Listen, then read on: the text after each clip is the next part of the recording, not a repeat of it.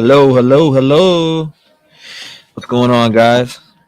Welcome to another live with T-REV, True Crime. Yes, we want to get down to the bottom of who killed these young students, these kids, these people. They're really children. I mean, two 20-year-olds, two 21-year-olds. Hold on, let me share this with you guys, all right? I'm sorry about that. There we go.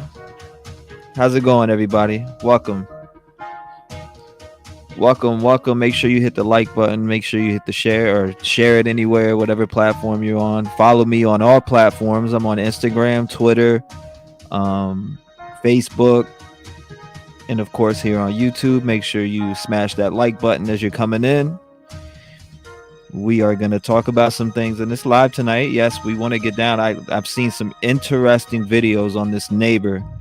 Now, he did make a broad statement on Ashley Banfield. Oh, yeah. A very broad statement. Can you guys hear me over the music? Can I get a thumbs up in here? Can you guys hear me over this background true crime music that I got? Let me get a nice thumbs up if you hear me over it. If you can hear me perfectly. Hello, Ken Mutz, Ganja Mama, Livy, Amy, Jody, Steven. I see all of you. Hey, Sheba, what's up? How you? What's going on? Shout out to everybody who's joining me tonight. I appreciate it. Where are you guys from? Where's everybody from? Drop in the comments where you guys are from. I want to dive into this here because it's just super weird. This guy. Now I thought, he's super weird, but I mean, he is offering his DNA on Ashley Banfield. That's a broad statement, ain't it?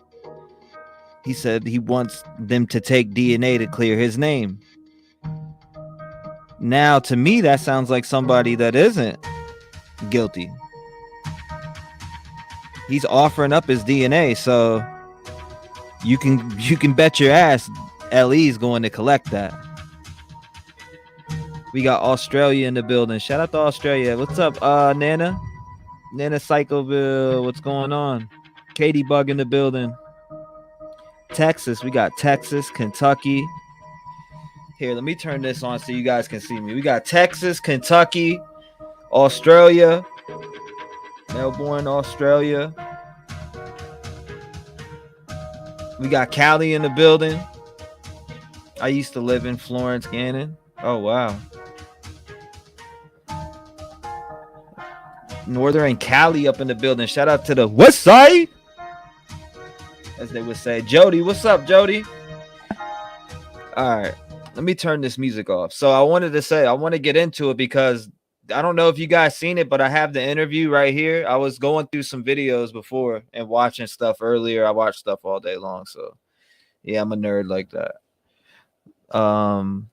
We got to see this because right here, this is the one that like a lot of saying, a lot of people made some crazy statements. Now we got to see this real quick. Let's play it real fast. South Houston in the building. What up, Deep Dive Tribe Vibe? Hold up, Deep Dive Tribe Vibe. Damn, almost had a tongue twister right there. I like that name. Polly Waffle. What up? Hey, we might do a share this out. Like I said, I'll probably give away 5 memberships. I'm probably going to give away 5 memberships. Not probably. I am going to give away 5 memberships this stream. So make sure that you have gifting on, as I will be gifting 5 memberships. I will be gifting 5 memberships this stream. So with the memberships, you will get access to the Discord. You'll be able to come in there where I'm putting together videos or doing whatever. We watch the ID channel in there a lot. We watch different shows. We talk about cases. We talk about random stuff. We talk about our fur babies. We talk about just, life. So make sure that you have gifting on the channel if you do want to become a member. If you don't want to become a member, don't even bother trying. But make sure you go to make sure you click on the money symbol and go into gifting and turn on being able to accept the gifted memberships, or else you won't be able to get it. Yeah, nerd. I'm a nerd like that. I don't give a shit. Fuck it. Somebody's got to be a nerd. That's how I look at it. Make sure you guys, like I said, smash that like button as you're coming in. I do want to dive into this. I do want to check it out because this guy made a broad statement on Ashley Banfield. He said here, I want them to come collect my DNA. So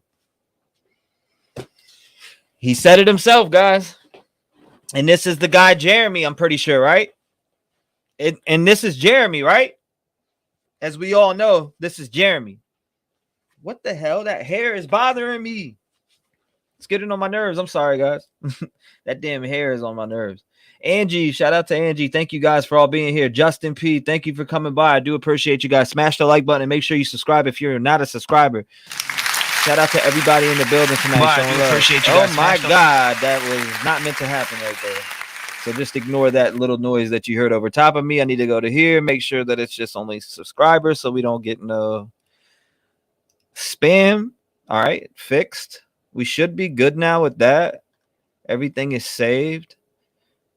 And let me exit that. Okay, we're at subscribers only now. I do make it subscribers only just for the fact that so those porno accounts don't come in here. Yeah, that is disgusting. I said porno accounts, which they do come in here, and it's very weird. Let me make sure I put that disclaimer up too right there. Trigger warning, everything you hear on my channel is allegedly, that means theories, anything like that. Has the autopsy come out yet? You really want the autopsy? Listen, Idaho.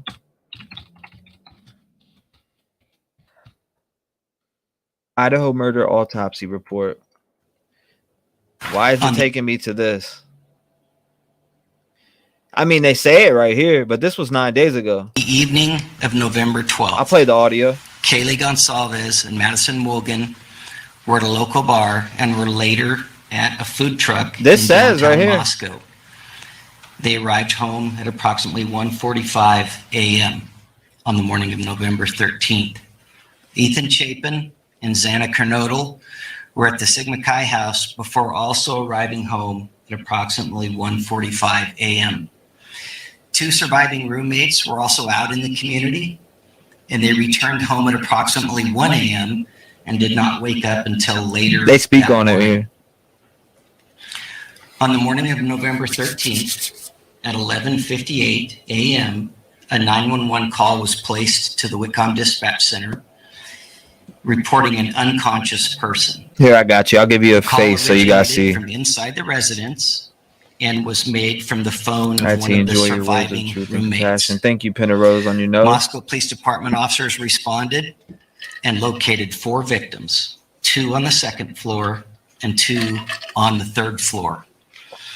The Latah County coroners conducted autopsies, and detectives have been provided with the results of those autopsies.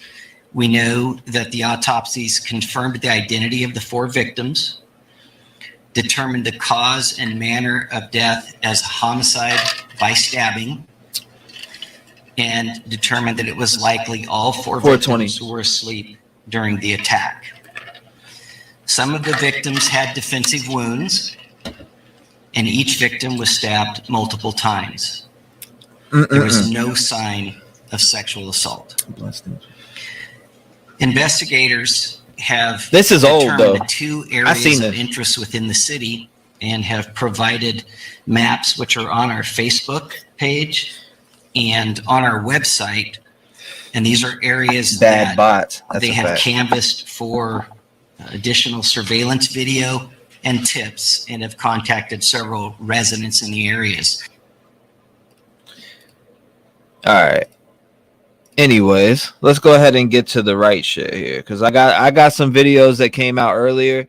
They took 5 cars from the scene, right? So what do you got there? Do you think that they're taking the 5 cars from the scene because they finished processing all the evidence, or do you think that they're taking the 5 cars from the scene because they want to scan the cars for evidence? Now, it's supposed or alleged that they took 5 cars. I did see them taking that red Jeep, which they're saying that red Jeep was Dylan's mom or whatever. I know that. I don't know about the other cars. But it is alleged that they took 5 cars.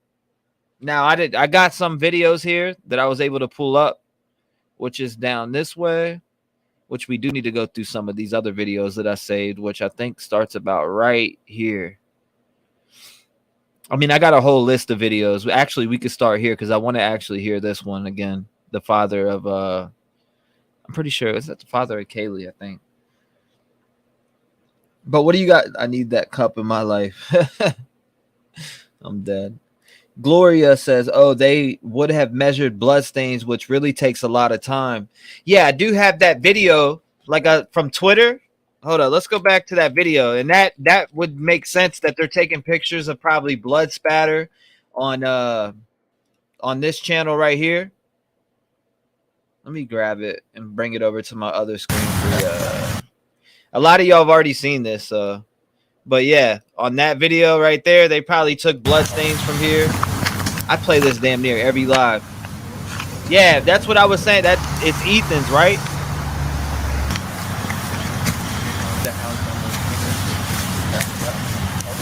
Shot for evidence. Smitten Kitten says. Hold up, let me read some of these comments real quick because I'm interested on. There's been a statement that they took them to a better location for processing. Yeah, I did see there's a lot of snow going on out there right now. I don't know why, but I don't think that voice was going to look like him. Yeah, it's old, Skittle says. Gloria says, I think they might want them for further evidence that they might.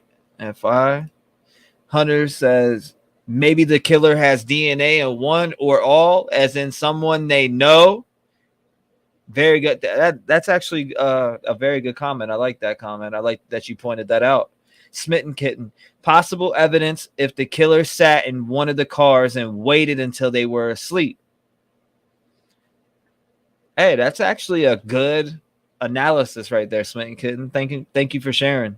It's actually good. I didn't even think about that because that you could do that. You could easily, if like one of the doors were unlocked, open it and get in. But some of those cars, most of them look newer to me, so I think they would have alarms on them, huh? Justin says, Ethan, they took all to process. The house is almost finished. They took cars to police shop to look for evidence. The red Jeep was Ethan's car. That's what I thought. Ethan and then Dylan. What about who? Hold up. Who's Dylan? Isn't Dylan one of the surviving roommates? Correct me if I'm wrong, though. They can look at them closer if they have them in the lab, says Helen.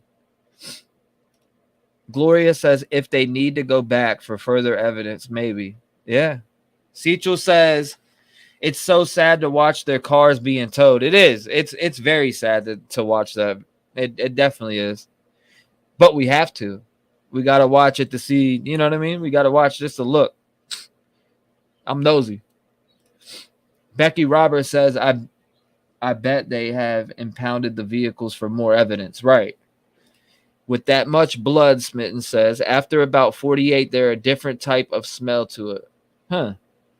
They measure blood stains on site. They can tell how many times they were stabbed, where the killer was standing, and so on. Ample Spark says, never lock my car. Maybe they didn't either. Well, you better start locking that sucker because Patty says, yes, you are right. Dylan, a female. Yeah, exactly. I thought Dylan. That's what I was thinking. I'm pretty sure that Dylan was one of the surviving roommates, and who was? I forget the other chick's name, but Amy says yes. Dylan is a survivor. Okay. Jody says the same thing. Becky says I worked for a towing company, and that's what we have to do when there is a crime: impound the vehicle at the SO/law enforcement lot. Katie says, wow, I started locking mine now. Hey, keep that sucker. You got to keep it locked, you know? But yeah, this is the scene.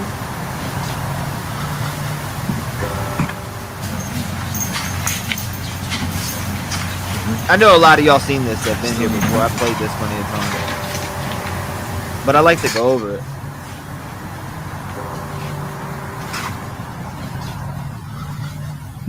It can't be S offender because DNA prints on the scene. Exactly.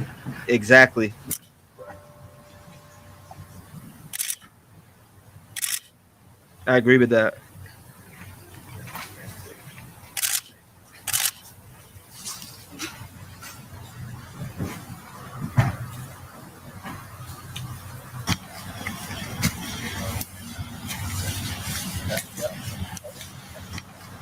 Yes, sir, Gregory. You know we got to.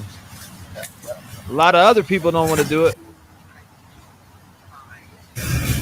Got to keep your foot on their necks. Nice to see you, Gregory. I just want to know why this footage was released. You know, like,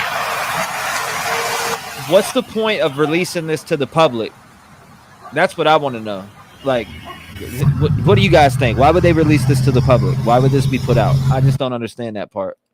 I just never seen anything be put out like that to the public on so early. You know what I'm saying? Like, so early in the investigation that it was like, that's on the 18th that this was put up. So November 18th, overnight, police investigators continue examination of the crime scene at the University of Idaho where the 4 students were murdered.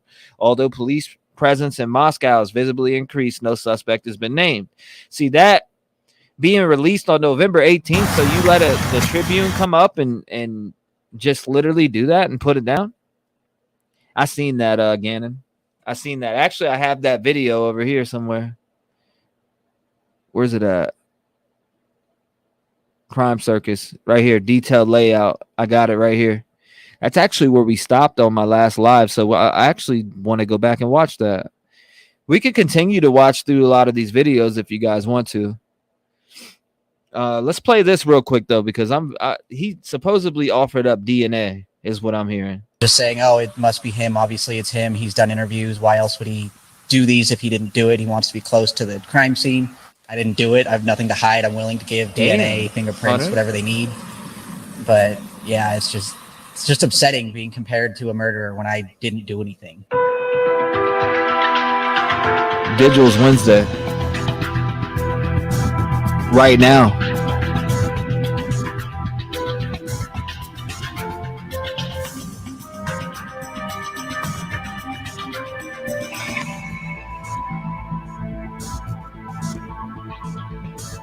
The victims were each at the death range. Shooters, beds.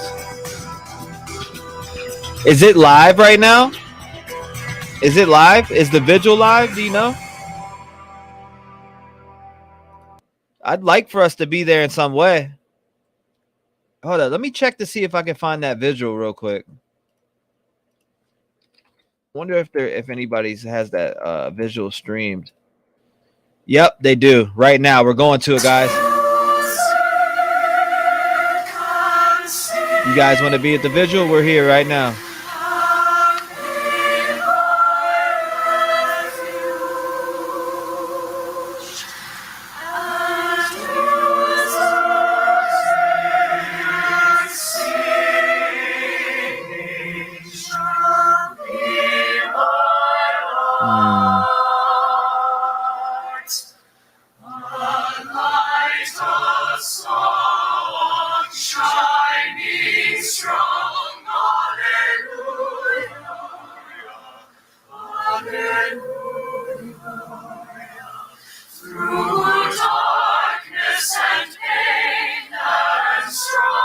Wow. Once they look for evidence of fingerprints outside. How many of you think the killer is at this Vigil? As sick as that sounds, I feel like he is. No problem, guys.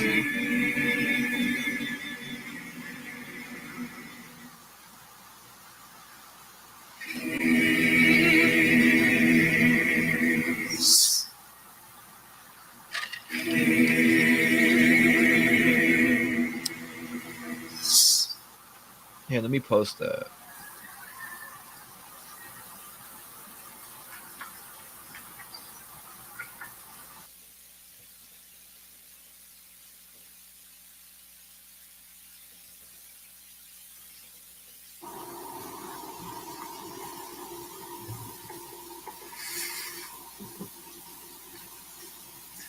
Good evening. My name is Blaine Eccles, and I'm proud to be the Dean of Students here at the University of Idaho. I want to thank you all for coming out to the Vigil tonight in honor and memory of Xana Kernodle, Ethan Chapin, Kaylee Gonçalves, and Madison Mogan. We're all gathered here not only to remember and honor them, but also send our love and support to their families, many of whom are here with us tonight. You all came here in the dark of night, and I'm reminded by your presence that a family comes together to help shine light on the path ahead for others when it is dark. It is snowy and cold outside, but a family comes together to bring warmth when it is needed most.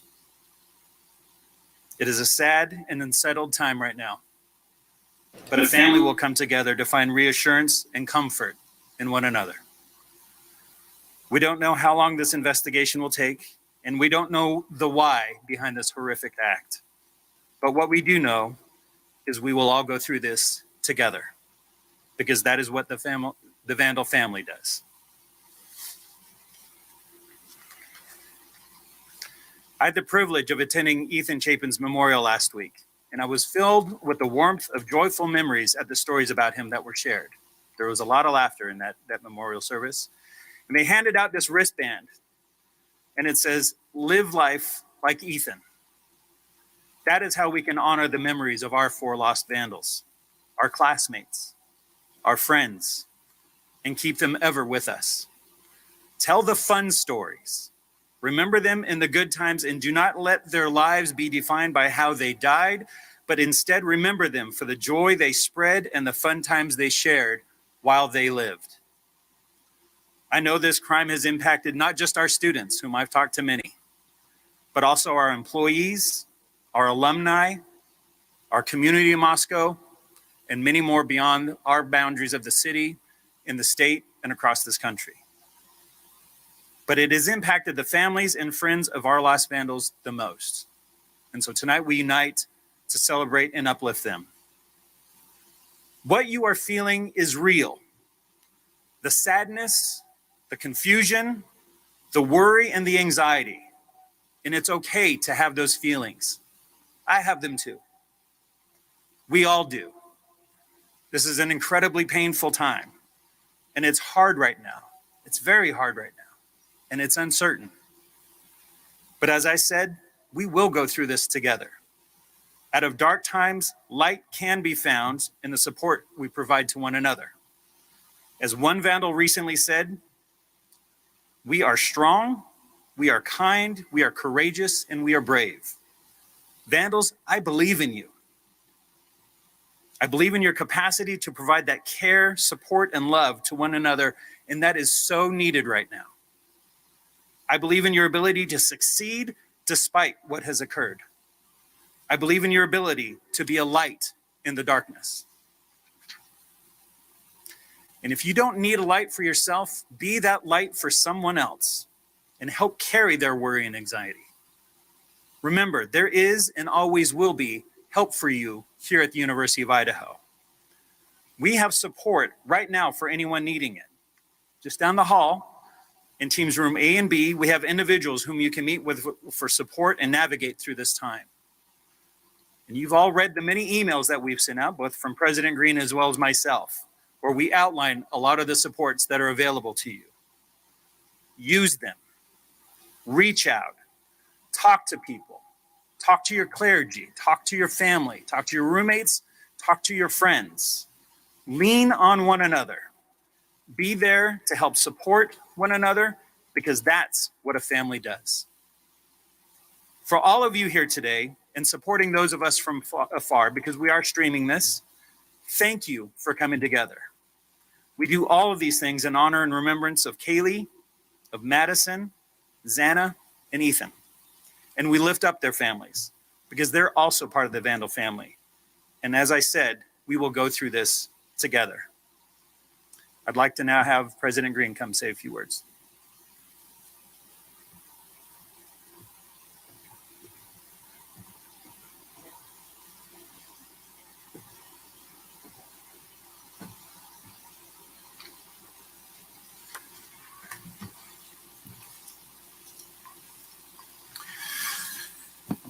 Good evening, and thank you for coming out tonight to honor and remember Ethan, Xana, Maddie, and Kaylee. The Vandal family across the world is shaken by the loss of our 4 students. I'm pretty sure this is at the university. Their losses weigh especially heavily on many in our University I could of be Idaho wrong. community and on the family and friends in their hometowns. Tonight, we're joined by people from around the state. You're welcome, and across Black. the country for this vigil. Students, employees, community members, we hold candles on our campuses in Boise, Coeur d'Alene, and Idaho Falls. We've also heard that at this moment, people are gathered statewide from Potlatch to Ketchum, McCall to Pocatello, and many other locations in between. We appreciate everyone who's standing in solidarity with us this evening. We're touched by the outpouring of love and support and prayers we've received over the past 2.5 weeks, and I want each of you to know that you're not alone. You're welcome, June. There is hope despite the loss that we've suffered. I also share my gratitude for Governor Brad Little, who is with us here tonight, and upon receiving news of the crime, he made significant resources of the state available to help our university through this difficult time. Ethan, Xana, Maddie, and Kaylee came to the University of Idaho and found their place. They made many friends and shared many smiles with those they encountered. They were brimming with promise and poised to make their mark on the world outside of Moscow. They were all members of Greek chapters, and as an alumnus of the Vandal Greek community, I take solace in knowing those networks of support are available for many of our grieving students. Friends and family remember the boundless joy, laughter, and love that Ethan, Xana, Maddie, and Kaylee brought to their lives. They cared deeply for those around them. They pursued their goals wholeheartedly. During their time at the U of I, they fully embraced what it means to be Vandals. In the wake of this tragedy, I hope and pray that each of us can find the strength to respond with positive action by caring for one another more deeply and encouraging each other more often, and by pursuing our goals and building community along the way. May their memories continue to inspire acts of kindness and selflessness, and may we find peace as we honor their lives. Thank you.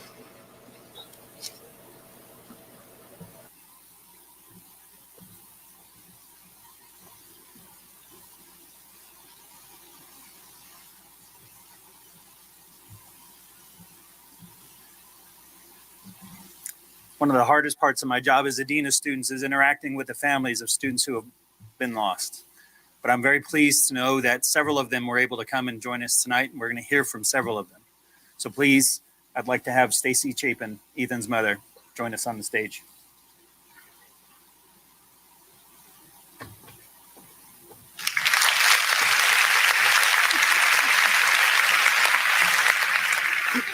This isn't at all intimidating, I must say. And I didn't write any of the funny stories that we talked about. That is service. But I would like to start by saying my name is Stacy Chapin. I'm Ethan's mom. I'm here tonight with my husband, Jim, Ethan's dad, and his brother, Hunter, and his sister, Maisie, who are also Vandals. I think you knew he was a triplet, and that they all go here as well. Okay. We want to start by extending our deepest condolences to all the families impacted by this tragedy. It's hard that we are without these 4 beautiful kids with us tonight. We're here tonight because the University of Idaho is a special place for our family personally. Our triplets enrolled here together because of the small town feel, the beautiful campus, and the Greek system. Those were all mandatory must-haves when picking a school. We visited a neighboring college. No offense if there's any cougs here.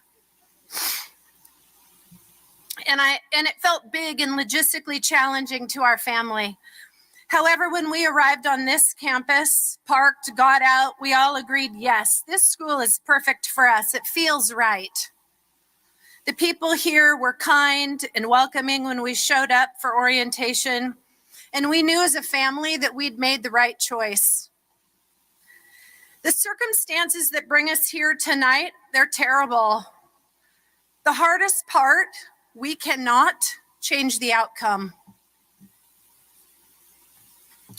And as a family, as a Chapin family, it's important that we share Ethan's legacy and talk about the impact that he made in his young 20 years or his short 20 years. So this is where we choose to focus our energy because we are now Ethan's voice. What I want you to know is that our family is no different than probably all of your families. We sat at the dinner table when time permitted. We played games together. We traveled. We hauled our kids to every sporting event imaginable. We had cribbage tournaments, pickleball competitions, and basketball shooting contests. We surfed and spent countless hours in our boat listening to country music, which was Ethan's most favorite thing in the whole world. We hiked. Typically, the kids did that reluctantly, I'll admit. We worked out. Our 3 kids even got their wisdom teeth pulled together. But the most important thing is that in our family, we always had each other's backs, and we will continue to do so. And for all of the things that I've listed and the times that I haven't mentioned, we are eternally grateful that we spent so much time with him. And I want to remind you They haven't spoke yet. that that's the most important message that we have for you and your families, is to make sure that you spend as much time as possible with those people, because time is precious and it's something you can't get back. It's really important. This is our message to you. It is really important that all you kids and all kids across wherever, even we've told this to our own 2 kids who are still vandals, you have to put your energy back into achieving your goals. Well, Ethan tolerated school. For those of you guys who knew him really well, he tolerated school. He loved the social life, tolerated class. He understood the importance and would want all of you to continue to focus on your futures and your ambitions. Once again, I want to thank the police, the FBI, the Idaho State Patrol for their continued efforts. We're also appreciative to everyone on site with us tonight and everyone around the nation. Please continue to support all 4 of our families, and remember, please be kind. Thank you to the university for organizing this event in honor of our loved ones. We are proud Vandals. Thank you.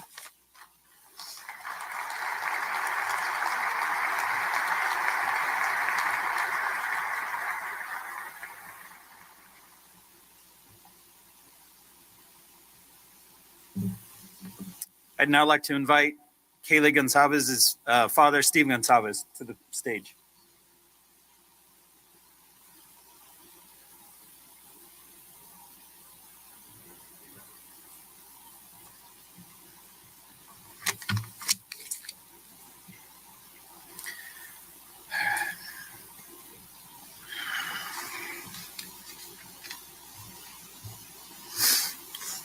Just so I can let everybody know, the main reason I'm up here today is so that everybody can understand what we lost. I hope to be able to make you laugh, but I'm afraid we're gonna have to cry, because we lost 4 beautiful souls. And the 2 that I'm up here to talk about are the ones I knew. And when I started thinking about how I was going to tell these people what their souls were like and the things that they shared with me, I started thinking that this is going to be really tough. So I did what you guys do. I Googled it. I went in and I looked for the most beautiful things in the world. I looked for some kind of inspiration. I knew I should have took creative writing a lot more serious, because I was in trouble. But I came up with the 7 wonders of the world, and I seen them and I looked at them for inspiration, and I prayed to my girls and I said, "You're gonna have to help me here. I'm struggling." And they just came to me and they told me there should be another wonder in the world. I said, all right, help me here. And they said, it's the wonder of the relationship of a father and his daughter. I said, all right, that is pretty wonderful. And you start wondering the minute they put that baby in your hand, you wonder what you're going to do. And you wonder how you're going to feed them and how you're going to take care of them. And then you wonder why your wife's yelling at you because you're feeding your baby a hamburger. You know, it's like, and then you wonder, how am I going to understand and make this the best opportunity for both of us? And you start seeing the world through the girl's eyes. And as a father, it's a little bit scary. You start seeing like the world starts having like this purple haze, and there's puppies and there's kitties and there's all these weird movies you have to watch, and they start crying all the time. But you start falling in love with this world that they built. You see this world and it changes, and you don't have pickup trucks and all these footballs. You start seeing the beauty of what they have and what makes them special. So when I was trying to see this world and I was trying to picture what my daughter would want me to say, she would want to say that she loved designer purses and brand new shoes and all these things. So that's the world as I see it now, and I never want to see it any other way. And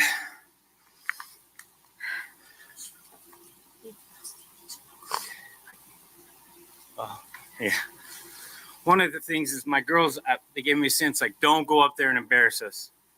And I was like, really? All right. And they're like, you just can't be a Chad dad. And I'm like, a Chad dad? But I do think I probably do need to talk to a manager in here for these lighting conditions, because it's not working. So I'm going to embarrass her a little bit, but I want everyone to know that these girls were absolutely beautiful. They've been friends since 6th grade. We both put them in a charter academy. They felt like they were being punished. 6th grade, they just found each other, and every day they did homework together. They came to our house together. They shared everything. They convinced us, they made a proposal to go to high school, to a regular high school. So then they went to high schools together. Then they started looking at colleges. They came here together. They eventually get into the same apartment together. And in the end, they died together in the same room, in the same bed. And it's a shame, and it hurts.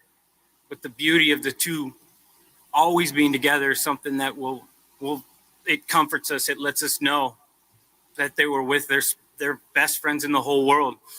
And it's like a book. It's like some kind of terrible chapter, but there's beauty in it.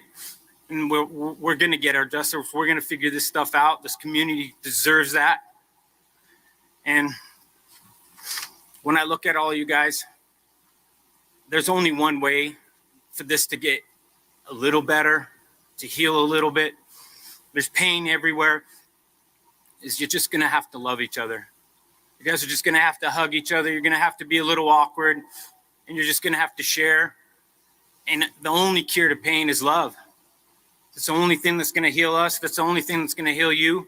So all I challenge you in the next week, the next days, is just go out of your way and tell someone you love them. Love the people in your room that you go back to, your apartments, your house. And that will make a difference. And that's something that they can see where they're at right now. That you changed your life just a little bit, and you're a little bit nicer and a little bit kinder. Thank you.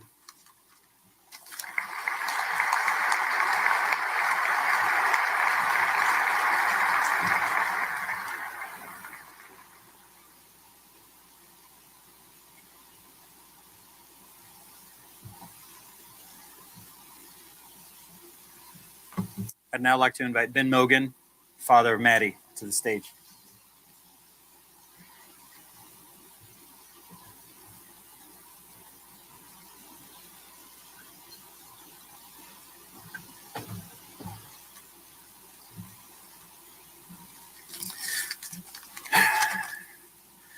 when they told us we were all going to be talking, and I was like, man, I hope they don't have me talk after him. He's really good at talking. But Maddie Mae, she was the first grandkid of any of her grandparents. She was Karen and my only child that we ever had, and so she got, everything she ever did was such a big deal, and she was just such a happy, such a great kid, such a perfect little baby, and so just smart and funny and beautiful.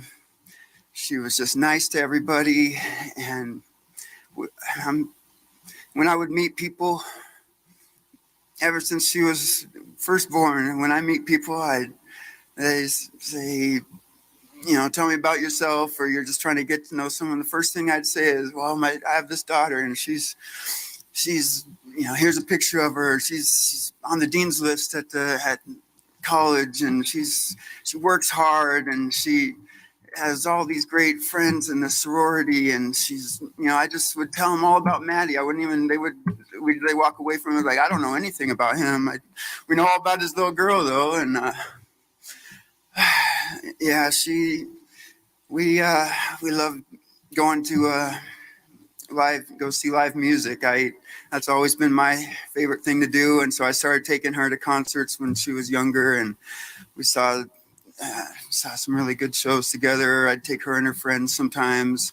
She was all upset when Mac Miller was going to come, and she couldn't get tickets, and it was all sold out, and I didn't know what I was going to do. And I entered all these radio station contests, and like the night before it happened, I won 4 tickets and got to bring her and her friends, and they were meet and greet tickets. We got to go and meet them after the show, and that was the happiest memory I could think of that we shared together, was that. And but she kept on going to shows. They'd go to Watershed, her and her friends, and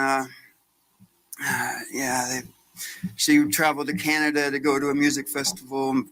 She loved going to music like I did, and she always worked hard. She started getting jobs when she was just like barely even a teenager. Her mom had to fire her whole housekeeping staff of the hotel that she managed. And so Maddie and her friends stepped up, and the next day they were all in there cleaning rooms, which is a hard job. I've did that for like 2 days. I was like, nope.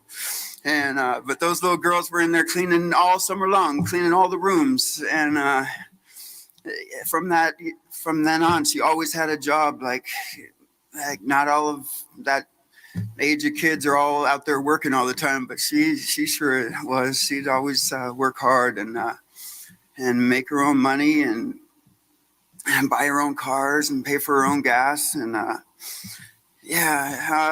and I wanted to, when I was up here, I wanted to make sure and mention Jake. She got to have this, is really her only real big relationship she had in her life was with Jake, who is such a great guy, and I'm so glad that she got to just have at least a little taste of what it's like to be in love with someone. And he's just a really great guy, and they treated each other the way you're supposed to. And I was really proud to just call him my daughter's boyfriend, and maybe someday maybe they would have gotten married, It seemed like it, at least. But I just want to thank, like they said, thank all the people working on trying to figure this out. And it really means a lot.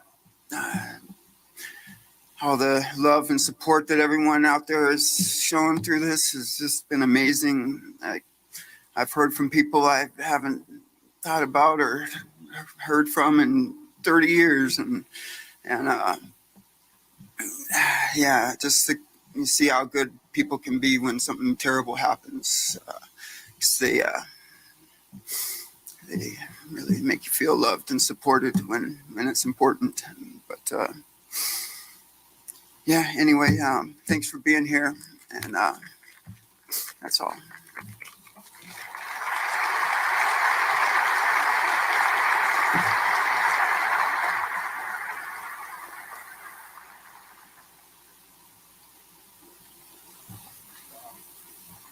So sad he lost his only daughter, man.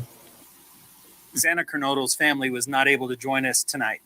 They are going to have a service on Friday, though, and so I thought I'd say just a few words. I did not personally know Xana, and we shared some information out as an institution a week and a half ago or so. So I'll just share a few things there. She was a junior from Post Falls, majoring in marketing and College of Business and Economics. She was a member of the Pi Beta Phi sorority, and I know many of her sorority sisters are here tonight. We honor Xana and share our love for her and her family during this very difficult time.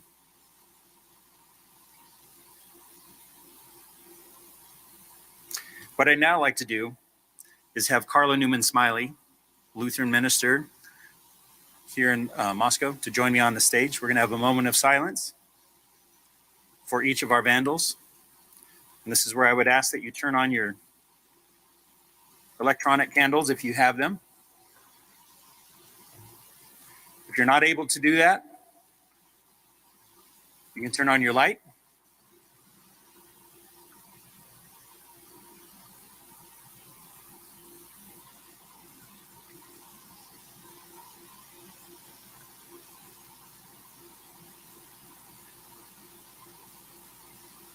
Before we get started, I would love for you all to turn your lights up to the right so the families up in the Lighthouse Suite can also see it.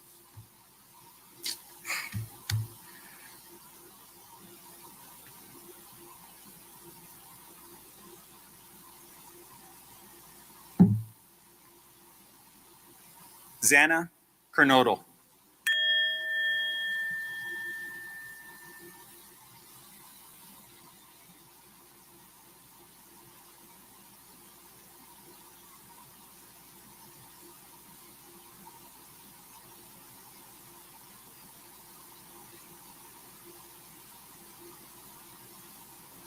Ethan Chapin.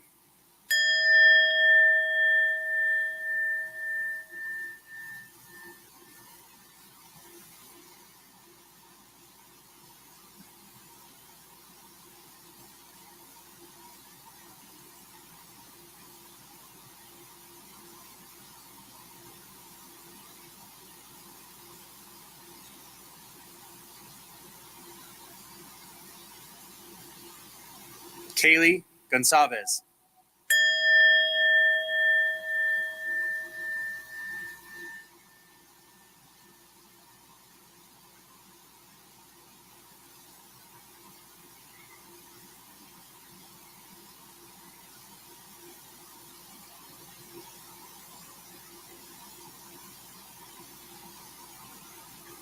Madison Mogan.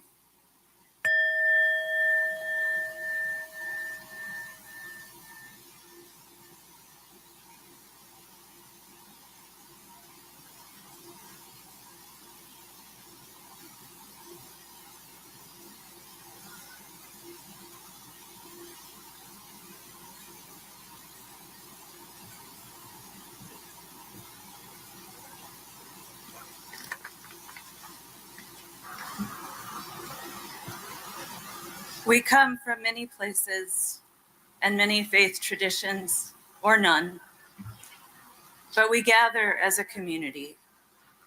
And so I pray that my words of prayer tonight might translate to wherever your spirit finds home. And so we pray. Oh God, we cry out in lament and grief for the lives cut short. And we ask for comfort and consolation for the families and friends of Ethan, Kaylee, Xana, and Madison. We pray for the Vandal community as we navigate the end of a semester in the midst of our grief and uncertainty. And we pray for the whole Moscow community and beyond. Help to calm our fears and teach us to show compassion to one another. We pray for counselors and other support personnel. Provide them with care as they care for the community. We pray for law enforcement and all involved in the investigation. Give them strength, wisdom, and endurance. and when needed, a holy forgetting of what they have witnessed. We pray for answers, for justice and accountability. We pray for clarity in the midst of our uncertainty. Guard our hearts and minds from speculation and rumor, that someday we may have some answers. Until then, we entrust our uncertainty to you, loving God. And even in the midst of our grief, pain, and uncertainty, we offer thanksgiving. We lift up prayers of gratitude for area law enforcement and others who have come to the community to offer assistance. We give gratitude for the ways we have supported, loved, and continue to support one another. We give thanks for the extended Vandal community. And we give thanks for other university communities who have set down all rivalry to show solidarity with us. As we go from this place, help us heal, give us rest, and give us continued compassion for one another. And we ask that the memory of Ethan, Kaylee, Xana, and Madison, and the joy that they brought to their friends, their family, and this community, be a light that dispels the shadow of these days. And so we lift up these prayers and all those we hold in our hearts. In your holy name, amen.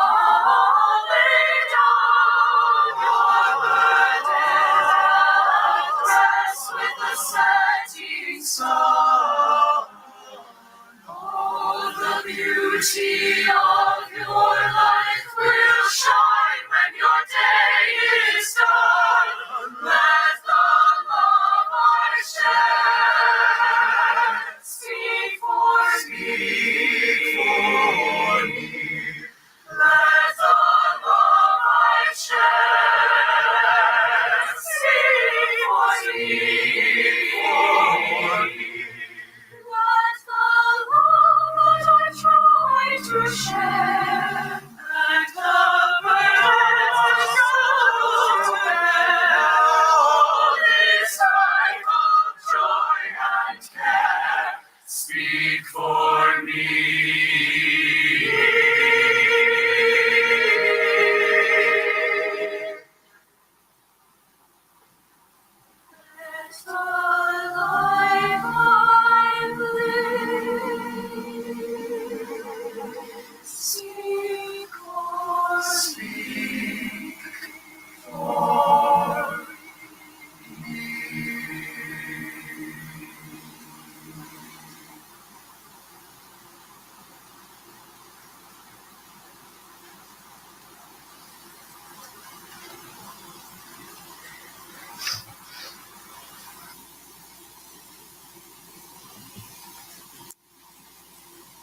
I want to thank you all for coming out tonight. This has been a hard and heavy night, but it's filled with light and love. Continue to support and shine the light for one another. And for those in attendance, I want to remind you that we do have supports here. Team room A and B, just down this hallway to my right, down to your left. Reach out, use the support resources, lean on one another, be that light. We have lanterns that have been donated by university staff to help you shine the light as well. Please take one as you leave. We've also created a space in the ISUB tonight that for any that wish to head there next, we've got some beverages, some cocoa, some tea, some coffee as you travel back to your places where you can gather as community and share stories of love and laughter. Drive safely, walk safely, and please keep Xana, Ethan, Kaylee, and Madison and their families in your hearts and prayers. Good night and God bless.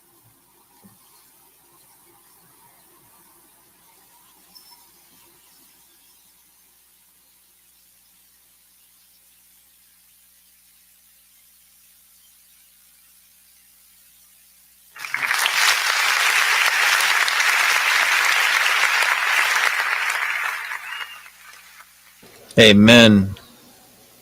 Amen. Amen. Wow. Kind of want to look at the crowd of people here. Do you really think the killer would attend? That was on News Nation, by the way. Do you guys think the killer would attend that? And to answer your question on to turn on gifting, you have to go to the bottom right-hand corner, the money symbol, click on that. I don't know if you're on a computer or if you're on a phone, but let me see. Can you do it from a phone? Yeah, you could do it from the phone. All right, so you click on the money symbol and then it'll open up. You'll see this. You see the 3 prongs up there? Hold on, let me get my finger in the right spot. The 3 prongs right there, you click this. So when you click that, it'll say gift settings. And then when on the gift settings, you just hit allow gifts on this channel. So that's what you do from the side. I will be gifting a membership or 5 memberships in a little bit. But I do want to jump into this. Hold on, what just popped open? I have a whole playlist full of videos, but that I do want to actually watch a couple of these because there's one. Where's this video at that I wanted to watch with you guys? We're going to watch this video right here. Let me find it. I specifically grabbed this video for a reason. Killer at large University, Idaho students return. No, that's not it. It's going to be... Where the heck is it at? Idaho students murder. No, that's not it. I literally just had the video. The video is like 8 minutes socially awkward neighbor of slain. No, that's not it. Idaho Vigil. Few leads. Idaho time gaps missing. I guess we can go down the line, but I had it. I freaking had it. How the heck did it disappear on me like that? Anyways, we'll go through these videos. I have tons of them. Let's go through these videos. But yeah, make sure I will be gifting out 5 memberships. So make sure you hit the money symbol. There's going to be 3 prongs at the top. You can do it from your phone. So you hit the 3 dot buttons that are up top and turn on gift settings. Like I said, I will be doing that here shortly. Probably within the next hour and a half, I'll be doing it. But let's go through these videos here. I don't know. I want to play these because it's important that we catch up on some of the stuff that I've missed. I saved a lot of today's videos, and these were yesterday's videos, all these right here. So I made a decent, I don't know, where's that Crime Circus one right here? Let's check this. Good evening, ladies and gentlemen, and welcome to Crime Circus. My name is Drip Drop, and we're taking a trip to Idaho tonight. Hold up, before we start, I do want to shout everybody out in the chat that was here. I do appreciate you guys coming by and checking it and just being a part of the stream in general. And we just want justice for these four individuals that tragically lost their life to some psychopath piece of shit. And I'm sorry for, I just keep it vague over here. I don't care. I cuss. I say a lot of stuff. So if you don't like that, this probably ain't the spot for you. But this piece of shit needs to be arrested. This piece of shit needs to be put behind bars. He definitely needs to feel, he's definitely going to have some shit coming towards him when he hits behind bars. People behind bars don't like people who beat up on women and stab them to death. This guy or gal, I mean, it's possible that there was a girl. Is it possible that it was a girl and a guy together? Is it possible that, or do you think it was a single person? Now, I do want to get that opinion from you guys in chat. So, but I'm going to shout out some people right now. Judy T, shout out to you for being in the stream. I appreciate you. Mac Pride, Penny Robinson, Pearl, I see you. Thank you for becoming a member, Billie Jean. I do appreciate that. I do appreciate you becoming a member. Thank you so much.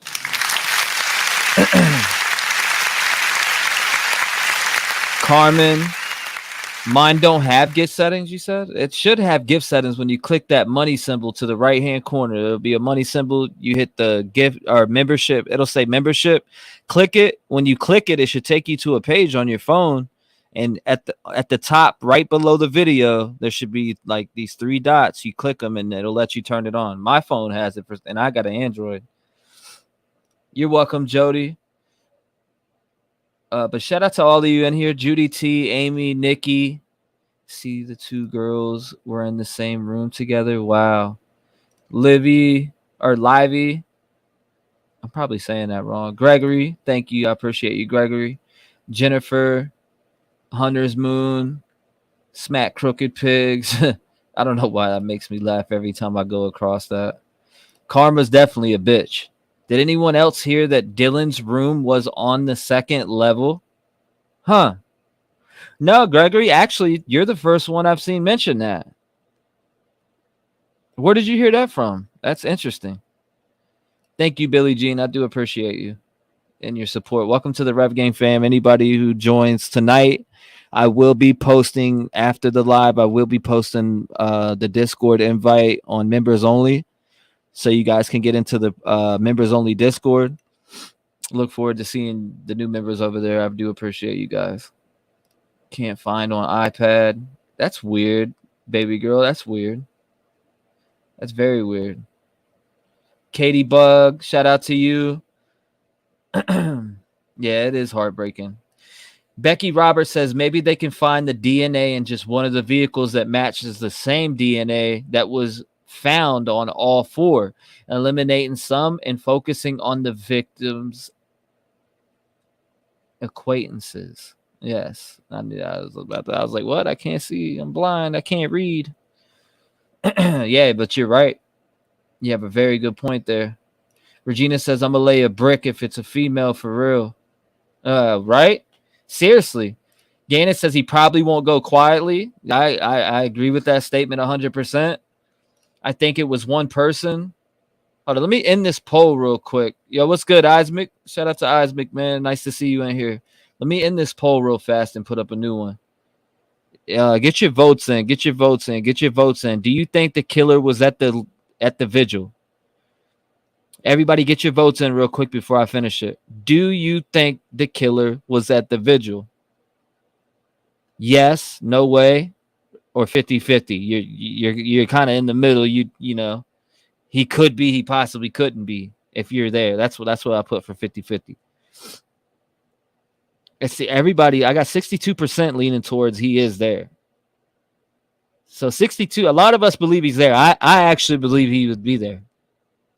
Especially if it, okay, so if, like I said, if this is a crime of passion, he's definitely at that candlelight vigil. Right? That's how I look at it. I think he was there, SRB says. Drip Drop did a good job explaining, June says. Thank you for sharing. If he had cuts or bruises, no, I don't think he would be there. That's a very good assessment, Judy T. Thank you for sharing. Stephen A. says he's there. Penny Robinson says 50-50. She's stuck in the middle with it. Gloria says yes. Libby says it's not a lot of iPhones on the YouTube app. You can go through desktop version. Oh, yeah, she's right. She's right. You can do the desktop version to turn on gifting.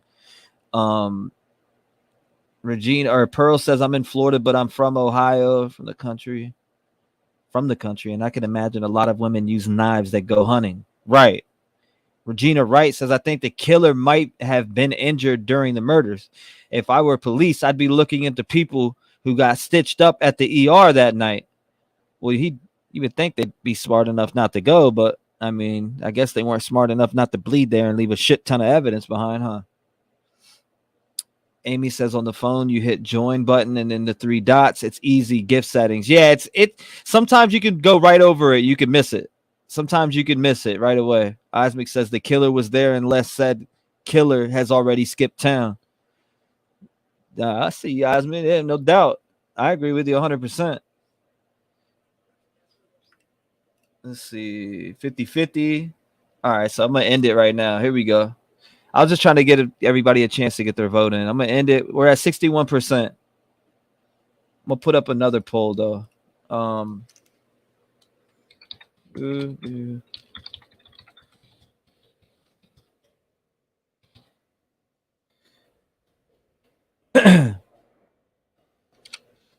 Do you think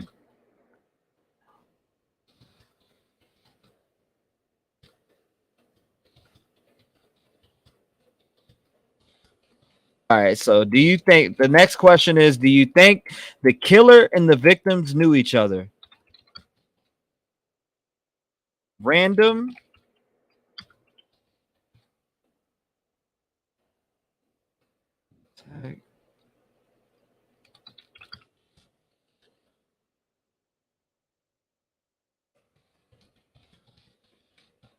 Someone snapped.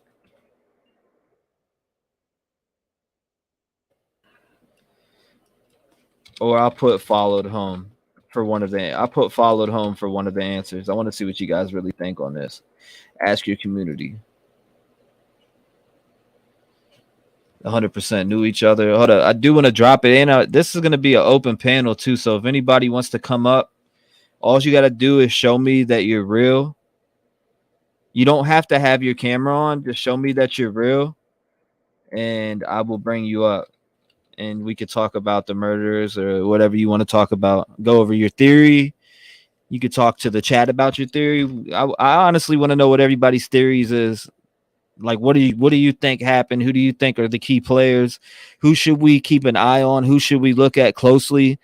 You know, I did think Jeremy was weird, but he did offer his DNA, and I seen that video, so I'm gonna have to go find Comb and find that freaking video.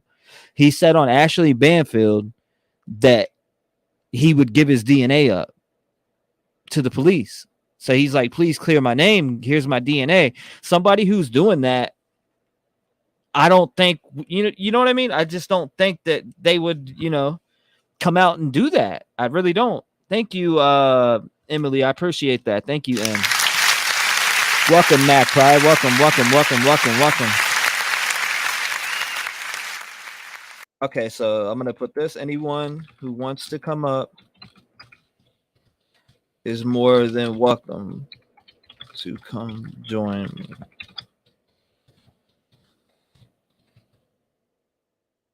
All right, let me pin that up top too.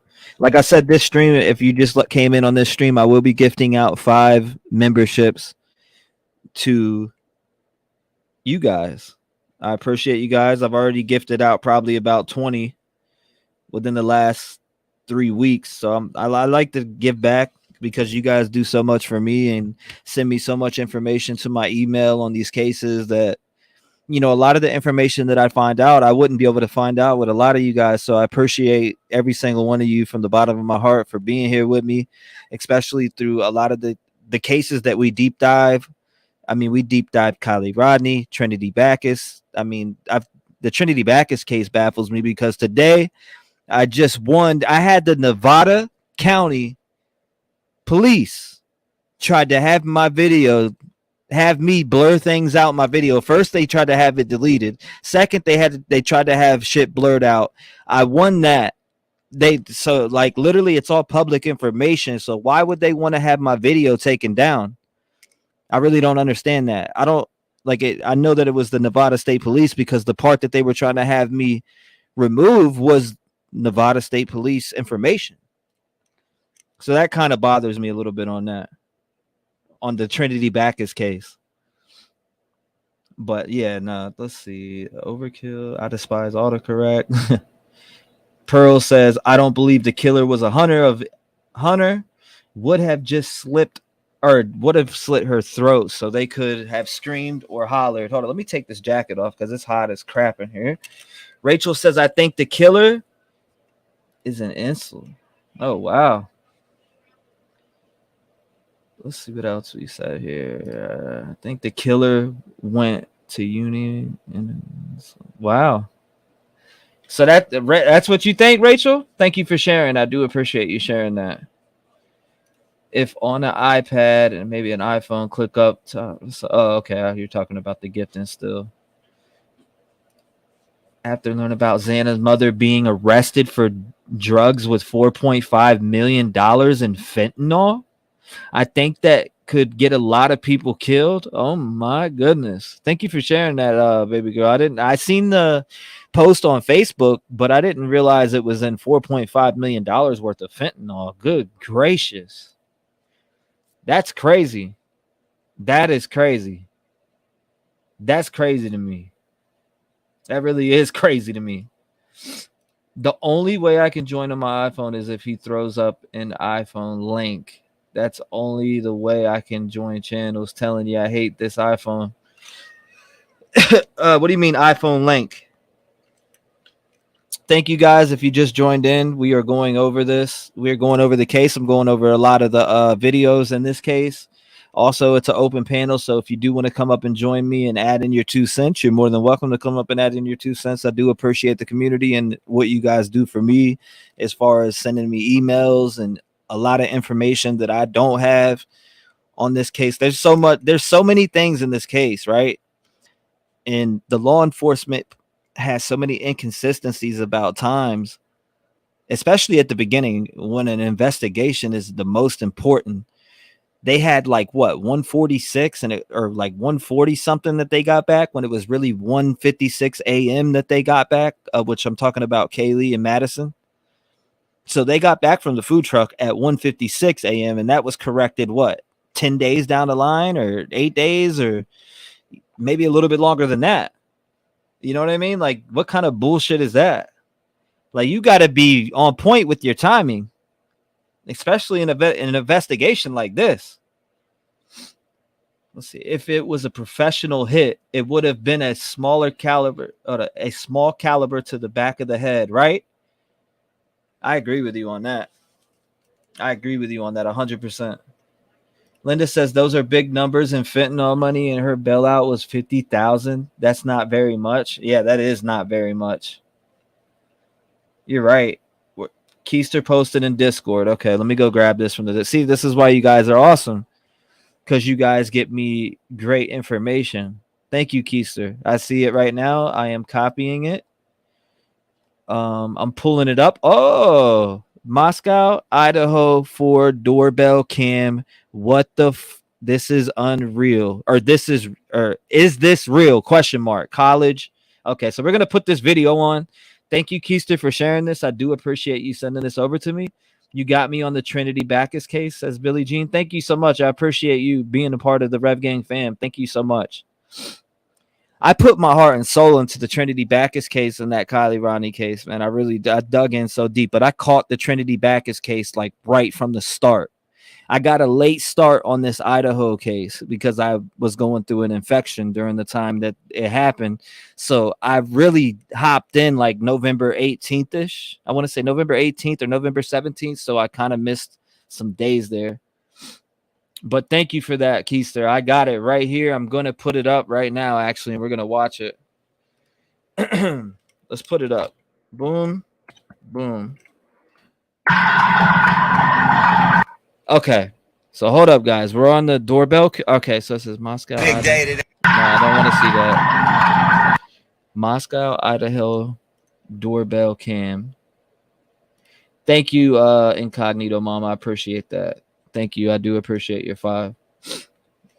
Not necessary, but I do appreciate it. June says, oh, wow, then Jeremy is not the killer unless he is just talking bullshit. Right. He offered up his DNA, so that right there like shows me somebody who wants to clear their name. And I was really looking at him weird, but in general, like he put his face all over and then he offers up his DNA on Ashley Banfield. So I Googled incel, a person who regards himself, her, being involuntary celibate and expresses extreme resentment towards sexually actively people. All right, yeah. Trigger warning. Trigger warning. Yes, we're gonna watch this right now. We're about to watch this right now. Thank you again, Incognito Mom. I do appreciate you. 50,000 bailout of $500,000 bond. Whew. That's crazy. 50,000 ain't shit on a bond, especially with $4.5 million in Fent. All right, let's check this right now.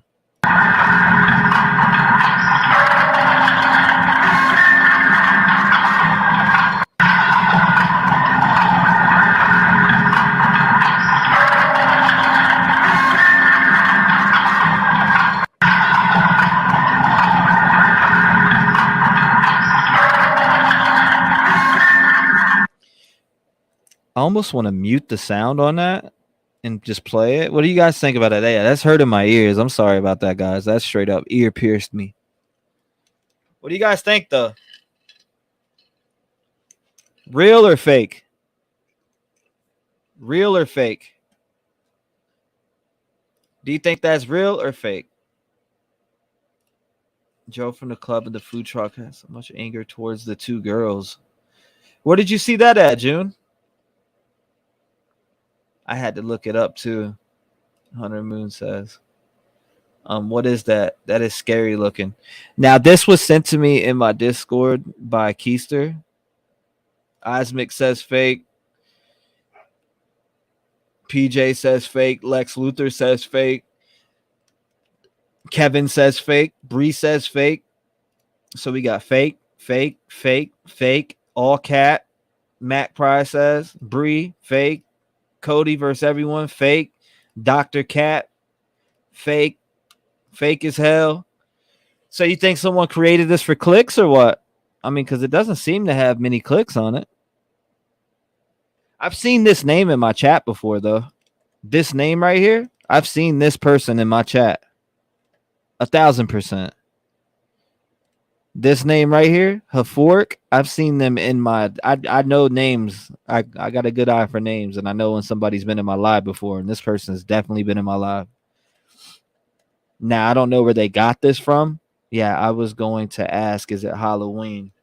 Fake, it looks like a film student project, or Ken Mutt says. Linda says there has been a man, black mask, black clothes seen over the last month stalking the neighborhood. It was already reported and on record, and I did hear about that. So I know you're right about that too. But I just seen a comment I wanted to click on and I can't find it. Not enough says food truck guy has proof of his time. Arrived home before deaths. Huh. Let's see. Amy says fake. Why so blurry and not in color?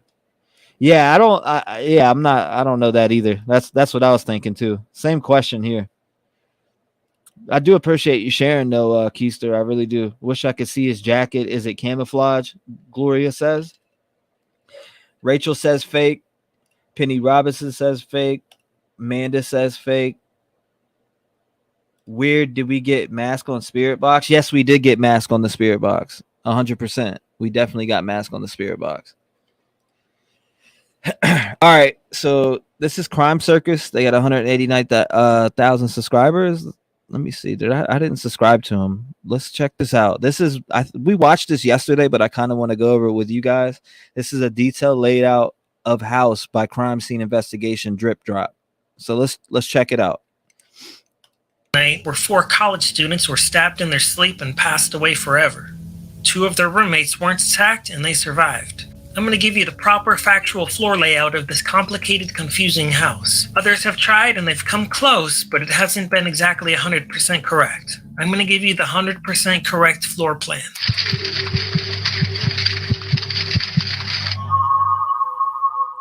First, let's start with an overview of this 3-story house. You can see floor 1 down below. Above that is floor number 2, and then this is the 3rd level. This is a side profile of the same exact 3-story house. And right here, I have the floor plans for all 3 floors, 1, 2, and 3, and I'm going to guide you through in this video, starting with floor number 1. Here's floor number 1 right here. I've got an arrow pointed towards the front door. Here's a view of that same front door from the outside of the house looking from the street. There it is again. And once you enter, this is a view from the 2nd floor looking down at the front door. Looking back at the diagram, we're going to start with Dylan's room. My monitor That's where turned Dylan off 2 lives. times She's in one a of the row. surviving roommates. A view from the outside of the house, you can see that's on the left front. And here's a few pictures of the inside of her bedroom.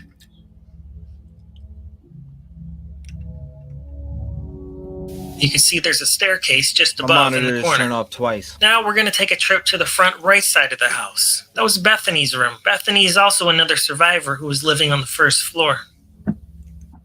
Here's a view of Bethany's room from the outside of the house. And here's a couple pictures of the inside of Bethany's room. Hello, Dark Horse. Wow, this house is nice. Let's walk up that staircase leading up into the 2nd story. And this is a view of that staircase from the 2nd story. Here's the blueprints to the 2nd floor. We're going to start with the living room. And this is a view of the living room once you've entered the living room from that staircase that you just walked up from level 1. That's the front window to the driveway. And those are the stairs that you just walked up. Now, down that hallway is a bedroom, a laundry room, and a bathroom. First, we encounter a laundry room / bathroom. Now let's walk in there and see what it looks like. Here's a photograph of that. And then just past the bathroom is Xana's room, who lived on the 2nd floor. And on this particular evening, her boyfriend Ethan was staying the night with her. So he was in that room as well. Here's a view of the outside of the house pointing to the 2nd floor where she was staying. That was her room, right there. Wow. And down below is some concrete. And on that concrete is clearly blood dripping out of the room, so you can tell it was a bloodbath inside of that room that evening. I've never seen blood dripping out the outside of a crime scene outside of a house before, but that's exactly what this is. And this is the inside of Xana's room, and that's an arrow pointing to where the blood was coming from on the wall that we can't see. Now going back to the diagram, as we can see right here, there's a little step that leads to the other side of the house, where there's a bedroom, staircase, and the kitchen. And we're going to start in the bedroom right here. This is a view of where the bedroom would be from looking outside of the house. And inside the house, this is what the bedroom looks like. Apparently nobody was living in this bedroom. It was vacant. Directly opposite of that is the kitchen. This is where the kitchen would be located if looking from outside of the house, just past the sliding glass door on the 2nd floor. Here's a few images of the kitchen and what it looks like inside. Now we're going to travel up the staircase from the 2nd to the 3rd floor. And this is a view from the 3rd floor looking down. That's the staircase right there. And this is a view from the outside of the house on the 3rd floor. Now we're going to look at this floor layout at the 3rd floor, starting with the bathroom, which is just above the staircase. Here's a few images.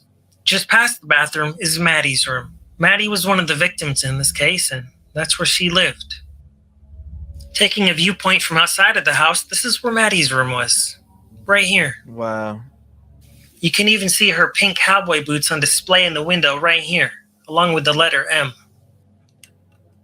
That's a picture of the inside of Maddie's room, looking out to the balcony. Now looking back at the floor layout, we're going to take a trip over to Kaylee's room. She had the biggest room in the whole house, and she had sliding glass doors leading out to the balcony.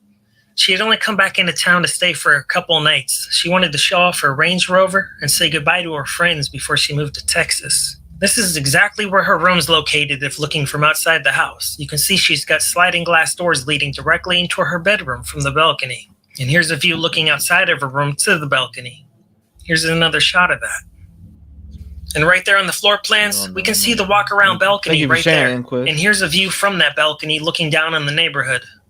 Now we're going to take a trip back down to the second floor of this house to the sliding glass doors and the patio.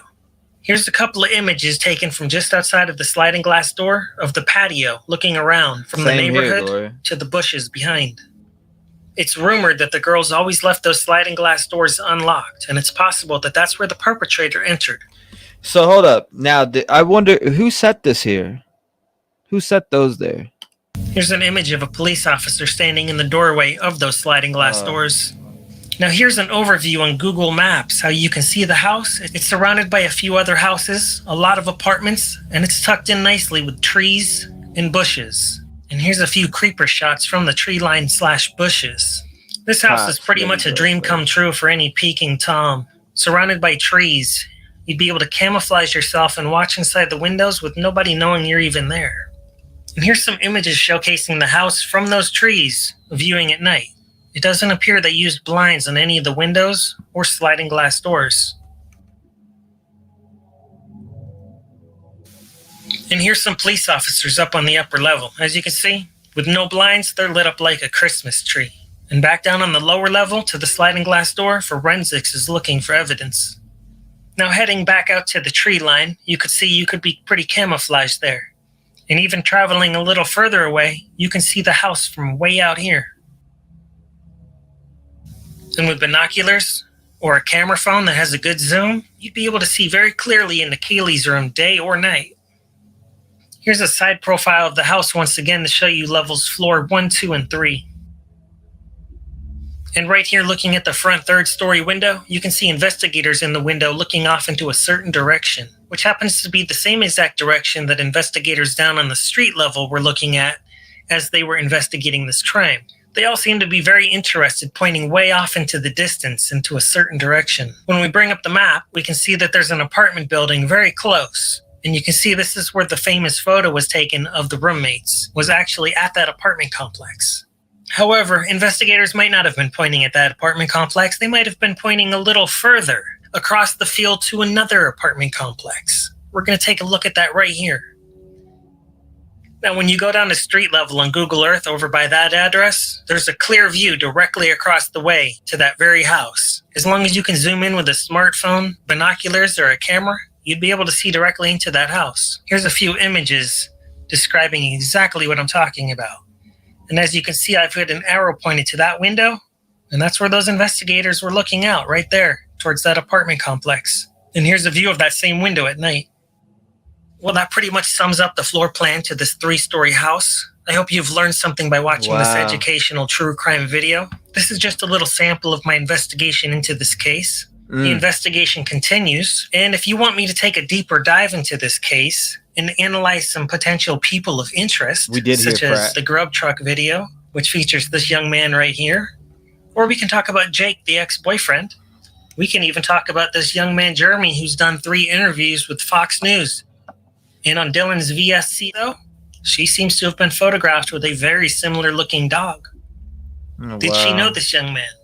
The investigation is ongoing, and if you want me to continue this series, leave me a comment down below. If you've got any theories about this case, leave me a comment. If you enjoyed this presentation, please smash the thumbs up button. Please consider subscribing. I've got a lot of good interrogations on this channel. Crime Circus is now expanding into crime scene investigations. There's a killer on the loose in Idaho, and hopefully my circus family can help catch this guy. If you've got any clues, tips, or investigative knowledge, please leave a comment down below.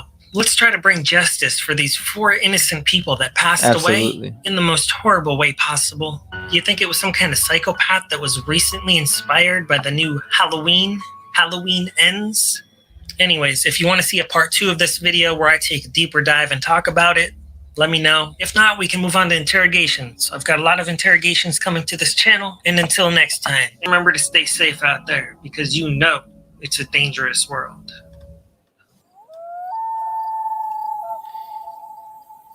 Wow. So what do you guys think? What do you guys think about that? What does that say? Oh, okay. I'm just making sure. What do you guys think about that? Interesting, right? Any of you guys have any videos that you think I should go over? Make sure you hit !email in the chat. That will pop up my email, and you can send me whatever you think I need to know, or any screenshots of anything that you have. I do have a folder full of stuff. I also have a playlist I created with important videos in there. I got 43 videos in there so far, as far as like, you know, good information on this case in general. So we will be going over those. I will be playing those videos. I'm from Northern Virginia, Plain Virginia, safest area, and still would never leave my door open. All it takes is one opportunity. So sad. And you're right about that. You're absolutely right about that. I agree 100%. No matter where you're at, there wasn't a murder in that town for 7 years, right? 7 whole years there wasn't a murder in that town. And, you know, here goes 4 people that get brutally stabbed to death. And it doesn't make sense. And they screwed up on this case from the start. They screwed up with the inconsistencies in the timeline and just, you know, especially with the times that Madison and Kaylee got home. You know, that 10 minutes is a big difference. I mean, you could say it's not, but it is. You know what I mean? Like it was bullshit information that they had put out. They rushed and put that out. But I thought that video right there was very good. It's a lay of the home. So Joe spoke with Daily Mail 2, said the girls. You said Joe spoke with Daily Mail 2, sad the girls were stumbling drunk, tried to crawl into the truck, was trying to steal food. Huh. It didn't look like that on when I pulled it up on the Twitch, because it's still up on Twitch. If you guys just came in, make sure you smash that like button. If you're new here, make sure you hit the subscribe button. I will be giving away 5 memberships tonight. So if you're in here tonight, you might catch yourself a membership. Like I said, I will be gifting 5 from my own pocket. I don't care about that. I do appreciate everything that you guys send in, tips, all different types of information, especially on this guy. Now, with the thing about Jeremy, like I said, I seen on Banfield that he said he wants to clear his name. So I'm looking for that video now as I saved it in here. I'm trying to find it. I know it's in here. The latest updates. Okay, it's not that one. I'm pretty sure it's through News Nation. University time gaps. Okay, that one was a good one. Killer on the loose. Where was it at? Got narrowing down potential suspects. Prosecutor, no evidence. Okay, let's check this one out right here. This one's newer. The knife that they're talking about is the United States Marine Corps K-bar. So when I saw this, my thought is this person prior military? Reports of a stalker, the house is a target, and the activities of the victims hours before the killings. We get into the latest into the investigation into the University of Idaho murders with acclaimed homicide detective Phil Waters. Welcome to Sidebar, presented by Law and Crime. I'm Jesse Weber. Another day and still no arrests nor suspects identified in the University of Idaho quadruple homicide case. I'm talking, of course, about the brutal killings of 4 students, 21-year-old Kaylee Gonsalves, 21-year-old Madison Mogan, 20-year-old Zana Kernodle, and 20-year-old Ethan Chapin. Their bodies were found in their off-campus home out in the college town of Moscow. And while investigators are remaining relatively tight-lipped. Hold on. We got to watch this right now. This is what we got to watch right now. Here it is. I found it. Jeremy Reagan is live with me tonight. Jeremy, thank you so much for coming on with me tonight. Here it is right here. How has your life changed since the online army came after you? It's definitely been weird. I've had a lot of people Eric? online just sort of saying, well, this wouldn't have happened if you never did an interview. If you wouldn't have done X, Y, and Z during the interviews, then we wouldn't have been suspicious of you. But it's not like I was intentionally doing anything during the interview or like I had sought out these interviews. Every single time I've done one, it's been either the reporter or someone with the reporter asking me to do these. But people online have just been ruthless. They went through and gone through all of my social media history over the past decade, just trying to find anything and everything they can about me, pulling up Facebook posts from my mom from a decade ago saying, oh, he was a hunter back in 2012. He must have done it. just because a psychic had done a reading and said that it was probably a hunter, even though almost everyone in Idaho hunts at some point. And so they've just been digging into anything and everything they can find about my personal life and trying to somehow link it back to this. So let's clear the air for anybody who's watching tonight and maybe still even has suspicions. So some of them said he refused to give his DNA to the police. Have the police ever come in contact with you or asked you for DNA or had any requests like that? Earlier today actually was the first time. Before this, they hadn't interviewed me other than that first day, a couple hours after the news broke that there was a killing there. But up until earlier today, I hadn't been contacted by the police. But then today, partly because of all the reports that people had sent in about me and the interview I did, as well as me going and talking with one of the local prosecutors about what I can do to clear my name, the officers came by my house today. They talked with me. They interviewed me. They didn't bring anything to collect DNA today, but they said, if we need you, will you come down to the station? I said, absolutely. And so if they give me another call or if they don't call me within a few days, I'll probably go down anyways. But And to be clear, you reached out to the prosecutor as well. Let's be really clear about that. So it's just absolutely an abject lie that you refuse to give DNA. You've spoken to them, you've offered it. They've said they'll come back and ask you for it. They certainly don't seem to think it's a big panic. And then the other question for the record, where were you when the murders occurred? I was in my bed. I went to sleep roughly at 11:30 that. Okay, 1 second. I'm pausing this. Do you guys, I want to know right now, do you guys think that he has something to do with it? Or I honestly, wholeheartedly now, yesterday I said he's my number one suspect, but he's up here offering his DNA. What do you guys think? Let me read some of your comments on this and we'll proceed with the video. But I want to know, do you guys think he's innocent or do you think he's guilty? Do you think he did this? I personally, after seeing this and him offering his DNA, I don't think he did it. It's just my personal opinion. I don't think he did it because he's offering his DNA. If you didn't do something, you're going to offer your DNA, especially when they are saying in the rumors out that they have DNA, right? Like literally, let's see. Let me read here. All right. So I'm going to start from here. Nope, not anymore, Libby says. Gregory says totally innocent. Mac Price says clout chaser. Stephen A says no. Regina says listen to how he said absolutely. No, he's not involved. Linda says Stephen A innocent. Judy, no, he's not involved. Ample Spark says nope. Never felt it was him. Bree says nah, he would hide and be quiet. I agree. SRB says not now. He's offering DNA. That's what made me change my mind about him. Is him offering DNA. You get what I'm saying? That changed my mind on everything about Jeremy. Gloria says no, he's not. June says no, he is innocent if he will give DNA. Emily says if that picture of the guy in the mask really is the murderer, if that picture of the guy in the mask is really the murderer, then it's not this guy because he has a beard. But I still think he is sus as shit.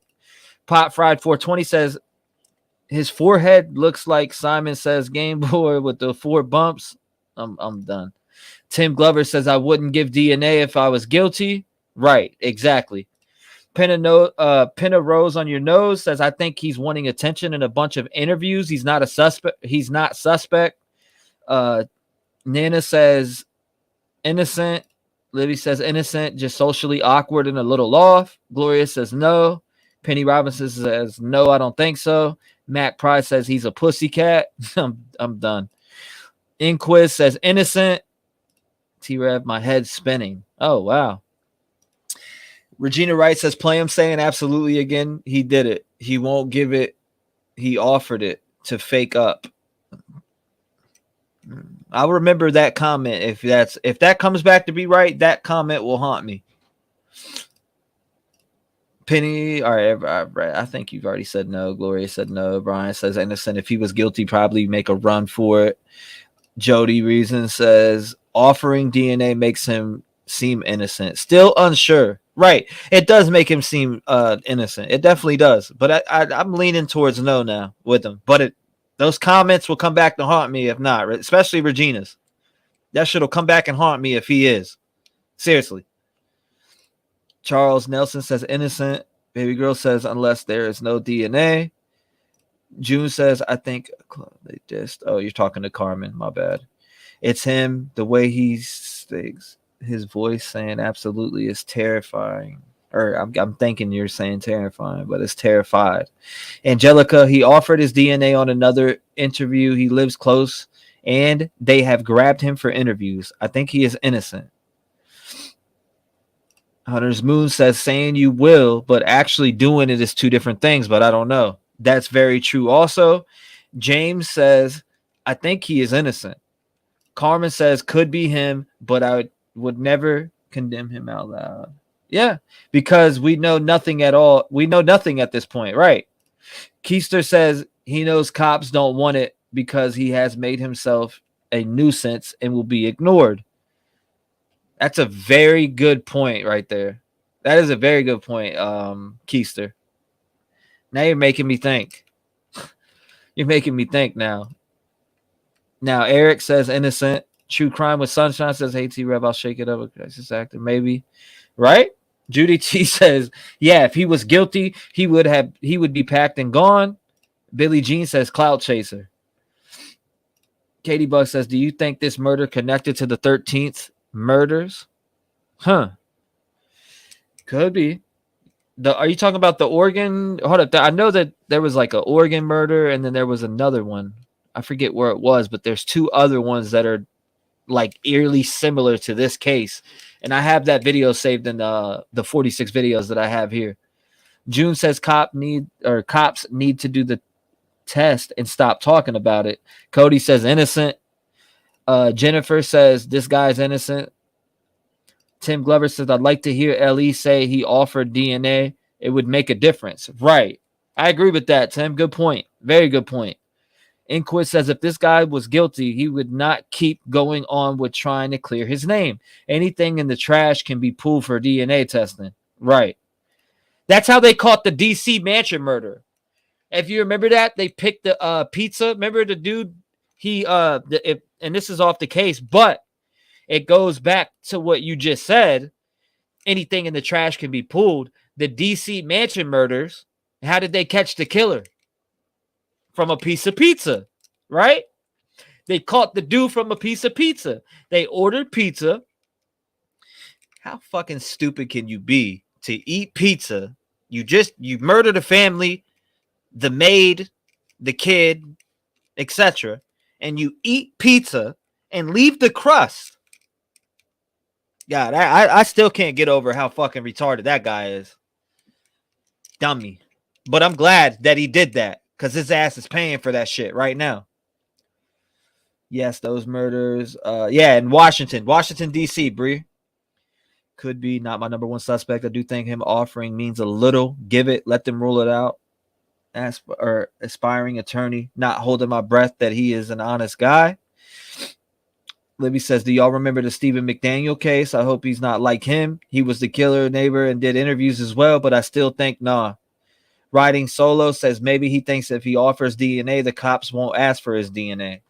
Right. Judy T says if the cops thought he was involved, they would get his DNA on the spot. Right. I believe that too. But then again, fucking our investigators we have today are so stupid. Look how many unsolved cases there are out there right now, or people that failed to get justice, like Tiffany Valente, what was it, Ellen Greenberg, Jessica Johnson. You know, wait till you see the story on those, right? Wait till you see the story on those cases that I'm going to be dropping on the series that I'm making, Suicide or Murder, which I should have been already dropped my next video. I did my first one on Tiffany Valente. The next one is going to be on Jessica Johnson. I remember that, baby girl says. I think cops will check him. He talks too much. Guilty and for a murder crime. I think the killer is out of the area, or at least now. So you're basically saying at least now. Emily says, how many times have we said people like to insert themselves into the cases? That's exactly what he's doing. I agree. Yeah, what up, Rebel? What's good, man? What's up, Rebel? Long time no see, brother. Appreciate you coming by. I hope you had a good stream earlier. If someone was to blame, I'd be hurt. Cody says, world World's dumbest criminals. Exactly. The dude with the DC Mansion murders, that dude is an idiot. Order pizza and leave your DNA on the crust after you eat a piece of pizza. I don't know if you were fucking high or what, but I'm glad he did that because they got justice. Dude, I sat in front of the TV screen until they got an arrest on that case. Day and night, I was addicted to sitting in front of the TV screen. I was literally watching Nancy Grace on HLN. I couldn't wait for the next, and then I'd go straight over to the other news channels, and I was sitting I was sitting on the couch watching TV all day long about the DC Mansion murders. That one messed with me so bad, like this case right here. This case right here is doing the same to me that case did. I can't stop watching videos. I can't, you know what I mean? Like it fucks with you so much because who could just go off and stab 4 people to death like this? Who, you know what I mean? Like who just snaps and does this? We've seen it before, but it's still like, it's insane to think about, right? All right, let's get back to this video. Spirit box it. T-REV, I'll ask Kevin. That dude is the killer. Allegedly, that's what you're saying. But because he talks too much, they probably just letting him talk until he says the wrong thing. Hey, you could be right about that, Osmic. That's a fact too. That's a big fact. That's a big fact. You absolutely know he stalked her online. Can't they get the IP of the person that stalked her social medias the most? Isn't that possible? To be honest with you, I'm not sure if that's possible. I won't lie and say I do know that. I can't say, yeah, that's true, because that'd be me lying. I ain't going to do that. But yeah, make sure if you guys just came in and you just came around, make sure you have gifting turned on. I will be giving out 5 memberships tonight, probably within the next like 40 minutes. It's 8:40 now. I'll be giving them out. I'm just giving people time to turn their gifting option on. Make sure you turn your gifting option on, as I will be giving 5 memberships out to you guys. I do appreciate all your information you sent to my email. Like I said, thank you guys for doing everything that you do. Pot Fry says, yeah, this is a very strange incident. All right, let's watch this. How do we turn it on? All right, I'll show you real quick. Hold up. Let's go to, let me pull it over here real quick. I got you. All right, so you see right here, you see this money symbol? You click it. Membership gift. All right, it's telling me membership gifting right now. Shit. Get that off my screen. All right, so you click it. You go to membership. Then you would hit this right here, gift settings, and make sure that that's turned on. So on the phone, you would have to hit the same thing on your phone. You'll have to hit the same thing. There's going to be 3 prongs that come up by the video, which is down here. It'll be down in this section on your phone. You'll see the 3 dots that like this, but they're going to be up and down, straight up and down. Click them and turn member gifting on, or that you're allowed gifts on this channel. And that's how you do it. I'll be doing that here in a couple minutes. Actually, I'll do it while we're watching the video or something. But yeah, let's go ahead and get back into this video. That night, woke up. Let's take it back. Where you talk about where he says absolutely. Come in contact with you or asked you for DNA. Let's run it back. It's definitely been weird. I've had a lot of people online just sort of saying, well, this wouldn't have happened if you never did an interview. If you wouldn't have done X, Y, and Z during the interviews, then we wouldn't have been suspicious of you. But it's not like I was intentionally doing anything during the interview or like I had sought out these interviews. Every single time I've done one, it's been either the reporter or someone with the reporter asking me to do these. But people online have just been ruthless. They went through and gone through all of my social media history over the past decade, just trying to find anything and everything they can about me, pulling up Facebook posts from my mom from a decade ago saying, oh, he was a hunter back in 2012. He must have done it just because a psychic had done a reading and said that it was probably a hunter, even though almost everyone in Idaho hunts at some point. And so they've just been digging into anything and everything they can find about my personal life and trying to somehow link it back to this. So let's clear the air for anybody who's watching tonight and maybe still even has suspicions. So some of them said he refused to give his DNA to the police. Have the police ever come in contact with you or asked you for DNA or had any requests like that? Welcome to the fam. Welcome to the fam. Earlier today actually was the first time. Before this, they hadn't interviewed me other than that first day, a couple hours after the news broke that there was a killing there. But up until earlier today, I hadn't been contacted by the police. But then today, partly because of all the reports that people had sent in about me and the interview I did, as well as me going and talking with one of the local prosecutors about what I could do to clear my name. The officers came by my house today. They talked with me. They interviewed me. They didn't bring anything to collect DNA. Bro. All right. So I just want you guys to type one thing in chat. Weird, not weird. This guy is weird. I don't care if he's innocent or not, right? This dude is just weird. I'm sorry. I'm he's weird. They came by the house, but didn't try to get my DNA.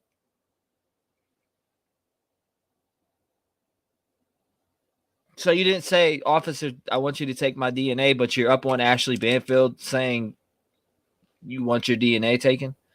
So the officers came by your house, but yet you're not offering up DNA?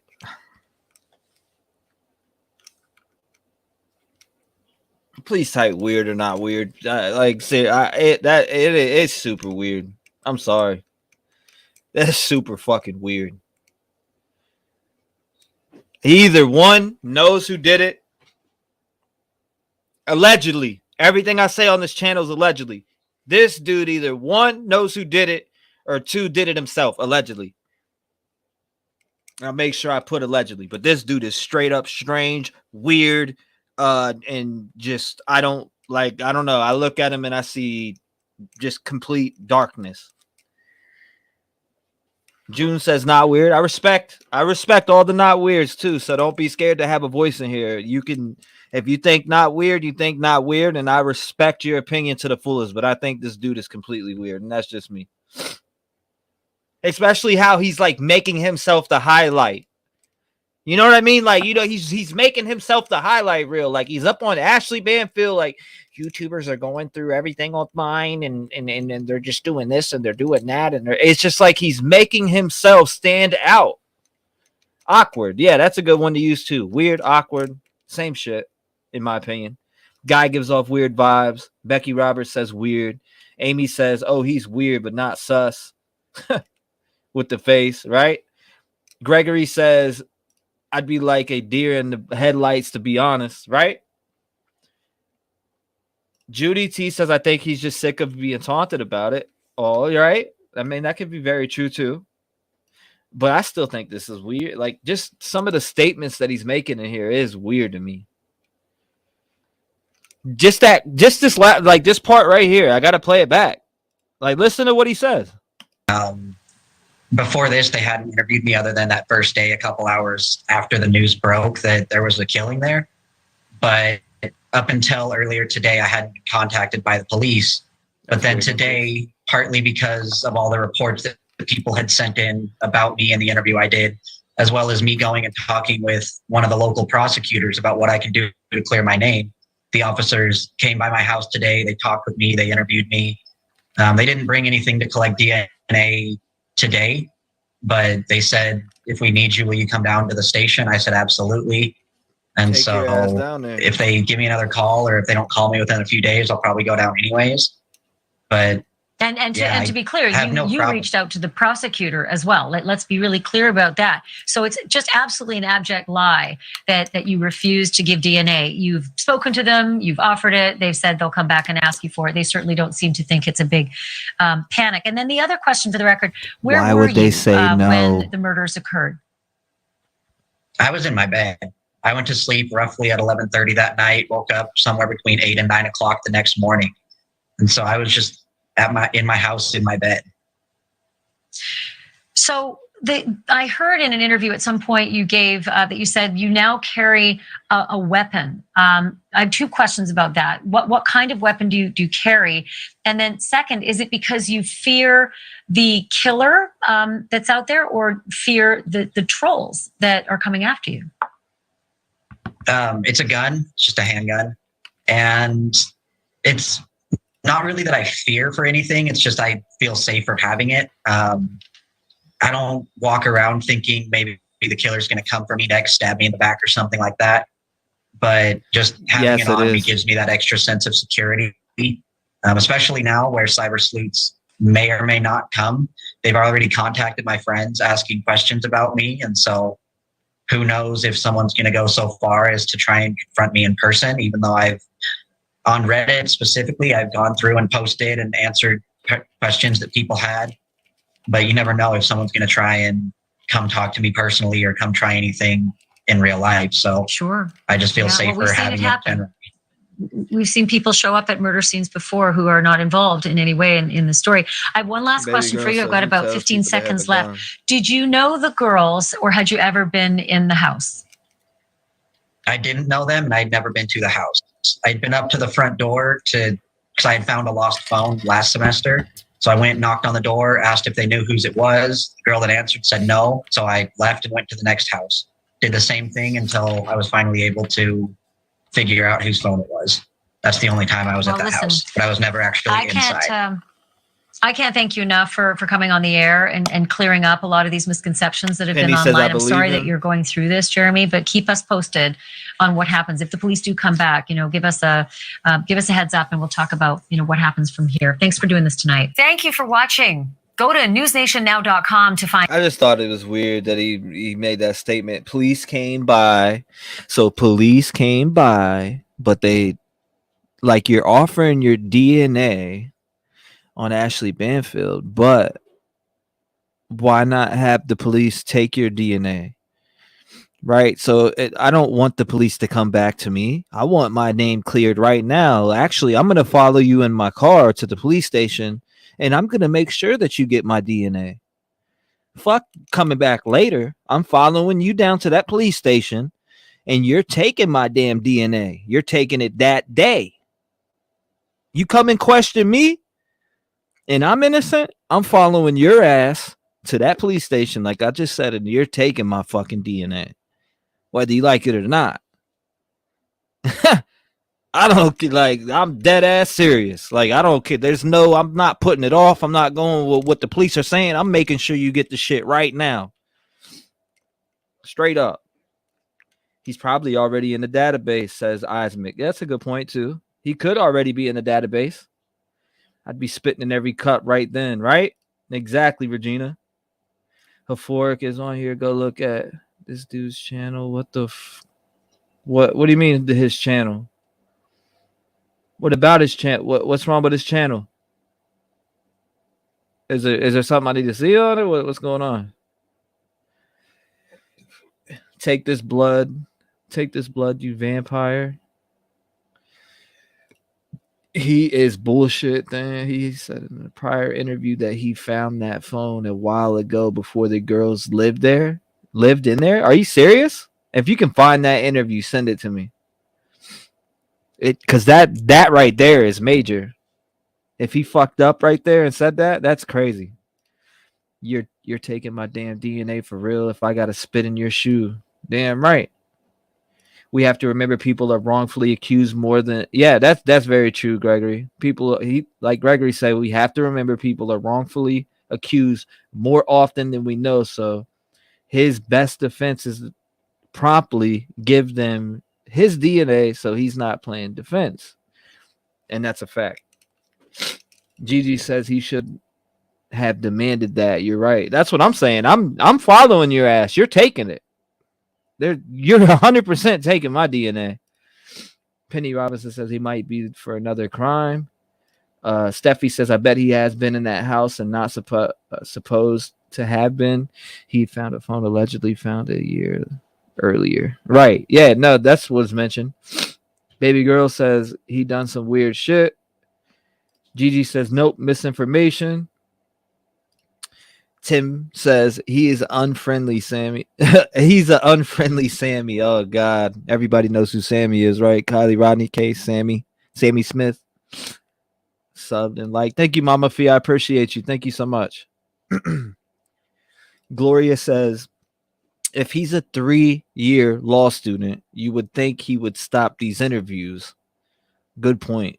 Very good point. Very, very good point. Gigi said he found a phone nearby, went door to door asking if it was anyone's phone. He needs the lawyer up. Penny says he needs to lawyer his ass up. Stop playing and lawyer up. Pearl says he said in another interview that the reason he started carrying a gun was because he was afraid he may be next. Huh. Interesting. Pin a rose on your nose. Exactly. I think the area is most safest now because the killer of 4 would not stick around there. Right. Get cleared. Christy says he didn't say that. He didn't say that. He said only time he was at the house, it was before the girls with the phone thing. Oh, okay. I get what you're saying. Gigi says he speaks just like my nephew who is on the autism spectrum. Oh, wow. Pearl says if he had to kill her, I bet he was speaking in Windows. Katie Bug says very weird. Bree says telling you he loves attention. I can definitely tell that 100%. You're right about that. Facts. That's facts. He definitely likes attention. Baby girl says, I think the killer is still there. If dude has a job in a home and just dipped out, they would know ASAP. Right. I don't know. I think that dude needs to go ahead and just get the fuck out of here. That's what I think. Like, just stop, dude. Stop with the interviews. Stop. You're putting the attention on you in the case. It's kind of removing the eyes off of the case, in my opinion. Because if this dude's out here doing all these interviews and say he isn't the one that did it, he's putting all eyes on him. I mean, look how many people are curious. This video was put up 22 hours ago, right? 119,000 views. You know how many eyeballs seen this video and are now speculating?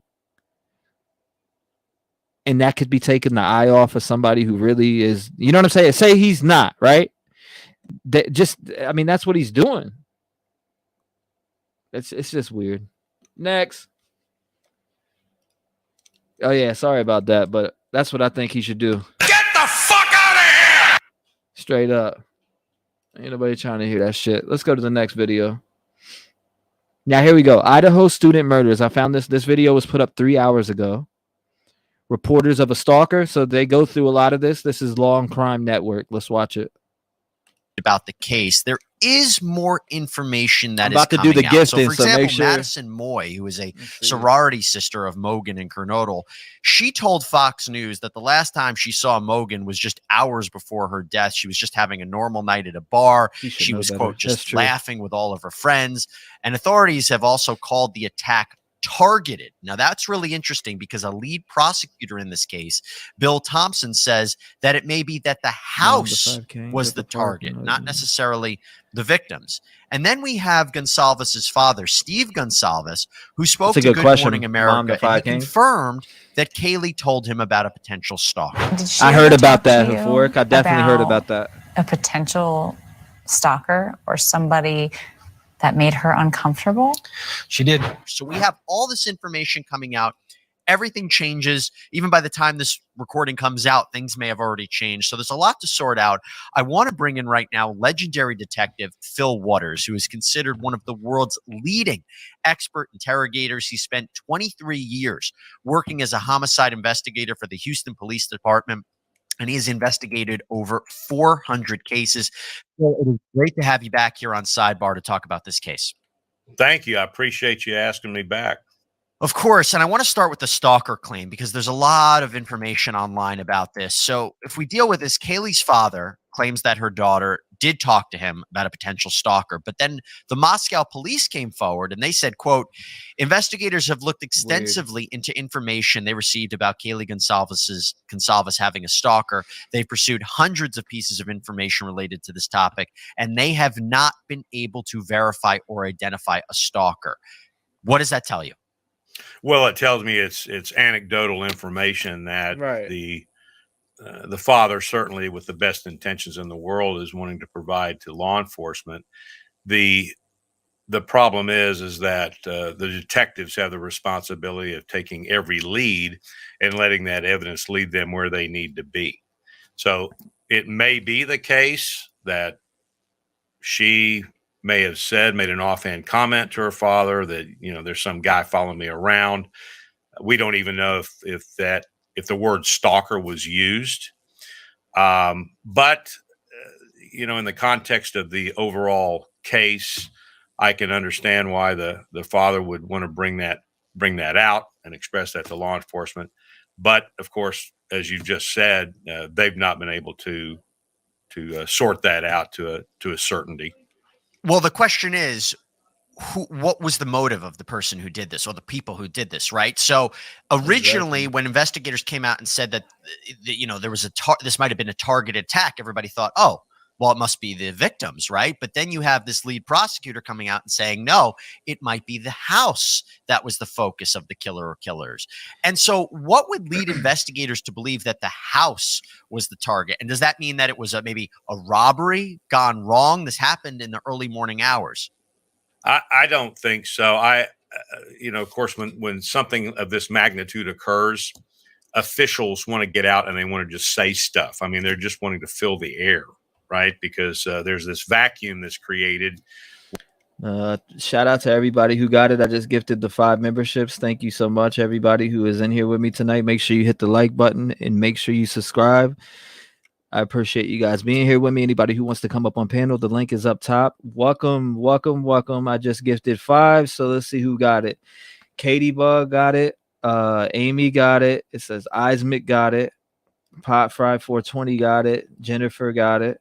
Thank you so much. I appreciate you guys being here, and welcome to the Rev Gang fam.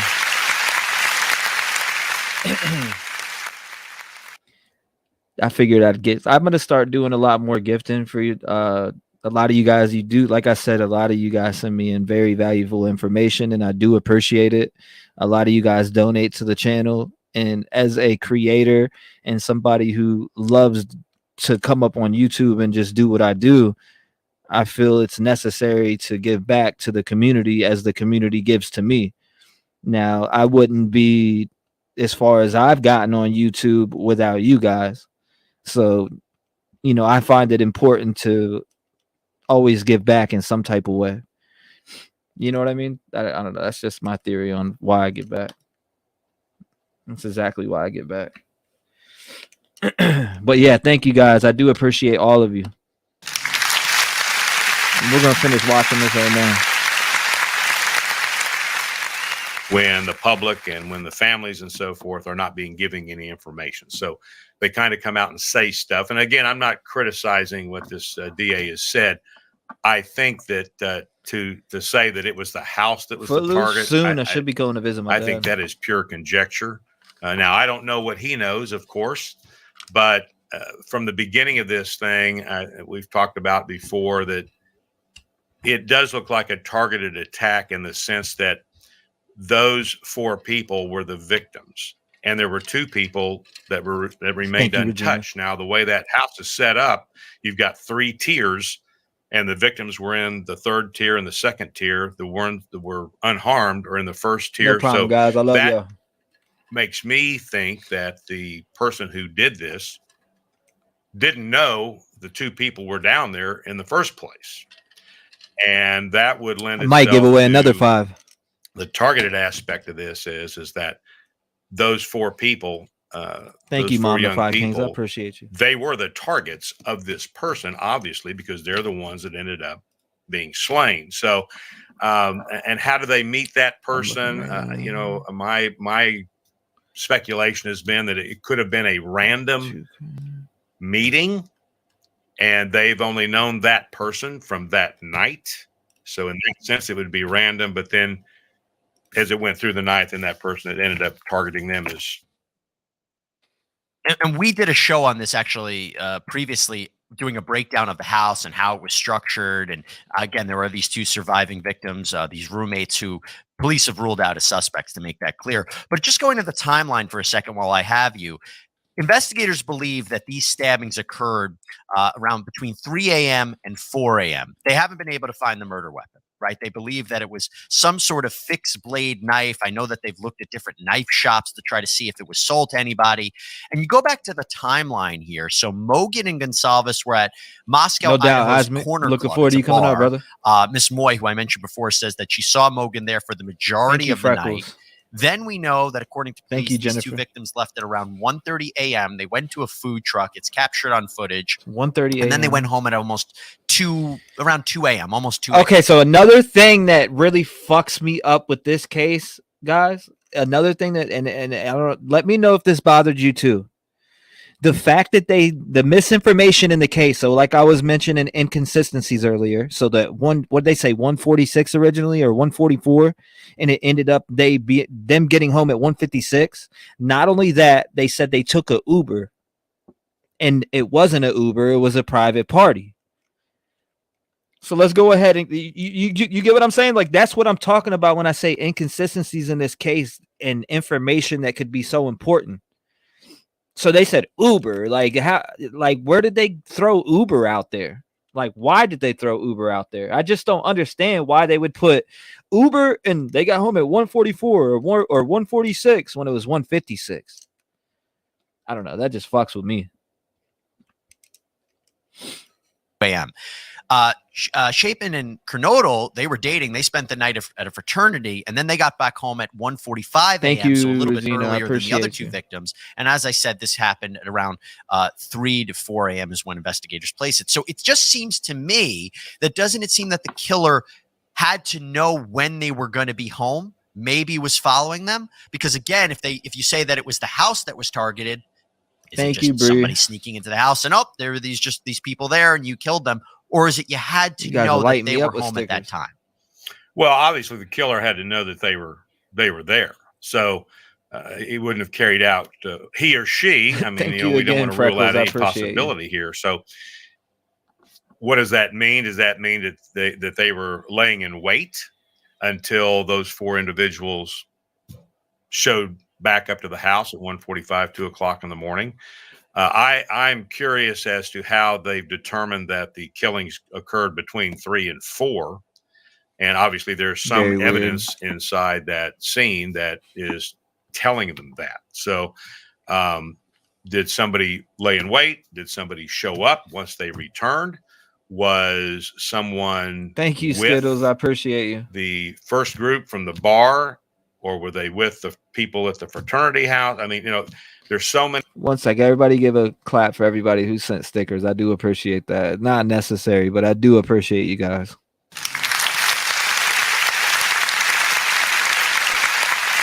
Damn, Regina Wright's got to follow up too. Everybody's following up. Thank you guys. I appreciate it.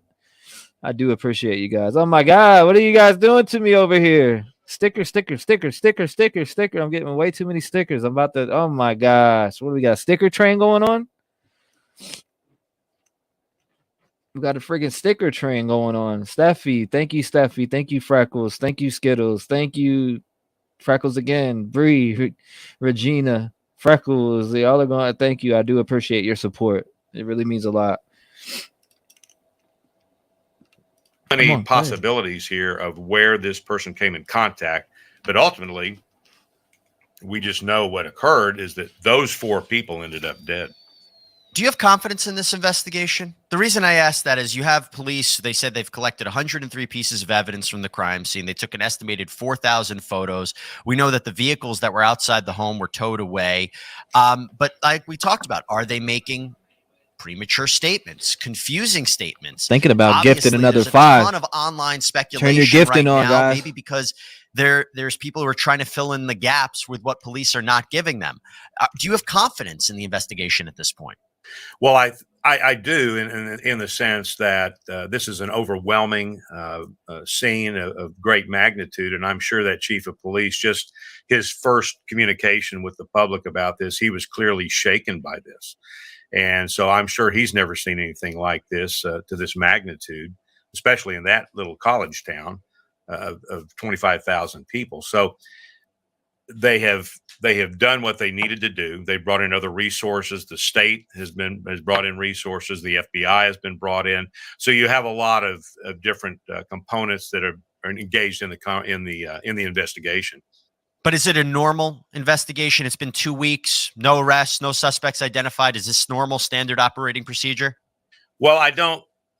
Applying normal to a homicide investigation is not the word I would use, because each one of these homicide investigations are unique. Right. Unless you have a serial killer of some kind. But thank you, Freckles.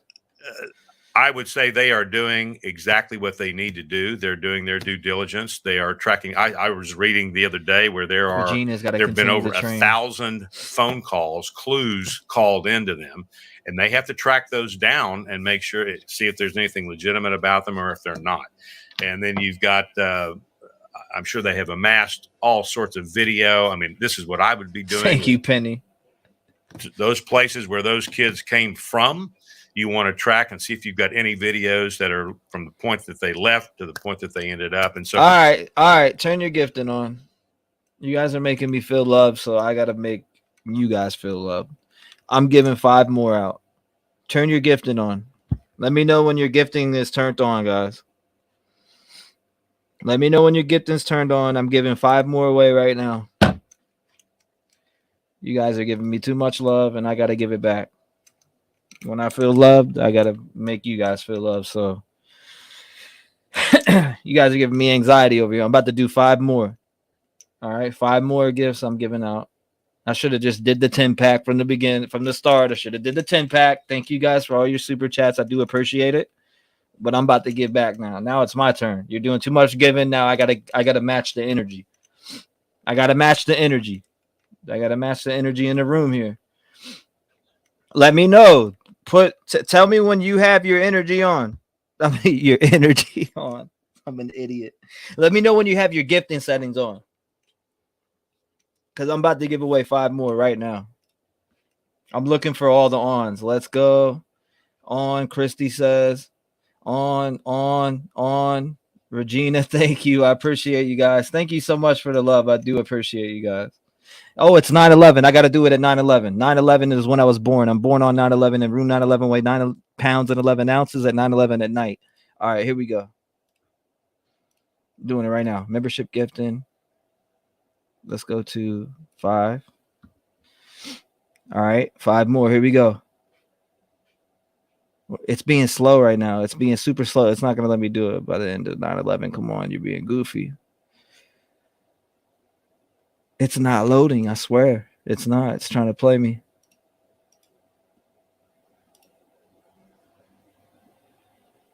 All right, here we go. I'm gonna reload up the chat. Here we go. Membership gifting. 5. All right, bye. Here we go. Here we go. 5 more. Boom. 1, 2, 3.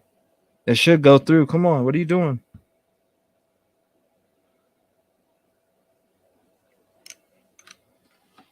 It's literally taking forever to go through. I'm watching it. I'm waiting.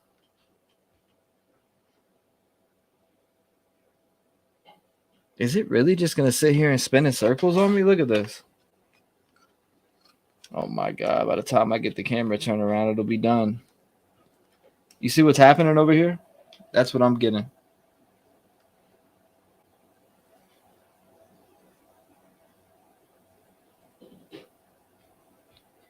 Why is it not loading?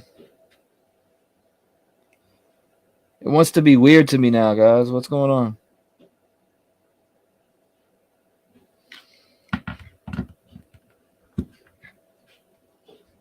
It's still not doing it. It still didn't take it. It denied me giving you guys that. You guys are breaking chat right now. What's going on? Is YouTube broken?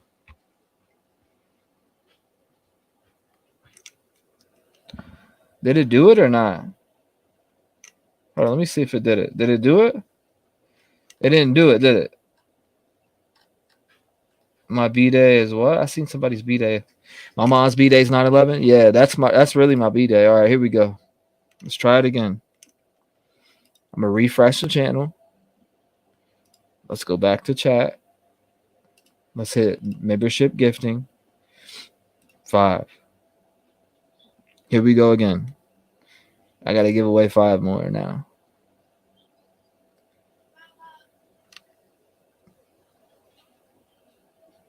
What? That was weird. It did it this time. Thank you. There we go. Thank you. Thank you. Thank you. Thank you. It did it. It did it. It did it. Thank you. Okay, so we got it. We got it off.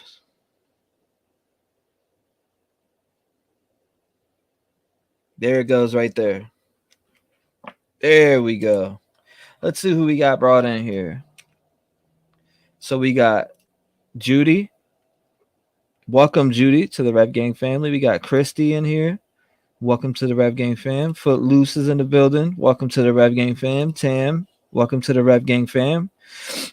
Shelly, welcome to the Rev Gang fam. Did I already say Judy? I don't know why it shows me again, but welcome again, Judy, and welcome again, Christy. Thank you, guys. I do appreciate it. From myself to you. Thank you.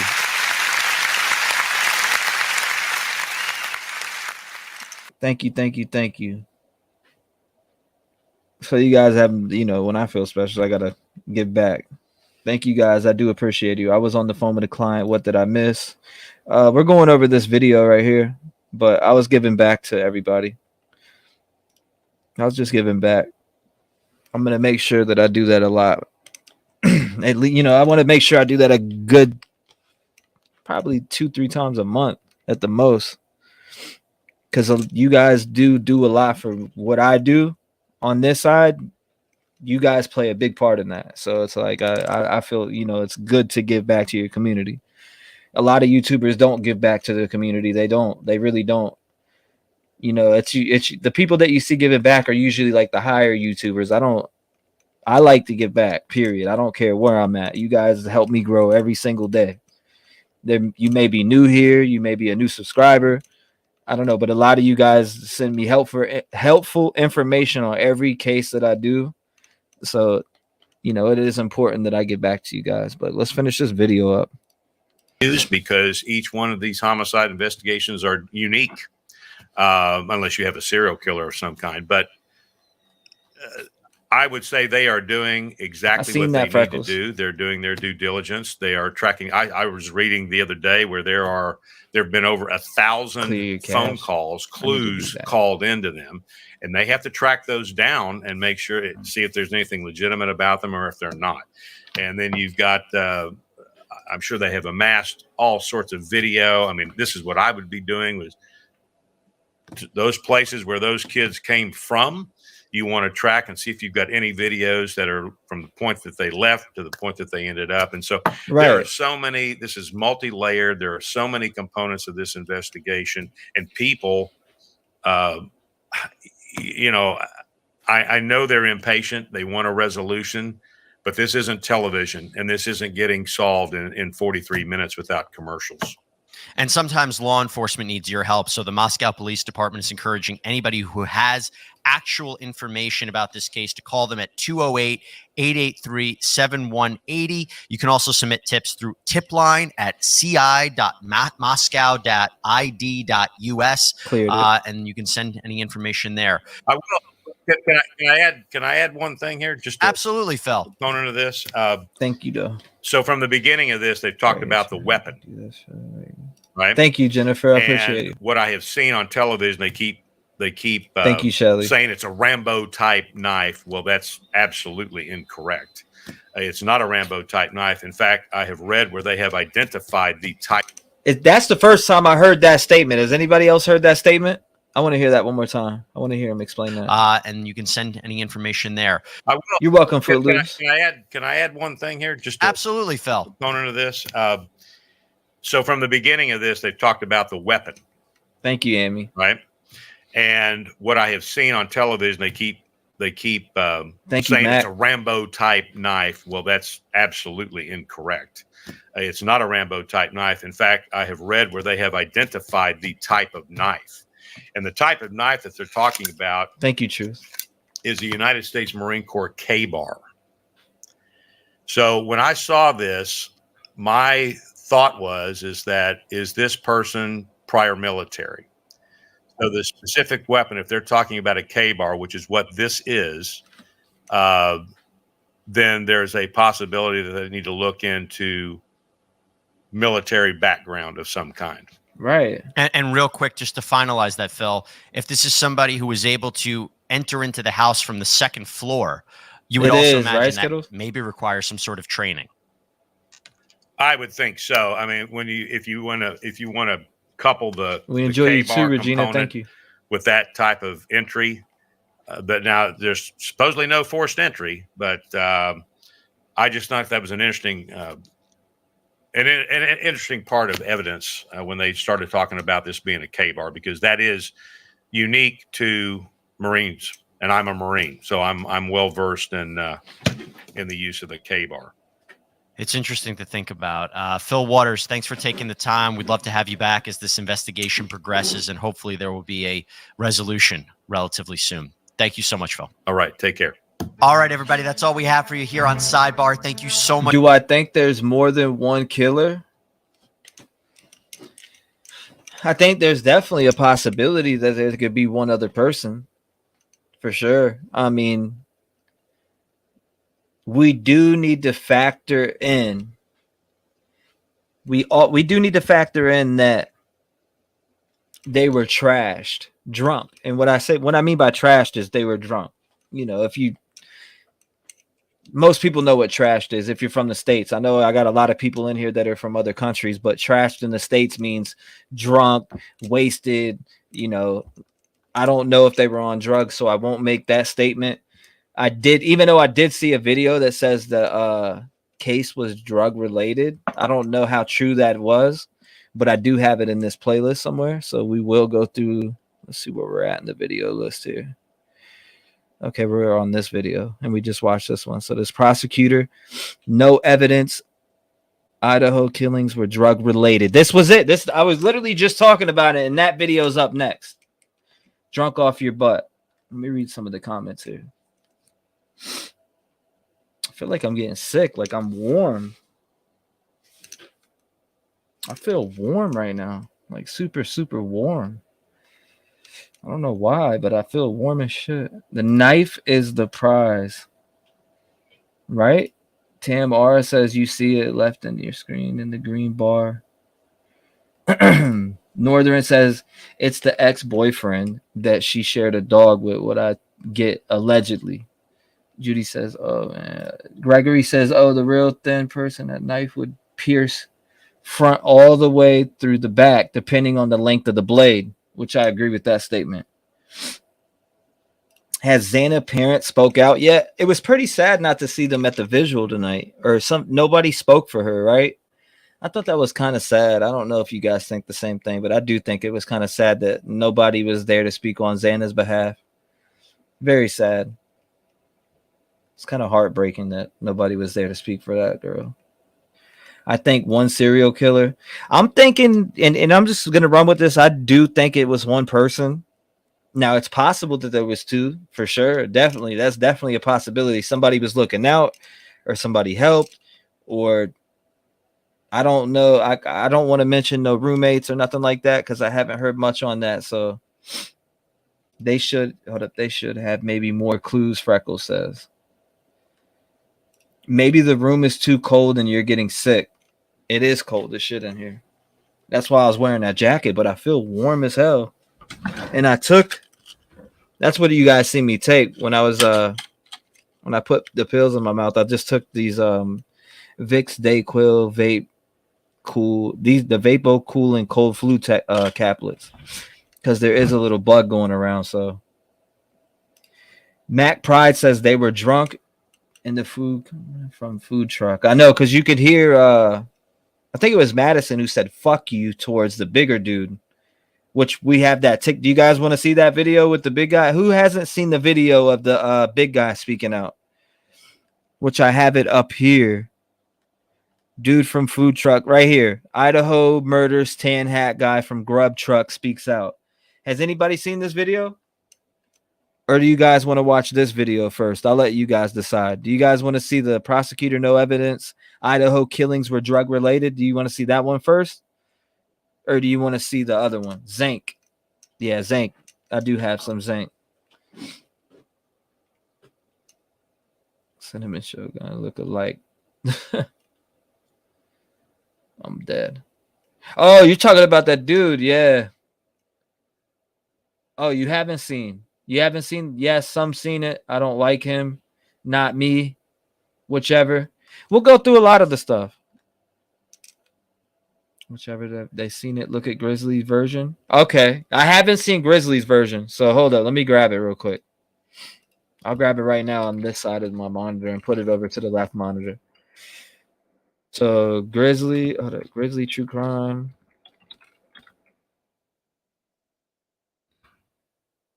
All right. Let's go to Grizzly's channel and go to here. Where we at here? Oh, yeah, this is right here. Okay, let's check it out. I'm gonna put it up right here. Clearing the cache helped out a lot, huh? True crime. My name is Gisela Kay, and in today's episode, I just quickly want to go over what was previously said in a November 23rd article from the Daily Mail. This is about food truck guy, tan hat guy, as we know him. His name is Joe Vito. He's made some comments on Plunder's TikTok. He's also made some comments on Conspiracy's channel. And so we're going to look at his TikToks right after this. The reason I'm quickly going to go over this section is in case anyone missed it, because I know there's been a lot of content on my playlist and all over the internet. So maybe you missed the coverage of it.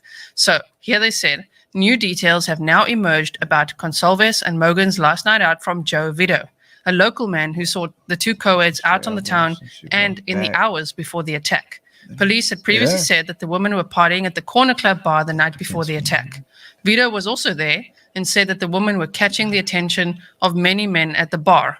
If you missed the episode where we looked inside the bar, like I showed you guys pictures of it and everything, there can't be that many people in it, which is also, it's not like he's just staring at them. I think it wouldn't be that hard to notice them, especially if they were maybe as drunk as what he's saying and what you'll hear in the TikTok videos. Anyway, they say a lot of guys were talking to them at the Corner Club, he told thedailymail.com, adding that Consalves was visibly drunk. The taller girl with the pink on, she was glass-eyed. Now, in the TikTok, you'll hear why they quoted him as saying that. I audibly said, ew, out loud. She was just stumbling through. Again, he explained that too. I know there's a lot of us, we were like, why would he say ew? And some people said it's maybe ooh, but he himself has confirmed ew. And there's a reason for it. So hang on for that.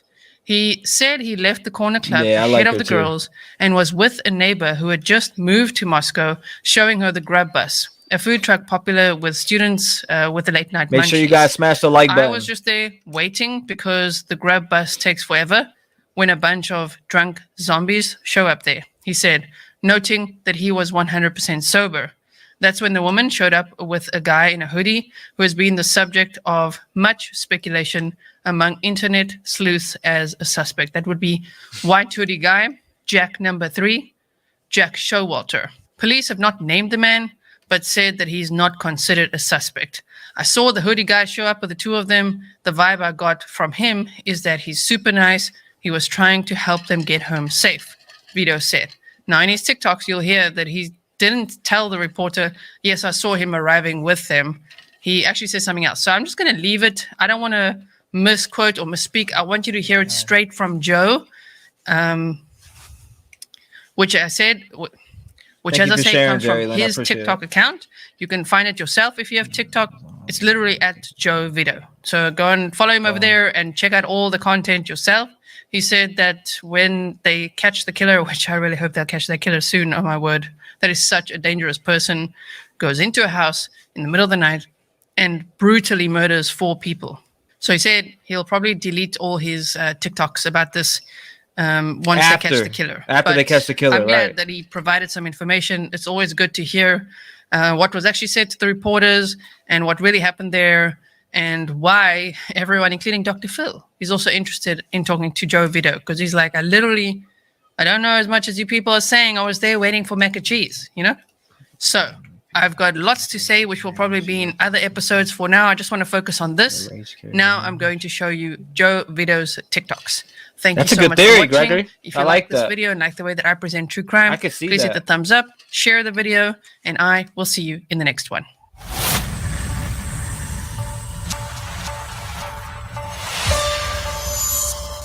So it's gonna play it right here. Here we go. Yep, Dr. Phil, right? Exactly, so. Joe here. I just wanted to jump on this and make a video real quick and kind of just squash some stuff that I've been seeing. So, first and foremost, I feel super awkward that I even have to make this video, but I've been like not really keeping track of all of the stuff that's going on with this investigation for those girls that were killed. And right. To start off, like the very next day when they had announced the murders and when they had shown the photos, as soon as I saw the photos, I messaged the two people that were in that video that I was talking to, my neighbor and then another guy that we had met earlier that night who I thought was really cool. And we invited him to come with us to Grub Bus. And I was like, hey, weren't two of these girls at the Grub Bus with us last night? And they couldn't remember, but they were also very drunk and I was not. So I did have, there's a drink called a Larry Craig. That's like a really popular drink over here. I did have one of those at Corner Club, but I mean, other than that, I was totally sober. When they confirmed that those were the girls, the only reason I knew that it was those girls was because I saw the video that said, oh, they were seen at this thing. Because I actually called the police right away and was like, hey, I think I might have information. I just need to know like what was one of the girls wearing, because I remember one of them had like pink, because the one that bumped into me at Corner Club was wearing pink. But nobody called me back from the police, and I was like, okay, they're probably just swamped with information, probably whatever. But then when the video came out and people were like, no, those were the girls, and those two people were like, dude, those were the girls, I was like, okay, I'm gonna physically go to the police station and talk to the police. I told the police everything I saw, which is different than what I think is going out there right now. And I was just waiting for food. I'm just like everybody else in town that waits for food at the Grub Bus. It does take a while. Everybody goes there. And so that was kind of the thing. It was like, no, if you're ending the night, you end it at Grub Bus. But other than that, I don't really have any like crazy information. I don't know why everybody's reaching out to me. I don't know why so many people are trying to spin things around. And so what I've decided to do is that I'm only commenting on things that are like ridiculous, so try and give clarity. But man, people are really turning this into something it's not. Sorry, I had to do this in two parts because there's a lot. And I'm also shivering. It's cold and I'm in my truck. Yeah. So I wanted to address a few things specifically. One being the news article that came out. It was the first person that I actually like talked to with the news media. A lot of media outlets have reached out to me, and I've just ignored them because I just was like, man, I just was waiting for food. Like, I have nothing to add. I've given all the helpful information I can to the police. It would make zero sense for me to give any more information to random people. But these rumors that are going around were just like crazy, and I didn't have a bad vibe from the guy that people were dragging through the mud. I don't know if he did it or not. I don't know. I'm just saying, like, I could speak to the vibe I got from him, which was all people really wanted to know at first anyways. And I thought he was fine. Now, the news outlet that I talked to, I mean, he really embellished some stuff I said and added his own words to things and kind of changed the verbiage. I wasn't defending anybody. That's one thing he said. I wasn't defending him. I was just saying people need to stop spreading rumors because that could ruin his life. What if he's innocent? It would ruin. So I see people in the comments that are confused. This guy is the big guy right here. I know it's hard to see right now, but he is the bigger guy that you see on camera, on Grub Truckers, which Grub Truckers, if you want to see that video, they're on Twitch, and that video in its full entirety is still online right now. In his life. The other thing he said is that I noticed him come in with the girls. I didn't notice him come in with the girls. I didn't notice him till I cracked the joke to the frat guys because I thought it was ridiculous that it was like freezing outside and that guy was in a tank top. So I just made a joke because that's how I make friends. I don't know. But that's when the guy chimed in and I noticed him. I didn't notice him until that moment. When I was at Corner Club, when I said ew, some people were like, "What? That's such a weird thing to say. Why would I?" That's what you say when you're standing talking to friends and somebody really drunk, like they smell drunk, they're like bouncing around and they bump into you and like rub up against you. Like that's it's gross. I'm not trying to be disrespectful, but she was really, I mean, you can even see in the Grub Buzz video, she walked between us several times and just couldn't even walk straight. That girl was very drunk. She's actually the only one that I thought was really drunk. And she was the only one I noticed at Corner Club because she had bumped into me. Another thing that was weird is that the guy who was interviewing me from the Daily Mail or whatever it was. What do you guys think about this guy? Glass-eyed? And I was like, sure, yeah, like that. I didn't actually even use that word. That was his word. You don't like girls. And then as far as the car goes, yeah, there's a car that pulled up. I couldn't remember. Why do I feel like he's talking about her disrespectfully? I get she's drunk. I get all that stuff, but I feel like he's speaking on her disrespectfully. I don't know. I don't know why I get that, but I feel like he's speaking on her disrespectfully. Now, I'm not saying that he is a suspect or he killed them or anything like that. I'm just saying that he's disrespectfully speaking on her in general. I remember what it was. I couldn't remember if it was black, blue, gray. I couldn't remember. I just remember that a car pulled up. Ooh, so cold. So yeah, so I didn't know what color the car was. It was dark. And I just felt like when I told the guy, I said it was a dark car, I couldn't remember what color it was. And I think when I was at the police station, I couldn't remember what color it was. They asked me to. And yeah, but the Daily Mail guy was like, no, you need to, like, was it blue? Was it black? I was like, I can't remember if it was blue or black. That's just how I feel. He's disrespectful. We'll just say dark colored car. And I was like, okay. I was like, I think it was a 4-door sedan, but this guy got out and was like, hey, I agree. Let's go. What's going on?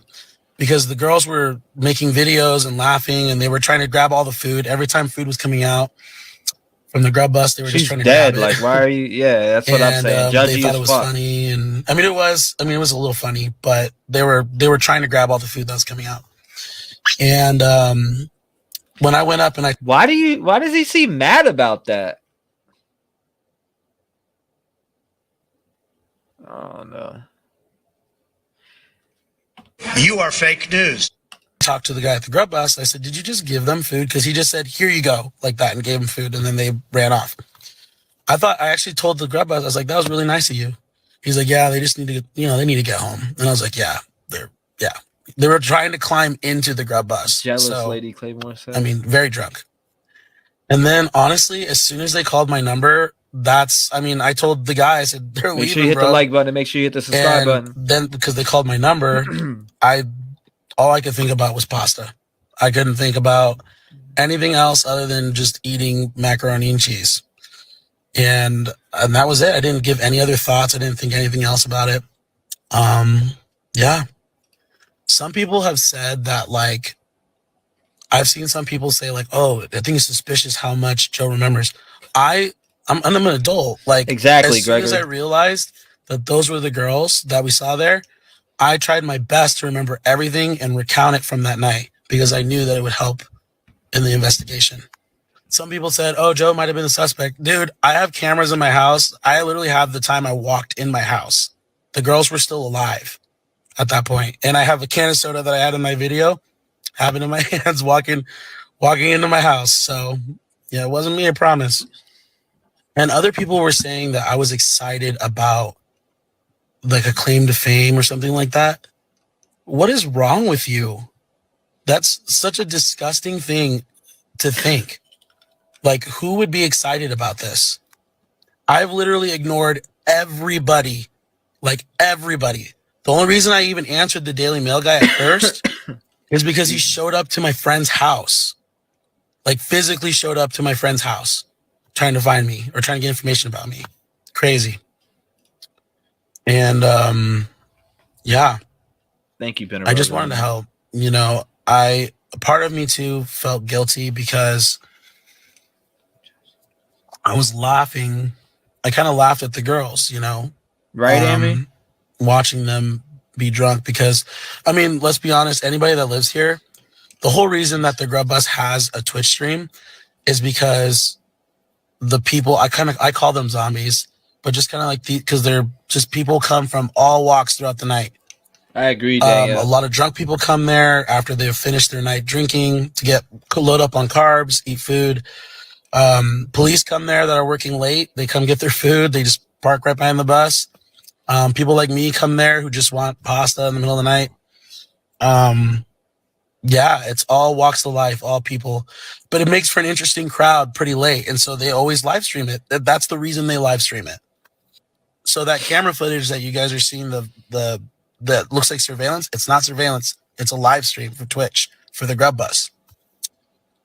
One thing I did say that I'm glad that was reported truthfully is that, you know, I have a little girl, and I mean, she's a baby. She's like not even 2 yet, and she's my world. And you know, there's a dad out there that these girls that they're his world, you know. And they're gone. So, and I just felt kind of guilty because but you just instead of helping them when they were drunk, they were entertainment. While I was waiting for food, they were just the entertainment. They were just the drunk people that everybody laughs at, you know. And it's sad, and some people think that's disrespectful. I mean, it was what was happening. They were drunk.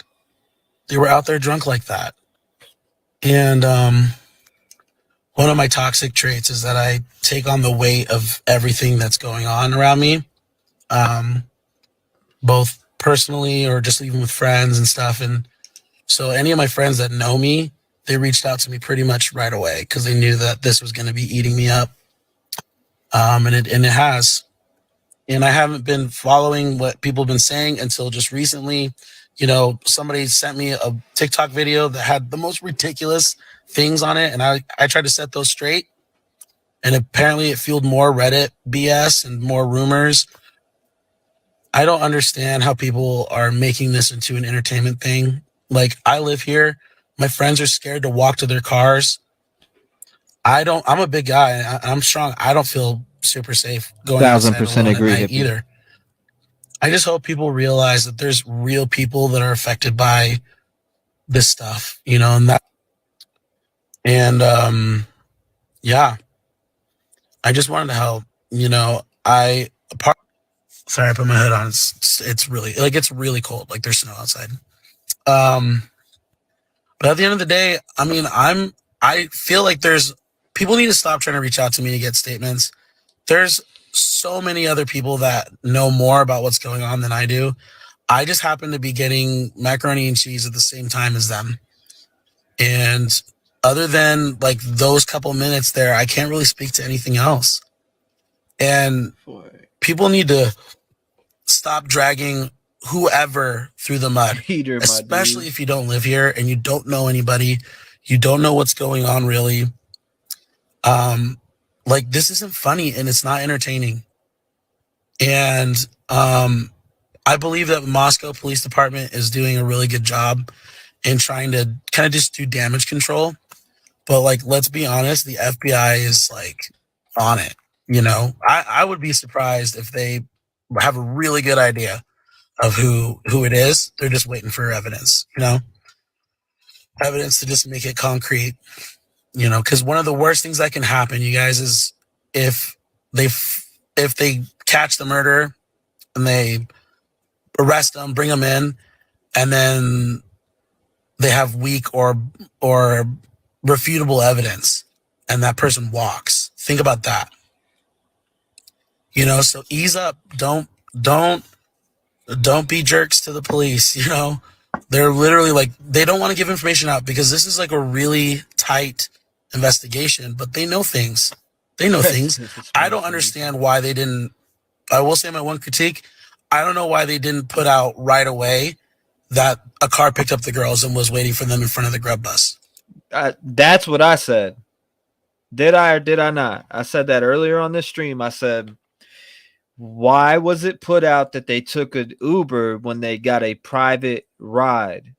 Now, if you look closely when Kaylee is standing there, what is Kaylee doing? She's texting on her phone. So I would imagine she's setting up that private ride, right? It took them way too long to do that. And there was a lot of rumors going around saying that the girls ran away from that guy. They ran across the street. And that's really when I started to like, man, I should say something, online. But, I work in media and marketing, and I'm a musician, and I have a lot of things that I just want to like give the world. Promotion. And I'm sad that this is kind of how my name got out there. That makes me really sad. I'll probably delete these videos as soon as they announce the murder and it's all over. But until then, please just stop. Today I talked to somebody from Dr. Phil. They were wanting me to go on Dr. Phil and talk about this. And I'm like, why? I don't think people realize how little I actually know. But like I've said, I've been pretty much ignoring everybody. I'm not going to talk to any more media. There's actually, let me backtrack that. There's a lady coming to Moscow tomorrow who I'll probably have coffee with, but other than her, that's still it. rabbiting on. Stop spreading rumors. I agree with that 100%. It's really it's really cold. Like there's. I agree with that 100%. All right, so we've seen that. Let's go back over to the list here. I do want to play this video here. Now, I already had that added in there. I'm an idiot. Anyways, let's go to the drug-related one that I had. I had a drug-related one up here. It said, where's it at? Why do I get so friggin' lost out here? Not this one, not this one, not this one. It said something about drug-related. Right here. So let me get to the other big break of the day, because honestly, Brian, if drug you related. are following this case, especially online, so many people have said this was such a brutal stabbing murder, so gangland style, right, that perhaps there was some kind of drug activity or drug connection, and you got a definitive answer on that today. Yeah, I asked the prosecutor about that, and he said to his knowledge, drugs are not involved. I tried to ask him, you and I were on the phone. Hold up. Is that clickbait? That's fucking clickbait. Oh, no. Never mind. That got me for a second. Okay, so now if you read it correctly, prosecutor, no evidence Idaho killings were drug related. Okay, my bad. Last night going over all these theories for hours, and I tried to get to almost all of them. I'm an idiot. He said, I asked him about whether or not inside the house the killer left any messages, anything on the walls. He said no, not to his knowledge, but the drugs was a big one. He addressed that. Listen to what he told me. Could drugs be involved in all of this? I have not heard that there's any suspicion that drugs played a role in the killings. So not like a drug deal gone bad or something like that? I am not aware of anything like that, no. And that's obviously important, Ashley, because if you look online... Not aware of anything sorry, like didn't mean to interrupt. That doesn't mean No, go ahead. No, I was just saying that's a big one, because there's all sorts of theories online that there may have been drugs involved, but he said right there, no, that's not the case. Which it leaves us even more confounded, because, again, with that violent style of murder, right, angry, almost retributive, it's now leaving us to all the other possibilities of why someone might not have done that if it weren't to avenge, a drug deal or a drug turf or something like that. I don't know why. So the other question I had, when we saw those cars being towed, and I don't know if we can roll some of that video, I was curious about it being day 16. I would have thought that those vehicles might have actually had some clues in their inner mechanisms. The GPS locator sometimes can tell you where cars have been, where cars have driven. But 16 days later, they could not have processed that on the scene. And now here they are towing them away. And also, they're towing them away in an unusual way. You can see that the front wheels are on another set of wheels. I don't know if you know whether that's to stop the jostling of the evidence that might still be in the vehicle. Did they say anything about that? Interesting. They had a couple of different tow trucks out there. I don't think they towed them all that way, so I don't know that's the reason. But we asked police why today, and basically they just said it was now time to move them to a secure facility where they would do further crime scene processing of the cars. I got to tell you, overall, the feeling I got today after these interviews with the police and the prosecutor is if there's no person of interest and I mean, they're making some progress, but it seems like now they're going back and really examining some of these other items, including the cars. Well, I mean, then let's hope that they're going to have an opportunity to get into some kind of evidence that might exist within those vehicles, even if it's the electronic evidence that will show where the vehicles might have been, if that yields any clues. So slowly, it appears that they may be moving towards eventually releasing that crime scene. And I've always wondered whether they were going to hold that crime scene indefinitely until they caught someone and prosecuted someone, just like Stoneman Douglas. The high school was held like a vault, like a museum for years and years so that the jury could actually go there and see it exactly as it was when the shootings happened. Is that going to happen with this house? I don't think so. And I asked the prosecutor that question. It doesn't sound like they plan to hold it like this indefinitely until there's possibly a trial. If they catch the killer, hopefully they will. But he did tell me they're in no rush to clear it. He said what he told the police and the detectives is he feels that they should keep this a crime scene as long as they feel they need to until they have looked at every single possible little thing. And again, finding out today that there is no person of interest and there is no suspect behind the scenes that they know about. Like they won't tell you it seems that they're going to keep it this way for a while because there's a lot more investigating to do. Yeah, there was some talk that they might be actually releasing that house soon. And I just wonder if that's actually going to happen. Don't forget, there's 2 survivors. Presumably, they were taken from that house instantly without all of their possessions. And then, of course, those families of the victims would probably want to get some of the possessions of their children back. That's what I was thinking, too. It's a morbid thought, but it's also important for some of those families. Thank you for watching. Go to newsnationnow.com to find. Ashley took over for Nancy Grace when she went off HLN. If you guys remember, if you guys watched HLN and you watched Nancy Grace, then you know that Ashley Banfield took over when Nancy left HLN.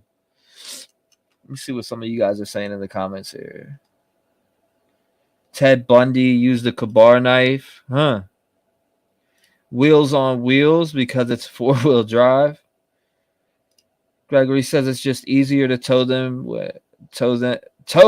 that way. Not rocket science. Excuse me, guys.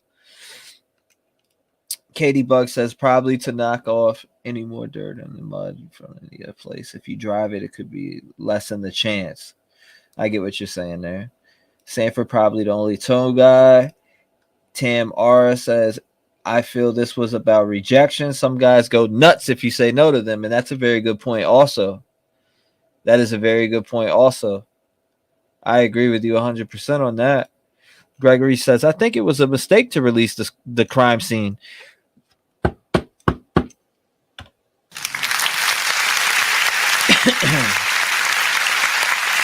That takes us back to this video. I said they made a mistake releasing this video. Now, this is the video. I don't know if you guys seen it, but I've played it in a few lives, but I'm going to play it for the new ones that are here. I don't know if you've seen this. If you've not, it's on Twitter.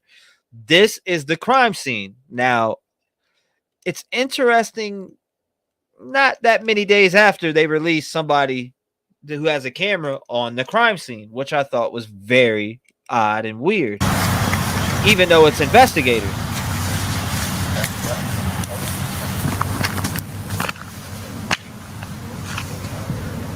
So I want you guys to pay attention, okay? Because up top on the 3rd floor, you're going to see a camera flash go off. Now, I don't know if they're taking a picture of blood spatter, but let me know what you think they would be taking a picture of. They're taking a picture of something, obviously, and I would think the bodies are out by then because this video was uploaded on November 18th, so possibly it was taken on the 17th.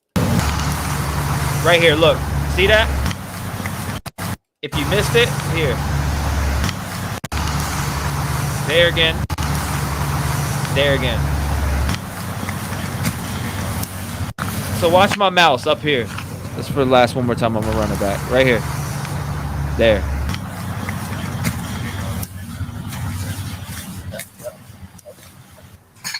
Hey, Marlena. Welcome back. Thank you. No, I haven't. I haven't seen that.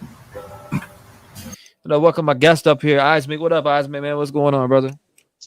What's up, man? What you think about this case, man? Bruh. So ever since I told you I was going to come up on a panel like earlier, I've been looking into the whole her mama getting caught with drugs and shit. Right. Yo, this is a drug homicide times 4. You think so? You think it comes back to that? I do believe so. I mean, I don't take my word for it because I mean I wasn't there. I don't know for facts, but the mom of the girl that was caught with the drugs, she's the only one that hasn't spoken up for her daughter. Right. She's the only one that hasn't said any. They don't know. We don't know what this lady looks like. You know what I'm saying? Yeah, nah, I agree. Nobody was there to speak for her tonight at that vigil, and I thought that was crazy. She's the only one that hasn't said anything to any news stations or anything like that. I legit think this woman had something to do with these 4 kids getting killed. Now, I don't see, bro, I hate speculating, but that's all we can really do. She got caught with $4.3 million worth of rainbow fentanyl, right? Right. What are the chances that 4 kids come up dead? 1 million for each kid. Right. Nah, hey. I'm not saying I watched all of Breaking Bad, but I have watched all of Breaking Bad. But I don't mean to joke about that, but hey, look though, what if it was from the cartel? And you know what I'm saying? What does the cartel do? They coming after your whole family. Yeah, exactly. And they don't care who's there either in the way. Nope. Whoever's in the way is gonna get took down. Not a guy at the little truck or whatever that they blurring out his face, the one that followed him. Right. They're blurring out his face for a reason. They're showing everybody else's face that was in that vicinity except his. Right. And they're trying to steer it away from it being drug related as much as possible because they know it's drug related. Yeah, no, I agree. You're making me think a little deeper. I've seen the thing. I was watching some shit this a little while ago, dude, and I have no hair. Like I shaved my head and the hair on the back of my neck stood up. Like I was reading this shit and I was like, yo, what the fuck? Like, so it's a full fact that it was $4.3 million in fent.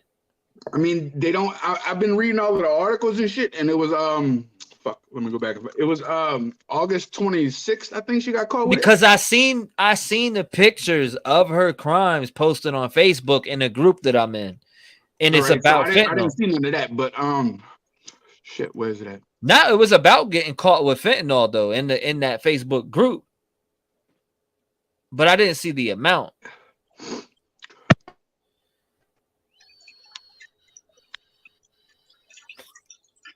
Hey, T-REV, am I gonna echo? Let me talk. Nah, I don't hear nothing so far. I don't hear no echo. Okay. Yeah, you sound great this time. Awesome. I'm just using my phone with no headphones or anything for once. That's how I'm doing mine too. What's up? Yeah, it sounds good. Okay, so you guys, I really just can't help it with this case. The way this neighbor guy is acting, I mean, think about it. He's going for his law degree. I mean, he knows what he's doing if he committed this crime. And it would explain why no one's seen somebody with blood all over him. I mean, because whoever did this was covered in blood. That's what I feel like. Yeah, I mean, you're stabbing somebody, so you there's definitely gonna be some blood squirting now, especially if you hit an artery. But if this was the cartel, dude, whoever did that, it was more than one person Straight up. If it was drug related Mexican cartel, there was more than one person involved. There might have been one killer, but there was more than one lookout and shit like that. All right. Now, if somebody went in there and did this by themselves, they were back across the border before the sun came up. Looking up something right now. I want to see. So, wow. In Caldwell, Idaho, drug cartel. This was on September 1st, 2022. In Idaho and Caldwell, drug cartel raid leads to 2 arrests and guns. So there is, it's all in the same area. You know what I mean? How far is Caldwell from how far is Boise also? So the cartel is all up in Idaho, Boise, Caldwell. So I'm seeing a lot about Boise and Caldwell, and fentanyl is being one of the main things for the cartel on that. And I can pull this up on screen right now. Matter of fact, now it's interesting that you mentioned that. Now I'm not saying this is connected, but I am saying that damn, Boise, Idaho, and Caldwell, Idaho. I don't know how far that is from Moscow. I'm checking it out right now. Bro, how you spell it? C-A-D. Type in Google right now. Type in cartel in Idaho and watch what pops up. No, how do you spell Caldwell? Caldwell, C-A-D. Oh, yes. Yeah. Caldwell. I'm glad you mentioned that because that makes me think. Because what does the cartel do? We know what they do. Maybe they were like, we made a scene already. Let's get the hell up out of here. The people that are downloading and see shit, we gone. I don't think they would have left the people downstairs alive if it was the cartel. Period. Yeah, I think they would have, because $4 million, 4 lives. That's their payback right there. You know what I mean? If $4 million, it was 4.3 million in fentanyl, and they came and took 4 lives. That sacrifice. I mean, that suffices their, $1 million per head, I guess. I could see that though if they would have took Mama out, because Mama's the only one that could put them under. Mama's still in custody. Mama got busted. Yeah, but if Mama got busted, they can't get the Mama because Mama's likely still in custody. Mama's out on bail. Or she's in protective custody somewhere. That's an interesting take, though. I really. I didn't think into it like that, bro. It's 5 hours and 20 minutes from Moscow. Yeah, but we all know that the cartel will travel. There's cartel in Carolina, Virginia, all types of places. So it ain't nothing for them to travel and get who they need to get. And especially if they know that's your daughter. All they got to do is make a couple phone calls. That's true. Yeah, the cartel will kill your child just to make you hurt more. And that's a fact. I like that you brought that up, Marlena, because that's a true fact. It is a good angle though. Like, I mean, that is an angle.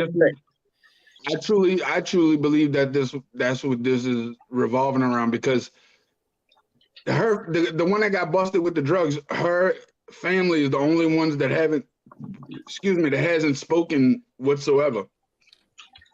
Yeah. They're the only ones that wasn't at the vigil. You do got a point there. 100, you do. Yeah, I see. They're not saying too much about that girl. You know what I mean? Because wasn't her and her boyfriend the only ones that wasn't at the food truck? Mm-hmm. But also at the same time, as a parent, I don't know if I could even be talking to somebody if I just lost my kid. Still, I mean, look, they might just have to put me in an I love me jacket and shoot me up full of Thorazine and I lose my kid. I mean, I get that angle too. I get that angle also. Mother to butt. That fentanyl, 4.3 million? 4.3 million, bro? Come on. 4.3 million, and then 4 kids are dead. I mean, I don't know about anybody else if y'all have trouble with adding and subtraction, but they want, I mean, that's 4. I mean, that's 4 point, You got a point there, man. I mean, they got to get, they're going to, and the cartel's known to do shit like that. Fucking right.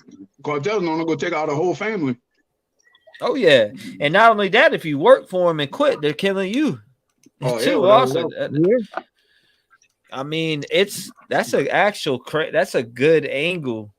And they're trying to say that. But 4.5 million in fentanyl doesn't sound like one of these blow Joe Smos that gets caught, moving drugs. It sounds like somebody that's on the top of the food chain in that organization. That's 4.5 million.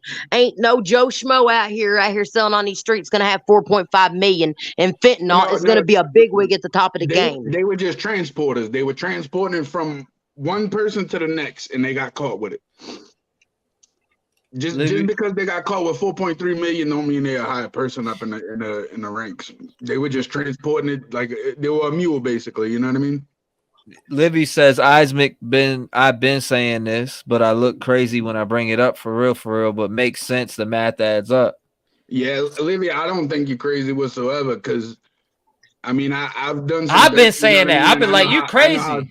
I know how them types of people work. You know what I mean? I'm not saying that that's exactly what happened. I hope that's not what happened, but I bet you know what, when she brought it up, I was like, nah, hell nah. But now that you said but it's making more sense. If it's $4 million, you ain't getting off. Not with the cartel, you ain't.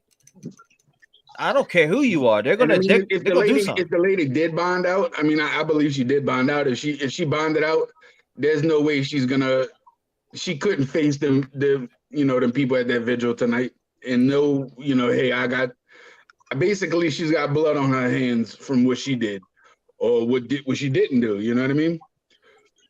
Yeah. Yeah, I don't. Bro, life does not matter to the cartel, especially it don't, bro. It don't. And $4 million in fentanyl and their product, somebody's paying for that. Whether it's your life. The thing that makes me really steer towards it being drug related and the fentanyl being the main focus of it all is they say it was rainbow fentanyl. And if you go and look at the pictures, it's like rainbow colored. It looks like ecstasy pills from back in the day, but they all stamped with like Roxy logos. Now, who is that aimed towards? College kid. Lex Luthor says, but why not target? Any questions you guys drop them in the chat. But why not target Xana or at very least Xana and Ethan if they were in bed together? If that was the case.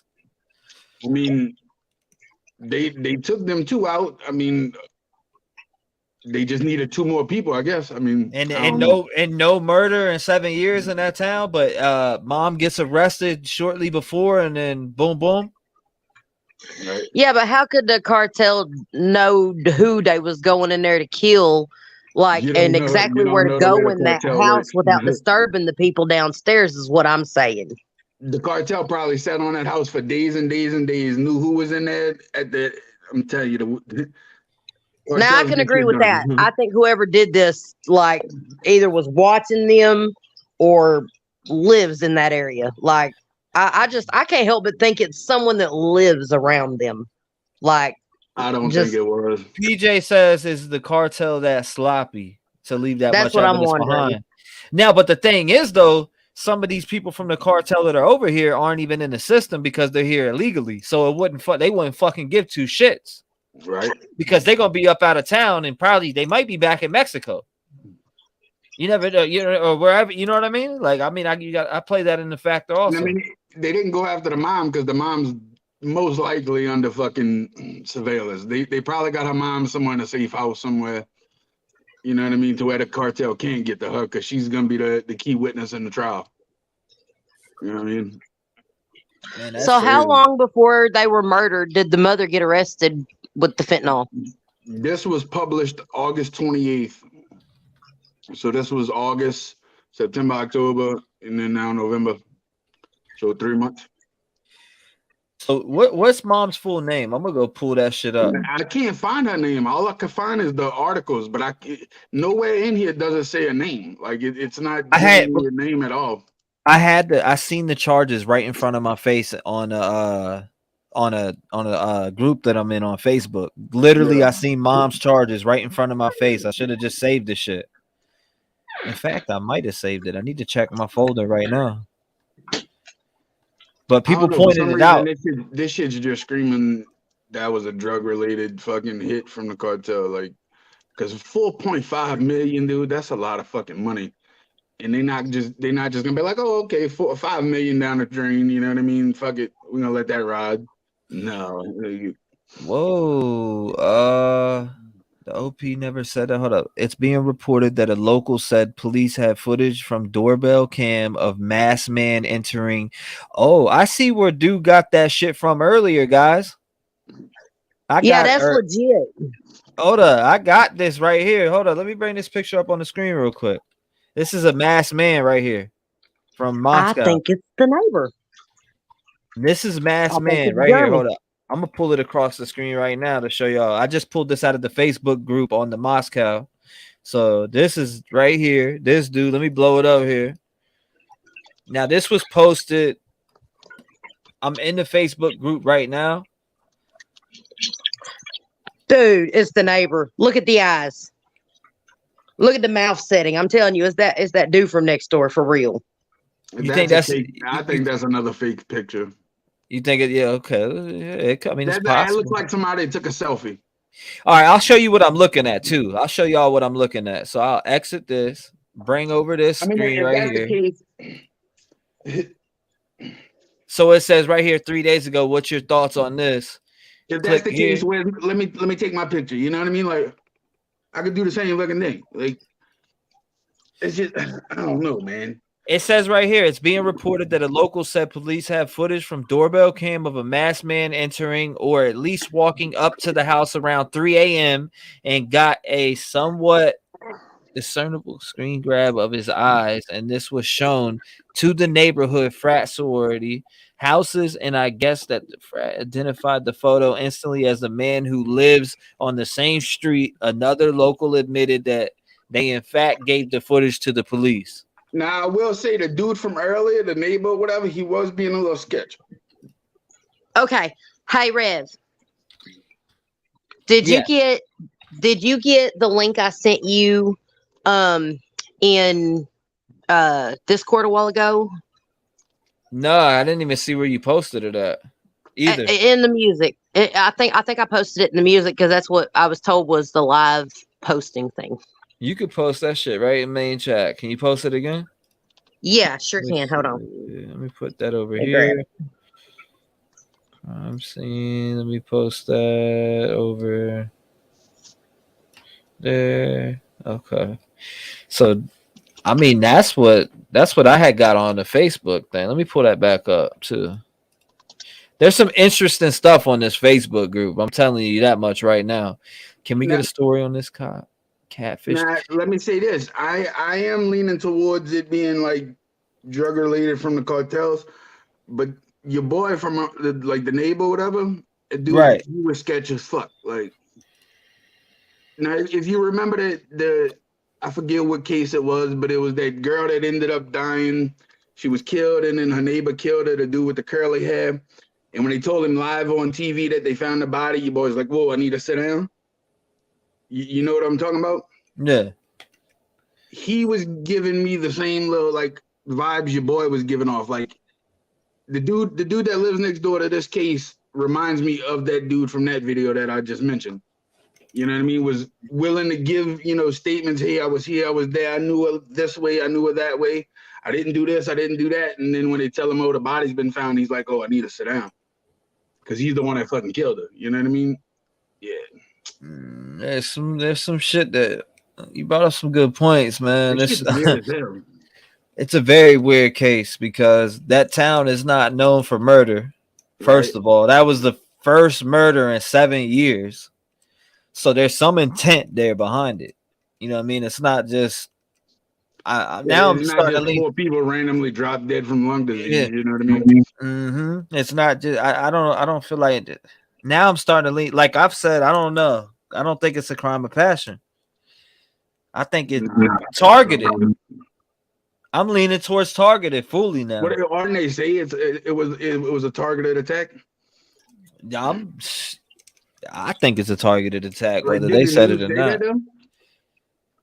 I mean, people have made that their opinion that they think it's a targeted attack. I haven't heard nobody to say definitively that it was, but people have put out that Maddie got like the most stab wounds or whatever. But I don't know how I feel about that. Yeah, but I mean, not only that, but it is a little. I sent you that link again in the main chat. It is a little suspect that before they even moved in, this neighbor has said, "Oh, I found a phone."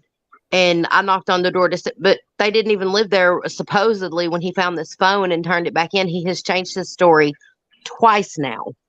Yeah, like I said a minute ago, he did come off a little suspect to me too. I mean, I ain't gonna lie, he just looks like a weird fuck. And then the thing about him, the statement that made me weird about him was on that clip where he goes, "They came, they talked to me, and this and that, but they didn't get my DNA, motherfucker. I'm making you take my DNA." Now you're up on a news shoe in that room if I got to. Yeah, but my thing is you're on a news channel saying that they came and seen you, and now you're on the news channel saying I want them to have my DNA. Why didn't you say that when they were there? Well, I mean, he could have said that while they were there, all they wanted. If his like I told you in the chat earlier, if his DNA is already in the database, they don't need it. They already have it. Yeah, that's true. Not only that, but they could have told him they didn't need it because they 100% know he's not the suspect. Right. You know what I mean? That's the only two reasons I could see them physically turning anyone down that's offering to give their DNA willingly. You know what I mean? Or they know he's a law student, and right at this point, they have no probable cause to ask for his DNA other than he's a neighbor. And that's really just. I mean, because they know he's not the suspect, or, you know what I mean? They already got his DNA, one of the two. I mean, imagine that, though. Imagine that he is, and they didn't grab his DNA. That'd be the dumbest fuck up in law enforcement. I mean, that shit is stupid. Like I said, they caught the DC murder. The dude that did the DC murder. Yeah, exactly. They got that. They swabbed that piece of pizza and got his ass fast. Yep, I watched that on Discovery, and that was back in 2013. Mm-hmm. I remember that shit like it was yesterday. That is not. That is a lot of money. In there, committed murder, and made himself a home and ate pizza like it wasn't nothing. Tied up the kid, tortured him, set them all on fire, and then rode in the dude's car away from the scene. That's crazy.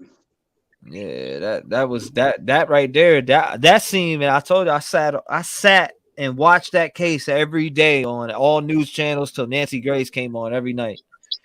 That case was fucked up. Did you see that case? Which one? The one I'm talking about.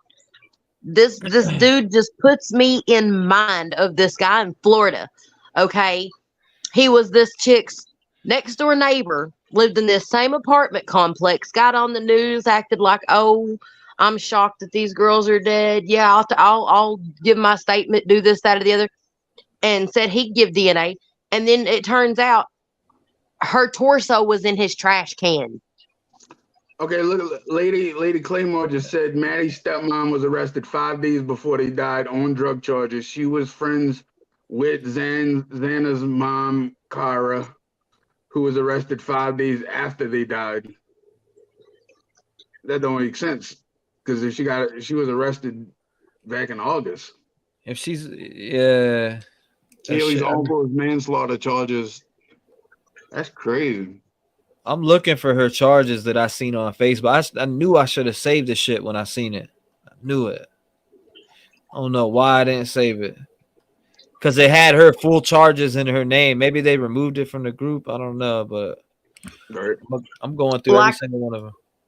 The interview of the neighbor that killed that girl in Florida just a while ago when you put Jeremy's interview up, like that just it all just it's like streamlined the way those two dudes act. Right. I'm telling you, I think it's the neighbor. I really do. I mean, I ain't gonna say it can't be the drug cartel because I mean, you know, you're onto something. You're onto something there. I mean, it's all it's all free to speculate, but I really do. I can't help but think that neighbor's a creepo dude, and I think he did that 5 days before. You know what I'm saying? Like 5 days before, and then now 4 students end up dead, including the daughter. I mean, that should make sense. I mean, it definitely. Yeah, but it's 5 days enough for the cartel. Is 5 days enough time for the cartel to realize that shit has gone down and come in there and watch them and plan out that murder and do all that and then dip out of town?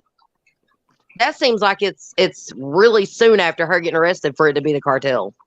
I am the Johnny Show. Thank you. I appreciate the $9.99. He said, who are the roommates connected to and why are they not being investigated? Why would they call and tell the police that they are unconscious? Okay, I know what happened with the unconscious thing.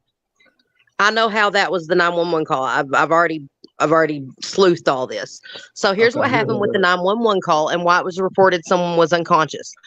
Both the female roommates downstairs. One of them went upstairs and freaked out so bad that she fainted, and the other roommate ran outside in hysterics and was saying that she couldn't get everything out right. But they knew that the other girl was fainted because she was like halfway out the door fainted. You know, they like were trying to help her, and it was bystanders that were passing. You know, that were over there that actually called 911. Plus, the girl upstairs passed out when she was calling 911. Now, here's another thing I was thinking about. Wasn't the girl Xana and her boyfriend in the bed together? Ethan? Yeah, and that's why it was like, do we know? Because they had the blood dripping out of the wall onto the outside fucking foundation, right? Right. That's most that likely, was blood. That's most likely where those two were killed. You know immediately. I think he's taking out Ethan immediately, and then he could deal with the girls. Yeah, because Ethan looked like a pretty big dude. You know what I mean? Yeah, whether he was soft or taller tissue or not, he looked like a pretty big dude. You know what I mean? So I thought they said that Ethan died outside the bedroom, right outside the bedroom door, like he'd come out there, out to see, and was attacked there in the bedroom entryway. I don't know.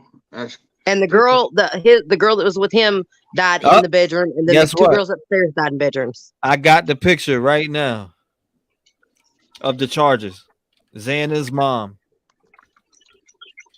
Oh, I found that bitch. Quick. All right, I'm gonna pop it up on screen right now. Boom. Oops, wrong one. Boom. I appreciate the 9 on that, my boy. Thank you. I appreciate that, Johnny Show. Okay, I'm on my phone. So did you add Harsh to your playlist? Because it's a must watch. Which one, Marlena? Because I was in his live earlier too. Right here. Can you guys see it? I'll make it bigger right here. Boom, full screen. This is Xana's mom.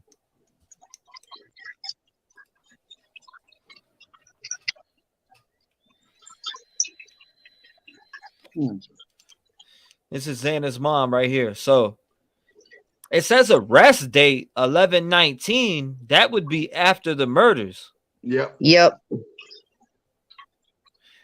is after the murders. Incarceration date 11/20/2022. So maybe I was wrong on what I fucking found. Yeah, but the thing I want to go with here. Hold up. What it says? It said scheduled release date. Nothing. She's still in jail.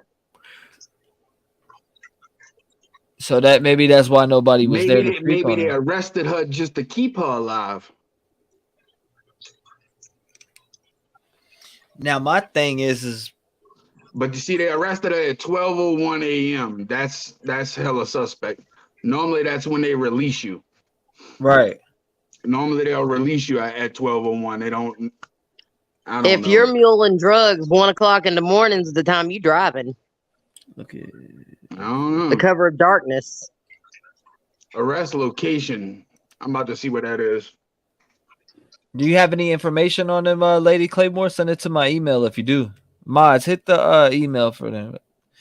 $50,000 bond is not 4.5 million of fentanyl. Matt Pride said. I mean, isn't that two $50,000 bonds, or that? Nah, that's the same shit. Yeah, well, most likely they would run that concurrent, because if you look at the case date, related case, that's the only thing you can find on them. Yeah. Okay. See the warrant of detention That that's kind of weird. Let me see what this popped up immediately when I searched it on Facebook. Yeah. Now there's other ones too. Hold on, let me grab it back again. Boom. So if you look, there's two of them specifically. Apologies if this post, but apparently saying his mom was booked recently for drug charges. There's mixed reports if it was the 19th or the 9th, but nonetheless something to keep an eye on. So it was okay. So this is the other post right here. Oops, let me back out a little bit there. Bring it up a little more right there. So yeah, it's still showing 11:20. So she was arrested on the 19th and booked in on the 20th. Right. Yep.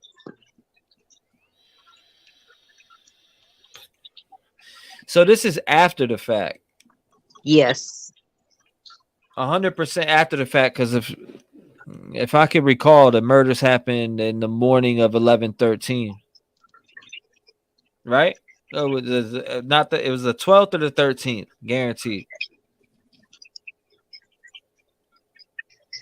So I mean, what's the chances that she got caught with that, said she was gonna snitch him out, and then didn't do that, and then they picked her back up? What's the chances of that? Like, she was like, I'll cooperate with you, and she didn't cooperate. They gave her a couple days, kept an eye on her, and then went and grabbed her. Could have. Because that shit happens. Nah, but if they were going to do it like that, they wouldn't charge her with each one of those individual. Each one of those individual charges is a separate bag of drugs she had. No, it's not. No, I get that, but at the same time, I've seen people be arrested for heroin bundles and all types of stuff and be let out because they promised they were going to give information up, but never did that, never followed through. And then they come back and grab you at a later date. If you don't follow through with what you say you're going to do. So people who snitch are like, okay, well, I'm going to, you know what I mean? Maybe she was already brought to the interview room. It was like, all right, I'll tell on so-and-so, blah, blah, and didn't follow through with it and fumble because of whatever. And they ended up arresting her on this date. Now, do I know that to be true? No, but I've seen that happen with people that I've seen in my life. I've seen that shit happen. I've seen people get arrested and then let out, and that's how we knew they were snitching. Yeah, but here's the thing. They arrested her on the side of the highway. They caught her with them drugs. Okay. Did you arrest location, Highway 53 XN. You see what I'm saying? Yeah, they arrested her on the side of the road. They caught her with that. Yep, I see it. I'm looking at a Google map like picture of the location. I mean, there's a fire station right there. Yeah, they popped her. She had that on her, transporting it. They popped her. They pulled her over and popped her with that on her. And that's why it says warrant of detention the day before she was actually booked, is because they arrested her on the spot. And that was her warrant of detention, was the drugs she had was their probable cause. And that was their arrest warrant. Well, I'm thinking the warrant of detention is something like, maybe she was arrested previously, like at the end of August, like I said. And then she said, I'm going to give you so much information, blah, blah, blah. My rat on so-and-so. The kids were killed. They went pick her up. That's the warrant of detention. You see what I'm saying? A warrant of detention is whenever you are arrested on the spot. The reason you're being arrested, they have evidence right there to detain you and arrest you. Warrant of detention is when there's evidence on hand right there at the time to prove like you got drugs on you or something. That is whenever a warrant of detention is whenever you're being detained and you got something on you that's warrantable for arrest. That comes from a traffic stop, or that comes from a stop and ID thing. That's what that is. So this is what that is not what that is. Warrant of detention, detention warrant, plural, detention warrants, law, a court order authorizing the detention of a person following his or her arrest pending any procedural activities. So that was a court order for her to be picked up. Like I said, she was arrested on something previously, and they wanted her picked up again. A warrant of detention. That's what it says right here. I got you, lady. I mean, it could mean something else in Idaho. You know what I mean? I don't know. Let's see. I'm gonna play this. This is what Marlena sent in. She said it's a must watch. This was put out this morning. I'm pretty sure he talks about how Maddie was stabbed or got like the brutal, or he talks about how Maddie would, got the worst of it. Now I don't know where this came from, but let's listen to it. Let's see what he's talking about. So, how is everyone? I hope you're all well. So, today's video, I will put this out. There is a huge trigger warning. So, if you are easily triggered or you do not like to hear certain things of a graphic nature, then this video perhaps may not be for you, and I cannot stress that enough. But what I will do is just shoot over to dog cam and see where the dog is. Where is he? Hey, Milo. Hello?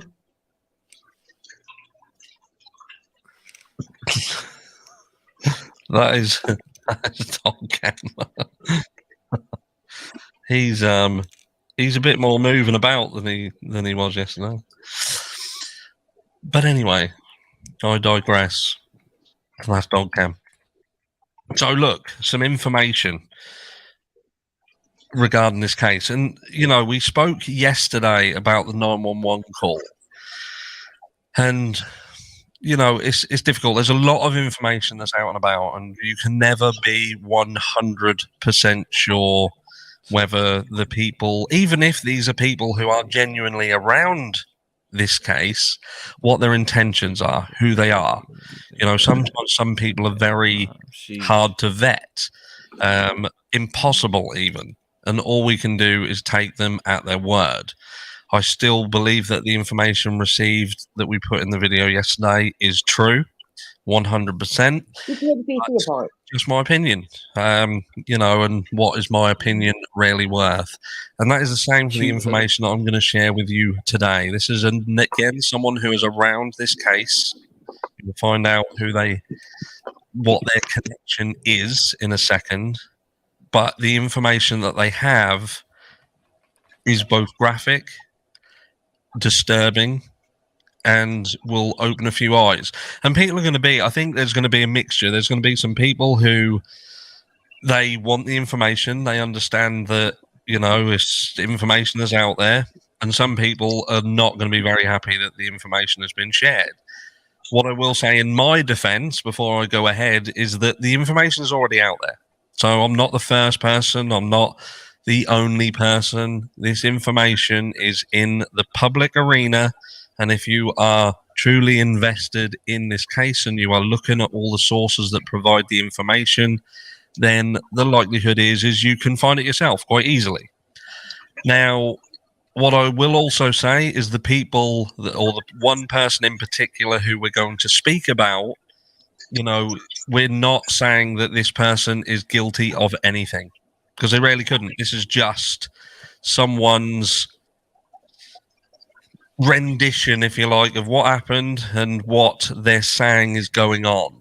But we are not here saying that anybody is guilty of anything, and everybody is innocent until proven otherwise. Exactly. So, without further ado, I'm going to go on to this now. And I will just read it to you. Like yesterday, the easiest thing to do is just simply read it to you word for word. Did you guys read that? Kaylee's dad in the vigil tonight slipped up and said they died in the same bed together, meaning Maddie and Kaylee. It was emotional, so I may have missed that part. Yeah, I think I missed it too. You might have to go back and comb it. This is how the person has come across and what they've said themselves. So, hi everybody. I've been trying to withhold this information for some time. However, I am ready to share it. relation to the case, in May I graduated from U of I and quickly thereafter moved to NC. I have a relative who has been working as a coroner, not the one who spoke publicly, on the case. Additionally, and maybe even more importantly, some of my best friends who are upperclassmen this year were involved in making the 911 call. Why I'm sharing this info? I've been holding on to this info since the day the case broke. I was told by my friends and family not to share this info, but today I hit a breaking point. I haven't been able to pull myself away from this subreddit and have become increasingly frustrated with the amount of misinformation being spread around. Which, do you know what I mean? If you're already heightened in terms of what is going on and your emotions surrounding it, and you can see people that you know being affected by it, you know, put yourself in that person's shoes. If you knew stuff and you saw stuff being put out on social media that you knew not to be true, could you really keep it in yourself? I genuinely think I don't know. So I don't think I could keep that shit to myself. Criticize anybody for doing this. And what I will say once again is, let's just remember this is somebody who you can only vet them to a certain degree. So we take all the information that we have with a grain of salt.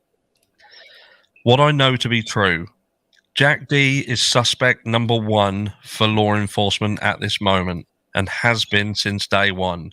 Whoa. The fact that they cleared him is a common tactic used by law enforcement to throw off both the public and the suspect.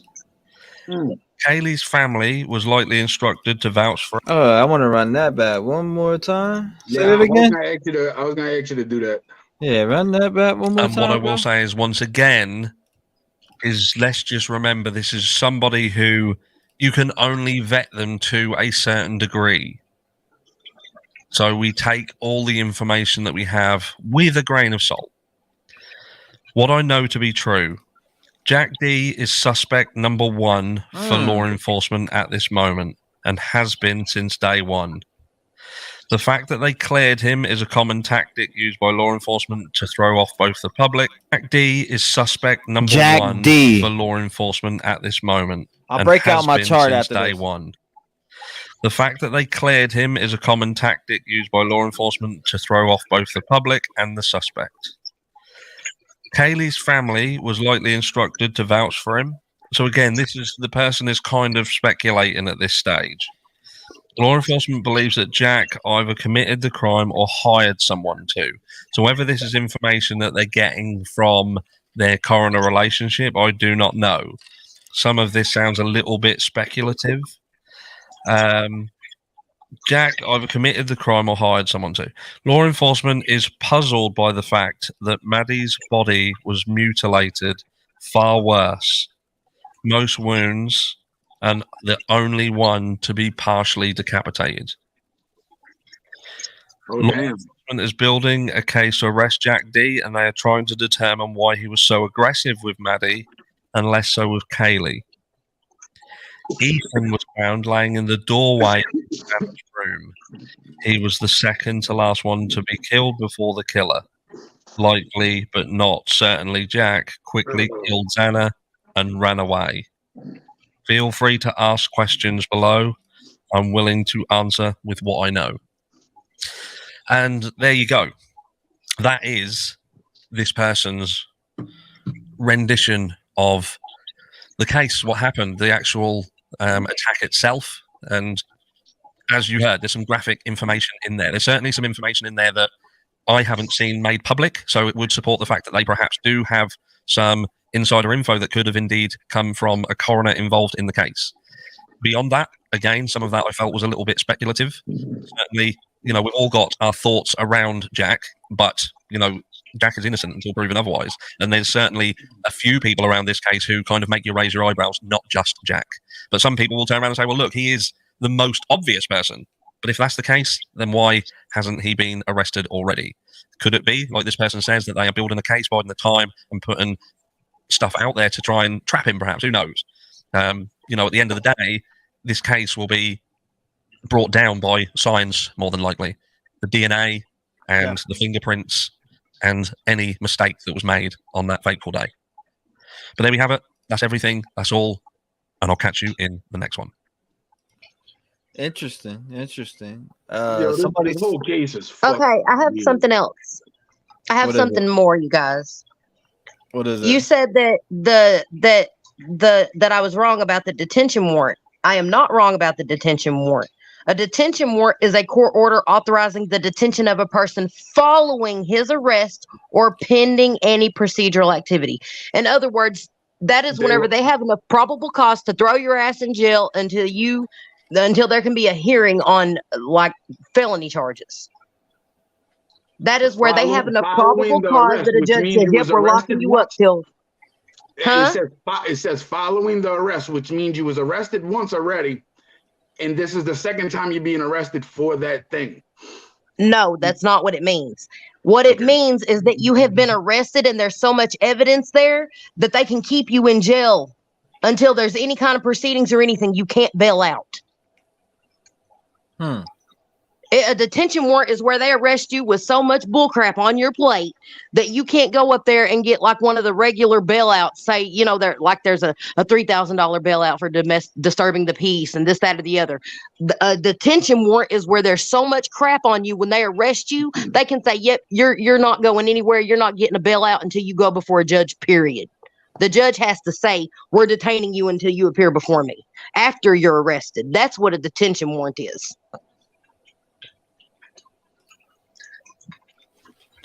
Crazy. So she was served the detention warrant after they arrested her on the spot. I'm telling you, they pulled this woman over. She had a crap load of drugs with her, and they arrested her. Yeah, and then they served the detention warrant, so she couldn't get out on no low bail. That's for felony charges. A detention warrant is.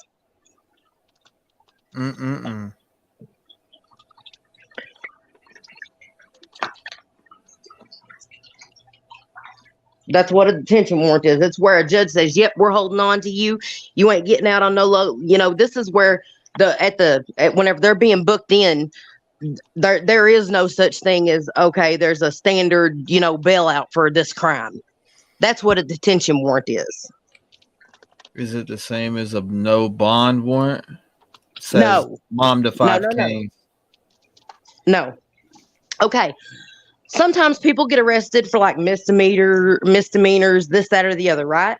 A detention bond is where someone commits an offense that the judge says, or the system says there is no bond set for this level of crime. This person has to go before a judge, and the judge signs and says, until this person goes to court, we're keeping them because there's so much evidence here that they're guilty of this crime. We're not going to let them go on bail before they come before a judge. That's what that is. That's what a detention warrant is. They can also use it for if someone is going into trial or something and is wanting to run from the cops, they can use a detention warrant. But that's on a different level. That's not like an arrest detention warrant. She got arrested and served a detention warrant. And in this case, a detention warrant is, in fact, that means that you are not going to get out on a simple bond. There ain't going to be no you going up there and getting out on bail in an hour. No, it's not the same as a no bail warrant. A no bond warrant is a warrant is when they issue a warrant for your arrest. That's different. This is after they have caught you in your act of your crime. And the judge says, nope, you can't get out on bail until you go before a judge. A no bond warrant is where they say, okay, we've already got all this evidence and we're going to arrest this person. And they're not going to get out on bond even if they go before a judge. Right. Hold on. Let me see. What did Brian, you said, Denise Cardinal, court record, age 43, gender female, race white, record details. Let's see, date of birth, it won't say. Case number CR 2822. With the other numbers missing. The case status open, disposition active. Disposition date November 21st, 2022. Reporting agency Coutune. What the hell is that? Coutune County Courthouse, 324 West Garden Avenue. Phone number there, court events, related records. All right, let's see. So this is after the fact on the 21st. I don't know what to think about that. I think Jack was mad at Maddie because Kaylee wanted her and not him. Huh. It was clean. It was too clean. Sloppy would be blood tracks, some kind of footprint, bloody handprint. What does this have to do with the case? Let's see. Kaylee's dad and I quote, and in the end, they died together in the same room, in the same bed, 30 minutes into the Vigil video. That's interesting, Madison. Thank you.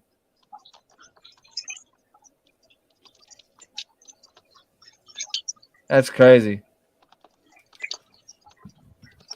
Let's see.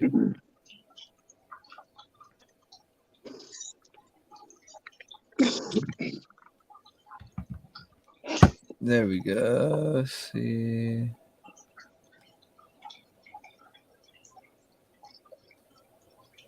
It was too clean and sloppy. All right, I read that. We have another. Yeah, homie's tripping. That dude's been a hater of mine for probably the last 5 years. What else we got? Let's see. Let me pull up this video real quick. Maybe we're together and someone got jealous, or maybe they were together and someone got jealous, which could be very true. I mean, like I said, I hope to God that this isn't somewhere these fucking cartel track these fucking kids down and kill them. You know what I mean? Especially 3 kids that had nothing to do with the shit. You know what I mean? Very possible. Honestly, either way, all Jack, those kids, everyone in that house had some person. Either, I'm telling y'all, this was either a serial killer or this is somebody that's gonna kill again. This is somebody that had like rage on all 4 of them, that either thought there was something going on, lived nearby. I'm telling you, this is the way these kids were killed, this is someone on rage. I'm gonna pull out this Jack. Rage. Let's pull out the Jack profiles real quick because I thought it was interesting. Where is it at? I have it right here. Where we at? Jack, where you at, Jack? All 3 Jack profiles right here. All right, so this is it right here. Jack profile, boom, boom. I got it from Gizella K. So right here we got Jack. This is all the Jacks right here. Jack 1, Jack 2, Jack 3. Now, which one's Jack D again? There's Jack. All right, Jack D's got to be number 1. Kaylee's childhood friend, dated for several years, recently decided on an admissible split, shared a labradoodle.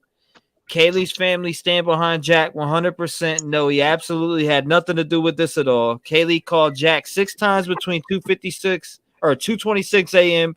and 2:52 a.m.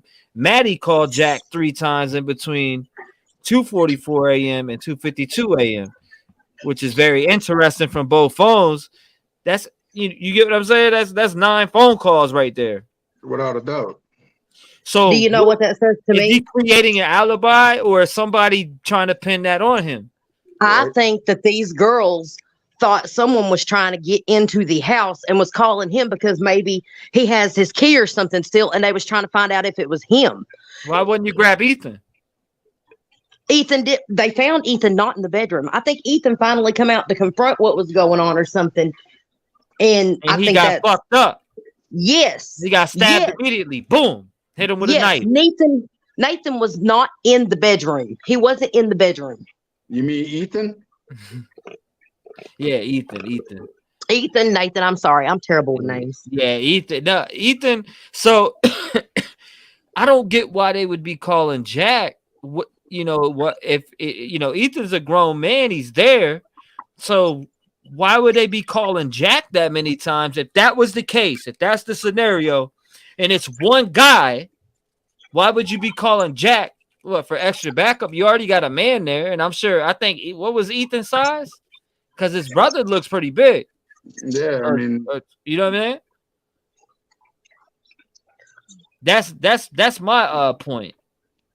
This whole case is weird as fuck, though. Like, but I mean, they said it was completely normal. When you go down and read, it says, "Oh, Kaylee's sister said the number of calls was not unusual, but why from both phones, Maddie and Kaylee's phone? They call one 6 times and the other 3 times, and it all ends at 2:52 a.m., which suggests to me that the murder had to happen between that time." Right. Better question: why wouldn't you call 911? Maybe they y'all for real. Somebody breaking my house. I'm calling 911 to come pick up the body afterwards. If you're okay, so another reason is is marijuana legal in Idaho? I don't know. You know, because they could have had some drugs. They could have had ecstasy or anything in their possession, and I'm not calling the police if I got drugs in my possession. Yeah. You get what I'm saying? I'm not saying it's a drug-related crime, but I'm saying if they are, you know, they're young and they're in college. What do you do when you're in college? You get high, you experiment with shit at parties, and you ain't gonna call the police if you got drugs at the crib. If you got a bong in your bedroom, you're gonna call the ex-boyfriend for support before you call the police. I can see that. So they're saying, all right. So Madison says yes, it is illegal. So drugs are weed. Weed ain't a drug in my opinion, but weed is illegal in Idaho. So that would tell me, yeah, that's why you're not gonna call the police. You're gonna call somebody else for help instead of the police, because you got illegal things there and don't want to go to jail. You're not thinking somebody's gonna come in and stab everybody. You know what I mean? Not only that, but I'm sure they have already done a GPS on boyfriend's phone, and if they were calling him, his phone is not going to ping at the location of that house. Right. I don't think it's Jack. I think it's the creepy neighbor. That video I sent you is of the dude. It's his interview that killed that girl in Florida and was all up in the news interviews. And I'm telling you, the next door neighbor acts just like the dude that killed the girl that was his next door neighbor and went on the news and was all like, "Oh, I'm so shocked they're dead." That's the case that I was telling you about, where they found 2011. He was like, "I need to sit down." Stephen McDaniel. Yes. Click that. It shows his interview in that. That's the case I was just telling you about when she left earlier. That was brought to my attention by Livy, I think 3 days ago. Like, pull up Steve McDaniel. It's very, very, very like just like this case. Now, I mean, I've seen that with the killer. I mean, I literally had a search party with a killer. I literally shook a killer's hand while I'm searching for his daughter, his stepdaughter. He just married the mom. His stepdaughter was Jessica Paget. This was in Northampton, Pennsylvania. I literally shook this dude's hand and he was crying in front of me. I literally stood right by this motherfucker and shook my hand with this dude. So, I mean, this killer was in the search party while the body was at the crib and he was taping himself doing sexual things to her body. Ew. Yeah, Jessica Paget. Look up the case. Shit's crazy. Oh. Jessica Paget, bro. I literally was at that search party and helped search until they found him. Now they tracked him down with CCTV. Wow, T-REV, so you've had a brush with the killer too. Yeah, I shook that motherfucker's hand. His name's Gregory R. Graff. Look him up. I swear to God, I was at that. I literally lived 2 streets from the Dollar General where he dumped their car at. Yeah, Smick. The serial killer Robert Eugene Brashears. I know his daughter personally. I grew up with her. Went to go spend the night at her house. Okay, I've been on a panel with you one time when you were talking about it before. Yeah, and I'm telling you, that dude. That's the reason I just can't help it. The look, like I'm 100 team Jeremy. He did it. Now this is he was acting hella sus. I can't deny that, but I mean, I don't know. Like, and then him going on, like T-REV said, him going on live air and being like, "Oh, I'll give him my DNA willingly." Dude, why ain't you already spit in a cup and throwed it at him? Mm-hmm. That's For what real. I'm saying, though. He said the cops were there earlier, but then he goes up on Ashley Banfield later and says, "I want to give my DNA to clear my name." Why didn't you just make sure they had that? Exactly. Why didn't you spit on their shoes or something? I'm telling you, cops come asking me about some kind of murder, they're leaving with my DNA to prove it wasn't me before they go. Period. I'm getting cleaned off the slate. There ain't going to be no interviews, no nothing like that. It's going to be Regina Wright cleared as suspect. Like I said, I'd be following their ass to the police station. They're taking my shit. You got a kid in the car? Oh, you don't? Okay, I'm following you down there right now. Let's go. But like Isaac said, also he could already be in the system. Now, what is his last name? We got his last name. We could literally do a background search right now. His name's Jeremy Reagan. We could literally look it up. All right, so if you commit a crime, now they pass the law. They get your DNA. If you are charged with a felony, you don't have to be convicted of it. If you're charged with it, they will take a DNA sample at the jail when you're being processed. I know from experience. Yep, I got my DNA taken. I've never had my DNA taken. My DNA is in the system. My fingerprints are all through the system. I mean, my DNA. My fingerprints is in the system. I was charged with a felony. Jeremy Reagan. Let me get you. Yeah, let me get you the right one too. Jeremy. We'll watch this video right here. The one that you're talking about. Hold up, Jeremy Reagan. It's Reagan. All right. Jeremy Reagan. Reckless speculation wreaks havoc on life of Idaho resident. Yeah, all right. Let me pull up this thing so you get the right name. And y'all gotta think, how many people is like that dude, because he was sus before this went down? Like nobody, like everybody got a bad vibe off him, or there wouldn't be all these people in the neighborhood going, "Look that way." Until she died. Wow, nah, I didn't see Shelby Love and John Tucker. Nah, I didn't see about that, Crystal. I sure didn't. Depends on the state, I think, Carmen says. I think the killer planned this for a while. The girls were on his radar because they didn't give him the attention he wanted, maybe dissed him. His window was closing with Kaylee going to Texas. Interesting. Yeah, that's another aspect that I wasn't really thinking about. Yeah, there's a lot of there's so many ways we can go with this. When we get as more information comes, I'm sure there's going to be other angles. There already is. He referenced to the pic he claimed Photoshop was stagnant account years ago, so he admit it. His face is in this pic. He may have an alternate identity, Keister Bunny says. Yeah. Becky, very possible. Jack called Jack, left his phone at home for his alibi. That's what I was thinking. That Becky Roberts, that's what I was thinking in that scenario. Allegedly, and everything that you hear us talk about up on this panel is allegedly, and ain't nobody getting sued because everything is allegedly. That is a good point, Becky. It is. That is a good point. And that's what I thought initially. And I said that on one of my streams. I'm like, well, if that's the case, he's creating his own alibi by calling. Especially if you just body 4 people. So I mean, they got home at 1:56. They they called Jack 9 times, 6 times from Kaylee's phone, 3 times from Madison's phone. Make it make sense. I don't care. That's a lot of times to be 3 a.m, damn near. Yeah, but a drunk girlfriend and her best friends, she's drunk. She's call Jack, yo. Call Jack, girl. Call. Yeah, I can see it. I can see it. I can see that. We've been drunk as fuck. Like, yo, call Chris. Remember that one time? Call Chris. Yeah. I mean, I know that situation too. I definitely know that situation too. And they were pretty I'm drunk. looking at some shit. I'm looking at some shit on Reddit, and there's a lot of fucking people that are linking old boy to that fucking Stephen McDaniels dude. Yeah, it's all over the place. I mean, Yeah. I've seen several people mention it. The first person to bring it to my attention was Livy, and they talk about that. They've been talking about that shit for days now.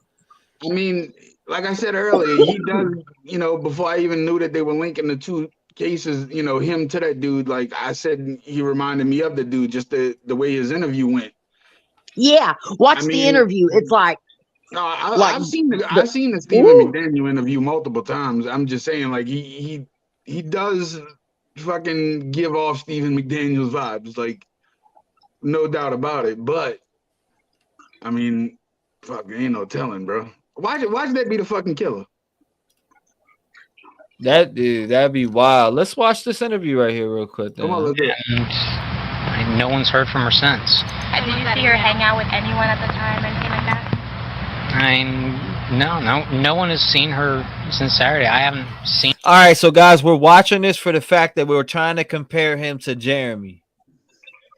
The one thing I did notice about Jeremy is he will not look into the camera to save his life. Like when he was on that interview on Banfield, he was like this. Yeah, the way my eyes are. Yep. Or just looking. It wasn't like directly at the camera. You always hear outside, but it's people walking by pretty much. And she just recently graduated from Mercer? Yeah, she and I were both JD students. We graduated back in May. What kind of person was she? I mean, what did you see? I mean, she's as nice as can be. I mean, very personable, very much a people person. Do you know any enemies she might have had, somebody that might want to hurt her? No, we don't know where she is. I mean, the only thing we can think is that maybe she went out running and someone snatched her. Because we went over. One of her friends had a key. We went inside and tried to see if there was anything amiss, but she had a door jamb that was sitting right by it, so there was no sign that anyone broke in. The door was locked when everyone got here. We just don't know where she is. What about in the parking lot area? I know they've been doing a lot of. I think that's where they have recovered the body or whatever they recovered from there. Body. Had you seen anything there? Had you seen anything there? I mean, we don't know if this is the same person. You know what I mean? Like, they took out bodies earlier. We don't know if it's the same person or not. So that's how we're trying to ask people if they know who lived there. Are you okay, sir? I think I need to sit down. Okay. He just found out whenever she said they took a body out of here, he had her torso in his trash. Yeah, I know. That's why he ghosted. He's like, I need to sit down. Yeah. So there's more in this video? Is that? I'm confused. No, that's it. That's a whole interview. But you see how he's acting? No one had seen her since Saturday because we all just, there's not a whole lot of interaction unless we're doing classes. Right. And she was doing the online version of it. You all studied together, though? We were in, there's two different people, there's two companies that provide it. Kaplan provides it and Barbary provides it. I signed up with Barbary and I've been doing the lectures that they have in the mornings. She was doing Gregory. Kaplan online, so I hardly ever saw her. I would see her go out running, but what time would you go out running? I don't even know when. At night or morning? I saw her midday a couple weeks ago. That was the last time I saw her, was coming back from the bar prep on the main campus because we got moved over there for a week or two. But she normally would run. That was she ran all the time. She had a group that she would go running with. I don't know anyone that would want to hurt her. She was as nice a person as there is.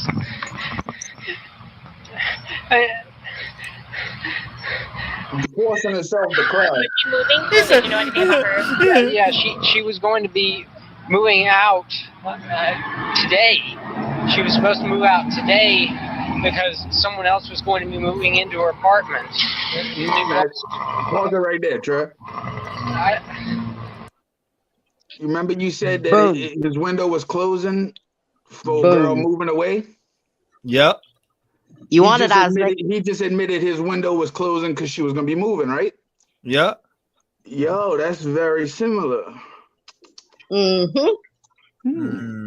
no. With the window closing on her moving to Texas? Hell yeah. Yeah. Hell yeah. Old boy just admitted that she was gonna be moving, so he basically killed her before she could move. Yo, that's fucking weird, yo. It is weird, bro. Like, it is weird. Yeah, I mean, Mac Price said crocodile tears. Yo, he's definitely forcing himself to cry. We're gonna you got the Amber Heard tears. Yeah, like he said, yeah, he did all that weird shit, bro. I think I have seen that guy. What we're doing, guys, if you just came in, guys, make sure you hit the like button, make sure you subscribe up. But what we're watching right now is the comparison of him and Jeremy. Look, Maggie K says Stephen McDaniel was a law major too, just like Jeremy. Yep. For real though? That's crazy. MK Ultra. Oh my God! Block his ass.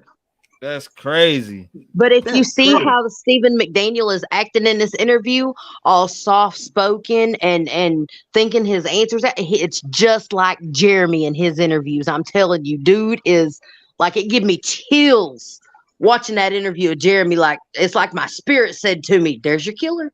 Before we finish the rest of this interview, guys, what do you think about this and Jeremy? Him and Jeremy. Now, everything that's said on this channel is allegedly.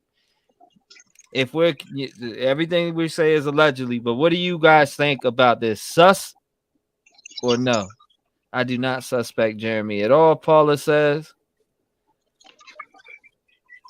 I think he might have something to do with it. I can't lie. We are going to find out. They are related. Christy said, said, as much as I want to lean towards it being something to do with the cartel and shit, like I want to say that's a good angle too, though. I want to say I'm 50-50 with it, bro. Honestly, I mean, no, but you know what the cartel thing that could be right too is that mom could have dipped off with all the supply, and it still had been a target before even getting arrested. True, but now that I'm thinking about this fucking dude and how similar their fucking personalities are, bro, that's just a little too striking to just overlook it and say, yeah, that's nothing to look at. You know what I mean? Like. A lot of people say they don't think no. The FBI will find out. I don't think Jeremy did, but I accept it as possible. No, sus. I don't know, man. Who this from? This just started following true crime. My bad. Who's this from? Stephen McDaniel. Back in June 30th, 2011, he killed his neighbor. Was Lauren Giddens, I think her name was. Yeah, waited for her to come out of her apartment. Waited for her to come out of her apartment with laundry, snatched her. They lived right across the hall from each other in their apartment complex, like the outside entryway. They lived right across from each other upstairs, and he snatched her when she went to go do laundry and drug her into bedroom and murdered her. And they found her torso in his trash right after this interview and right before the second one. Man, I say yesterday Jeremy's my top suspect, and then now I'm watching this, and then listen, his face is on all these interviews, and I mean, we could go back. Like, I got the interview compilation of every interview he's done besides that Banfield one put into that one, so we could go back and watch those right after. Yeah, I was gonna say after we're done with this, let's go watch some of his other interviews, because I got a compilation one with all three major interviews that he's done. So I'll play that one right after this. Do you know if she was like, where's she from? Is she from Maryland? Yeah, she's from up in Maryland. Can I just put this on you so we can hear you? Is that all right? Okay. I'm so sorry. And you can just hold on for that. Thank you. Yeah, she's from Maryland. Yeah, I mean, she was from up in Maryland. I mean, all her family was there, as far as I know. I mean, right, Crystal? What's going on in your mind right now? Like, what are you thinking? Why would anyone? You about to go to jail, bitch? That's what you thinking. Exactly. No. I just heard something. Maybe I could have filmed it. What the fuck? Bro, come on, Amber Heard. Do you want to sit down For first? real. Get something to drink? Do you know if a bunch of her friends are getting And now starring as Stephen McDaniel. That's how I thought that she Amber Heard. a bunch of her friends came over yesterday night around midnight, and they hadn't seen her since Saturday, so they were trying to find out where she was. They were knocking on neighbors' doors and stuff? They went and they had a key to her apartment, and they checked around, didn't see anything out of place. It was locked when everyone got there. That was midnight? Yeah, around midnight. How did he know it was locked? We went over to law school, see if... Well, supposedly, from what I read in the comments, I don't know if this is true because I didn't see much about this case at all. Actually, I haven't seen this case until y'all brought it up to me. They're saying that he stole the key and got into her shit and killed her. That's what was said in the comments just before. Correct me if I'm wrong, he got guys. her key. He got her key after he killed her, and how they linked her specifically to his apartment was one of her little app cards. She was under a box in his bedroom. Like, I have studied this case in depth. He got her house key after he snatched her. Amber Turd. I mean, Amber Turd, he's definitely acting like Amber Turd right now. Yes, he stole it. Excuse me. Yes, he stole a key. I still can't believe they never locked their sliding doors. I lock doors when I get home. Died. That's crazy. Maybe she was over in the library studying or something. We're going to watch Jeremy's interviews. The study rooms on the 3rd floor, and there was no one there. And we came back, we looked around, and just tried to find anything to figure out where she was. She doesn't have any family in Georgia? I don't know. As far as I know, all of her family is in Maryland. Have you met her family before? There was one time that I met them. They came down first year. She had a little dog, a little brown dog, that she would exercise out in front of the law school, and it got hit as she was coming across the road. I heard the car hit it and ran out, and she was there crying, and thankfully there was someone who came along who knew a vet or something, and they helped that, and her family came down I think a couple weeks after that or something. I met them just briefly, but we've been trying to figure out. She has a boyfriend up in Atlanta, but someone called him, and he hadn't heard from her. Thank you, Jennifer. No one could figure out where she was. Who was the last person to be with her? You said that somebody had seen her on Saturday? Yeah, she went over to a couple friends' house, Garen Mueller and Joe Cairns. They live over on Walnut, and they said that she was over there in the morning, and then that was the last time that anyone we've been able to find out from had seen her. She hadn't mentioned. He knew that exact location a little too well. Right, exactly. Joe, he got onto her computer last night to see if she had sent anything. She'd sent an email out to some people that afternoon talking about like going out to eat or something. Look at them fakes here. And the last thing that there was an email that she sent out after 10 that night where she sent to, I think it was someone in Atlanta, a friend of hers in Atlanta, and she said that she was afraid in her apartment that she thought someone had tried to break in on Thursday night. It was you, bitch. She was afraid to stay in there. But he's telling the story. Yeah. Where did you hear that from? From Joe? He pulled it up and we read it off the screen. She has a girlfriend in Atlanta? This dude, I can't remember his name, but And you hadn't heard anything on Thursday night? No. She never came to you to tell you anything? No, if she had, I could have done something. I could. Thank you, Keister. I got it. I've got a little handgun that I have for defense, and Yeah, I mean, something. This I mean, dude's if a she was fucking afraid in her freak, bro. apartment, then, I mean, get her out of there. Is that her break in on Thursday? That's what she said in the email. She thought that someone had tried to break into her apartment. She said, like, Macon hoodlums tried to break into my apartment on Thursday night. Oh, sure. Blame it on the hoodlums. Stop the cap. No, I think that's the detective's car, Detective Patterson. This No, dude's full of it was shit. here earlier, and they towed it. I mean, it'd been there for days, and then they towed it to, I guess, look through, see if there was. Yeah. How did you find out that something was wrong with the police here? Was it like when you walked up a little while ago, or? No, it's that type of motherfucker the reason ladies need to ride around with one in the head, ready to go. They Straight looked up. around. They didn't see anything. I mean, they went in. We Fucking looked weirdo, around the dude. place. No sign of a struggle. No sign that anyone had broken in. Just nothing. Just she was gone. I mean, all of her stuff was there. Her ID was there. Her wallet. Damn, was you know there, a lot, man. But she was just gone.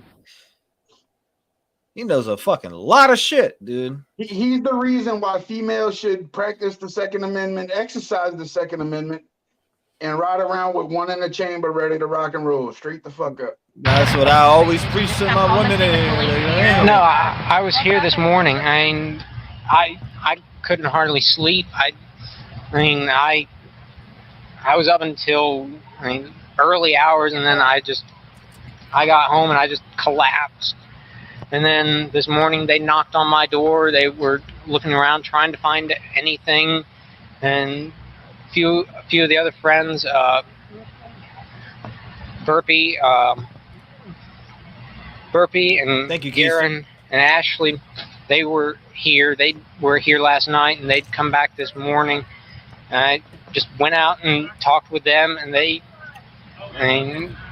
they moved us all over the side, and they bussed us all down to the department and kept us there until I got back just a little while ago. And, yeah, they took statements trying to find out if anyone had seen anything, if anyone had heard anything, when the last time anyone saw it was. Maggie, you keep your gun too far away from you. Ride with it in your lap, sweetheart, please. That they found. Are you holding out any hope right now? I hope, but if they found it on the property somewhere.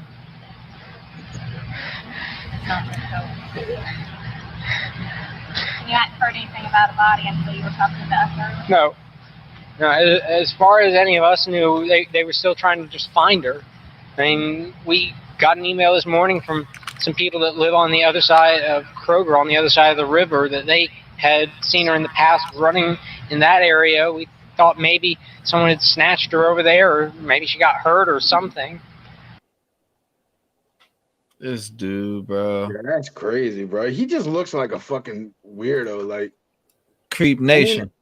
I mean, at first glance, I would never take him for somebody that'd be able to kill somebody, but maybe like be a peeping Tom or something.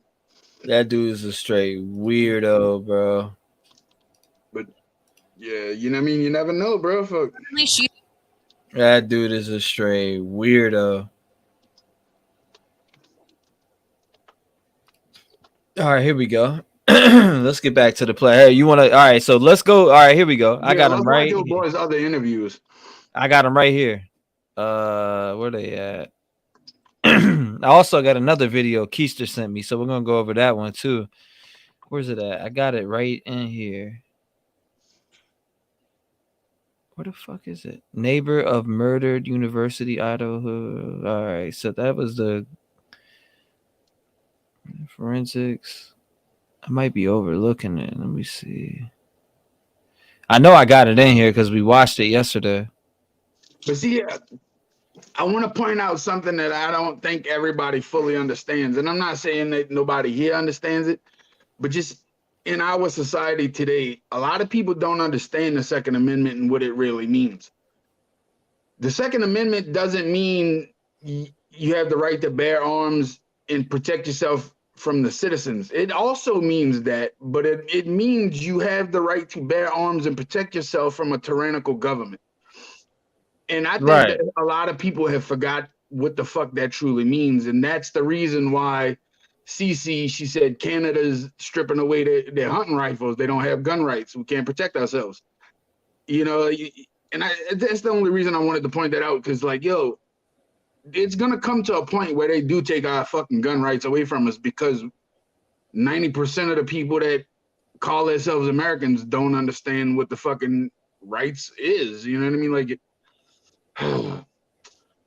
that sucks, CC. I'm sorry to hear that. Justin Trudeau's a bitch from what I hear, huh? Ain't he like young as hell? Hold up, what did they delete the video? They might have. Because I'm not seeing the hold up, bro. Let me do this real quick. And I mean, they're gonna end up taking our guns, like I said, you know, Maggie, because a lot of people don't understand what the fuck that truly means. They think we just meaning, oh, we're gonna protect ourselves from our neighbor. I mean, it means that too, but it's basically aimed towards the government, and that's exactly what the fuck they are, a tyrannical government. Bro, I think they deleted that. They might have, bro. They've been doing some weird shit. All right, so hold up. Bullshit. Oh shit, they got, bro, this dude is everywhere. Fox News, fucking in front. Oh my gosh. Idaho murders neighbor. Jeremy speaks to several media outlets. Now, this is a 10-minute video. Let me see. Reckless speculation. Hold up. Idaho, Jeremy Reagan, all interviews. There's a compilation with all interviews. They deleted that video because it disappeared out of my list. It wouldn't disappear out of my list if they didn't delete it. Yeah, nah, that's the only. I mean, if you had it saved, that's the only reason it would disappear.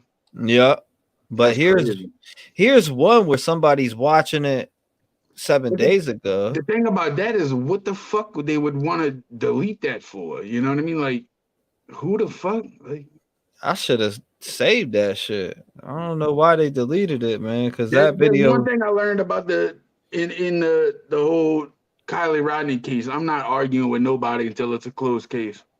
Exactly. I'm not arguing with a fucking soul until it's a closed case. That's what I'm saying. You really can't. You know what I mean? You got to have an open mind to everything. CC said, come protect me. You in Canada? It's a little too cold up there. Come down here and you might be protected. I can't find it, bro. Like, I literally can't find the video. And he said the compilation of your boy's interviews, Jeremy's interviews, was deleted. Did he say it? Yeah, they're deleted. That's some crazy shit. I swear to delete it 100%. I'm looking through my list right now. We watched it on this channel yesterday. We watched it. So it's on my last live, but I would have to go back and literally. Yeah. Oh, Nate, hold on. Never mind. Hold up. I got it right here. Let's get it. I don't know how it got hidden. Here we go.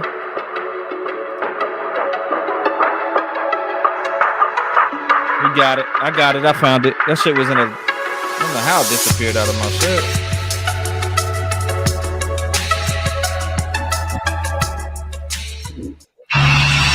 All of a sudden this happened. The unthinkable. 4 students found dead on Sunday right next to the University of Idaho. Neighbors are still in shock, now taking new measures to protect themselves. Easy. Thank you. Now carry a weapon on me. I used to do that before I moved up to Moscow. Moved to Moscow, thought it was super safe, stopped. And then this happened. And so at least if and until they find who did it, I'm going to continue carrying a weapon on me again. Police searched the area inside and outside 1122 Queen Road on Monday. Law enforcement is still looking for evidence and a suspect. Releasing little information has those in the area asking questions. We got until we have the details of sort of what caused the police to think it was a homicide, then I'm still not entirely sure about it. Really small town. What kind of fucking statement is that? Okay, let me point something else out, right? And I don't know how far we into the first interview or whatever, but yo, just this little bit of time, what's to say they didn't edit his footage to make him look like the same? Right. Because the media does weird shit. Oh yeah, the media is known to do Now, weird shit. I'm not saying they did that on purpose or intentionally, but what's to say if they didn't do that intentionally? Did you hear that statement though? Did you hear what he just said? What? Listen to it one more time. Watch this.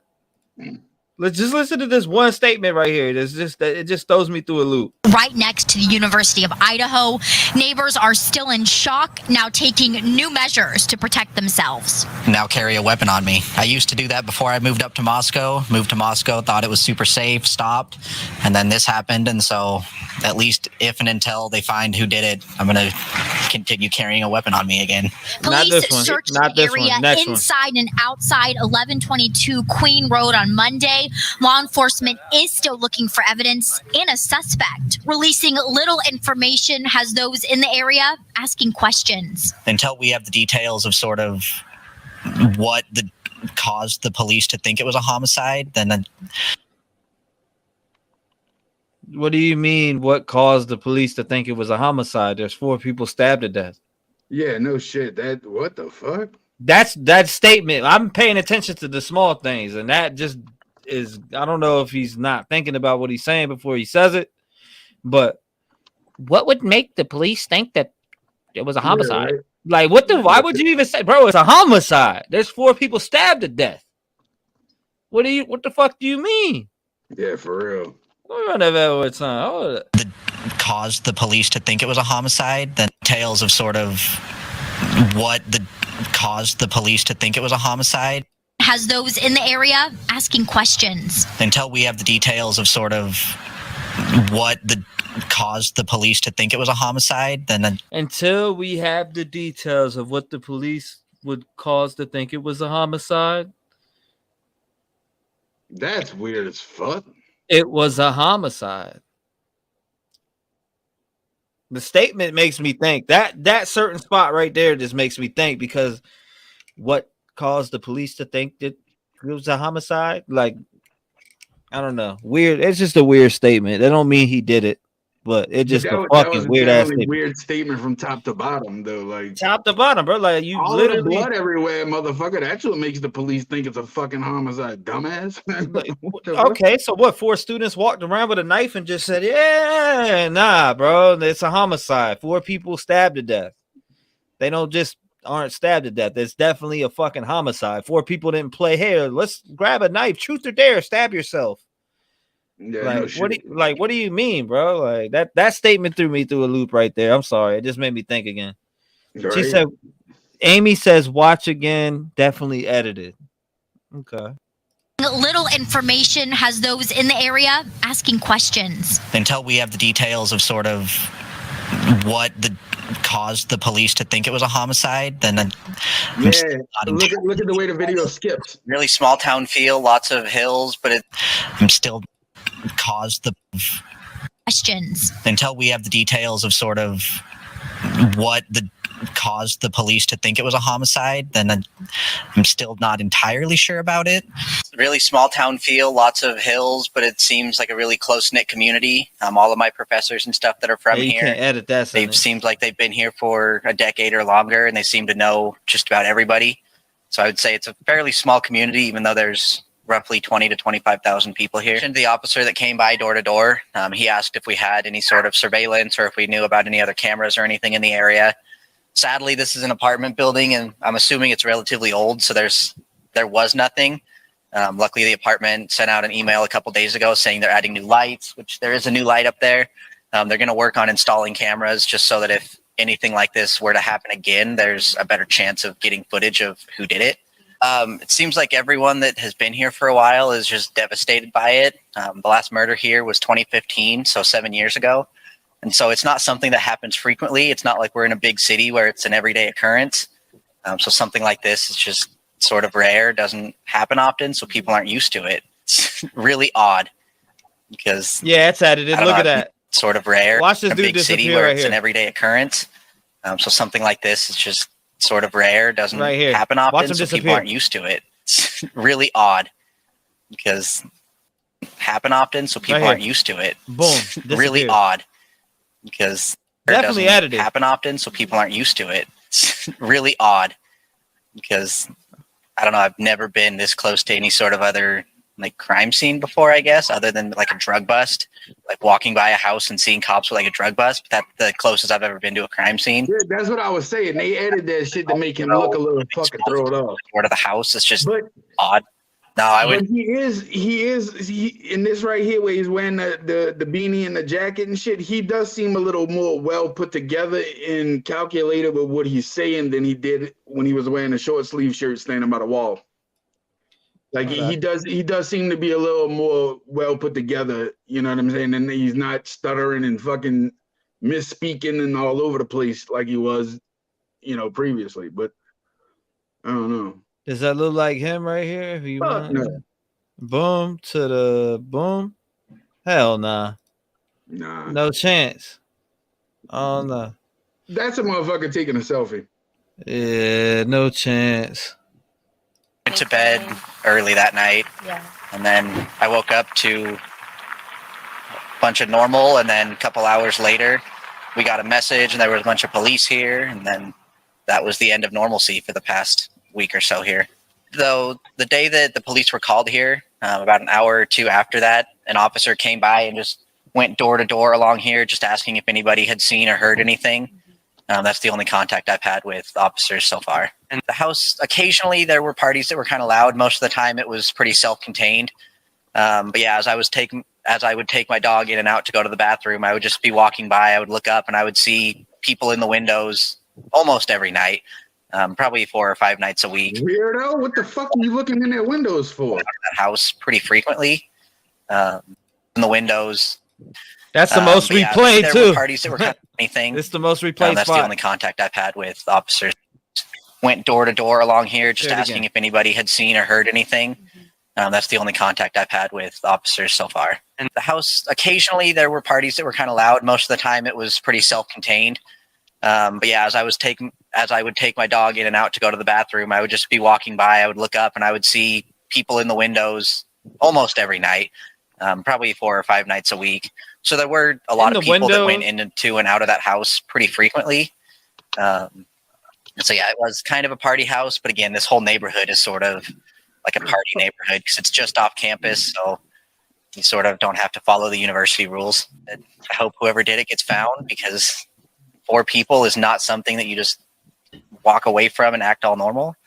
And so whether or not the cops think there's a danger, I disagree. I think there is a danger because 4 people, that person's dangerous. So I hope he's caught, preferably before I get back from break.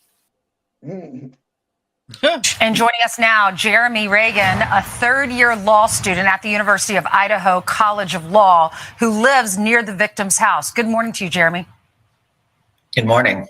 Explain what you're seeing when you're driving through the neighborhood, what's going on, and what do you know about got that the people Tory who live Lane's there? receding hairline. Personally know any of the people that lived at that house. I had seen them going in and out of their house a couple of times as I would take my dog out to go to the bathroom. And ever since this incident happened, I used to see people out in the field across from the apartment complex just playing with their dogs. But then after this happened, it seems kind of like a ghost town. The only people I really see are police and media. So it's just really strange that everyone in that neighborhood is sort of left for Thanksgiving early, or just left for the rest of the semester, or whatever their plans were. It's just odd to see that it's only police and media in there around there at this point. Right. Jeremy, the police are obviously there. Have police or investigators gone around the neighborhood and knocked on the doors and said, hey, did you see anything? What do you remember? Do you have any video? Stuff like that? Hold up. Did he just say it was creepy to see police and media? Wouldn't you feel safer? Yeah, for real. Let me hear that again. Have police or investigators? Only police and media in there semester, or whatever their plans were. It's just odd to see that it's only police and media in there around there at this point. Right. Jeremy, the police are obviously there. Have police or investigators gone around the neighborhood and knocked on the doors and said, hey, did you see anything? What do you remember? Do you have any video? Stuff like that? Yeah, so around noon on the Sunday that it happened, we all got the vandal alert to sort of stay sheltered in place. And then about an hour or two after that, an officer came by and went door to door along the front row of apartments, at least where I live, and just asked if we had any footage or if we had seen anything the night before, if we had heard anything. And that's the only contact I've had so far, was just that one time that the officer came by. How would you characterize what's around you? It looks like a very wooded area. Are there a lot of deep woods around you where you could see people going in and out without being seen? For the most part. So what you can see is behind the house, there's that little wooded hill there. For the most part, it's houses and apartments, other than that little area right there. Yeah. Jeremy, but yeah, just Moscow generally. Oops, sorry. How scared are you and your neighbors? I mean, this person who did this is still in the loose. I definitely don't feel comfortable.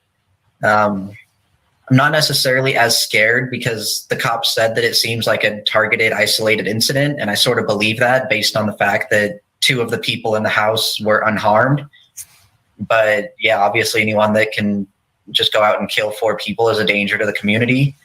And I sort of mentioned in the last interview I did that I hope that he's caught, preferably before I get back from Thanksgiving break. Yeah. But yeah, it's definitely just an uneasy feeling being around there. We're all looking for more information to figure out who did this. Jeremy Reagan, thank you very much for joining us today. Thanks, Jeremy. Yeah, thank you. I don't fucking know. That dude's fucking. He's creepy, right? I don't know. He just gives me weird vibes, regardless of the fact, even if he's ends up not. The whole fucking I looked in that window every fucking night and seen people in the window every night. Like, what the fuck? Every night you fucking looking through that window, dude? That's fucking weird. This one right here is going fucking nuts on social media right now. This interview right here is going crazy. Jeremy Reagan is live with me tonight. Jeremy, This thank the you so newest much one. for coming on with me tonight. How That motherfucker looks like Megamind. since the online army came after like you? White Tory Lanes. His fucking forehead got a 6-pack. The fuck? I've had a lot of people online just sort of saying, well, this wouldn't have happened if you never did an interview. If you wouldn't have done X, Y, and Z during the interviews, then we wouldn't have been suspicious of you. But it's not like I was intentionally doing anything during the interview or like I had sought out these interviews. Every single time I've done one, it's been either the reporter or someone with the reporter asking me to do these. But people online have just been ruthless. They went through and gone through all of my social media history over the past decade, just trying to find anything and everything they can about me, pulling up Facebook posts from my mom from a decade ago saying, oh, he was a hunter back in 2012. He must have done it just because a psychic had done a reading and said that it was probably a hunter, even though almost everyone in Idaho hunts at some point. Yeah, I got him. So they've just been digging into anything and everything they can find about my personal life and trying to somehow link it back to this. So let's clear the air for anybody who's watching tonight and maybe still even has suspicions. So some of them said he refused to give his DNA to the police. Have the police ever come in contact with you or asked you for DNA or had any requests like that?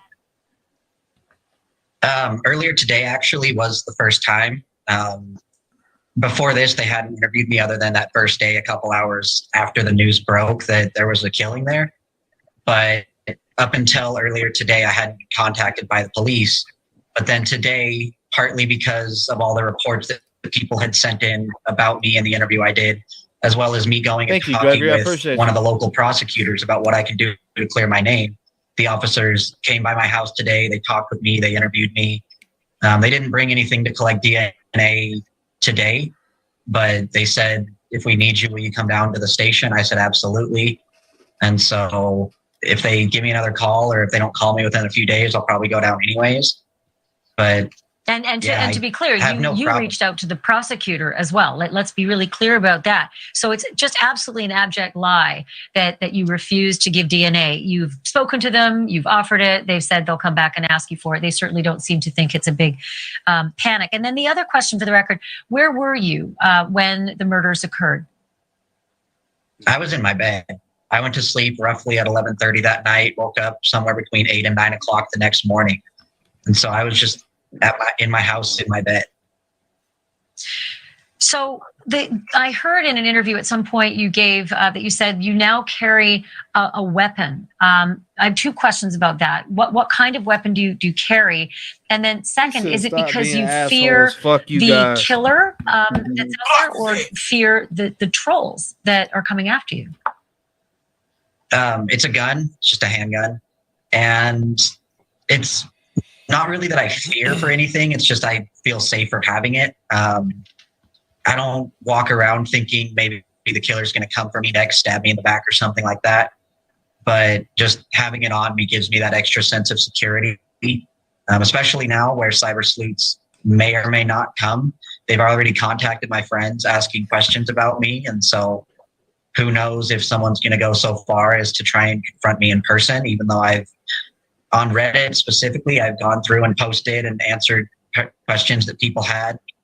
But you never know if someone's going to try and come talk to me personally or come try anything in real life. So sure, I just feel safer having it generally.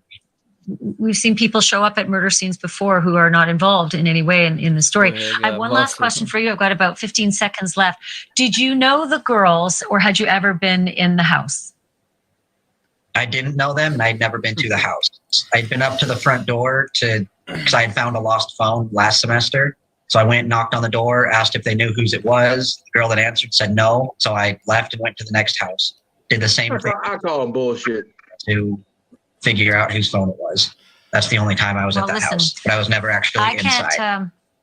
I can't thank you enough for coming on the air and clearing up a lot of these misconceptions that have been online. I'm sorry that you're going through this. But keep us posted on what happens if the police do come back. Give us a heads up, and we'll talk about what happens from here. Thanks for doing this tonight. Thank you for watching. We can't help that. Past history shows that killers do go up on in front of the media. Like I said, Gregory R. Graff was one of them. Right. Y'all can say I'm going to hell all y'all want. Tell me that dude's forehead didn't have a 6-pack. Yeah, that shit had an 8-pack. That motherfucker's forehead looked like he'd been fucking lifting weights for 6 months in the fucking prison cell. Fuck. That shit had a 6-pack, plus it was working on the rest of the 8. Picking up the 2. All of the focusing he's been doing, looking through the fucking binoculars, creepy motherfucker. I don't know. The dude, I just don't understand him spotlighting himself so much. Yeah, no, he's definitely trying to, I don't know, he's definitely trying to give himself an alibi without giving himself an alibi. I get your couple interviews on the block by where you live at. I get that. Okay, cool. Now people are gonna accuse you, dude. Like you're literally, people are gonna speculate on you. Yeah. That's human nature. They're gonna speculate on you. Now you're getting so defensive that it's throwing up a red flag for me. If I was the one giving if I was the person interviewing him, I would straight up being like, "Yo, quit lying, dude." Like, because he's definitely trying to like run around the bush and like. Too hard. Like, I don't know. Yeah, did he attend the vigil? I don't know. That's a good question. That's something that, I don't know. Sorry. He's doing a good job at putting eyes on himself. Without a doubt. He's got us all watching him. And not only that, like I said, the statement that he made in the last video with the compilation of the 3 interviews where he said, that I'm just waiting to find out if it was a homicide, like pretty much basically saying he's waiting to find out if it's a homicide or not. Like it's 4 stabbed people who got stabbed to death. That's a homicide. They didn't play truth or dare. If you ask me, I think it could be one of them situations where they're not telling you everything and hoping that he's gonna say something. You know what I'm saying? Like Dee said, he's definitely spotlighting. Oh yeah, without a doubt. 100%. Spotlighting like a motherfucker, bro. I think he's socially awkward and a loner but innocent. Chris Watts says Crystal. He's innocent, says Matt Pride. Oh, good night, CC. You gonna take a little power nap? Because we'll probably be up doing this shit all night. Yeah, ain't no doubt. This is my thing is though, like, yeah, he studies law. He studies law like Steven. Yeah. What if they were like blood related? That'd be crazy. Yeah, That my dude- cousin wrote me from prison, told me how to get away with murder, and it didn't work. High Priestess just said that dude studies law there at the school. He knows that's a homicide. Yeah, without a doubt. Like, bro, that dude is, I don't know. Whatever. Whatever. And then he's on the other side of his degree, which means he's about to finish. Like, how do you not realize that's a homicide, motherfucker? Lovers can be killers. They can be innocent too. Yep. She said loners. She meant to say loners. Yeah, ain't no doubt. I get B laundry. I get Brian Laundry vibes. Says pin a rose on your nose. Fuck Brian Laundry with his bitch ass. I still get mad every time I think about that fucking coward. Bruh, Brian Laundry is a bitch. when I put up the Vigil, you know how I've been doing spirit box sessions and shit. When I played the visuals earlier, and it was at the end and all that, like my monitor flickered 2 times. My monitor keeps turning off. I put my camera on it, so I caught it 2 times. No shit. Hell Yeah, I caught it. Yeah, I definitely put my camera on there, so it's on the live. If they ran it back right now, you can see my monitor turned off 2 times. And I gotten some crazy shit on that spirit box about this case. I've gotten my own brother. I say, who killed you guys? It said my own brother. No shit. Some crazy shit. Yeah, I got. But when you know who Mama D is? I think so. When me and Mama D were up here, Mama D does tarot card readings and shit. Oh yeah, I know who Mama D is. Bro, when we were up here, and we mentioned that Jeremy Reagan dude, the spirit box went crazy and started saying his name and shit. It was crazy.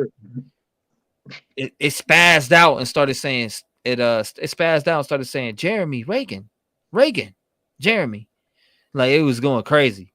No, it was saying his name. Yeah, bro, it was saying his name. That's a little fucking. Yeah, that's a little like, hey, I can't overlook that, buddy. It didn't spazz out till we mentioned him. No like shit. It started spazzing out, like literally just going crazy. Mama D and her Matt Price said Mama D and her sexy fireplace. I'm done. Let me see what other videos we got. What we know about Kaylee Gonkov's final phone call. Let's check this out. New details have emerged about a phone call Kaylee Gonzalez placed to her boyfriend on the night she was murdered. Could the boyfriend now be a suspect in Kaylee's murder? The answer may surprise you.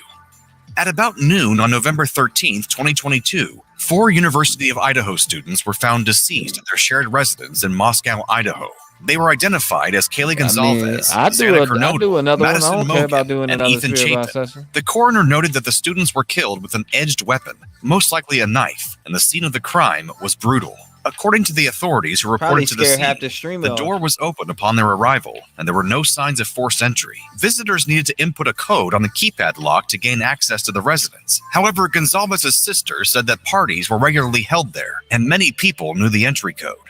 Based on the investigation, Kernodle and Chapin went to a frat party, while Gonzalez and Mogan visited a sports bar on the night of November 12th. At about 1:30 a.m. on November 13th, Gonzalez and Mogan were seen ordering from a food truck before they returned to their residence via a private party driver. Police noted that all 4 were back at home before 2 a.m. The 4 students also had 2 other female housemates who were unharmed in the incident, but investigators stated that they are not suspects. Every tip we get, every lead we get, there's no one that we're not going to talk to. There's no one we're not going to interview. Police investigating the case call it a targeted attack, and they didn't find a weapon at the crime scene. Based on the information that was gathered, the murders occurred between 3 a.m. and 4 a.m. on November 13th, as reported by the New York Post. Kaylee Gonzalez's mother, Christy, told Fox News that she received photos from her daughter on Saturday afternoon, and they also talked on the phone. Gonzalez's sister, Olivia, said that her sister's phone records show that she called a man named Jack Ducour several times on the night she was murdered. The call log has 6 calls between 6:26 a.m. and 2:44 a.m. to Ducour. Madison Mogan also called the same person 3 times between 2:44 a.m. and 2:52 a.m. The last call to the man on Gonzalez's phone was logged at 2:52 a.m. The residence where the students lived had 6 bedrooms and 3 floors. Investigators say the 4 who were murdered were found on the 2nd and 3rd floors, and the 2 who survived most likely slept through the incident. The 2 roommates woke up the next day and called their friends, believing one of the victims had passed out. 911 was called when the friends arrived at the home. Jack Ducour was identified as Kaylee Gonzalez's childhood friend, who was also her longtime boyfriend. According to Gonzalez's mother, Christy, however, the 2 were having a break from their relationship when the incident occurred, as reported by Fox News. Christy is firm in her belief that Ducour had nothing to do with the murders. She said that she considers him part of their family, and he was distraught about Kaylee's death. Christy told Fox News, "Jack is 1,000%, 2,000% our family, and Jack is with us, and we stand behind him 100%. They would have eventually been married, and they would have eventually had children." Ducour told investigators that he was sleeping when Kaylee called him, which is why he wasn't able to answer the repeated calls. Gonzalez's sister said that it was not unusual for her sister to make calls at odd hours, as noted by the New York Times. Gonzalez was a senior at the University of Idaho and was a member of the Alpha Phi sorority. She was slated for early graduation in December and had already secured work at a marketing firm in Texas, where she had planned to move. As of November 22nd, 2022, authorities have not named a suspect in the murders of the 4 students. The police have received hundreds of tips and conducted nearly 100 interviews to get information that could lead to the... I get joked all the time, though. That ain't no bullying. Bullying would be me literally bashing the living fucking shit out of them and just to the point every day where I'm just constantly on his head. That would be bullying him. I don't think what we're doing is bullying. I mean, we're just giving our opinions, really. Yeah, I'm just giving my opinion and assessment on that. But I understand what you're saying too with the all I was saying is if you're giving a national interview, you might stumble. I definitely get that. It makes a lot of sense. You're standing in front of a very well-known news station. So I definitely get that. There is just some inconsistent or weird statements in there. Like the one with the I'm just waiting on the details on why they think it was a homicide. Like that's like red flaggish to me. I don't understand how you could stumble that. I definitely ain't stumbling no shit like that. Not only the stumble factor of it, but we did also see that it's proven they edited it in certain ways. So, I mean, they could have edited certain shit to make it look like he stumbled. You know what I mean? Or, I mean. I don't know. Yeah, that's what I'm saying. Yeah, they could have did it that way too. I mean, definitely. I mean, we seen that dude disappear in the thing, so we know that it was quickly edited. It was shifted over very quick. We need to ask the box more about Jack D and if he paid someone to kill them because his toothpick ass didn't kill anyone by himself. And then of course the drugs and neighbor. But any toothpick motherfucker can pick up a knife and start putting it through somebody though. Facts. You know what I'm saying? You can pick up a knife, and if that knife is sharp, you can. I don't care who you are. You can stick a knife in somebody easily. You could be 4'11". As long as you know how to swing, you can put that in someone.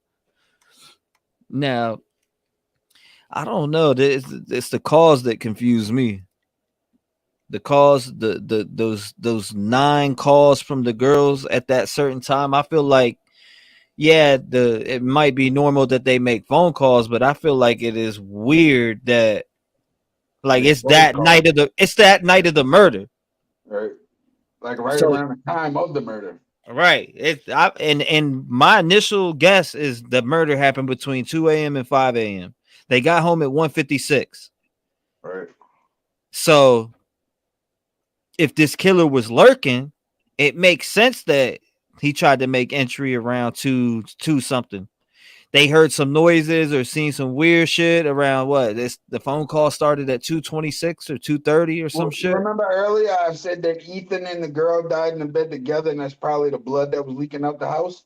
Right. But then they said that Ethan was found like right in the doorway or whatever. So that's not true. They didn't die in the bed together, but girl's dad said the 2 girls died in the bed together, right? Yeah. The dad slipped up and said that at the vigil tonight. So that could be their blood leaking out because it's definitely not going to be just one little bitty girl's blood that leaked out. It's going to be more than one person that took that much blood to leak out. You know what I mean? I don't fucking know. I know Jeremy Reagan is a 3rd-year law student.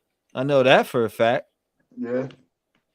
He's a third-year law student, and there is a video right here that Conspiracy made, and it's said they ain't power lifting his forehead like Jeremy though. That boy's forehead been taking Tybo. What the fuck? I'm done. And it said right here, neighbor Jeremy Reagan speaks out against claims of involvement. Now he posted, bro, this dude posted a lot of shit on Reddit. Like, what the fuck was that, bro? Yeah, but see, not enough said.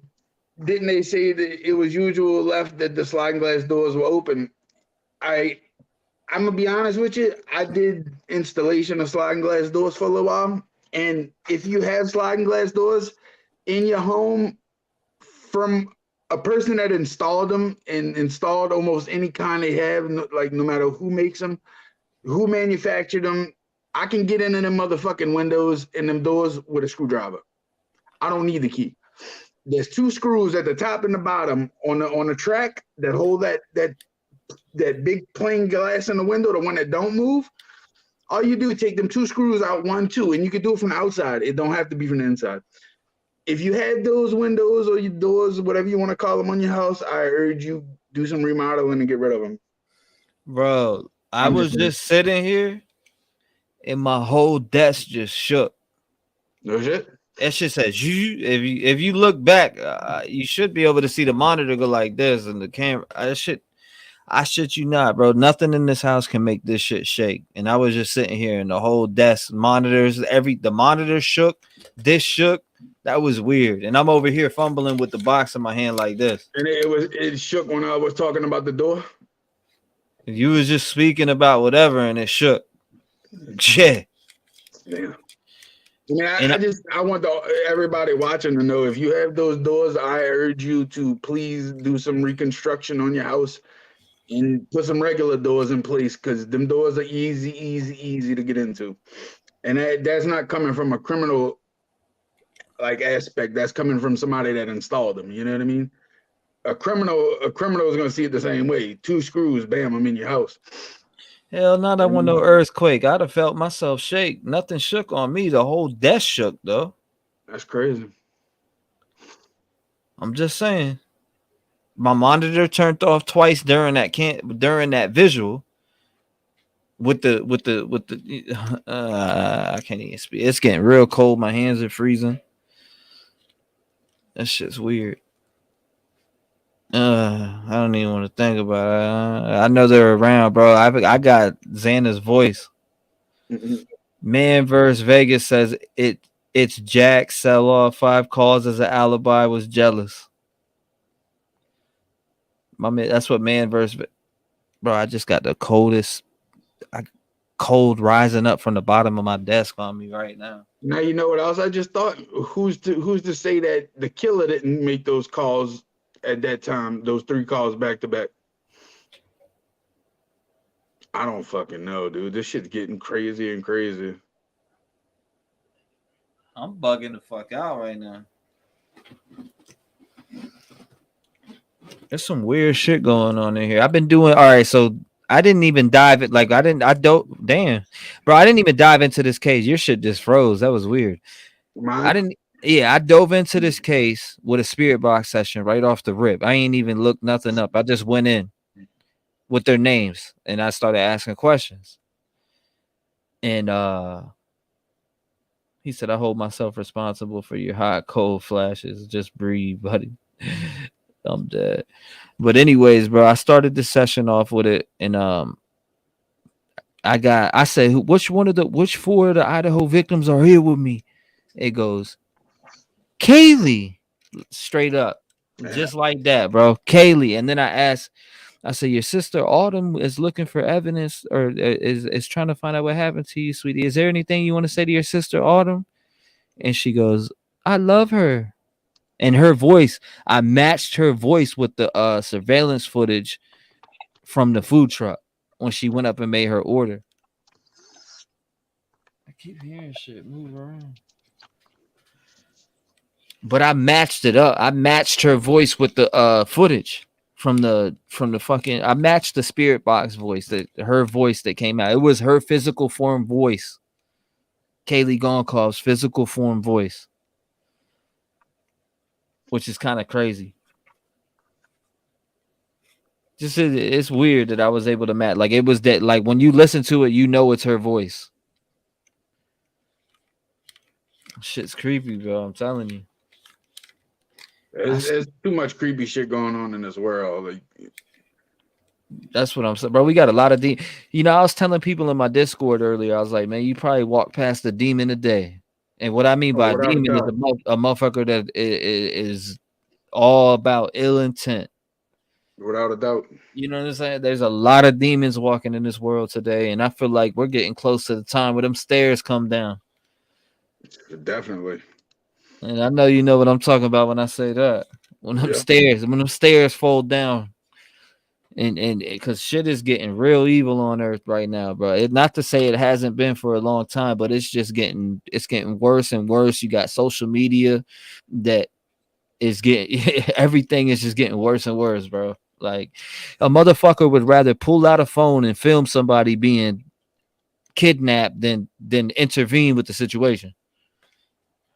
They would rather pull out a phone, you know what I'm saying, instead of helping. Like in general, like you got all these people that pull out their cell phones and they capture all these things happening to people, but yet they don't step in to stop shit.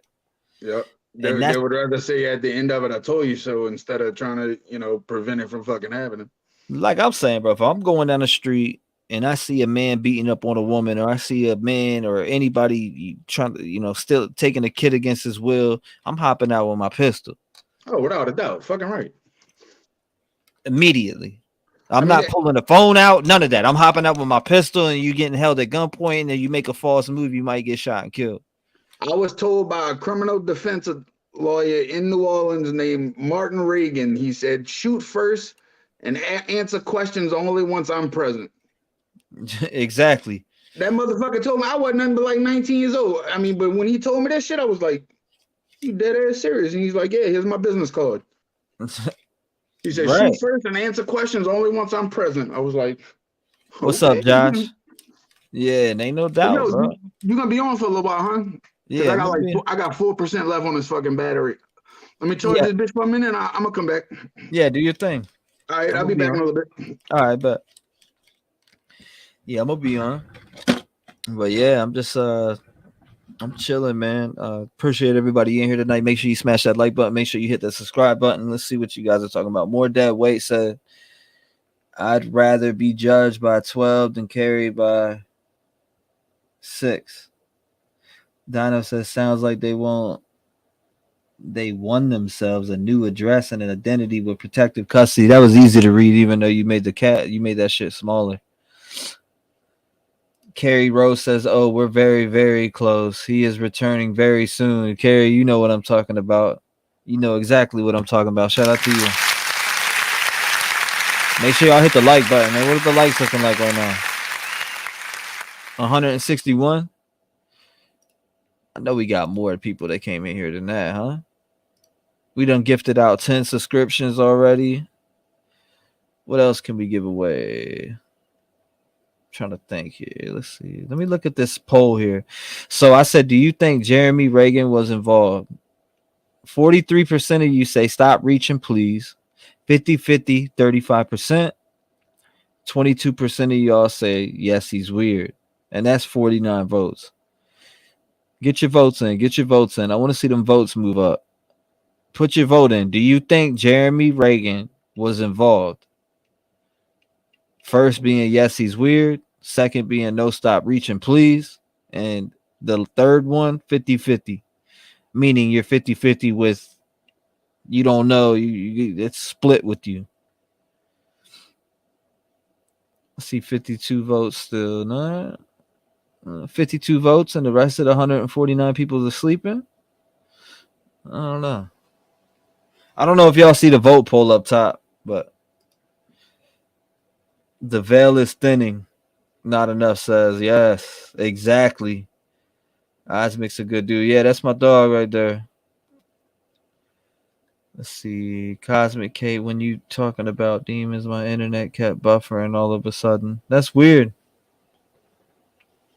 I'm just saying there's a lot of demon that walk amongst us, and it's everyday life. I was talking about it in Discord earlier with everybody. Like, it's important that a lot of you ladies carry and get get it concealed, get whatever. If you're in an open carry state, go get you something.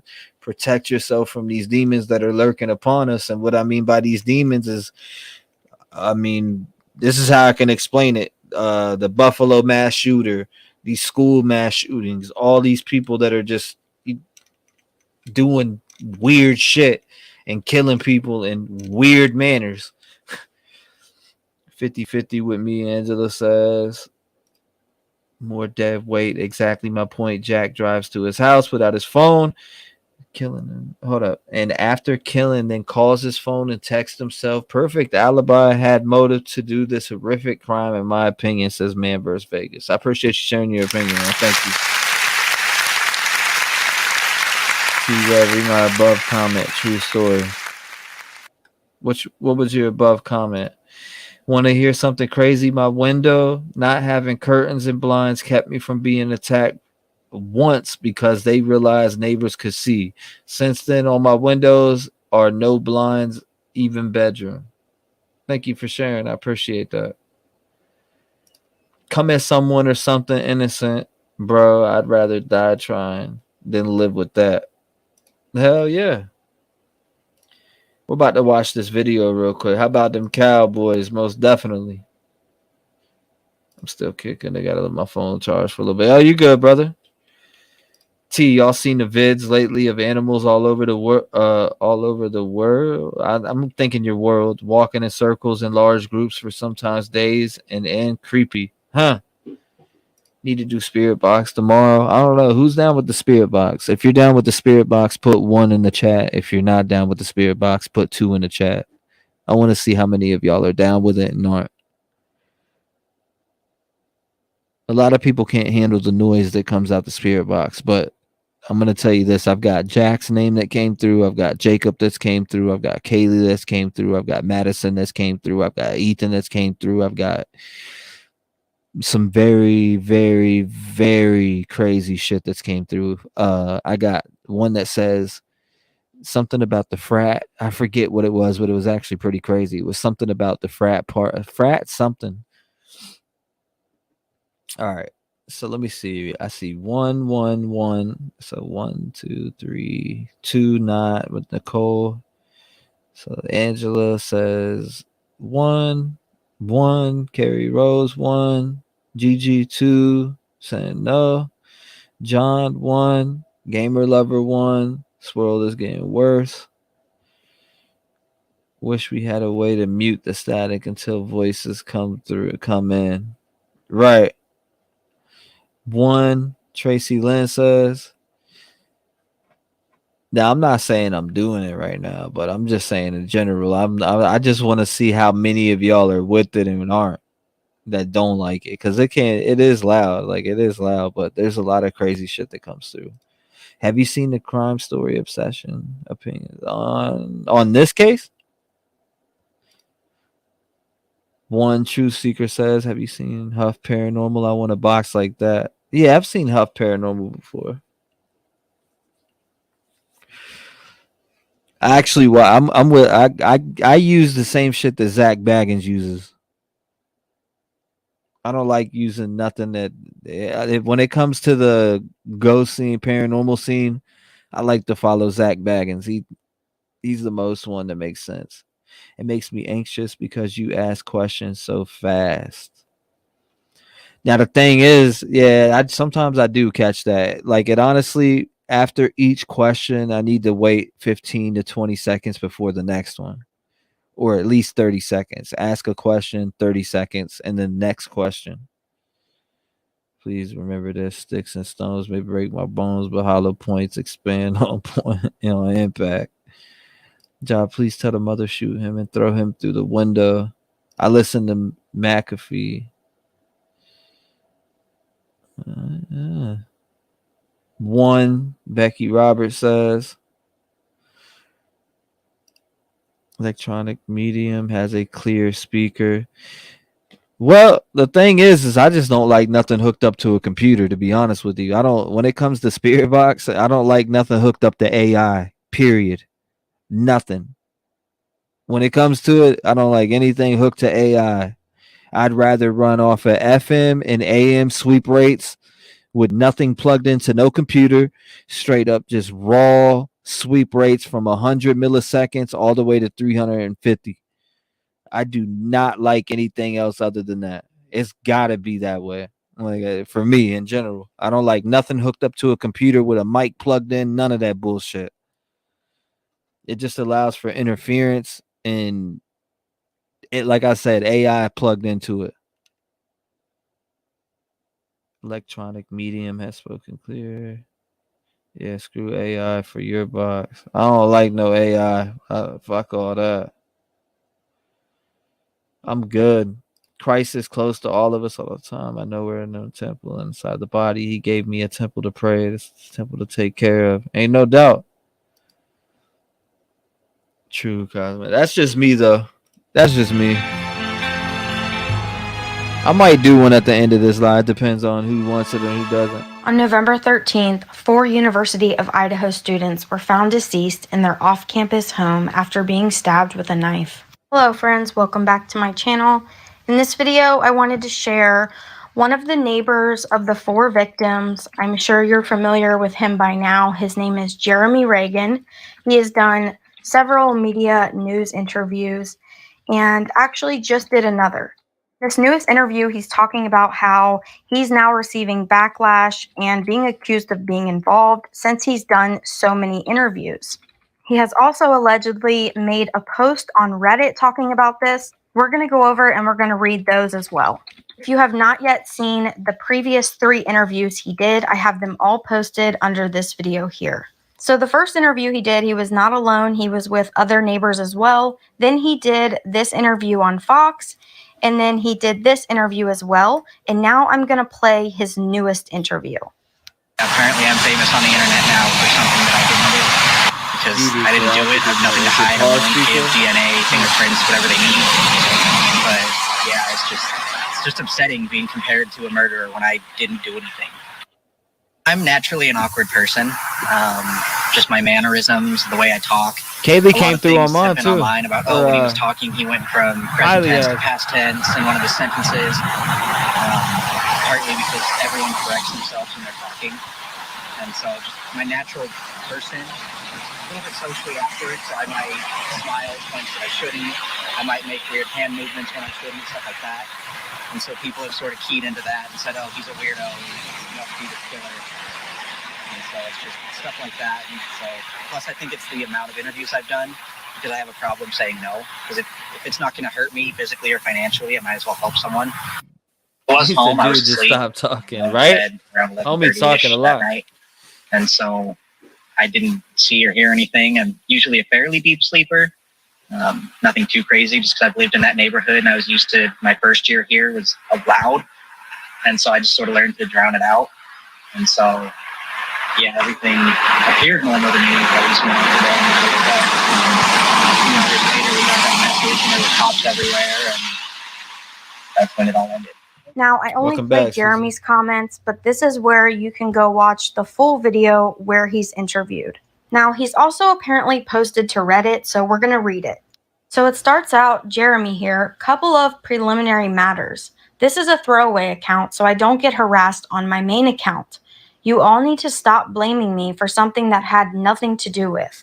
Yes, I am an incredibly awkward person, but that does not mean that I have killed and attempted to kill anybody. I did not ask to do any of the interviews or seek them out in any way, nor did I claim to have any beneficial information about what happened. I was approached every time to do an interview and told the reporter beforehand that I did not know anything. They still wanted to interview me due to proximity, so I said sure.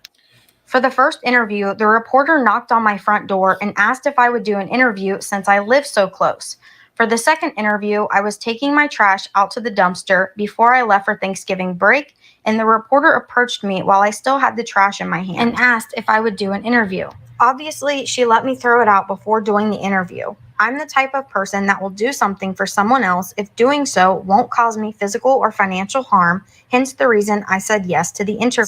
I also didn't expect to be contacted by national news outlets. I was shopping with my grandma when I received emails from CNN and Fox and Friends stating that they saw my interviews and wanted me on for an interview on their network. I told them I didn't know anything, but like the other reporters, they still wanted me on because of how close I live. Now that that's out of the way, to some of the rumors.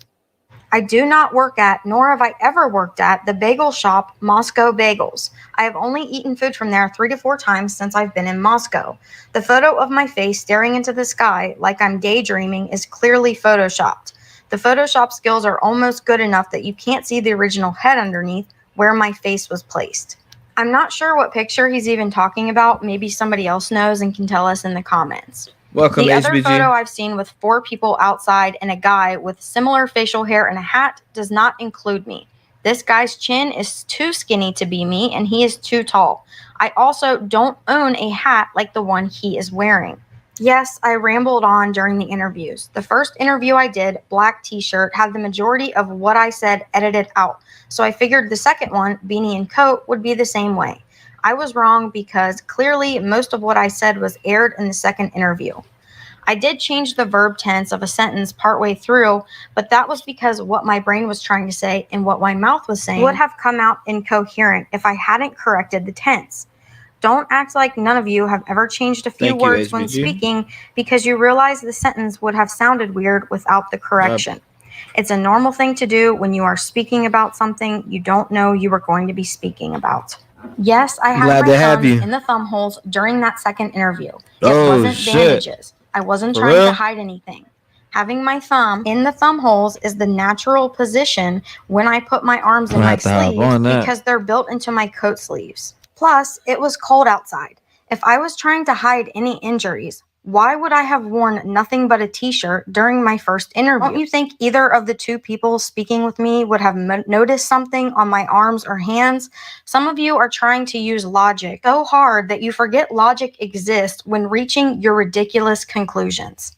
Yes, I said I would see people through the windows while I was taking my dog out. That doesn't mean I was being creepy or staring in their windows. First of all, go find the YouTube video from the interview room because people went to the location and filmed everything in the area to give people a complete picture of what the entire neighborhood looks like. Second, the staircase that is directly across from the driveway from the house that leads to the large grassy field across Taylor Avenue is the path my dog uses to get to and from the field and my apartment. If I were to walk up the stairs and walk in a completely straight line from there, I would walk directly in front of the house. Where else am I supposed to look when my direct line of sight is staring straight at the house? Do you want me to stare at my feet like a weirdo? Do none of you ever look at your surroundings as you walk? Oops, sorry, all of you wannabe internet detectives probably haven't seen actual sunlight in years. There's nothing creepy or weird about noticing my surroundings as I'm walking back to my apartment, especially if there is movement in the windows because people are moving around inside. I've never been inside the house. The one time I was even within a few feet of the house was when I found a phone left on the staircase mentioned above one morning last semester. I went around to all the houses in the neighborhood to see if anyone knew whose phone it was because I figured someone had lost it after leaving one of the parties the night before. A woman answered the door and said she didn't know who the phone belonged to, so I went to the next house. That is the only time I've interacted with anyone living at 1122 King Road. And it was different people that lived there at the time. I did not know any of the people, even though they also had a dog. I also don't know the names of anyone else in the area who has a dog either. I could identify most or all of the people in this area that have dogs if you were to place them in a lineup, but I couldn't tell you any of their names. Before the incident, none of them could tell you my name either. None of you personally know me, but if you were to ask literally any person at the dog park I go to, other than the one person I go to school with, if they know my name or if I know theirs, every single person would say no. I take my dog there, put on my headphones, and walk around as my dog plays with other dogs. I don't talk with people that I don't know because I don't like small talk and I don't care about their personal life. Maybe that's something like Asperger's or autism. Maybe I'm just antisocial and awkward. Unless and until I go get tested, the world may never know. You can ask just about every person I go to school with if I'm a social butterfly. They all likely say no because I don't talk with most of the people. I have my small friend group that I talk with, and that's about it. I'll have conversation with someone if they start talking to me, but I rarely start the conversation because that's just not my personality. So when you all come for me saying I'm acting awkward in interviews and I'm smiling when I shouldn't be, that's partly me being nervous to talk to someone on camera and partly my natural awkward personality and lack of social awareness. If you all noticed, I barely have social media. And what little I do have doesn't involve pictures. That's because I don't like cameras. I'm not scared of being filmed or having my picture taken, but I'm not a fan of cameras in general. So there you have it, guys. That is the end of his Reddit post and his newest interview. Let me know what you think down in the comments below. I'm going to be sharing in a separate video a new article that came out about Jack, which is Kaylee's ex-boyfriend. We saw a recent picture of him posted by another media outlet where his hair looked dark, and in this article and in this article pictures, his hair is actually still red. Make sure you come back and check out that video as well. Thank you so much for watching. Please like this video, subscribe, and turn on the bell icon to get notifications for when I post. So what do you guys think about that? So what do you guys think about that? Just curious. That dude is just, I don't know, man. Does he stop talking? No. The homie just needs to go ahead and just get the fuck out of here. That man don't shut the fuck up. More dead weight. You, Jeremy? I don't know. Dude just don't shut up, man. He just don't shut the fuck up. He said, Ryan just dropped the heat, Bubba. Yeah, I know. I got to get on that. The disc was on Barbara Gator and Savannah Dexter and a few, a little something. I have to get to it, but yeah, no doubt, bro. Jeremy, please. Get the fuck out of here! You are fake news. That's what he is. My man is straight up. I don't know. He's just too much. He don't shut the fuck up. He does not shut up. Just I don't know what it is, but homie just does not shut up. My guy just keeps going and going and going and going and going and going and going. That dude does not stop. I think I had enough of Jeremy. That dude, please just go get his fucking DNA and just go ahead and if you have DNA, match it with the DNA. And if it's not it, we can all just tell this dude to shut the fuck up and give up on it. Like, dude, he's more, everything is all like pinpointed to him. And that is, it's just what I get out of it. He's a pawn, something for the media to talk about and nobody else. He's hyper responsive. Says CC, for someone that says he's awkward and doesn't like talking, he does a lot of talking because that's all he's been doing is talking every chance that he gets. That's a fact. I agree with that shit. I definitely agree with it. I don't know. My man's a weirdo. We've been live for what, 5 hours? We've been live for 5 hours. Isaac, you still in here? We've been live for 5 hours in this joint. Narcissistic. Yeah, I don't know. That's what I get from it. Narcissistic behavior.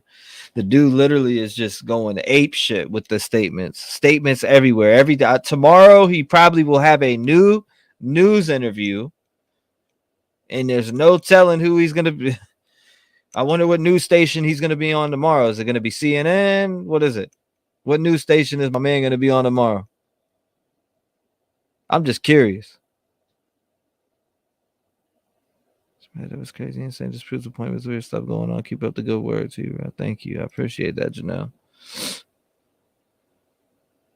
Let's see, Keister. I don't know, man. I don't know. This dude is just driving me crazy. I'm ready to get off and make a video about this Jeremy dude and how much he likes to be in the fucking spotlight. He's gonna be a lawyer, needs to learn no comment, right? Especially when talking about murders. This neighbor is suspect to me now. He's off. I have no information, but we'll do 10 interviews. I know, right? I just found it was so creepy that he looked into their windows when walking his dog. But other than that, he's doing too much. Way too much. So, let's see. Yeah, it's super weird. Super weird for me. Let's see what else we got. What video did we just watch? We watched down here. Now let's move up to here. Police move 5 vehicles. Did we watch that one already? I think we did. Police timeline, 5-hour gap. Idaho police seek answers. Well, there is a vigil scheduled in Moscow, Idaho this evening for the 4 University of Idaho students who were killed inside their off-campus home earlier this month. Yeah, it's been more than 2 weeks now since they were murdered, and there are still questions, more questions than answers surrounding this case.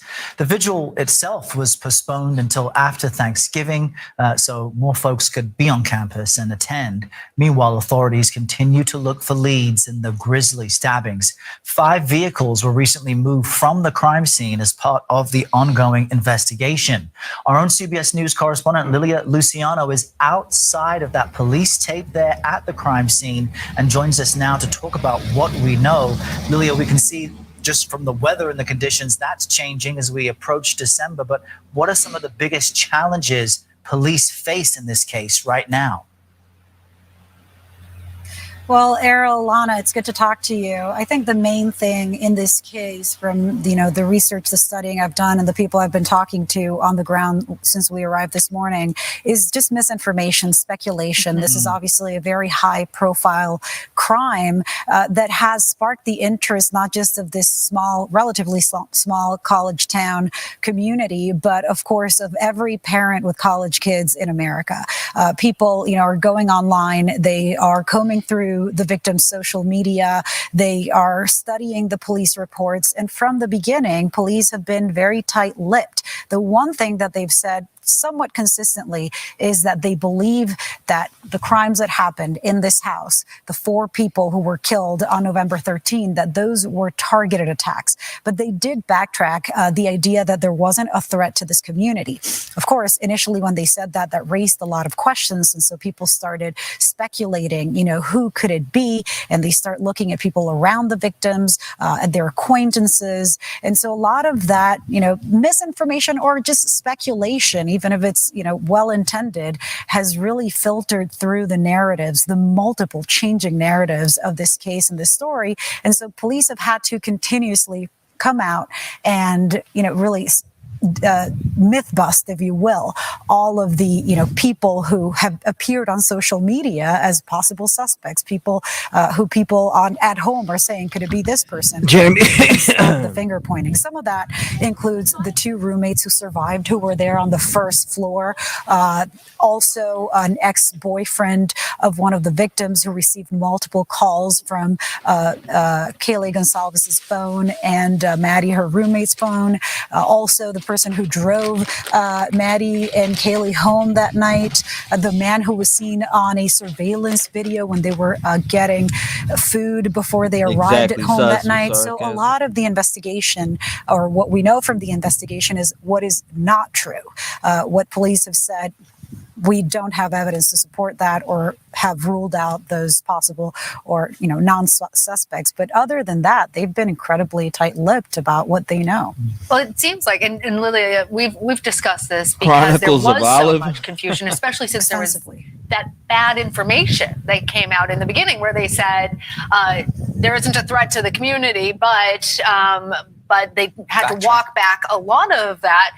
So where does the investigation stand now as they've tried to eliminate some of the confusion that came from those early missteps? Well, right now they are studying thousands of tips that have come from the community. They are studying hundreds of pieces of evidence that they've gathered from here. As you mentioned during the intro earlier, they took away the cars of the victims. So right now they're just studying, trying to gather any information. But authorities have said that they're not naming a suspect. They don't have a suspect yet.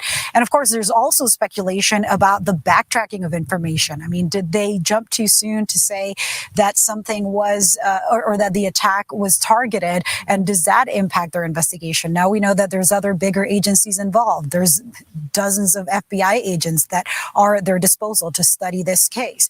And the other big thing in this community is because clearly there's no suspect and clearly there's somebody at large who is capable of committing these gruesome murders, the community is on edge. Police this week said that they have been receiving an unusually high number of calls for suspicious activity, suspicious people.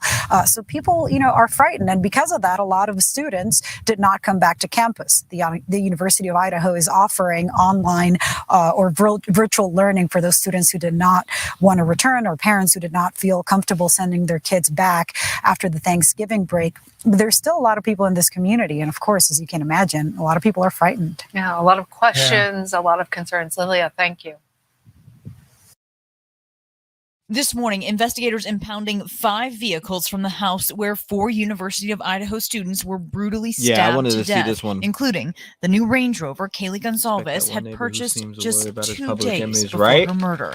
Kaylee was just home, and she was talking about her car, that she was pretty excited. Kaylee's father, Steve, fears that instead of evidence mounting, it's questions. Mainly, who did this, why, and who was the target. Do you think that Kaylee specifically was targeted? It's a fear of mine. It's a fear that when you have something like this happen, the last thing you want to do is hurt the other family, and you don't want to have any kind of responsibility for those people to feel like they were just casualties. Investigators telling ABC News Kaylee made several comments to friends and family about a possible stalker. I mean, did she ever talk to you about a potential stalker or somebody that made her uncomfortable? She did. She did. We're trying to determine if it's just a singular incident or if there was a broader based stalking incident. Deputy City Supervisor Tyler Palmer says this normally peaceful Idaho community has been ruptured. Do you feel like law enforcement was unprepared? The training that a police officer gets in Moscow, Idaho is the same training that they're getting in Boise, Idaho. I trust our police department implicitly. And still, these parents forced to memorialize their children without having all the facts. What they do have is fear, so much so that Steve told me part of the reason they haven't had a funeral yet for Kaylee is because they can't be guaranteed that the monster responsible wouldn't show up. Kana Whitworth, ABC News, Moscow, Idaho. 17 days ago, Ethan Chapin, Madison Mogan, Kaylee Gonzalez, and Xana Kernodle were stabbed to death in a home near campus. Police still don't have a suspect or murder weapon. Now, students and communities across the state are gathering to honor the lives of the 4 University of Idaho students. My co-anchor Morgan Romero talked with Idaho State Police about the investigation today. She is live in Moscow right now ahead of tomorrow's vigil at the U of I. Morgan? Hey, Doug, we got here this afternoon. We went to the home, 1122 King Road, where this horrific attack happened. I will say a very eerie feeling here in Moscow. It's very cold. I know students just returned from Thanksgiving break. Some, as we've been reporting, chose not to come back. I will say, though, after speaking to Idaho State Police Communications Director Aaron Snell, he said, quote, they are making substantial progress in this case. We haven't gotten a lot of very substantial updates through their communications in recent days, as many as we were getting initially. But he does say that today, and we were there, saw this happening, that tow trucks were taking 5 cars from the scene, from that house on King Road, and they were towing them away to a location off-site, a long-term and more secure location. There, they're going to gather more evidence and do any testing that needs to be done. Snell says most of the evidence collection at this point is done. They are still getting more tips and leads, and they will collect more evidence as time progresses and more things come in. He says right now, detectives are mostly in the stage of analyzing evidence after it's been processed, which is allowing them to paint a clearer picture of what happened and piecing together the information that's coming in. I talked to a neighbor who lives directly across the street from where this happened. She says she was home at the time of the stabbing. She was breastfeeding her baby, but she says everything was really quiet. She was exhausted. She didn't hear anything happen. She locks her doors now, though. She didn't before, and says that they're on heightened alert. They're taking more precautions. And she says the community is definitely still shaken by all of this that happened. But more importantly, what she wants right now for the community, for the victims and their families, is for the rumors and speculation to stop, because it's not doing anyone any favors. I'm reminding people that this isn't a rumor mill. This isn't some episode of a criminal show that, is going to be over in an hour. There's a lot of evidence still being processed. There's a lot of tips that are still coming in. This is a criminal investigation. And so we can't throw all of our cards on the table and tell everybody everything that we have. And so it does cause for some conflict and some anger and some, disillusionment about how we actually work in the case. A lot of speculation comes up when in the void of information being provided. There can definitely be more than one. Law enforcement has received more than 1,000 tips, and more than 260 videos have been submitted. They're trying to build a picture and go back and rebuild what occurred because, as we mentioned earlier, they do not have a suspect or a weapon. They are looking from surveillance videos, any videos that were taken the night before the 4 students were murdered, as well as the morning of. And Aaron Snell really wanted to get the message out to students that it doesn't matter what you were doing that night. If it's something he said your parents might not be proud of, he wants you to send those videos in because it could really help them piece together everything.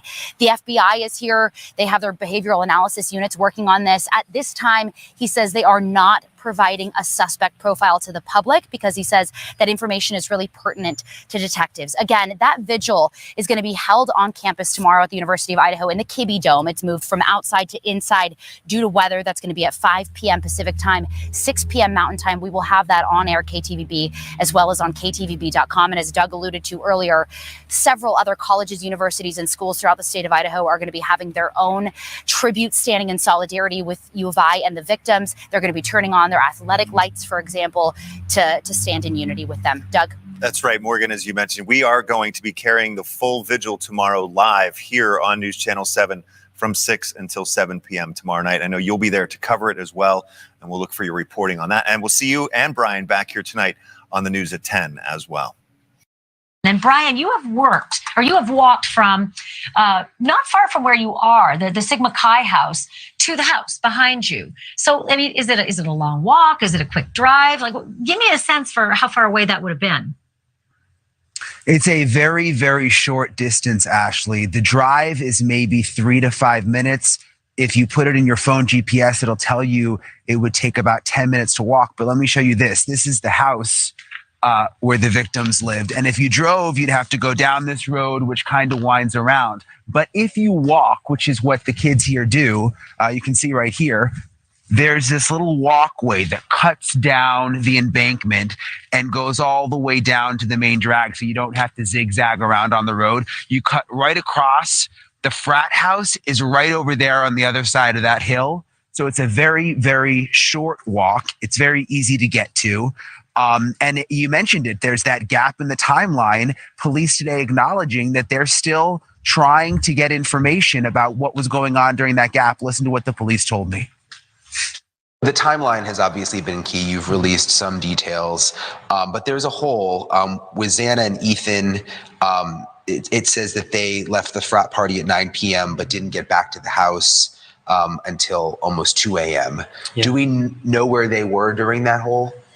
So I'm not sure that it says that they left the location. I believe it says that they were seen there. I think that's what it says. But we do want to figure out what occurred between the 9 and the 1:45, figure out who they were with, what was going on, maybe any routes or paths that they took to end up going home, those types of things. Potentially, that is critical to the investigation. We don't know. So as students come back and they maybe had seen or been at the location with them or had seen them traveling through campus, we want to talk to those people. That's important to us. Well, I mean, it's good to know that now, but no one has ever made a public appeal for this information about Ethan and Xana in that 4 hour and 45-minute gap. And here's the other thing that really doesn't sit well with me, Brian. Ethan is a member of Sigma Chi. He's a brother at that fraternity. And so for someone to say last time they were seen was 9 p.m., if they were at that party for the next 5 hours, somebody would know that. I mean, someone would know it's his fraternity. That doesn't make sense. Yeah, you would think, and you could go to the fraternity. I assume they have surveillance cameras outside. They could interview the members who were there. It certainly is strange that there is that gap there. And you heard the police again today saying it's very strange. They want people to come forward and tell them if they saw the two during that time. All right, don't go anywhere because I do have a lot of other questions for you, Brian, as well as viewer questions on that issue about the weather and why that's really, really important. But in the interim, I want to do a quick deep dive on the significance of the gap in the timeline and why police may not want it to be the focus of the public. So for that, I want to bring in Ken Maines. He's a former detective and undercover FBI operative and has a reputation for helping solve unsolvable cases. Ken, weigh in on that. Why have the police not been screaming from the rooftops from day one? Jeremy, There's the weirdo. nearly 5 hours where we don't know the movements of Ethan and Xana. Public, do your thing. Instead, it's just Brian asking them. He's the neighbor. Yeah, I mean, I think any timeline, any crime, a timeline is imperative. In a homicide case, it's twofold, right? So why they're not asking for more information, I don't know. I don't have an answer for that, and I don't want to assume. But I am sure that they are looking into that because it is of the utmost importance to figuring out what happened here. So what are your thoughts about that? Would there be a reason, though, that they would just kind of brush that under the rug and, release it only in a little square on a map where a lot of us thought they were at the frat party the whole time? Would there be a reason where they'd not want to, scream for all the video and all the information and all the tips on Xana and Ethan's whereabouts? No, I don't think. I think it is just what it is, and that is they don't know. And if you don't know, I mean, you obviously can't put anything out other than that. And I think that's the case. And I think that's the case with this whole mystery is they really just don't know. Yeah. Ken, weigh in with your expertise. The violent and vicious nature of these killings, right? They were very, very good at what they did, whoever this killer was. All of the punctures could have been lethal in themselves, according to the coroner, all in the upper body. All 4 died. Nobody survived this knife attack. Does this scream revenge? Does it scream obsession? Does it scream something else to you? No, that's the thing is you can't tell just based on injuries if something is personal. There are so many variables. A homicide is so fluid. Thank you for watching. Go to newsnationnow.com to find News Nation on your television provider. And don't forget to click the red subscribe button below to get more of News Nation's fact-driven, unbiased coverage. So where did you get that at? Because I didn't see him. I seen him offer DNA, but I didn't see that he submitted DNA. Online communities deemed victims, neighbor suspect. Yeah, absolutely. I think you're a suspect, but we already seen this video, so shoot. What? Jonathan Lee Riches investigates. A tragedy is unfolding before our very eyes in Moscow, Idaho. 4 college students brutally stabbed in the middle of the night in a home. Who did it? Who did this crime? Police have made 0 arrests, no suspects named. I have to share with everyone something very, very disturbing. The next door neighbor to this home where these innocent lives got taken, stabbed, The next door neighbor, 500 Queen Avenue, is a registered SO. He's a registered SO. Hell no. This guy. Yeah, a registered SO. DNA would be in the system, and they would be able to match that. Just my opinion. Justin Bieber, that looks like somebody named Skayrod, Gayrod. That's what that looks like. But anyways, man, it's 12:42. I think I'm about to hop off here.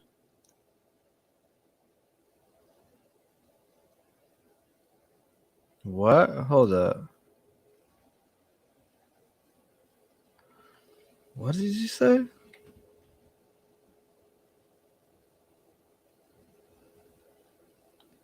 Listen to what? Who said at what beginning? I'm confused. Don't leave. You are right. You are right. See, yeah, nah. Winds in his hair all day. JLR irritates me. Wait, is that another neighbor interview? Yeah, but the only reason I say this guy is not a suspect is because if they have DNA like reported, this guy's DNA is in the system. Do not go gentle into that good night. No spirit box. Oh, y'all want, that's what y'all want? Y'all want spirit box? Let me see the ones in the chat if you want spirit box. Ones in the chat.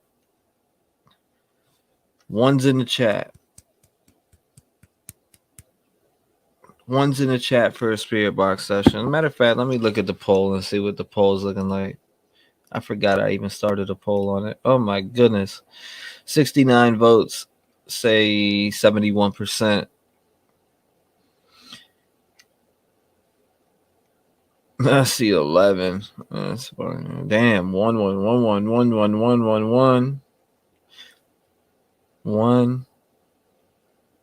I mean, I'm not too tired.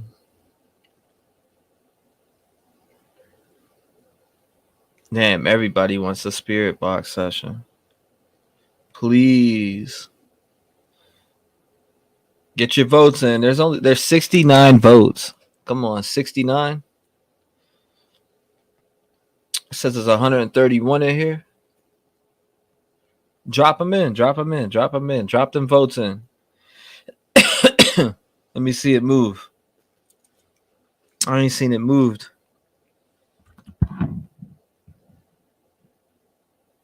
Middle finger, what? See, you know, I was kidding. Watching. The fuck? Middle finger for what? Okay, 1, but only if you okay. 1. I ain't heard from him. 1 1 1 1 1 1 1 1 1 1 1 1 1 1 1 1 1. I haven't seen 1 2 yet.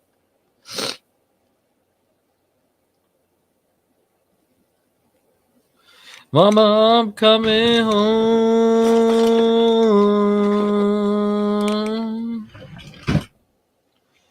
I've seen a bunch of 1s in the chat.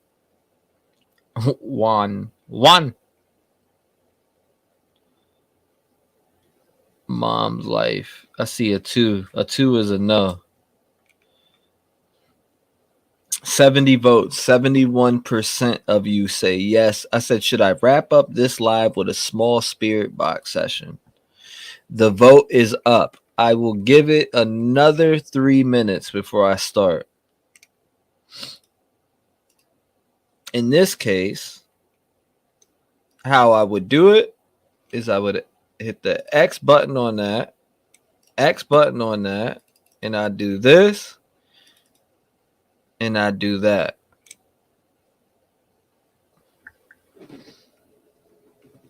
She said those things creep me out.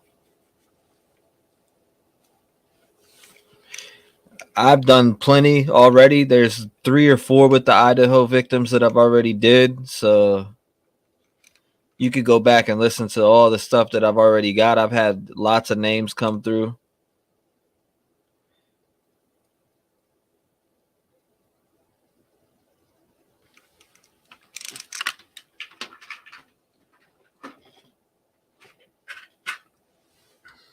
All right. I'm good right now, actually, Lex. Believe it or not. I've just got a cold. I got a cold right now. Like my nose. I felt warm earlier, but I took some of that. NyQuil, or not NyQuil, but Vicks Dayquil, Vapo Cool, Cold and Flu, and it made me feel better. It's the way the voices sound. It's when they're talking, I just can't listen. I get it, Mom's life. I get it. I get it. I respect that. Can we submit questions? Of course you can submit questions. I always look at chat. So just know when I do spirit box sessions, I always look at chat and I always use some questions from chat in every spirit box session that I do.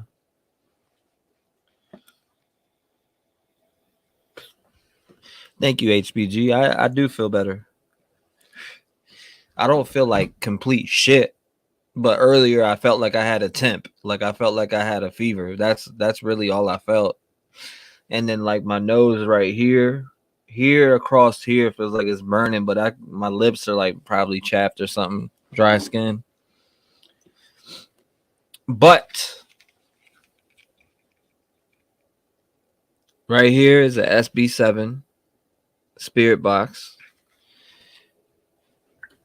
Let me check the voting here. Let's go to the voting. Let me start exiting out a bunch of this stuff because we are getting down to the final ending of this live, which is going to be, it's looking like a spirit box session. We got 74 votes in here.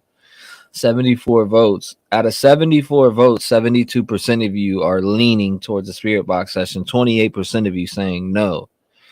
So you're getting beat by a large margin right now on the no side. No is taking a L right now. Like no is just getting their ass kicked. Now, if you want to go back into this session or into this live, if you go back to when I had the vigil up at the end, when I came back on camera, I literally grabbed this like this and I pointed towards my monitor where my monitor turned off by itself 2 times. So my monitor turned off by itself 2 times. Now, that only happens when spirits are around. I hate to break it to you, but that only happens in here when there's spirits around. So, can you explain briefly what what the SB7 spirit box is? I can explain briefly. An SB7 spirit box, it has FM, AM radio frequency. Now, it has a sweep rate. It has a temp gauge on it. It's got the volume. Obviously, you can sweep in reverse and you can sweep forward. Now, it has a black light and a lamp on there, of course, for investigation. So it has a flashlight on there. But it literally just turned off my monitor 2 times earlier when after the last parent spoke and it ended. Appreciate you, Dino. I do appreciate you. Was the flicker yesterday, T-REV, because of the earthquakes? Nah, the flicker was just earlier. There weren't no damn earthquakes either, not here. Ain't no earthquakes in Chicago. Maybe not sending in reading, but do it for the group. Autumn says, maybe not send in reading, but do it for the group. All right, so if you guys are familiar with my channel or you're new tonight, just know that I've done 4 spirit box sessions, very long, 3-4 hours. Now, I do got my clear quartz in my pocket. I also wear my blessed cross. I have a blessed cross that I wear. And I also say a prayer before I go in for you guys and myself. Now, when you do what I do in this field, it's, you're opening up a portal, and people need to understand that you're opening up a portal. And everybody in here, ask yourself to be guided by love and light only. You get what I'm saying? So I say a prayer for you, but I like that. I know there's people in my chat that add extra layer to what I do.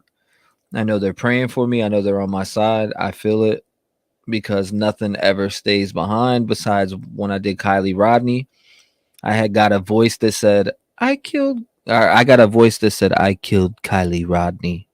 And it said it just like that. Now, do you guys want to hear what it sounds like? Because I have all those spirit boxes clipped. Now, I have them clipped here. Hold up. There's one that says Duncan. No, he didn't. Hold up. Where's it at? I got to find it right here. This one goes back and forth. Moscow. Back and forth. Moscow. Do you want to hear it? Back and forth. Moscow. Listen to this. It's at his house. Yes, back and forth. Yes, back.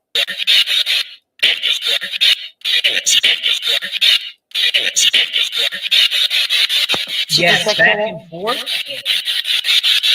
Does the killer live in Moscow?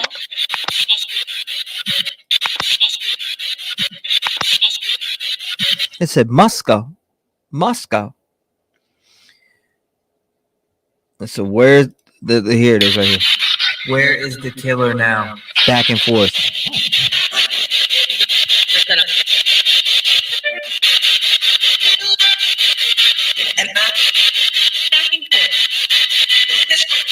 Back and forth.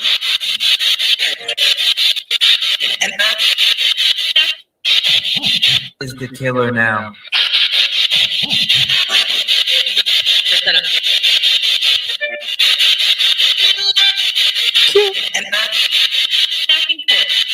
Back and forth.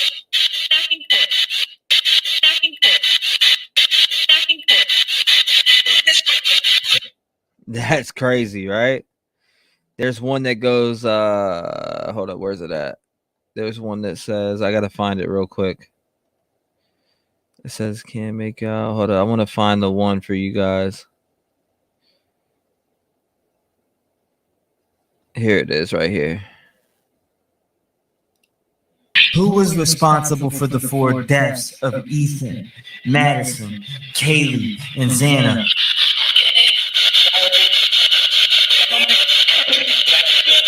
Jack Smith, right there.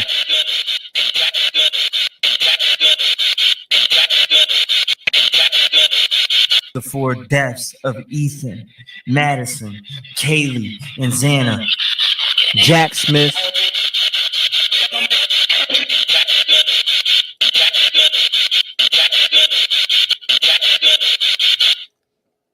I got a direct response right there when I say, who was responsible for the murders of Madison, Ethan, Kaylee, and Xana?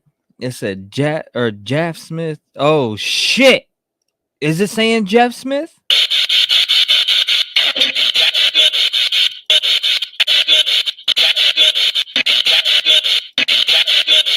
Oh my goodness! Hold up.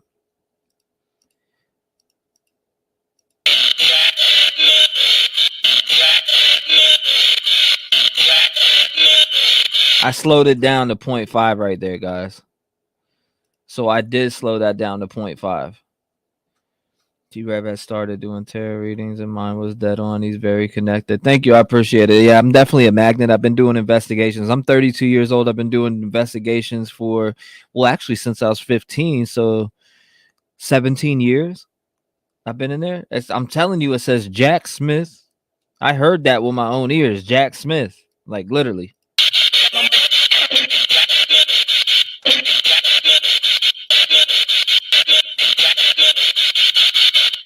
Who the fuck is Jack Smith? All right. So I hear Xana and Ethan. This is labeled Xana and Ethan. Going on with sadness right now. Xana, listen.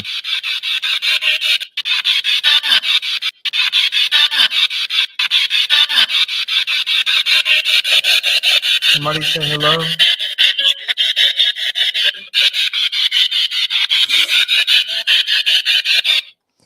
All right, so hold up. This one goes Jacob, Xana, Melody. Listen. Who's with you?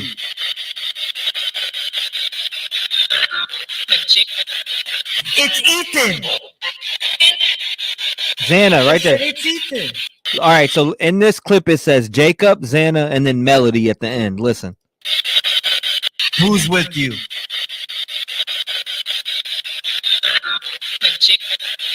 It's Ethan.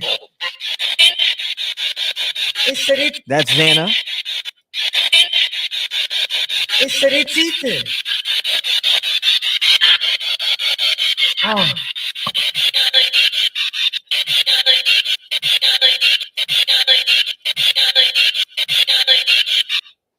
Melody. You hear how it says Melody right there? And then this one goes, he knifed him, bitch. Listen to this. What did he kill you with? He goes, he knifed him. Listen. What did he kill you with?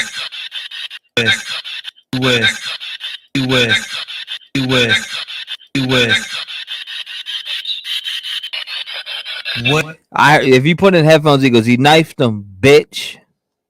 Just like that. He knifed him, bitch. Pretty weird. Now this one says frats are involved. Listen to this. This blows my fucking mind. It goes, frats are involved. Listen. What is the person's name?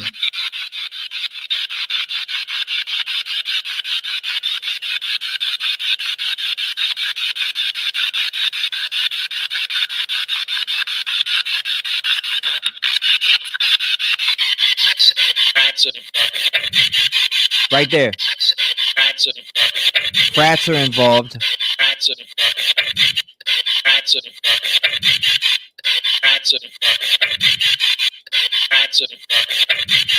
Frats are involved. Frats are involved. And then the female comes through. Listen. So when I ask my question, just listen. It comes across. It goes, frats are involved. And then a female comes in and says, 2 of them. I promise you. Listen to this shit. What is the person's name?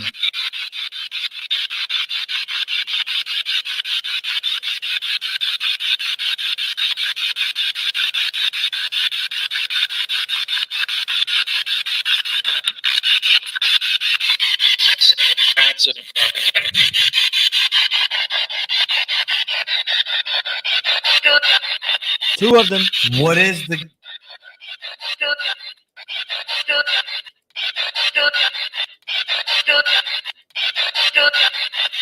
Frats are involved. 2 of them.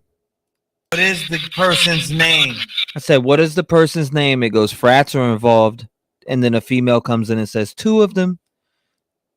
Crazy, right? Shit's crazy. I'm telling you. That's stuff that I've gotten in my last session. So when we do this session, are you guys ready for this session? I'm just showing you stuff that I've gotten before. Now, let's see. This one says, okay, this one will blow your mind. All right. This one will blow your mind. This one goes, I asked who did it, and it goes, my own brother.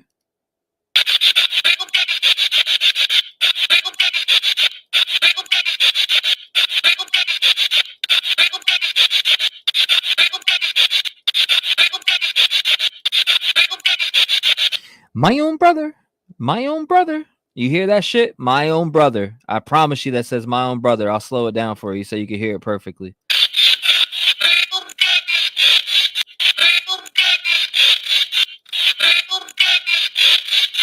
My own brother. I said who murdered you guys? And it goes, my own brother. Jeremy and Ethan. What? Who did this to you? Says Jeremy.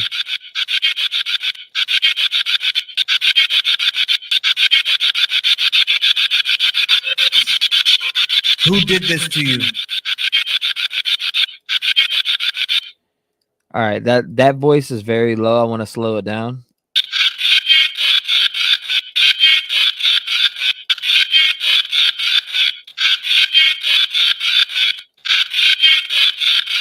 Do you guys hear Jeremy right there?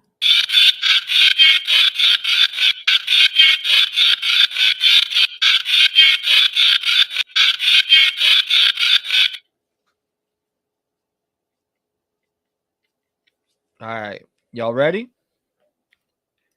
Y'all really ready for this session? Hold up, this one goes, Jacob, sup, dude. Listen, I'll play this last one. Jacob, sup, dude. What do you mean do one for Blind Fury? Isn't Blind Fury alive? Ethan Chapman, can you come through? Who did this to you? Ethan Chapman, can you come through? Who did this to you?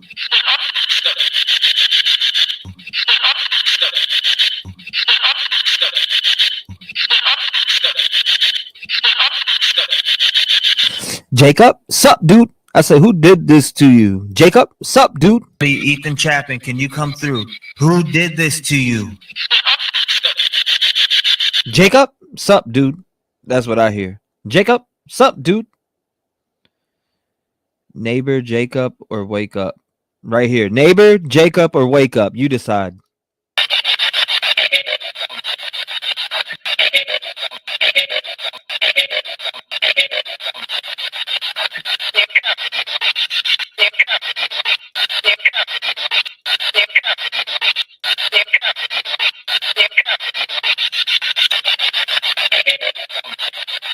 Neighbor. It goes neighbor.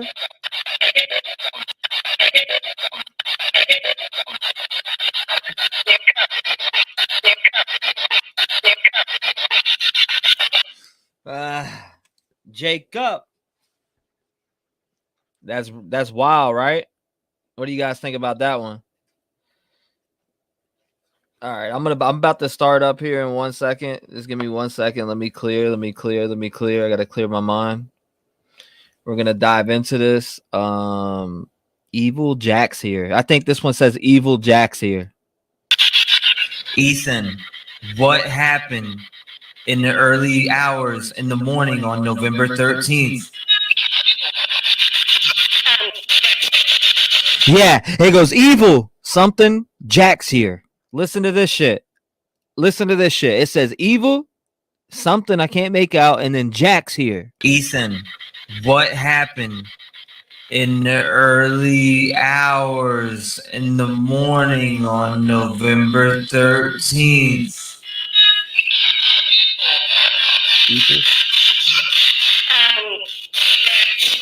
Jack, dear.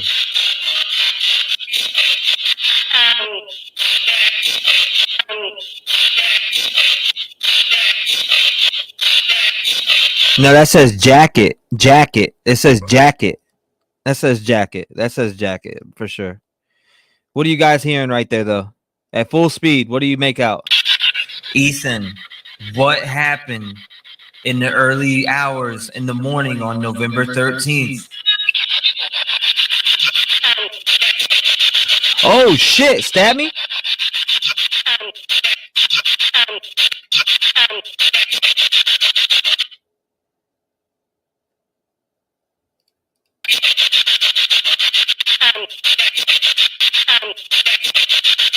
Sounds like Jack's here when you play it fast, and then it does sound like stab me. Right? But yeah, those are what we got before. We're gonna dive in. We'll dive in. Shout out to everybody who's shown love tonight in the stream. I do appreciate you guys. Make sure you smash that like button and sub up.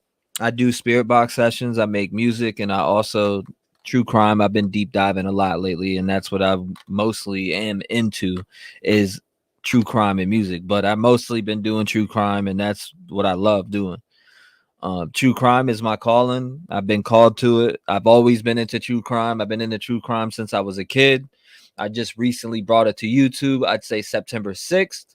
And I just, I'm fascinated with true crime, always have been. So to do it on YouTube and then have a lot of you guys that come in with information, it's just great to especially have a lot of people here, because it's like y'all are like family to me, because you come in and we all get to talk, even if we don't agree in opinions. Like every opinion is accepted here, as long as you're not being ignorant, disrespectful.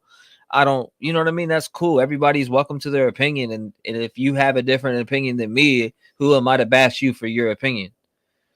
Right? So, I mean, that's what it's about. So I'm going to say a silent prayer for you guys and myself. I also got my clear quartz in my pocket, charged. And let's do this. Everybody, only love and light, because just know when you're here, you're involved with this session. If anybody wants to come up and ask a question, you're more than welcome to even come up and ask a question. You can be heard out the speaker, but as long as you're not echoing, you can't be echoing. I do invite people up sometimes to come and speak, and you will get answers, or you won't. You'll either get an answer or you won't get an answer, period. And it might not be a direct response to you. There is intelligent responses, though. I will say that. Excuse me. But yeah, hold on. Let me take a sip of my drink, and then I'll say my prayer for you guys and myself, and we'll go in.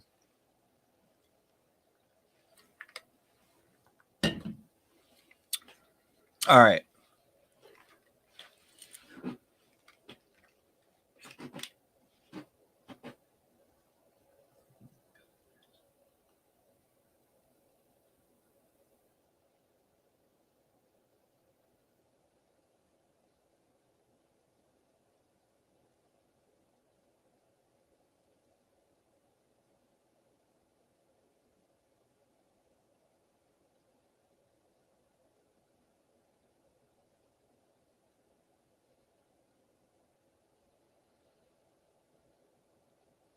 Lord, I ask you to watch over my chat.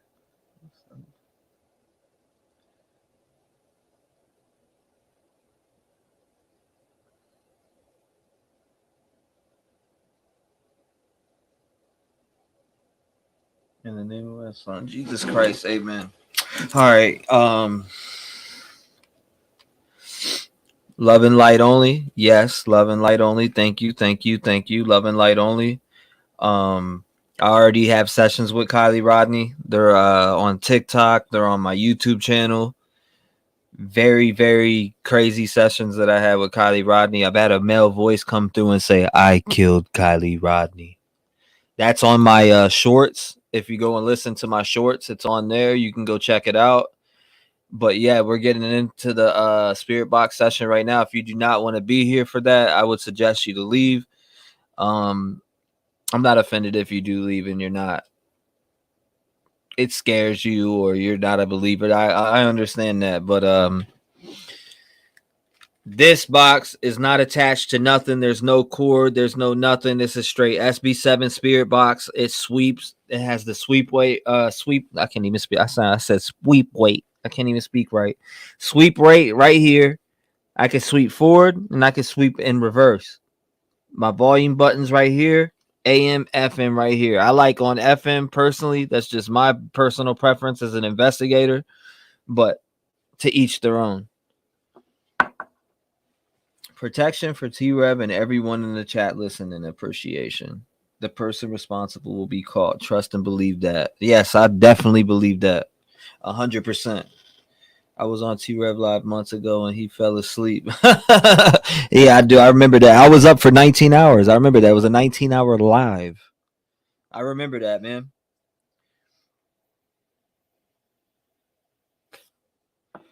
Sniper he's still a mod now.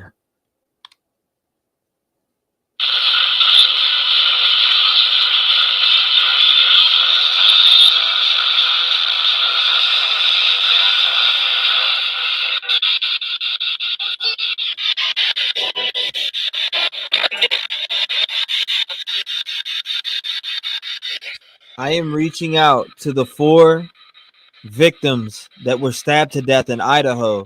Madison Mogen, Xana Kernoodle, Ethan Chapin, or Ethan Chapin, and Kaylee Goncalves. Is there anything you want to say to the world?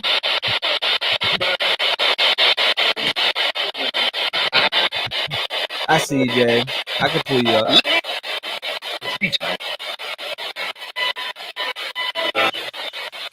Is there anything that you want to say to the world?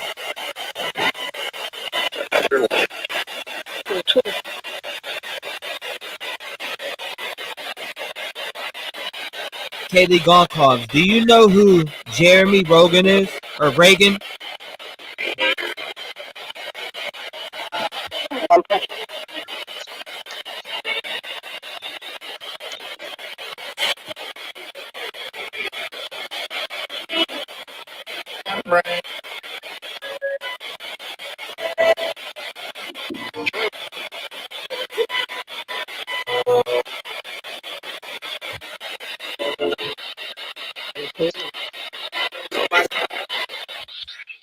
Is Jeremy Reagan innocent? Did he do anything to you guys?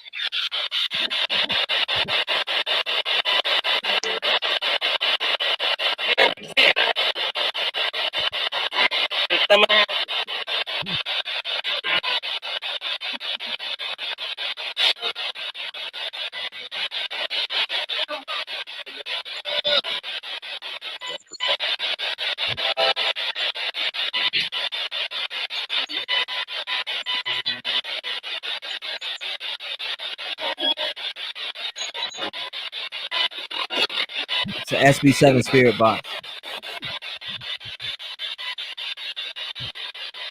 Madison Mogan, can you come through, sweetheart?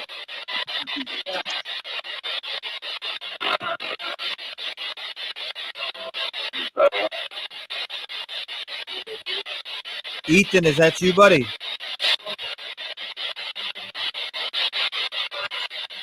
Which one of the 4 victims from the Idaho stabbings are here with me tonight? What is your name?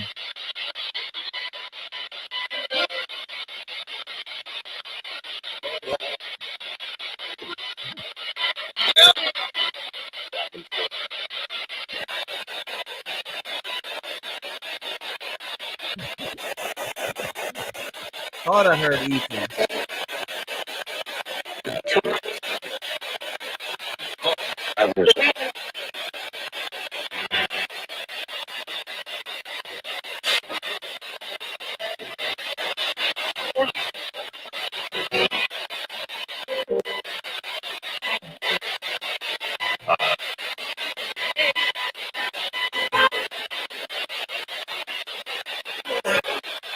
Which one of the 4 victims are here with me tonight?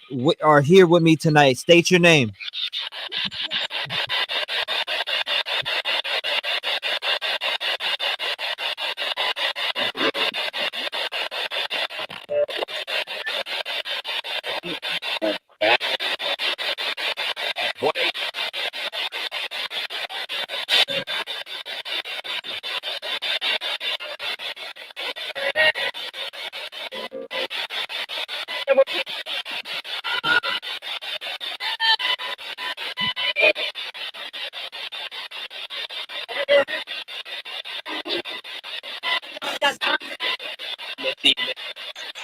It's Ethan. 100%. That was 100%. It's Ethan. Ethan always wants to speak up. He must know something. Yes.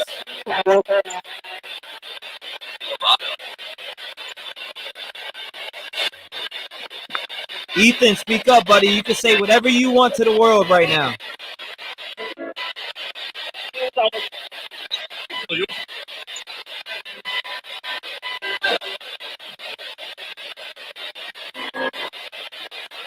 Spirit guides, let Ethan Chapin speak, please.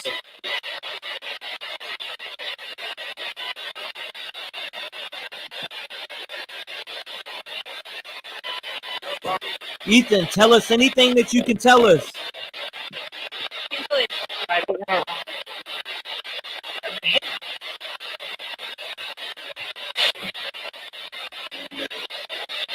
Who is Jeremy Reagan to you, Ethan?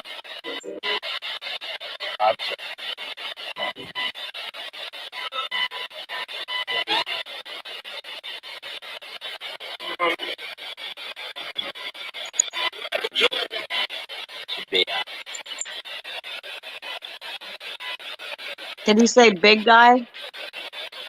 I thought I heard something like big guy.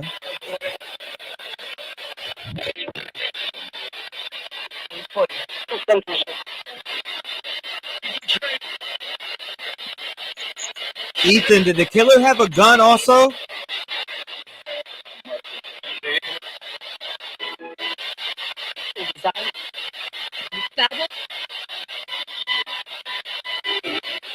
I thought I heard inside.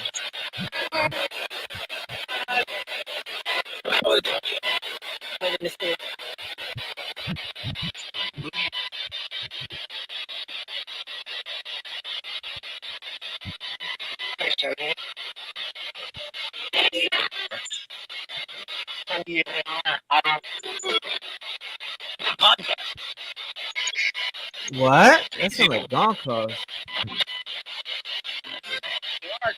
Is Sigma Shy involved?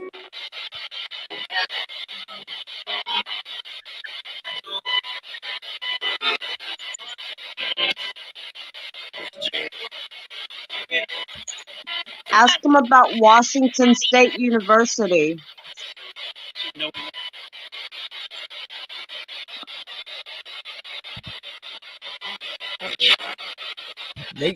The spirit box can hear you right now if you ask a question. Okay. Ethan, did it have something to do with Washington State University?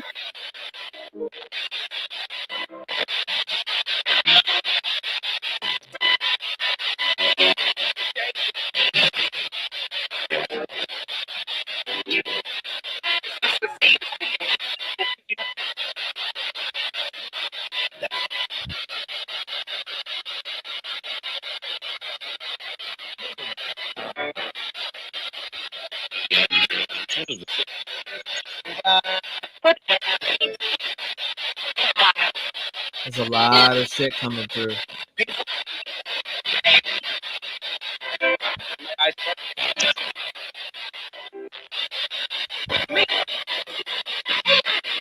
Ethan, was he wearing a mask?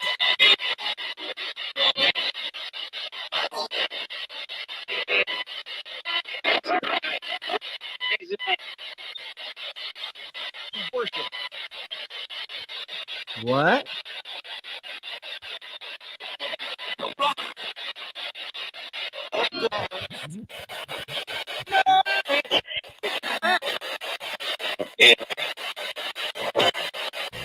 Ethan, was this guy a neighbor? What is his name?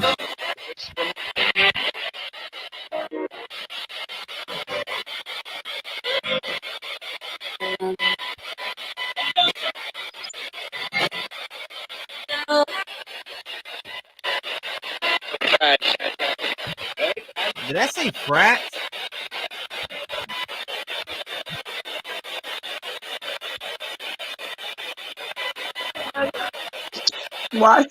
Washington State University is 18 miles away. It's like their rivalry. A woman just said hello. Is that you, Kaylee?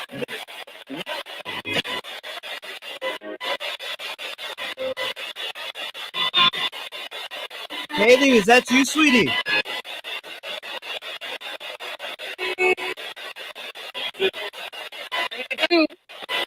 It's me.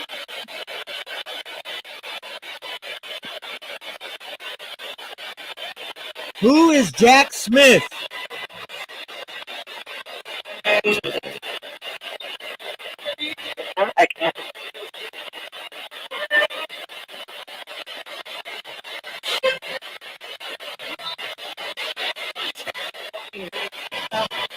On the last session I did with you guys, Jack Smith came across. Who is Jack Smith?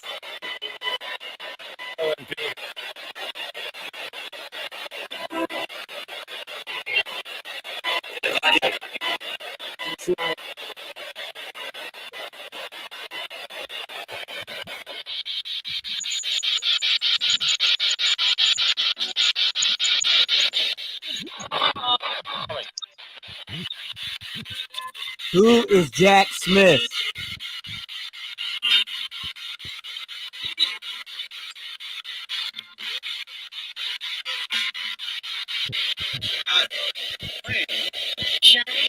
Friend.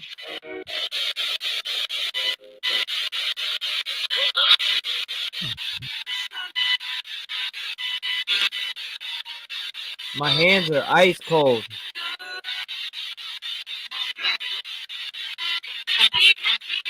I heard Ethan. I think it has something to do with the Washington State University, not anybody else from these other guys. None of the Jacks or Jays. I think Ethan knows because he might have seen them.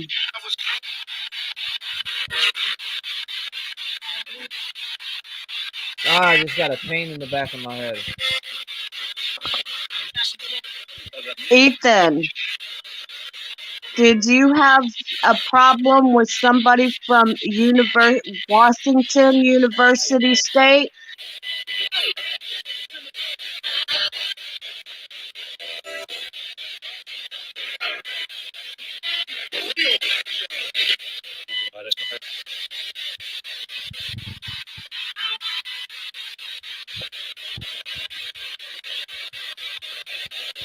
Sounded like one of the girls said, I did. Whoa, let's say lesbian? They all get excited.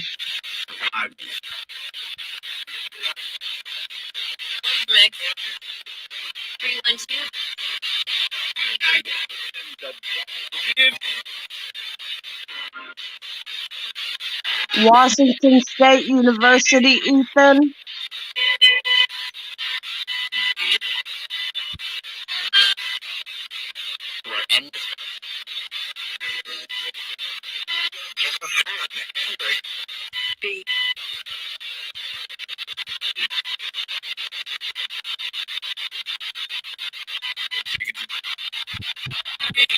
Who is here with us tonight? Say your name. Which 4 victims are here with me tonight?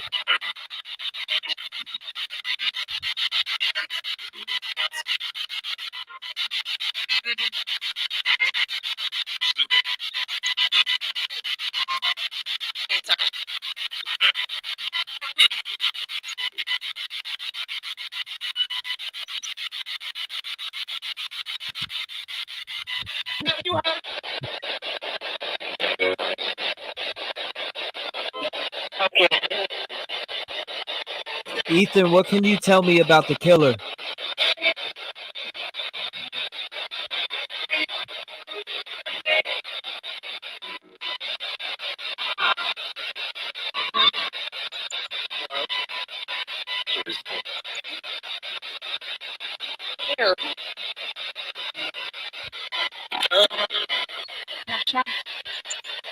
Xana, I'm looking at you in your eyes. Can you come through and say something?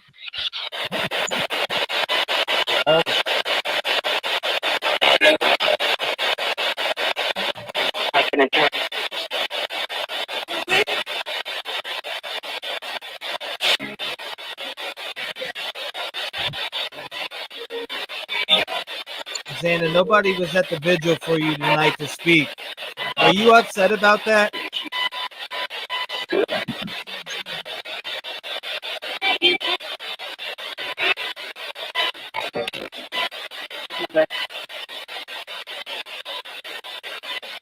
How many victims are here with us tonight?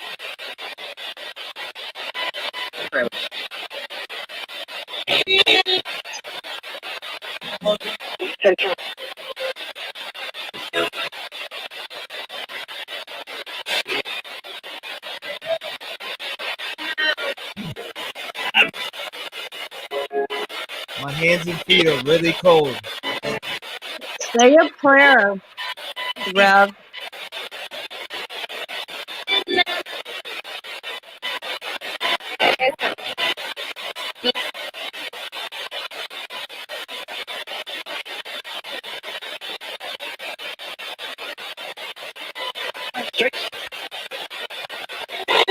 Spirit guides, can you bring forward Kaylee, Ethan, Xana, or Madison?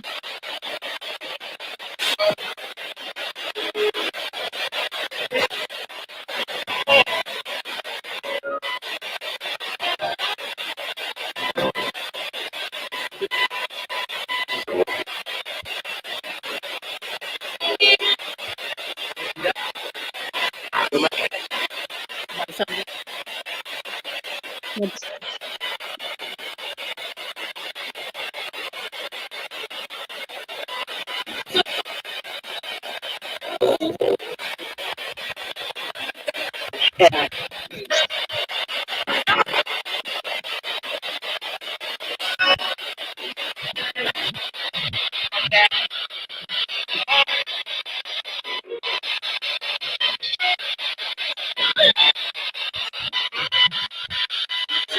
I'm trying to help the victims here. Can you say anything, guys? Is there anything that you want to say? The mic is open for you.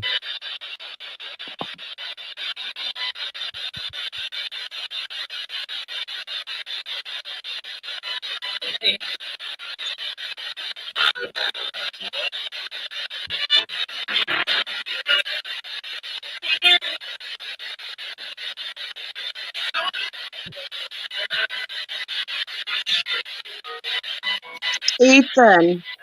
Who are y'all protecting?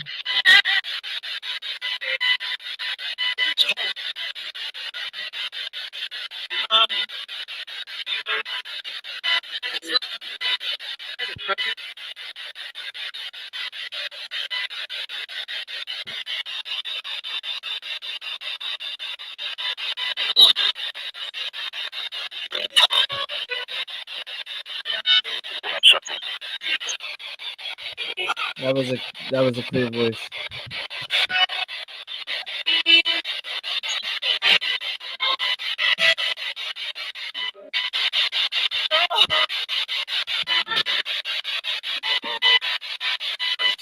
What'd you get?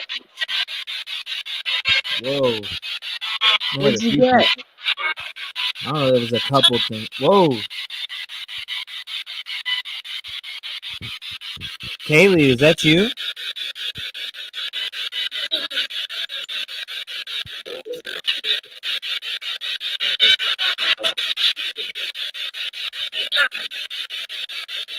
Kaylee Goncalves, is there anything you want to say to the world? YouTube can hear you right now.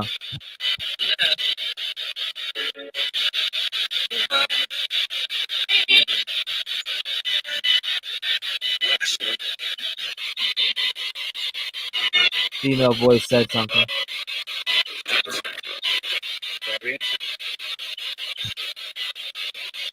I heard you got your answer.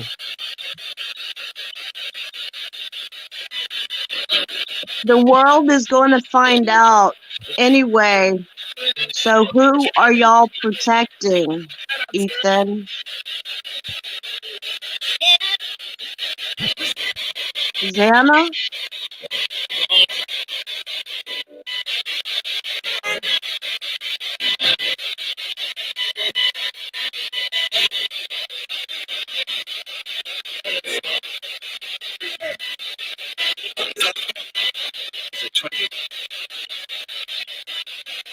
I thought I just heard someone say you're 20.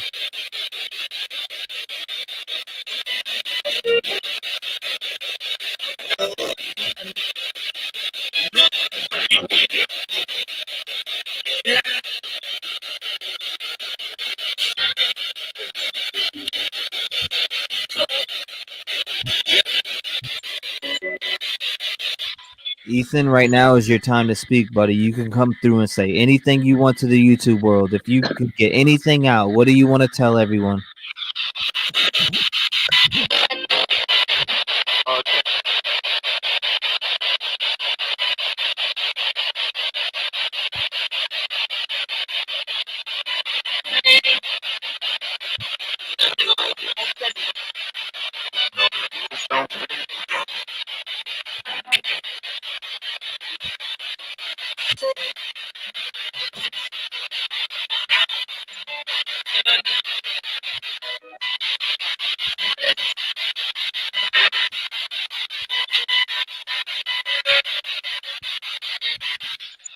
What did Jeremy do?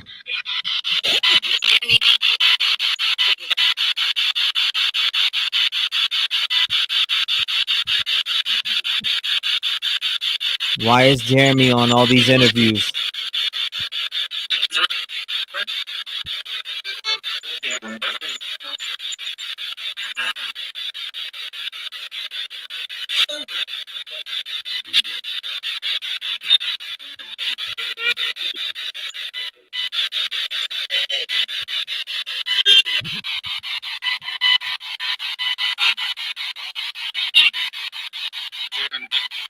I heard Jeremy, clear as day.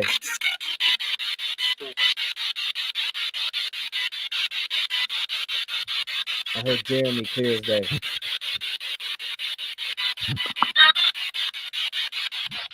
What about Jeremy?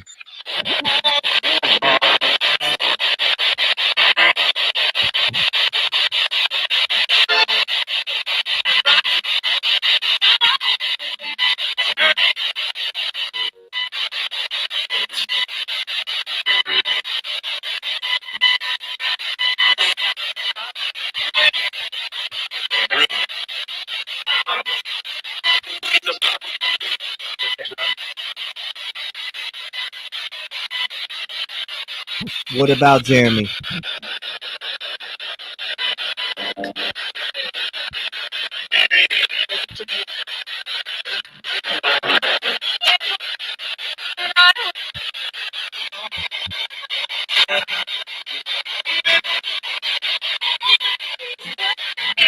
What is Jeremy's last name?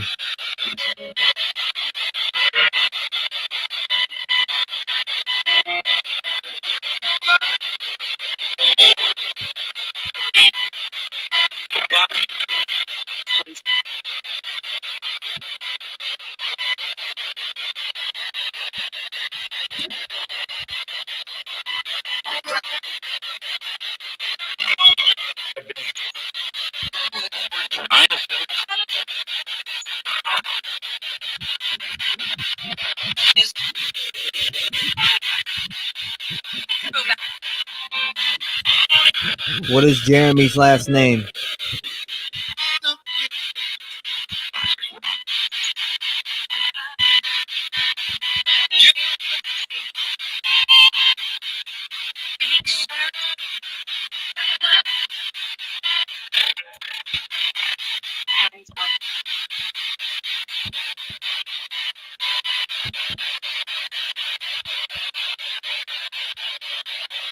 Maddie, is this somebody that used to come into the restaurant?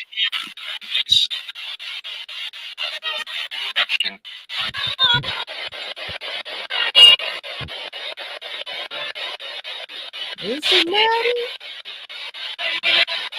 Maddie, is this somebody that used to come into the restaurant?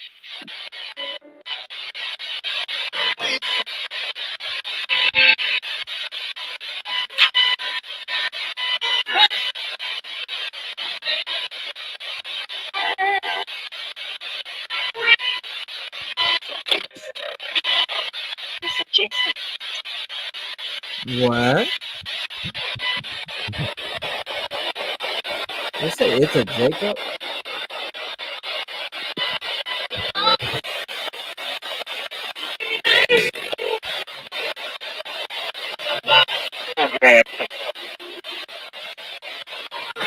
Spirit guys, please allow any of the 4 victims to come through. Loud and clear, please.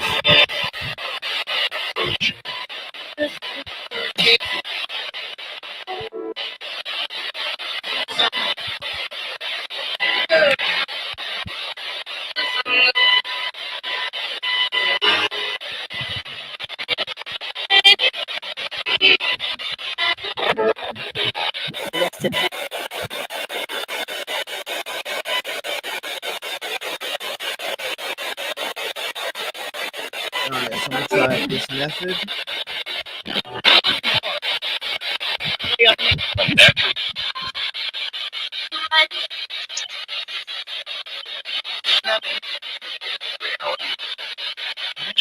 I'm gonna place the crystal, the clear quartz crystal, on the spirit box.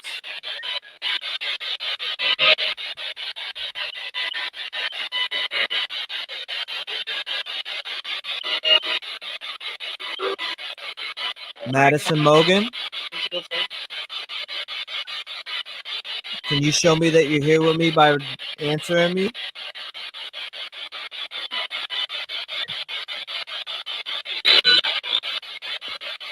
What's one of you 4 here with me right now? What's your name?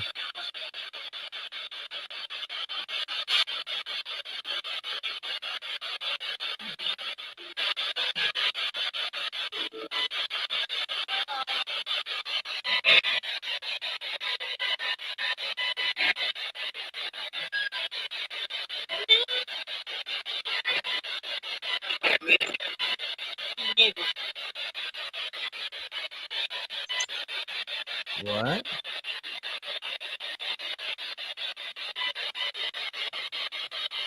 Which one of the 4 victims are here with me tonight? If not, what is your name?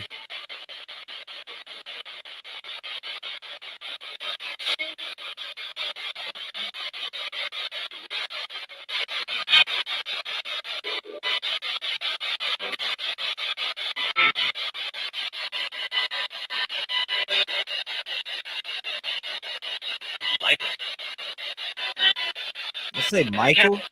It says Michael.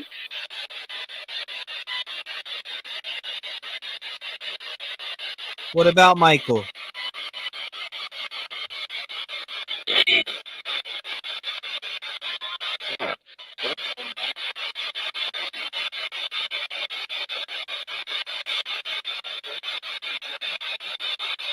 That's the second time I heard Michael.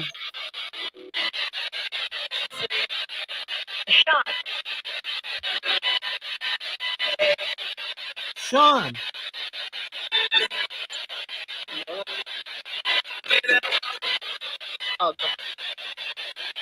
Thought I heard gong call.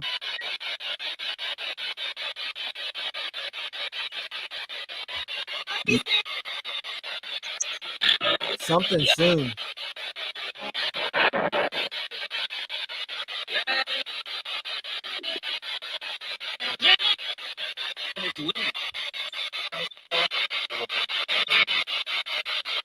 Say whatever you want to the YouTube world.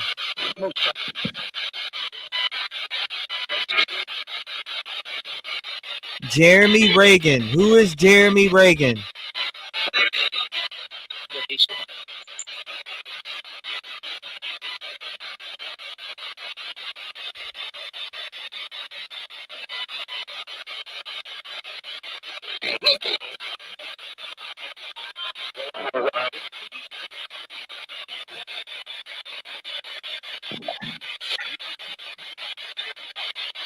Kaylee, who is Jeremy Reagan?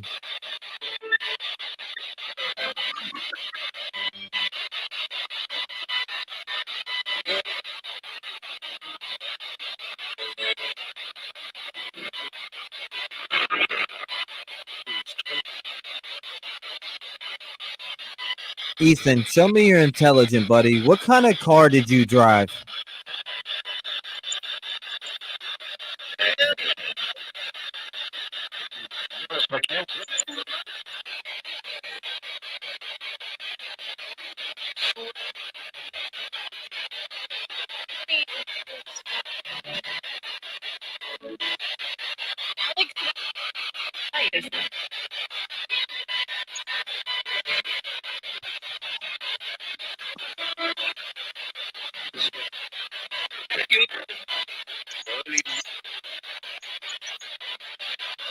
I love you. Ethan Chapman, what kind of car did you drive, buddy?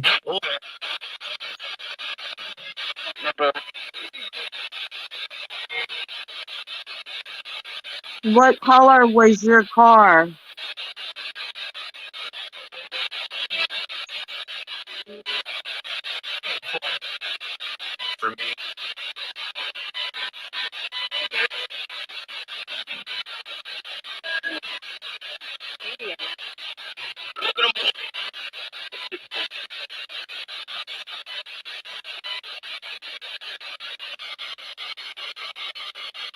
Ethan, what color was your vehicle, buddy?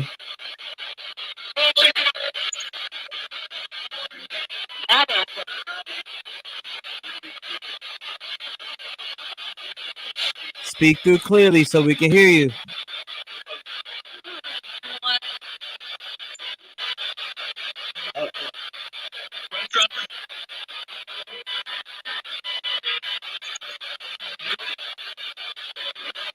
Kaylee, what color was Ethan's car?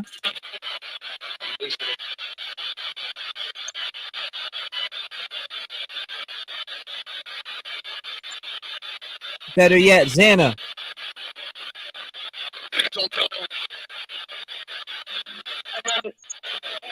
She said what?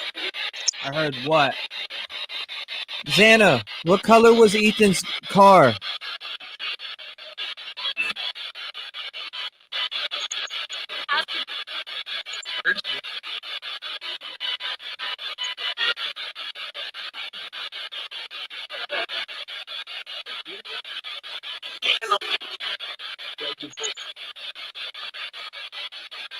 Xana, what kind of car did Ethan drive?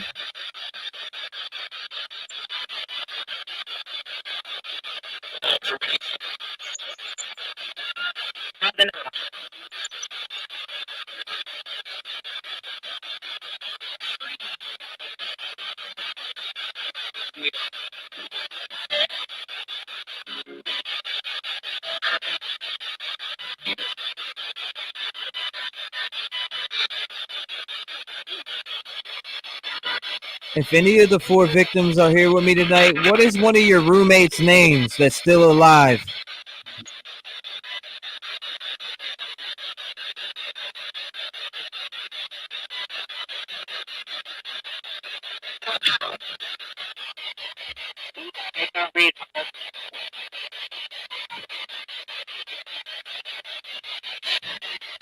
There's a couple responses in there I didn't hear.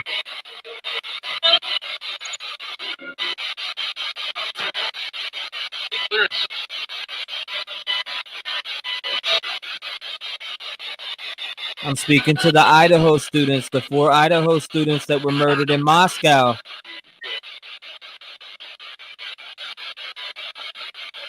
I want you guys to come forward and speak clearly for me if you can, please. You don't have to.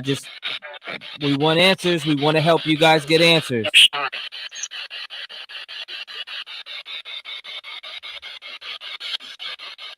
Which one of the 4 Idaho students are here with me tonight? What's your name?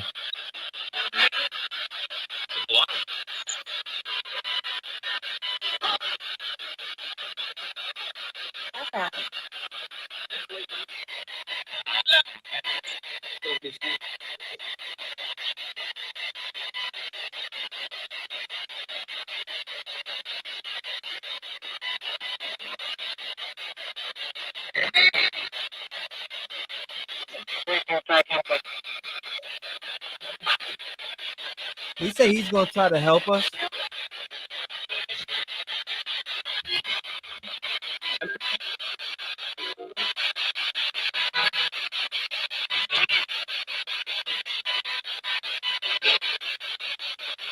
I thought I heard he's going to try to help us.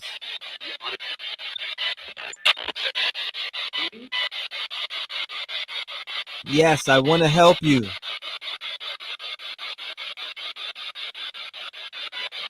You got to speak loud into this box right here. You need to speak to the speaker.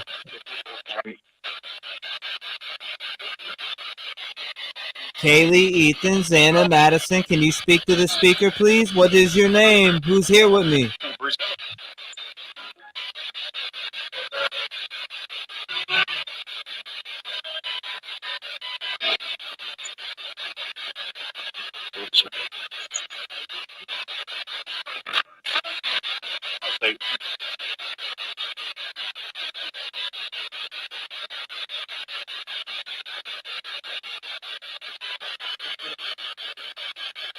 Xana, what's your mom's name?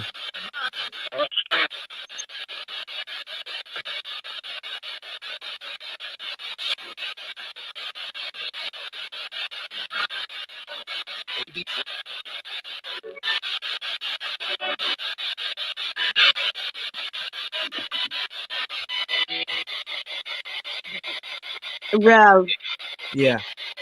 because I'm here, let me ask. Mark, are you here?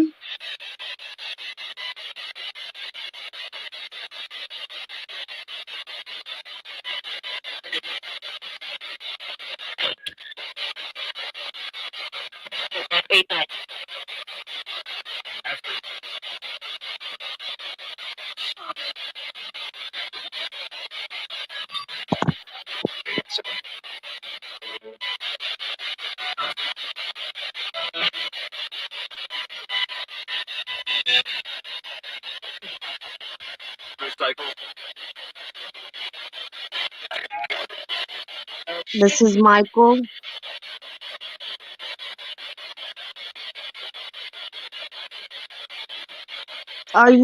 Michael, are you friends with these girls and Ethan?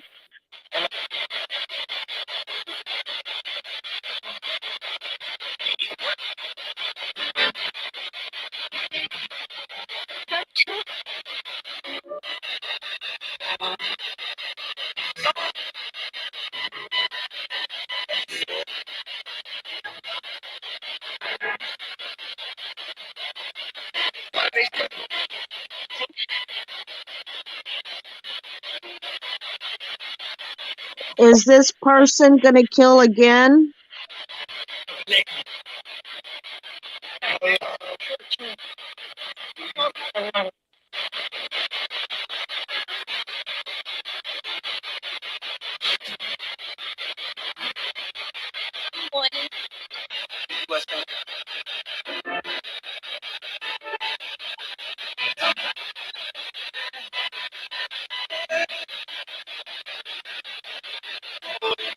Is the killer gonna kill again?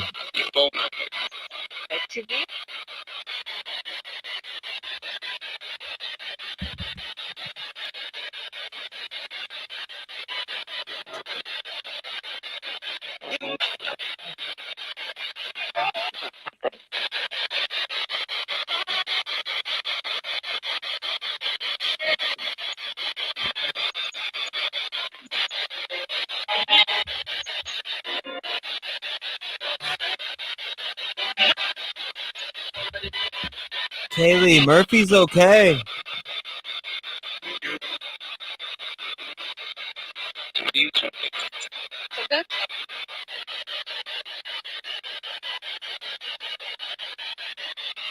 Kaylee, Murphy's okay.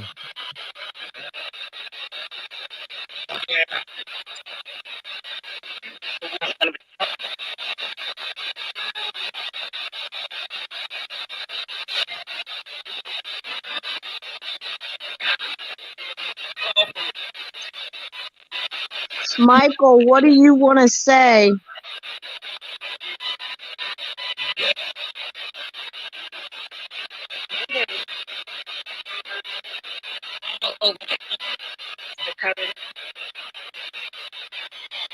They're coming. I heard they're coming. I'm safe. He said I'm safe. Clear as day said I'm safe.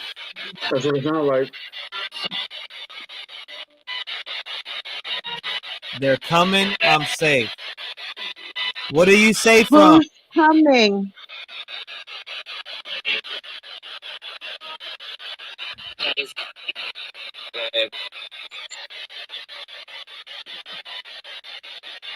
I just heard red or dead. Or Rev?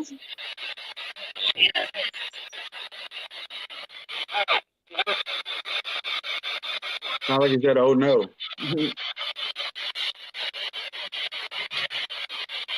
Michael, is somebody coming for Rev?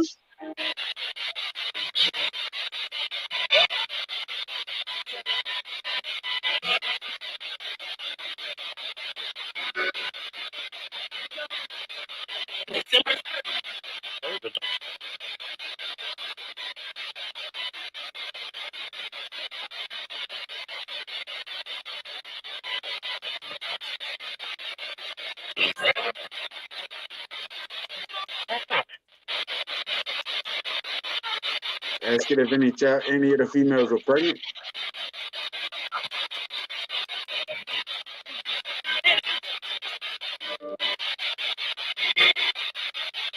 Who's coming, Michael?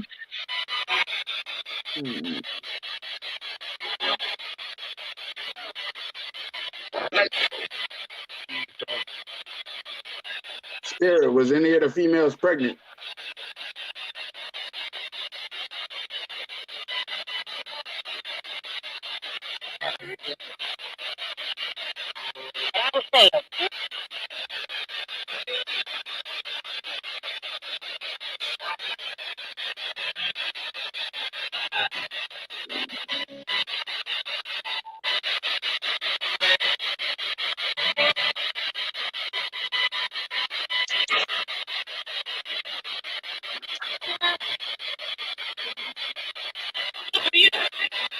Can you guys say my name?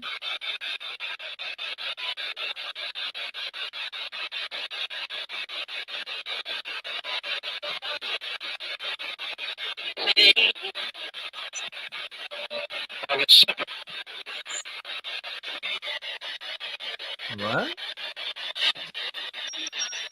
Sound like it said, I'm sure.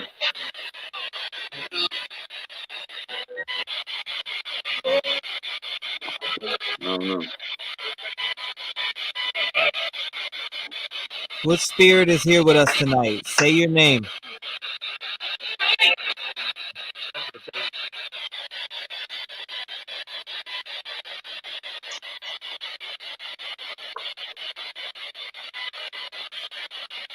Who got set up?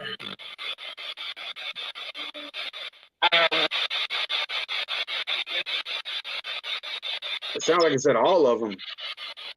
Yeah. Wow. Who set them up? What is his name?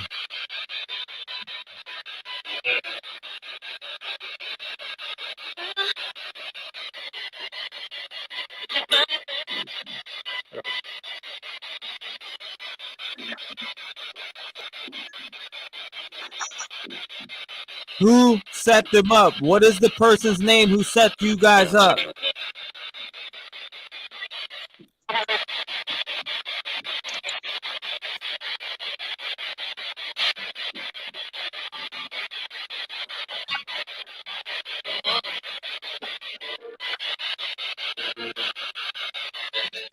I'm going to put my hand on the antenna. I want you to use my energy for this small session to answer these questions.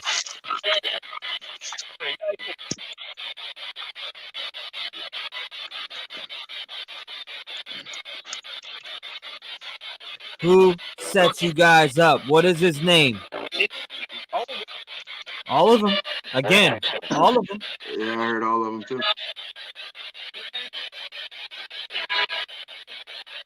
The cartel?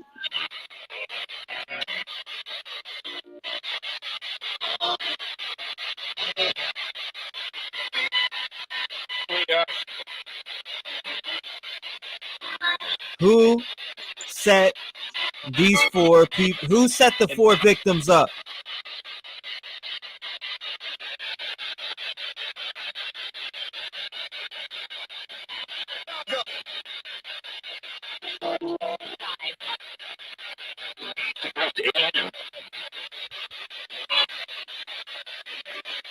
I thought I heard Daniel. It could have been something like that. I offered my energy for the session. So y'all, if y'all want to start asking session questions, I'll focus my intent and energy on this box. You froze. What did he say? I just heard Steven. Steven, shit.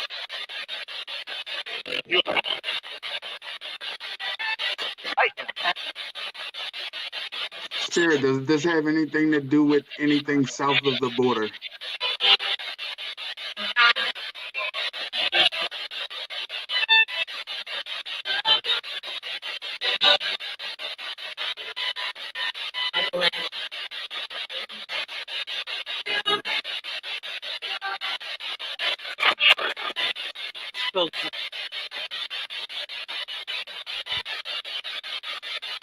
Killed them?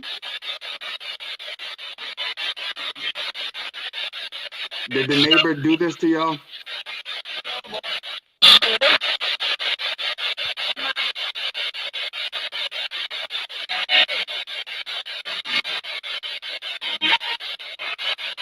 Ask about Xana's mom.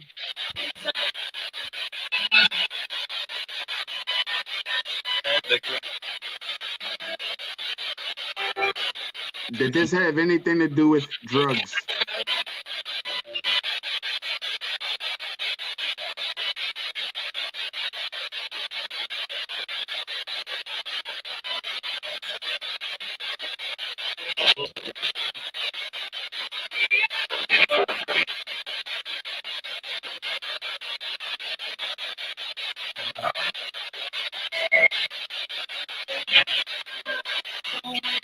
I feel a spirit around me.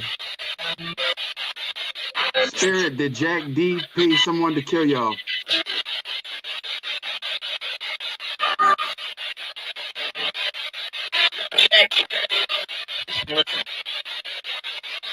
I heard Jack.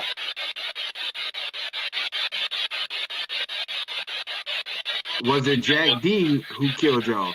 Hello.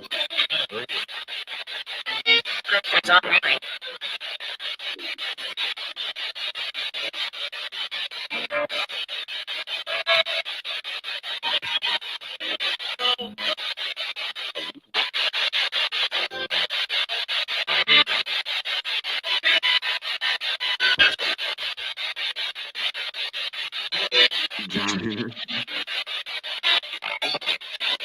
What about? What about? What about what? What is it you're trying to tell us?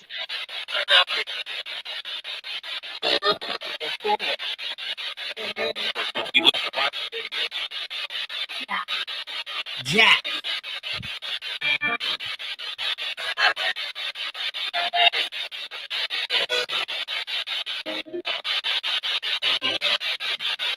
So Jack did this?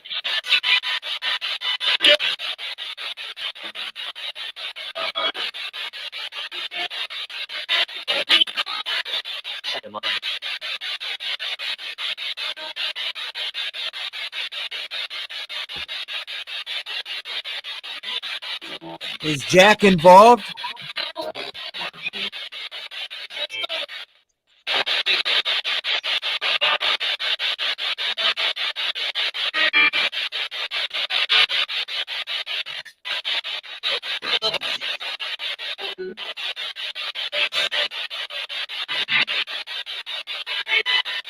Spirit, did Jack set y'all up?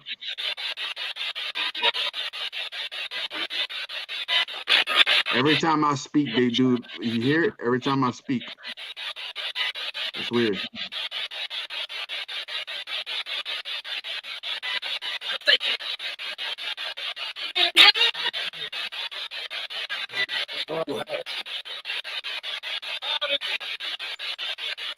Spirit, who was the intended target?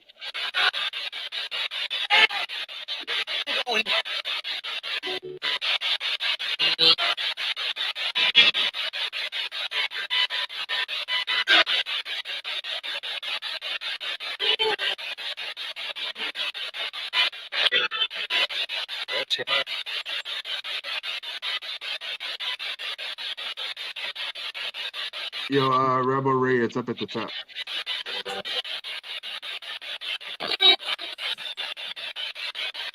Was Kaylee the intended target?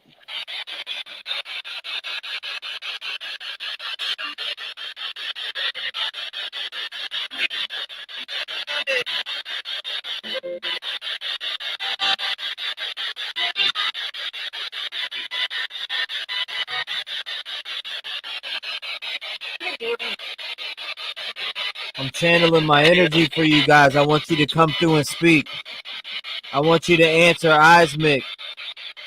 Every time I talk, the spirit box does like quiet down a little bit. Y'all hear that?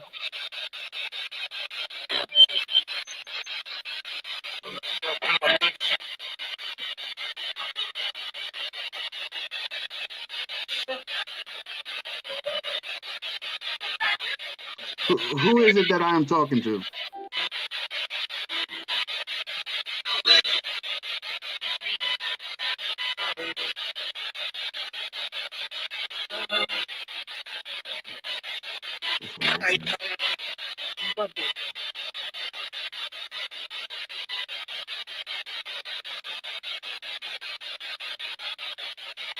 Xana, is that you trying to come through?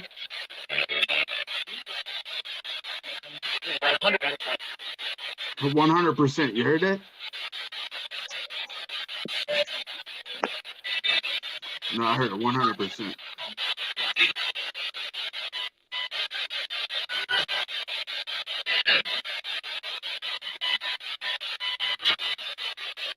Xana, is it you trying to communicate with Ethan?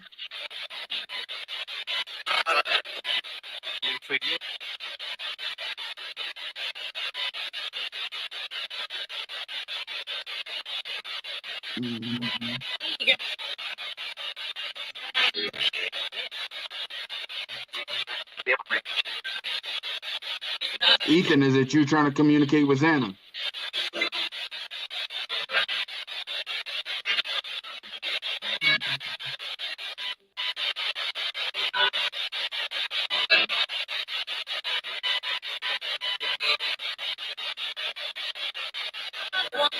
I'm only offering my energy for the 4 Idaho victims to speak up. Ethan, Xana, Madison, and Kaylee.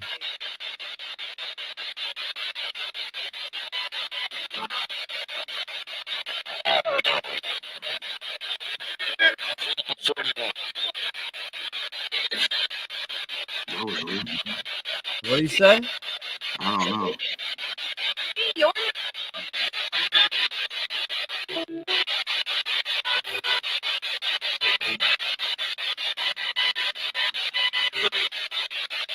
Are all 4 of y'all together in the afterlife?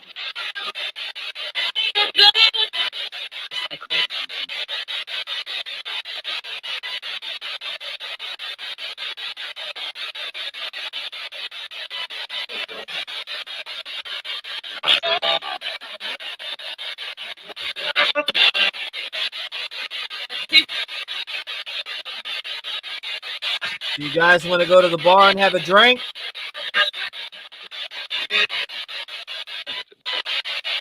Here's $500.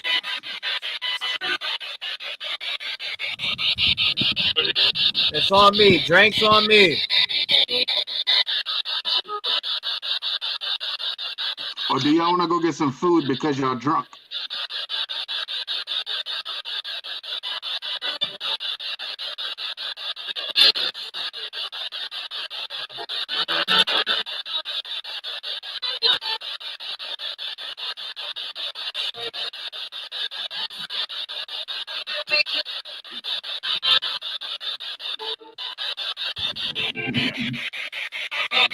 Let's see if I can get it right.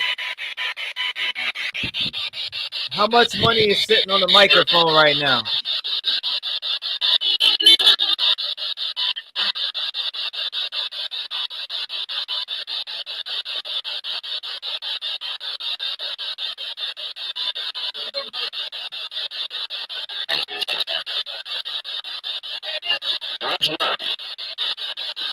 What did you just say? Did he say that's 200? I don't know. Spirit, how much money is sitting on the microphone at this moment?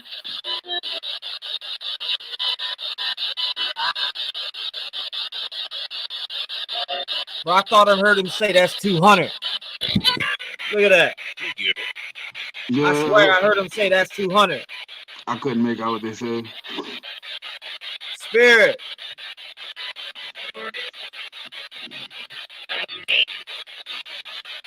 How much Sound is like that? they said that's me. Spirit, how much money is this?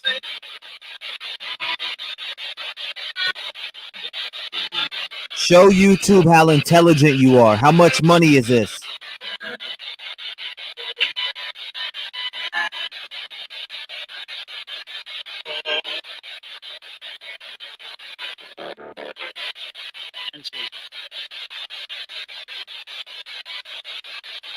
Thought I heard him say, let me see. Sound like you said something like that.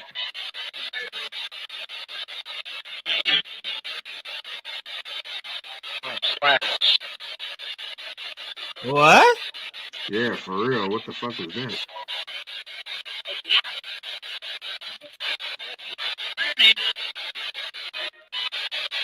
Kaylee, y'all girls ready to go get some food tonight? All right, I put $400 up here. This is for you guys. Y'all can go out and have a great time tonight. Drinks on me. Spirit box, who did this to you?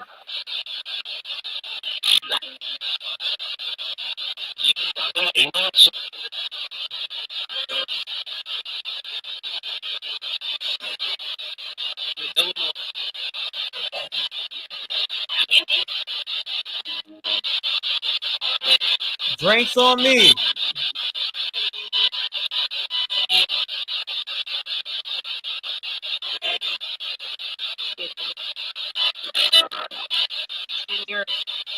Maddie, In did here. Michael follow y'all home?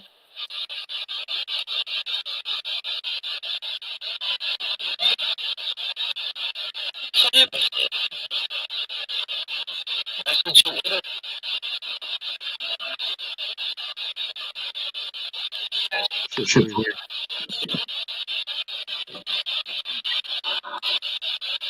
You guys want to go to the food truck?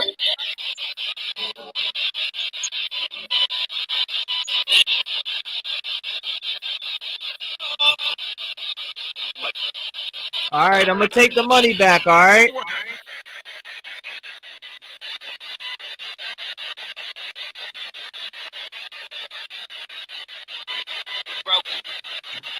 Why did all of y'all have to die?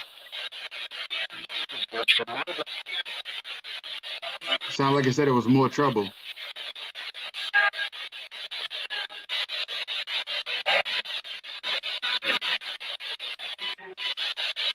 How much money is in my hand?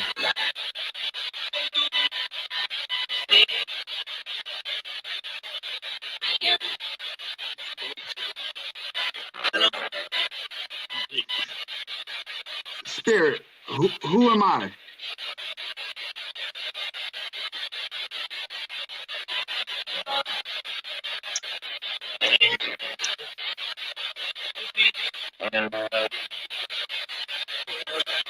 You say I don't know. Sound like it.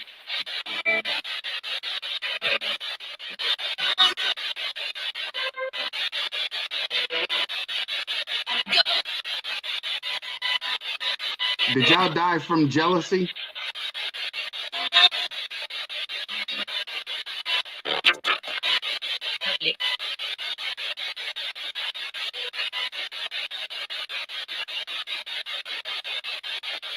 Got $1,000 y'all can split. Y'all ready to go get some drinks at the corner club?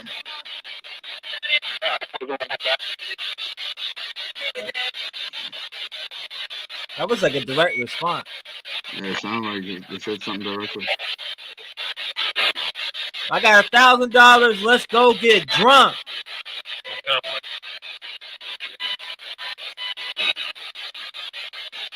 I want to take you all out to get some drinks.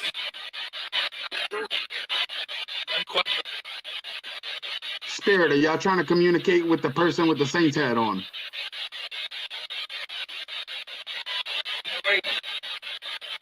Sound like I said no way. Possibly. Right there. Clear as day, bro. Yo, I'm telling you, bro. That said possibly, bro. that did say possibly. Hey, now listen. I got $1,000 in my hand. We can go to the bar right now at the corner club and we can have some drinks in Moscow. Who wants to come with me? What's your name?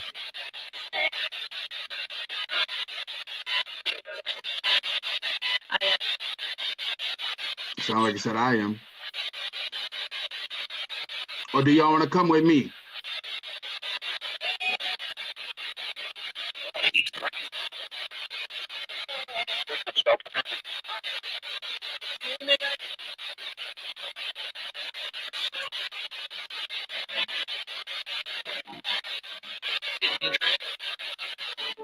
Say thank you, Trev.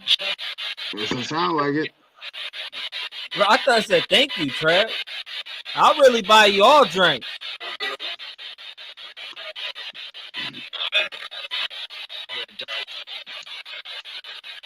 Did he say you're dope? Yo, I swear to God.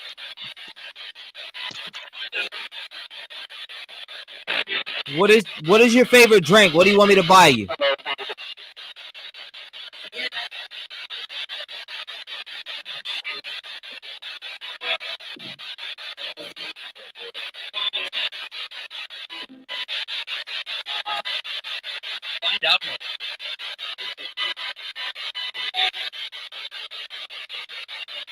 What's your favorite kind of drink?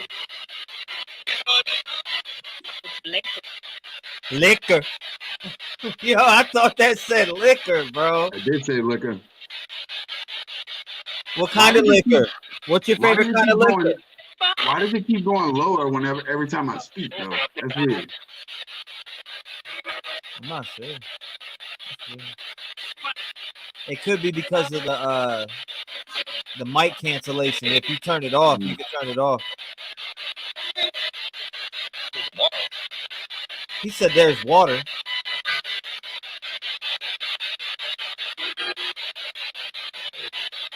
She yelled vodka clear. Somebody clip that. Buy a double? You want me to buy a double?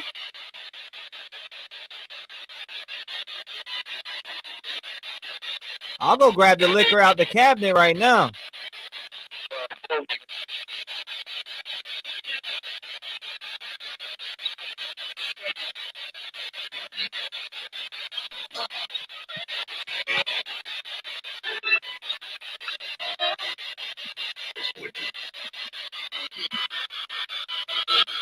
Would you like to speak with the women?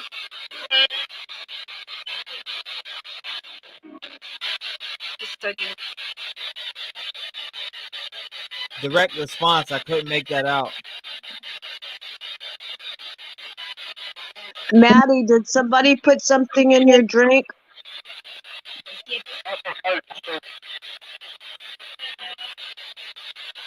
That was multiple words.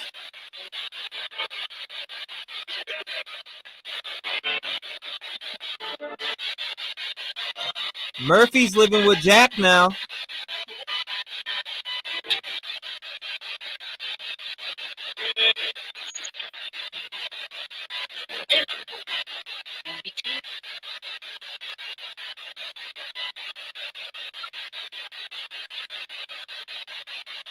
Are you all right with Murphy living with Jack?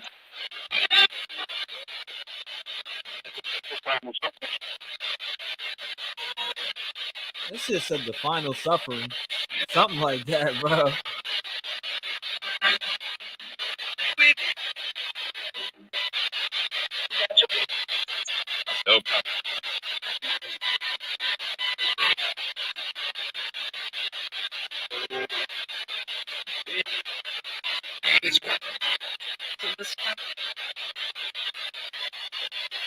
Melissa? What?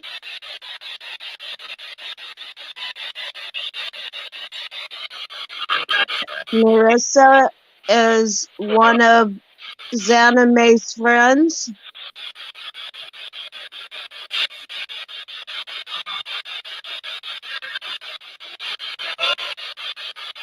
Xana's friend, Melissa.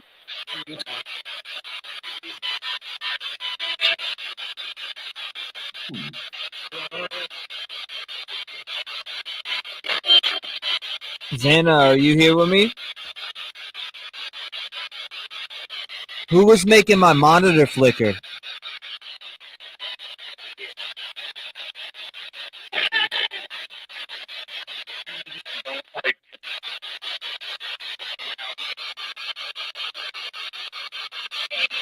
Who doesn't like Melissa?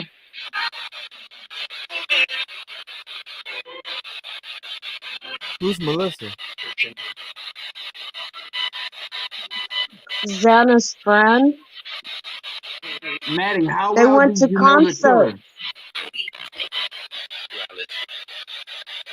No, like I said, a little.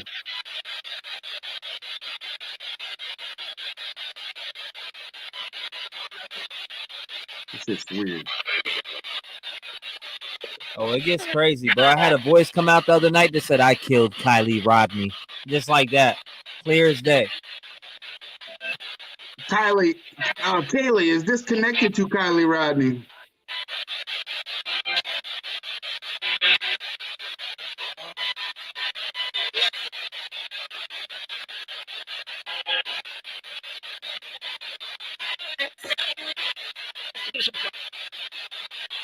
Thought I just heard it's Sammy.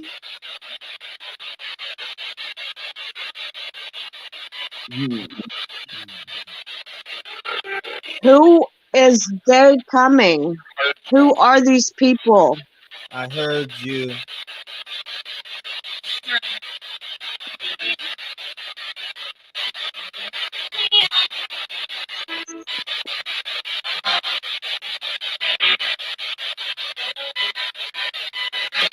I want the 4 students to step forward and speak, please. Ethan. Sounds like he said here. Yeah, that's what I heard. Ethan, what color was your Jeep?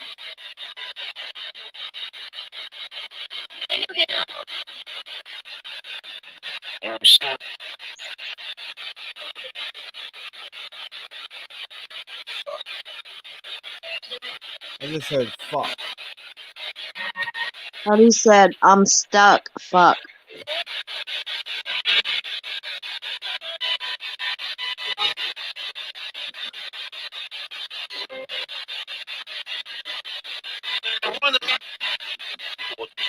One of them. Ethan, did you get Xana pregnant before y'all passed away?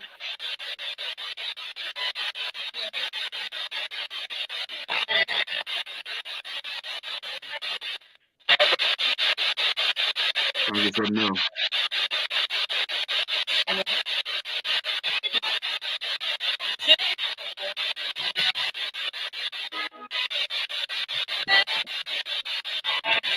Whose energy am I feeling right now? What's your name?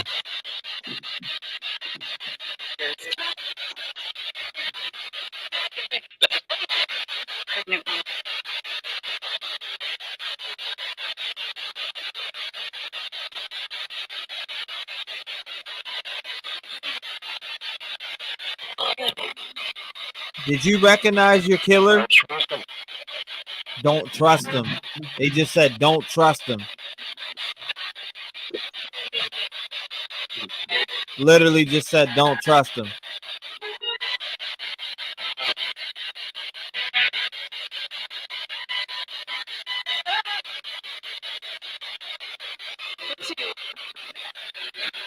It's you.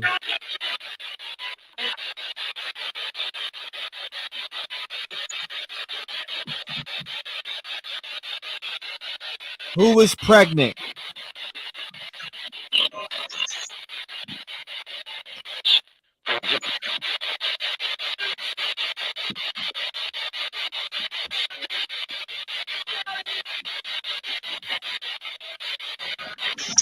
I faintly heard Xana.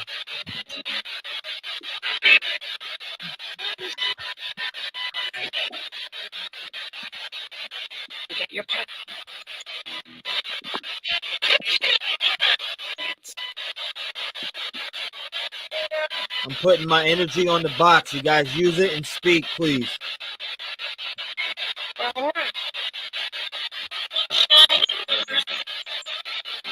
Yes, just like that.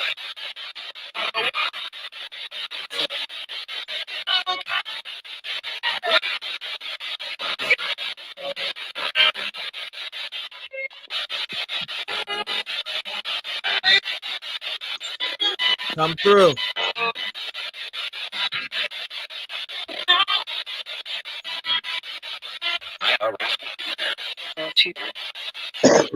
Whoa. He said that's evil.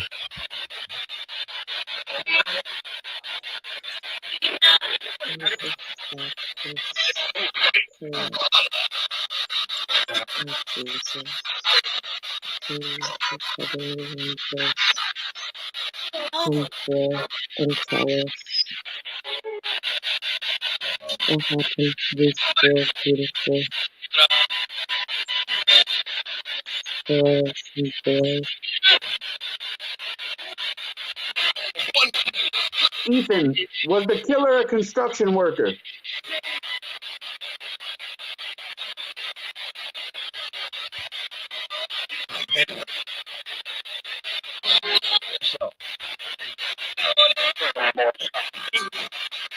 I heard what's up.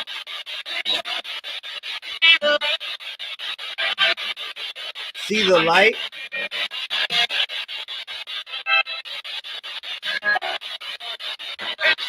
Help law enforcement find your killer.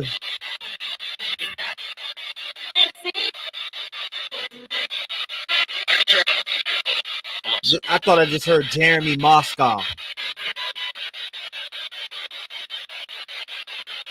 Did Jeremy hurt y'all?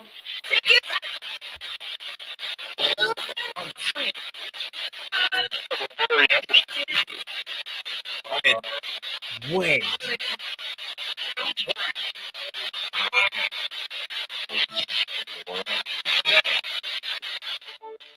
As soon as I put my energy on the box, I got my hands on the box, and shit starts going crazy. What time did y'all die? Did they say 3:30? I'm gonna need that clip.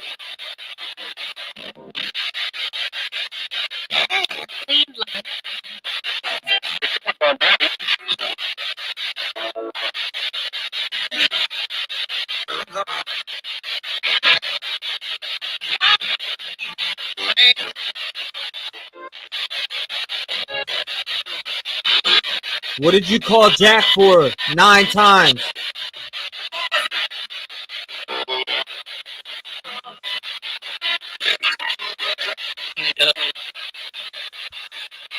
I heard devil.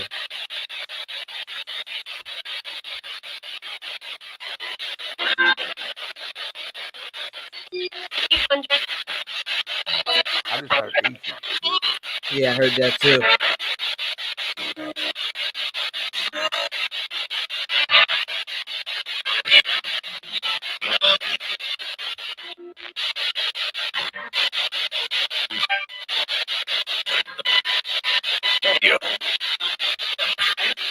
There's that deep voice when Rebel comes around. Did y'all know your killer?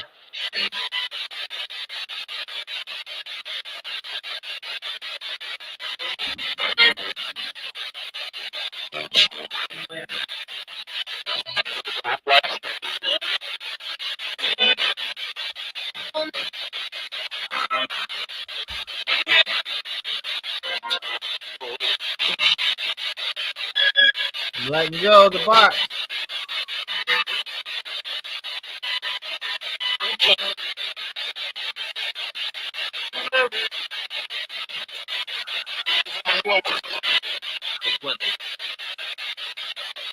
Ethan, who killed you all?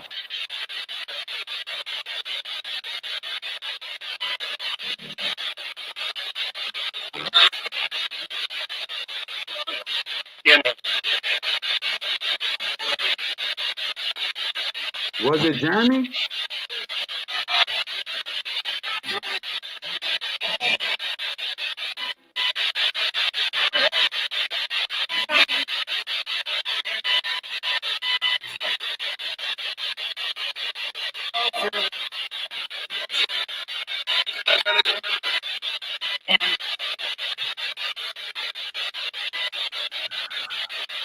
Was the knife that killed you all, was it a K-bar?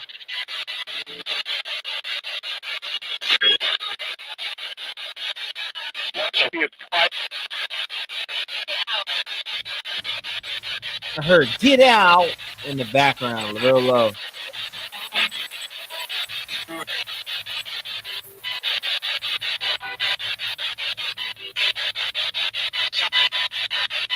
Can we ask Allison Ray to come and help us?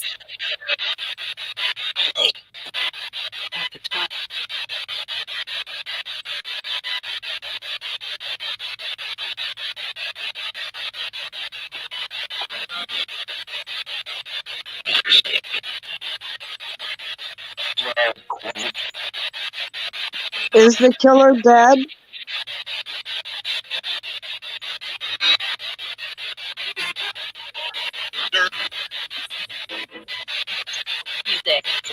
He's dead. That shit said he's dead. Did the killer kill himself or did somebody kill him? They killed him.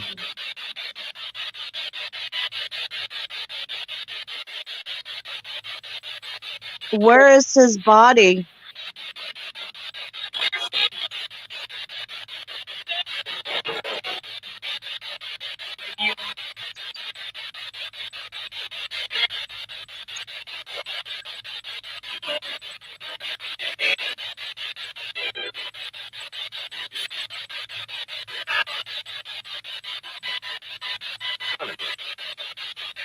Are they coming?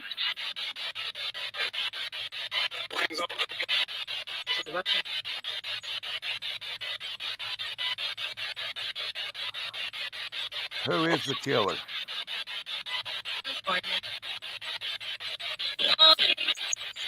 That's like the 5th time they've said Michael.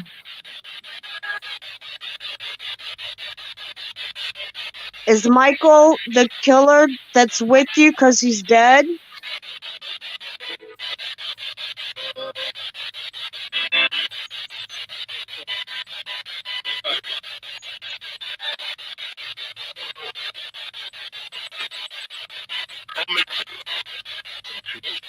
Did Ethan have words with the killer before entering the home?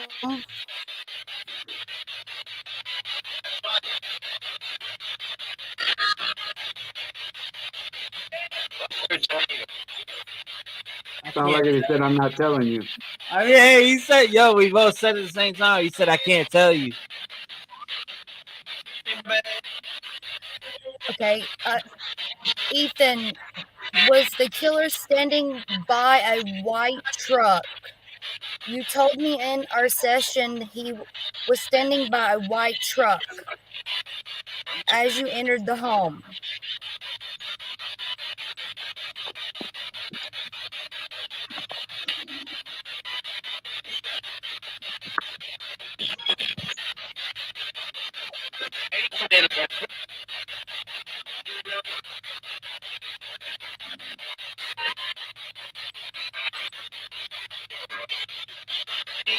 Xana, can you tell us if the killer was standing by a white truck when you entered the home?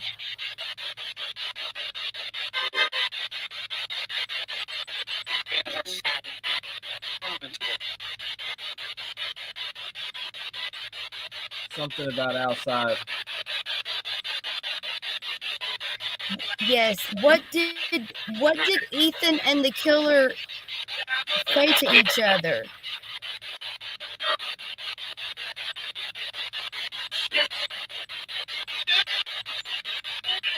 This is creepy as fuck.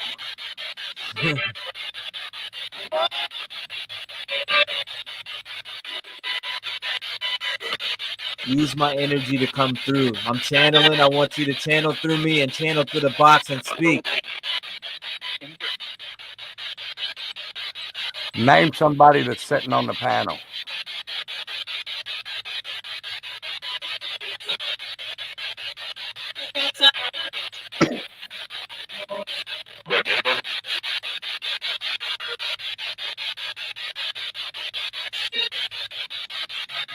I swear I heard Xana.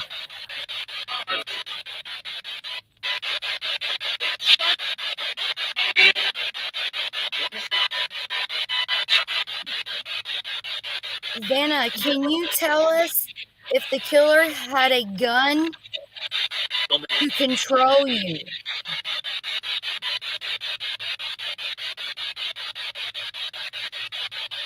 Austin? They said Austin. Austin's my name.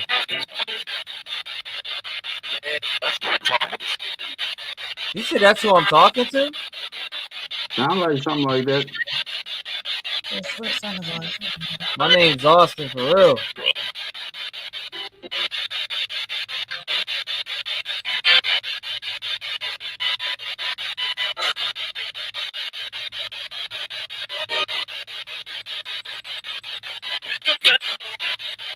Ethan, can you tell us if you're the last victim to pass?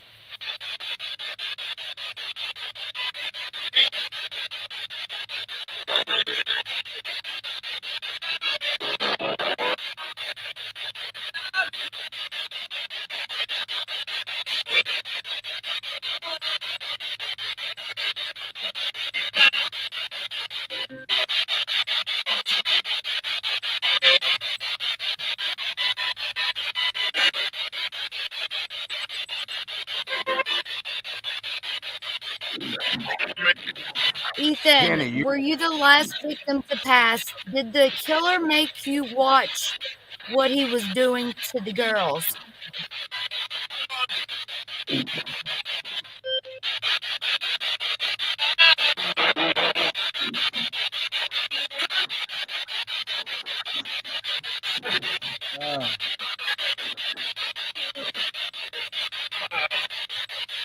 Use my energy.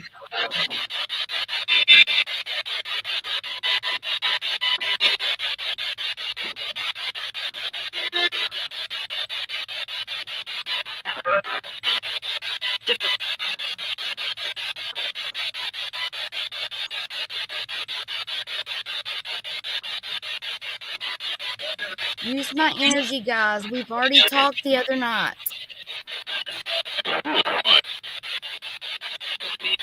He said, "What do you want?" Was the killer the guy standing by the white truck?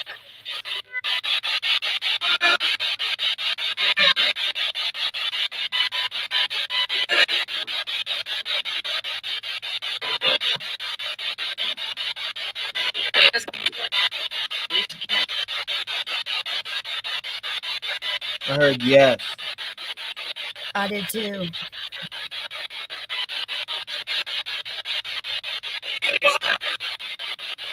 What? Ethan, Xana, Haley, Madison, when you guys were walking down the sidewalk, was he standing there waiting on you? At the front of the white truck?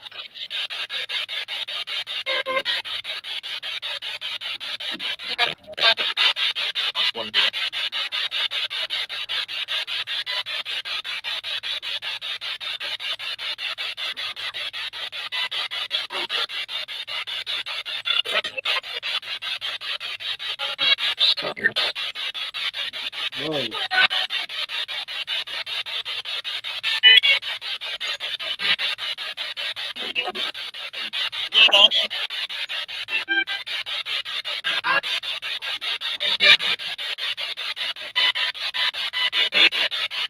Was the killer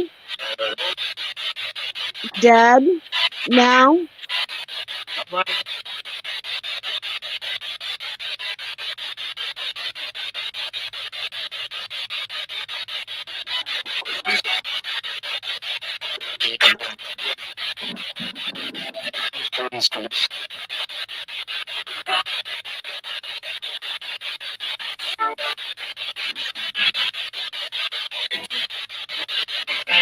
Does the killer's name start with the letter S?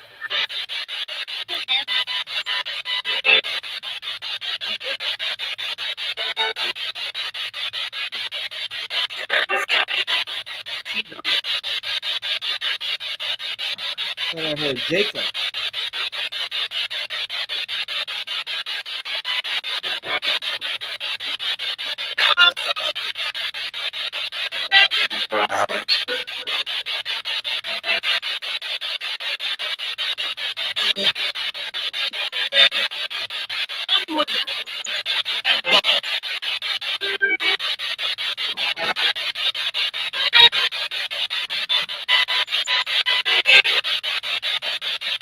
Ample Spark said that was 100% 330.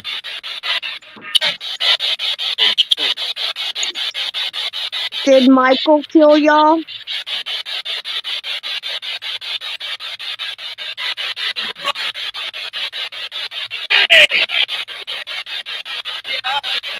Yeah.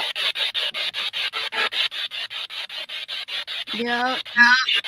I heard yeah. See, Michael has been trying to cut the girls off, and ever since I said something about it, him dying, he's been not talking.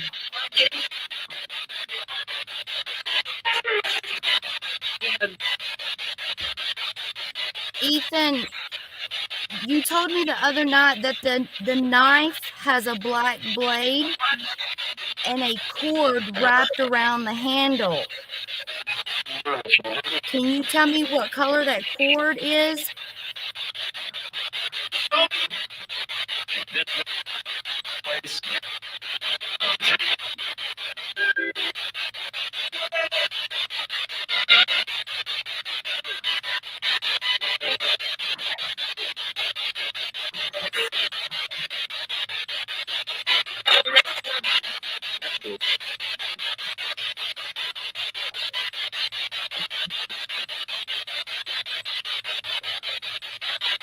Ethan, what color was the cord on the handle of the knife?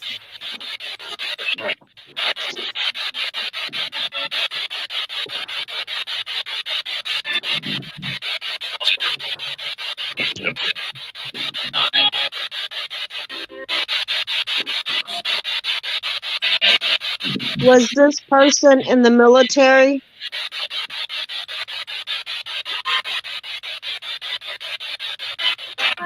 Green. Oh, Skittles had green. I got green the other night.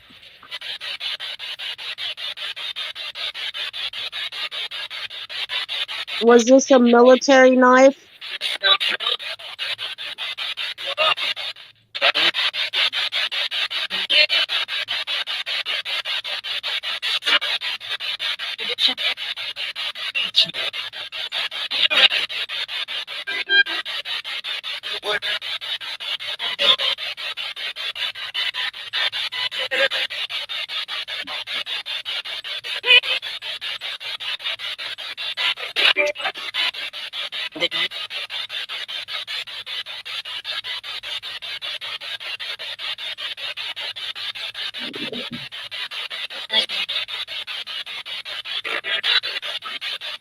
Anna, is the killer the guy that was standing in front of the white truck?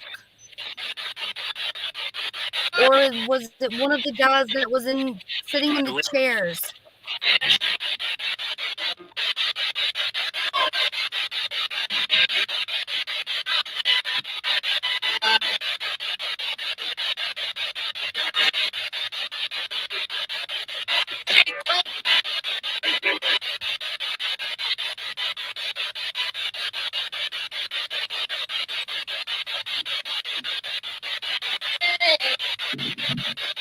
I heard, hey.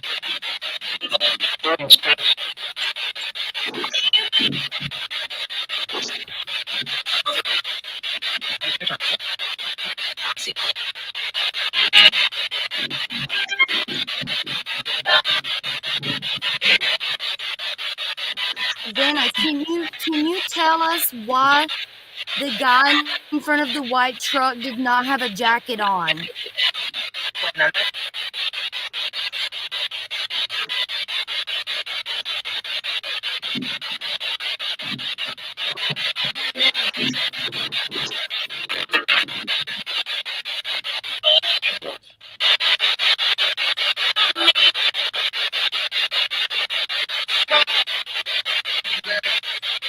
T-REV, I heard that shit. Like, Yeah.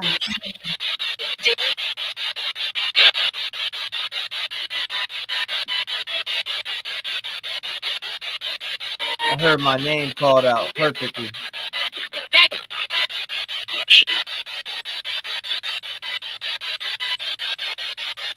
Did he go around back?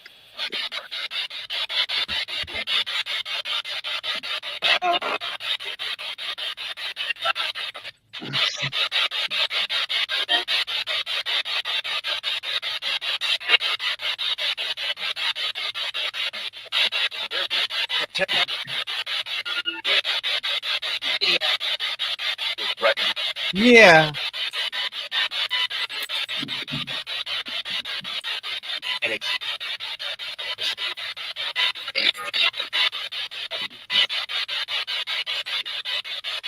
Kaylee, when Were I y'all saw you in asleep?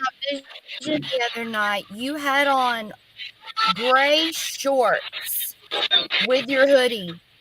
Can you tell us, did you have on gray shorts?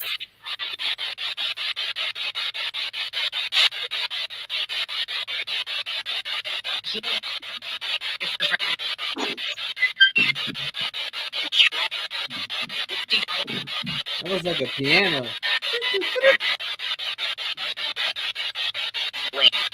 Wait.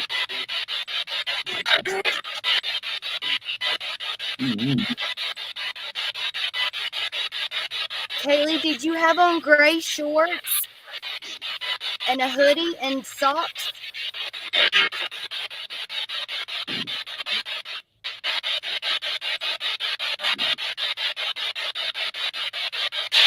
The other night, you guys told me guy at the bar. Who were you talking about? What guy at the bar? A lot of them.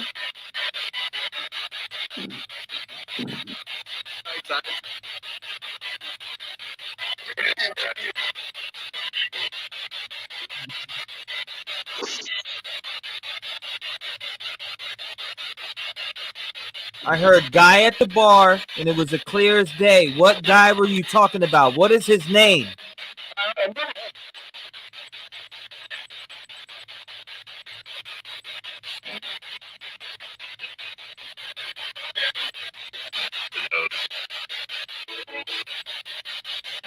Who's giving me a headache?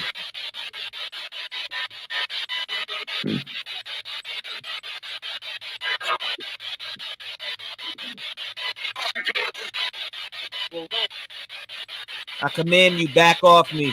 You're giving me a big headache. I don't like it. You must go.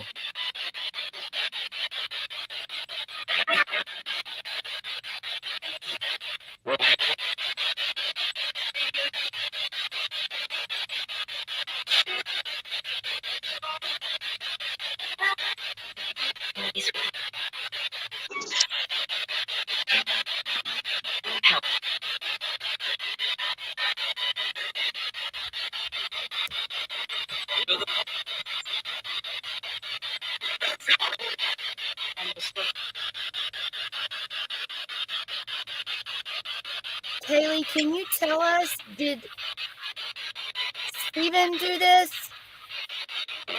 to you?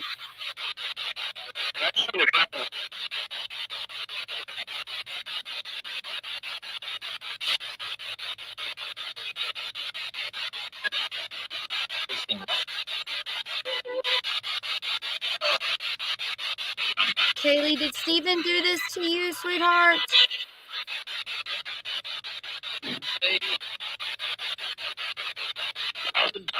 Yo, I'm about to get ready for bed, y'all. I'm gonna holler at y'all. I'm gonna still watch though. No doubt, bro.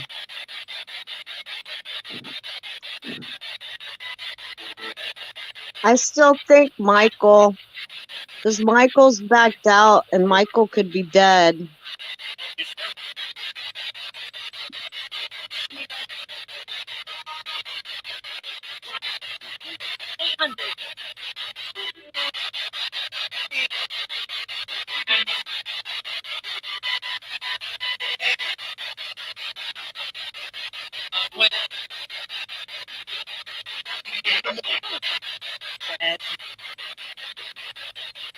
Dana, can you tell us, did your attacker knock on the door and ask to use the restroom?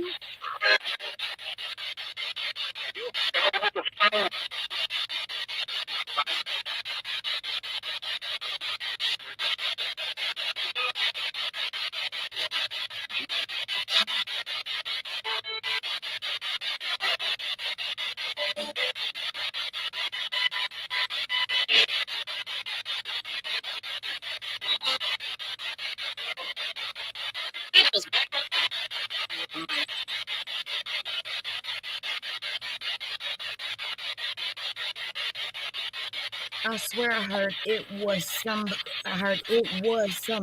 Yep, I heard it too. I heard it was, and I couldn't make out what it was after. It was what?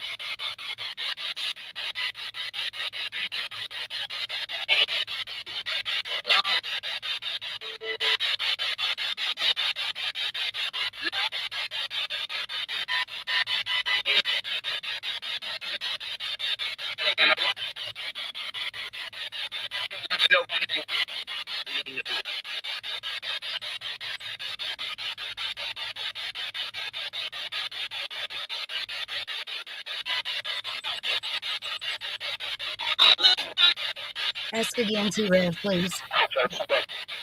It was what? What was it? Tell us.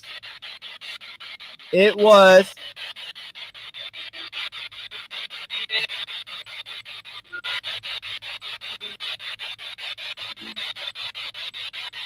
Was it Sean? Holy shit. I said it again. It was.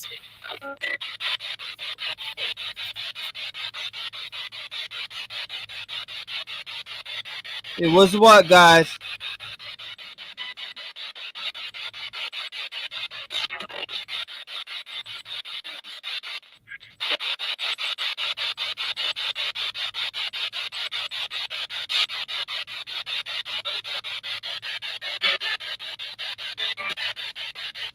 Use my energy. You can use my energy.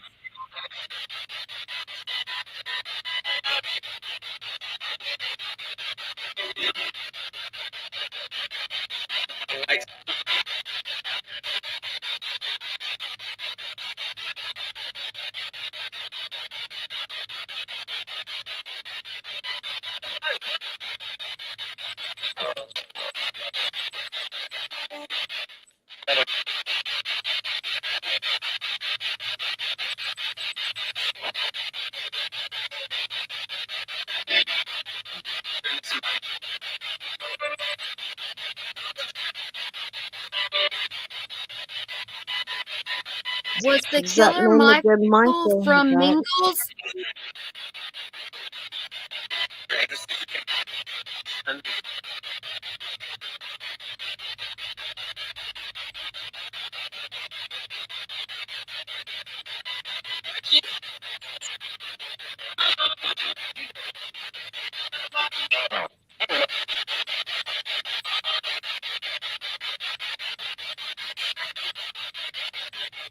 Maddie, did Michael sell bread?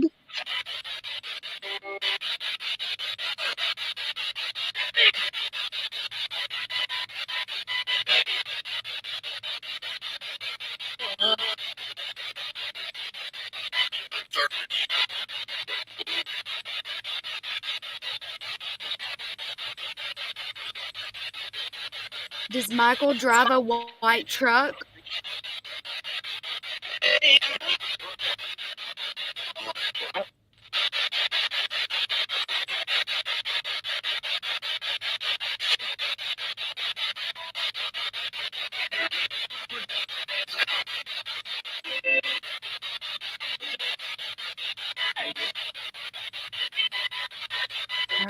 It's starting to give me a headache too. Yeah, my head's bashing. Like my head's actually spinning. All right, guys, we're gonna close the session down. Is there anything that you want to say before I close this down? Any message you want to give?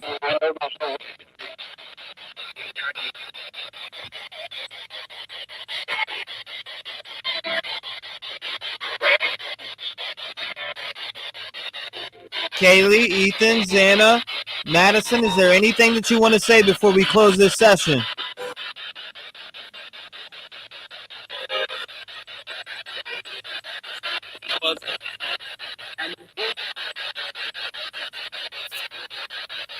I heard close it. Yeah, I think it's time. He said, yep. All right, guys. Well, all spirits must go. Thank you. We appreciate your responses. Anything here must leave now.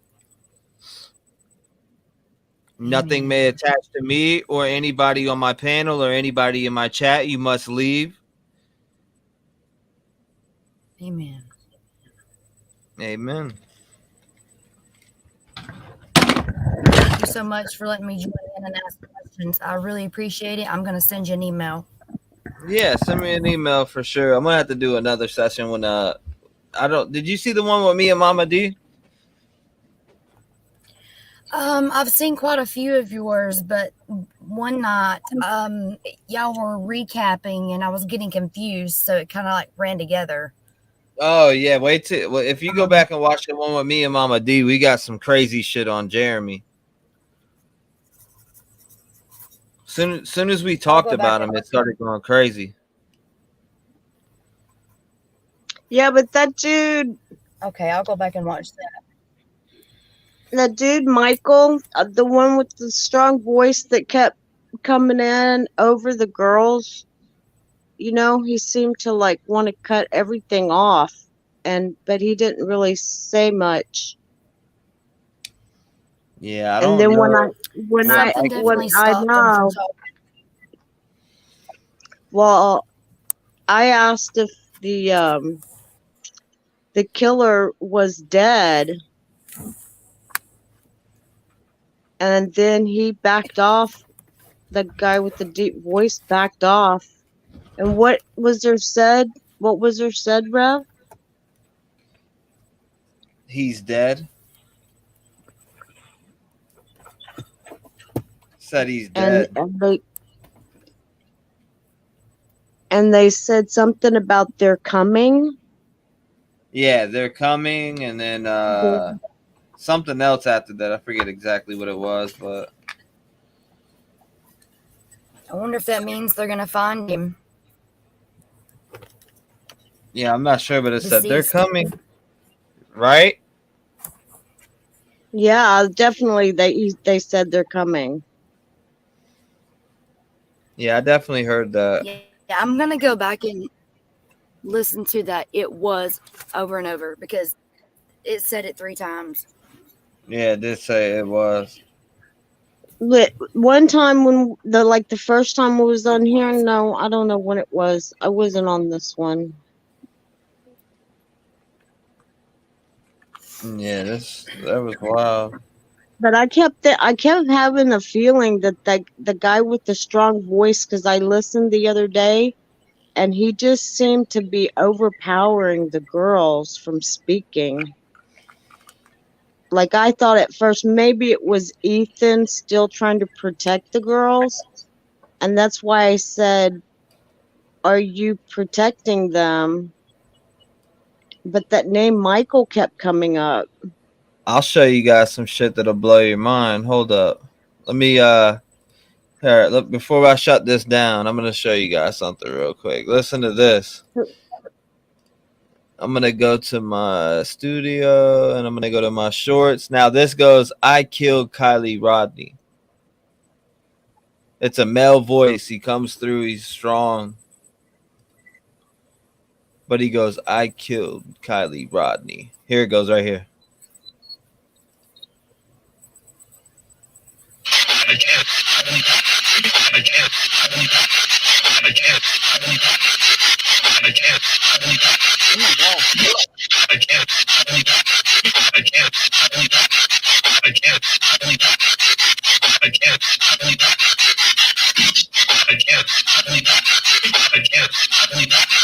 I killed Kylie Rodney. I killed Kylie Rodney. But that wouldn't have to mean that they were on the other side and they'd be dead.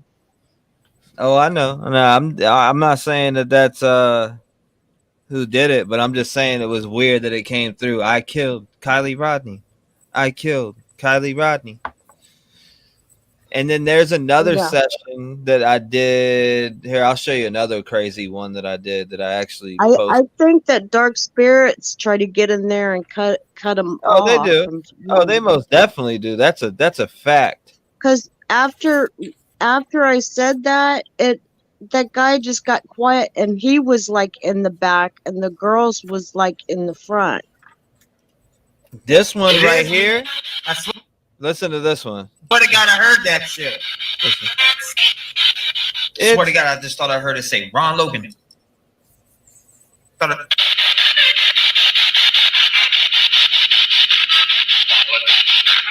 Logan!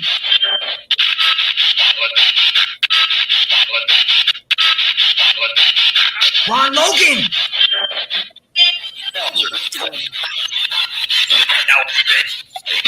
It says bouncer, mouthy bitch. Yeah, when they're cussing like that.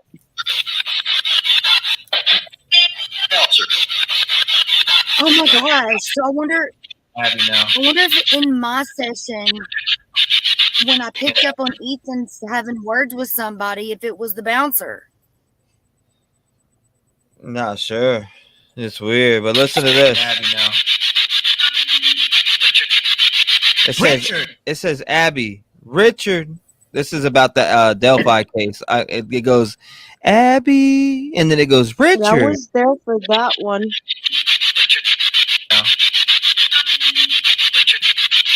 Richard. They said fucking Richard. Yeah. I said, is Richard the only one involved? They said, yeah.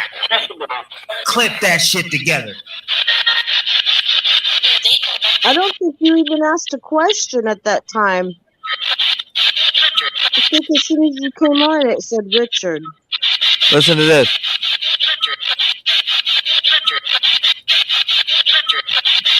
Richard. Richard. Wow. Said it twice. Richard. Richard. That shit's crazy. I think that's the same night that I Some of these asked names when might we go was looking. together. Oh yeah, I've had plenty of sessions that are pretty crazy. When I was on the first time for Quentin, Mm-hmm. I lost my son. He was 29, only 4 years ago.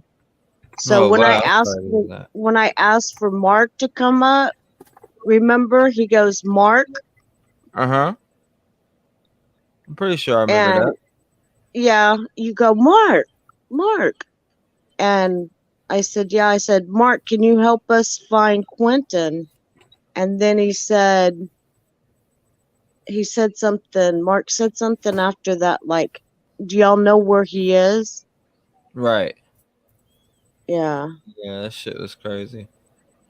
I've been through a lot of sessions since. Yo, then. what's up, YouTube? This one right here is crazy. Subscribers, everybody on the channel. From the party that night, or what? Did she have the keys to your car? Did she drive into Processor Lake on accident and leave you there? Yes or no?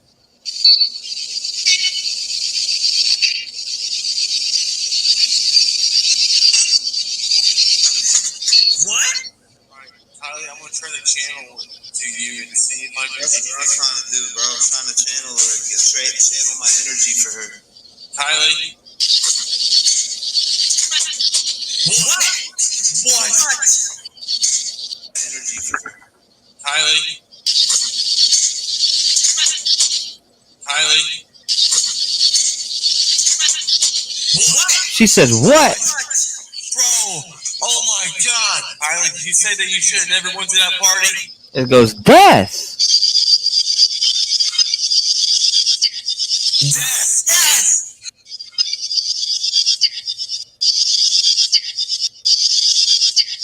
Yes, yes. Did you hear that shit? Ready? Here it goes again. I'm gonna ask her again. Kylie Rodney. Were you alive when you went in that water? Did you fight for your life? I did. Kylie, did Sammy leave you in Prosser Lake to die? Yeah. Kylie, who put you in the car? What? You're the what? Yo, what? Kylie, did some Mexican man kill you from the party next door? What? What'd she say? Kill me! Kill me! What? What'd she say? She killed me. Kill me! She killed Kill me. me! Swear to God! Kill me is what it said. Swear to God! Bro. To answer this question, Kylie Rodney, did you get help from a roadside assistance worker before you passed away? We're doing The devil is kidding. Wake up. Well, Kylie Rodney, I've been dumped into the case for 4 days. I've caught up with all the information and everything that I possibly could see, from Jagger to Kate to Max. Listen, she goes, hello. Every single from every single thing. What? Every single from every single every single from every single thing. What? Hello? You all hear that? Hello? Hello? She said hello. That was crazy. And this is completely off subject, but I just got I have natural abilities. I got T-REV 757. 757 has a significant meaning to you due to an area, I don't, 757 is something special. It means something to you. It's not just a number you picked. That's where I was born and raised. Like Virginia Beach. Oh wow. Yeah, 757's where I was born and raised. It's Norfolk, Virginia, Virginia Beach, Newport News, Chesapeake.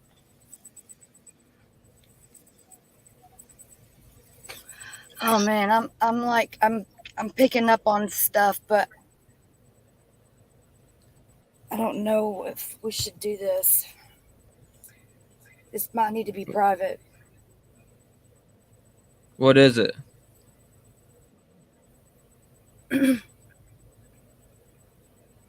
You can say it. I'm fine. You had to mature at a very young age. You didn't really have a childhood. I mean, not like a young child, but a childhood. I get defend. You had to. You looked after yourself. You've been. You're a self-starter, a self-motivator. Lonely.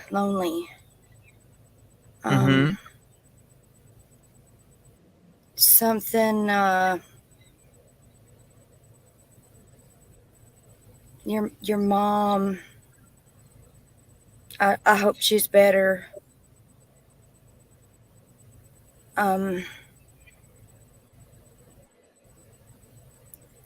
It may go down a dark path.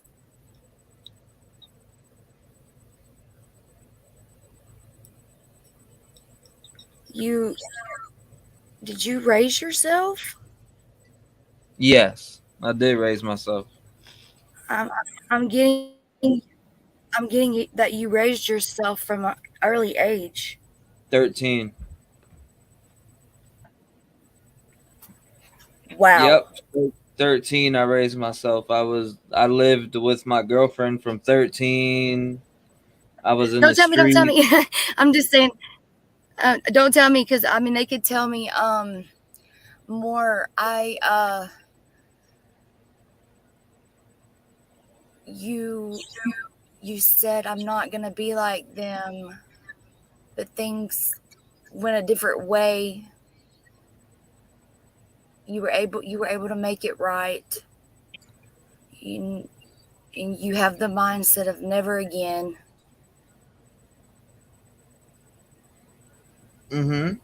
You are very independent, self-sufficient,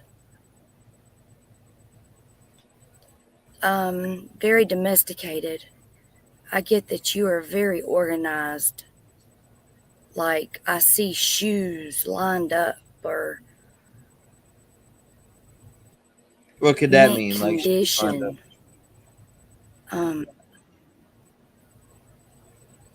Like I don't know. Like maybe a fanatic, a collector.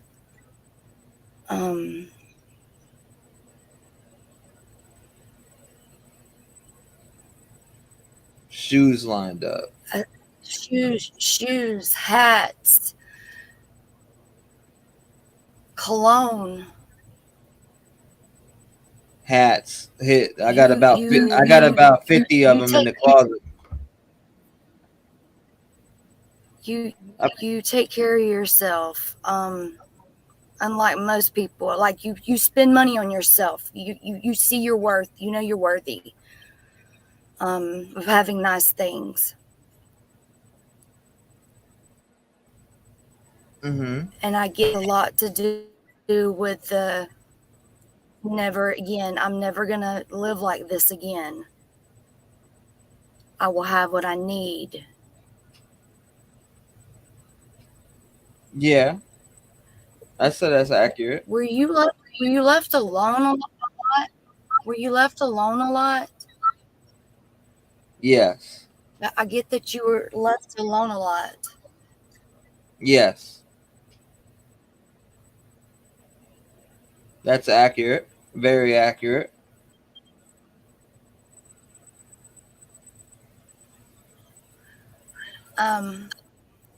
You didn't let anybody know though. Like you were very happy in front of people. Like Very accurate. if they didn't know you, they would not know the situation that you were in. Very accurate.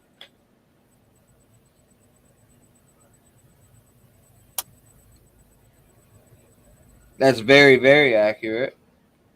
Oh my gosh. I got about 50 to 65 hats in the closet. I wonder what the shoes meant. The shoes. Maybe I had a lot of shoes. I love shoes. I do love shoes. I do. Yep. But hat collector, yeah, hats. I buy hats all the time. I got a lot of hats. Tons of them. you make jokes as to I don't need a woman. I know exactly what to do. I know how to do everything. Jokingly, but you do. You know how to do it all. As far as like Cooking, cleaning. I mean, I get that you are organized. it's accurate. Like OCD organized.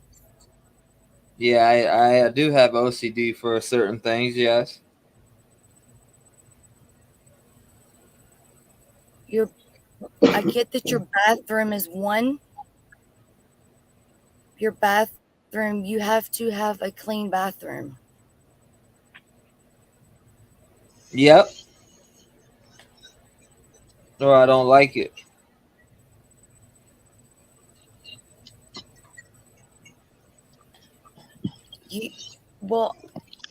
It's a lot of things. Like I can see you just with a cloth just wiping stuff just to make sure it's clean. That's very accurate. I get that you're a sweeper, not a vacuumer. Yes. Definitely a sweeper.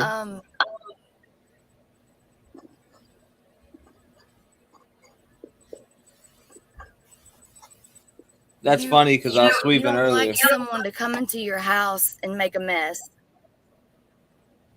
No.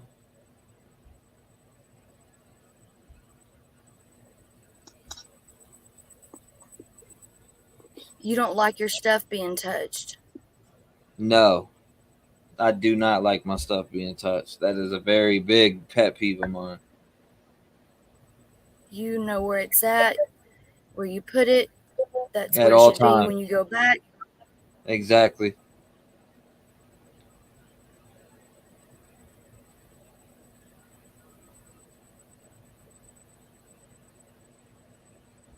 I'm very big on that. Do you have a car? Do you have a car? It's not like a sports car, but it's not like a family car, but it's kind of sporty. In a way.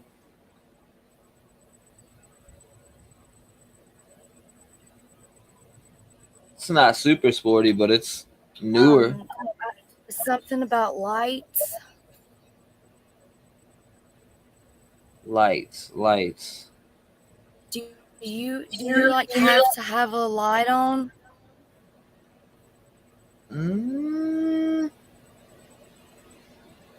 Like maybe not in your room, but like, do you have to have at least one light on in the house? Oh yeah, I mean, yeah, I do.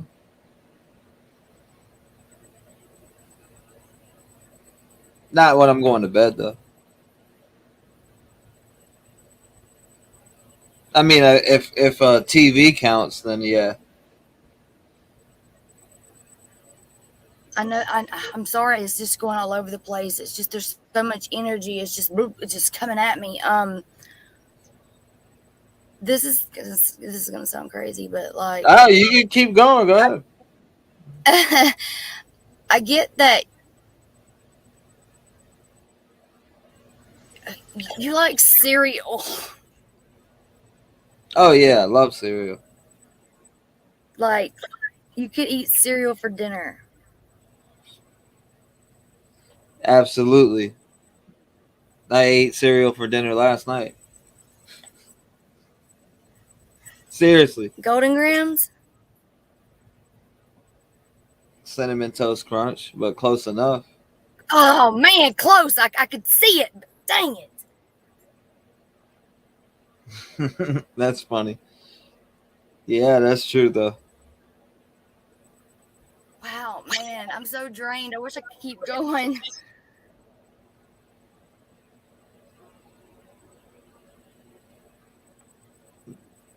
You'll pick up more. I'll give you energy.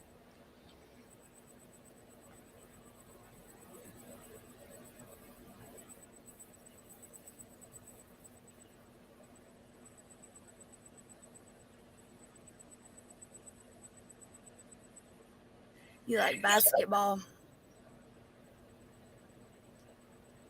And you baseball. Baseball. You Yes. like you love baseball. You love baseball. Yeah, baseball is my favorite. By far.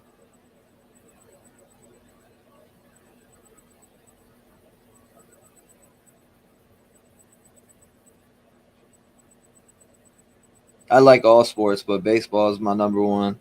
And I'm getting that one of your favorite teams is my home team. From Truist Park. Yep, the Atlanta Braves. Yes, absolutely.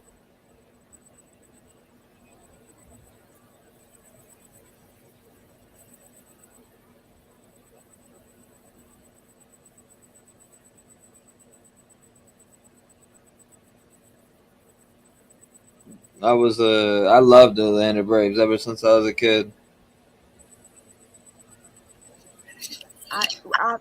I got that. I got Chipper Jones, Andrew Jones. Yes. Chipper's my favorite. Andrew Jones, center field. Yep. Center and third, your favorite, right? Center, third, pitching.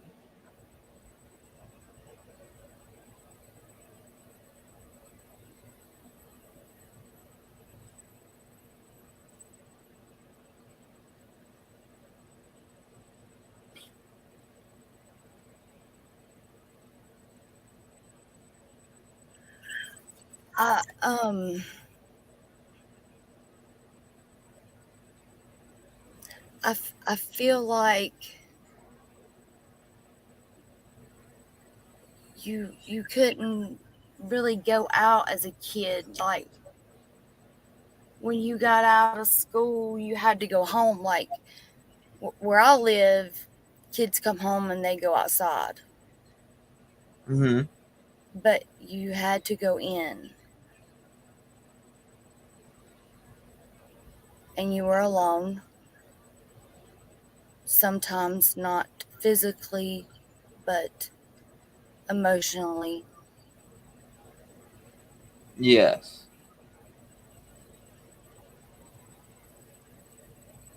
You had to worry about someone, about things that you shouldn't have at an early age. Mm-hmm. That's accurate.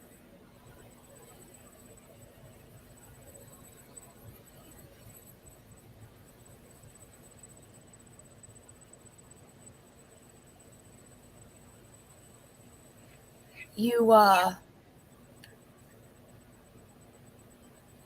would check on this person. Mm-hmm.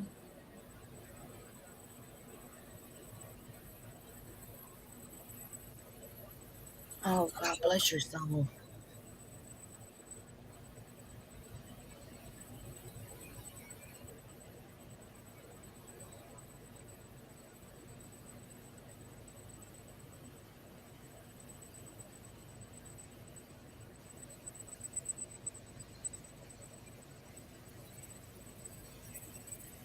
You have a wall up now.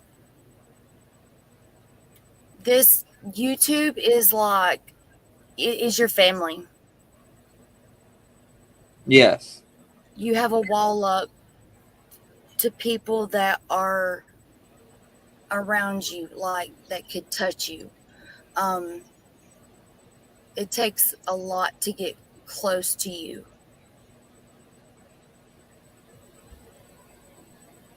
But Yes.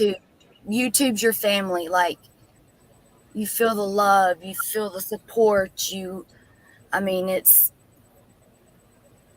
I don't know, it's different. You get on here, you're not guarded, but in real life, you are guarded. That's very accurate.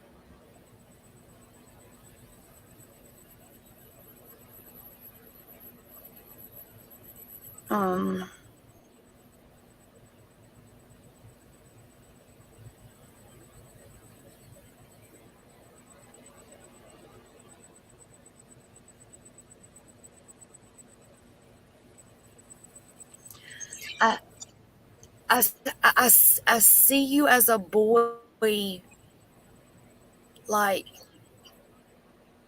you're looking for paper. I don't know if that's going to make any sense to you. Looking for paper. But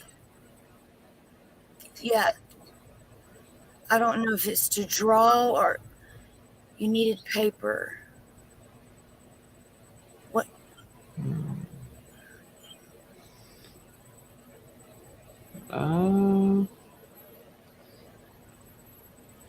I definitely get mind with the paper. So it was something that you were going to write, draw.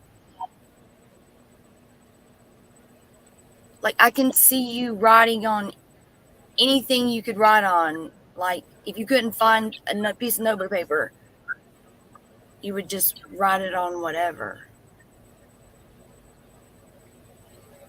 Yeah, I would just write random stuff on paper.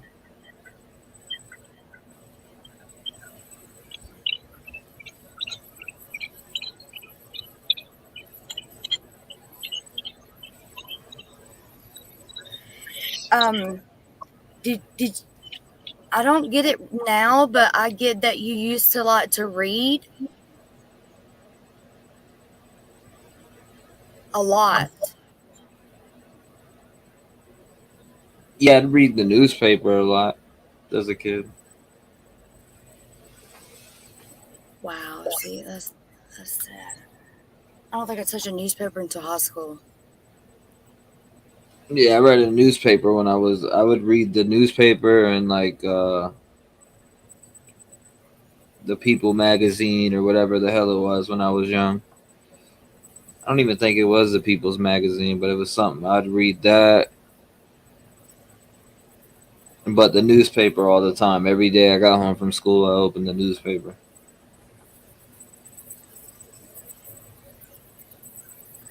I see it like a small book.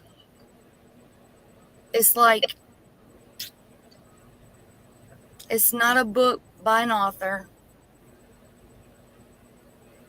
It's something that's published over and over. That was one of the things you read. It changed weekly, or every time it came, it was different.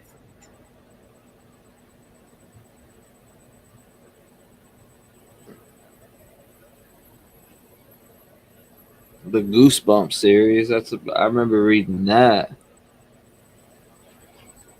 I'd switch it to all the different ones.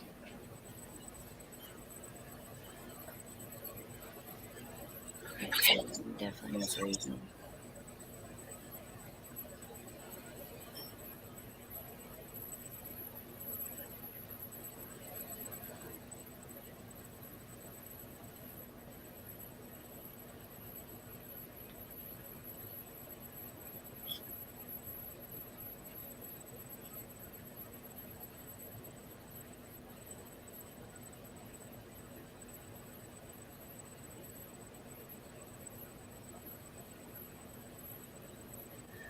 Um,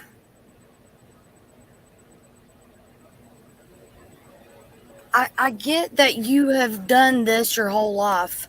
Not as far as like the readings, I'm not getting that, but as far as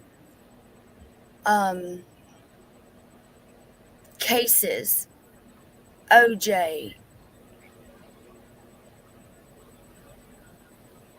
Yep. the Brian guy, not Gabby, Brian Stevens.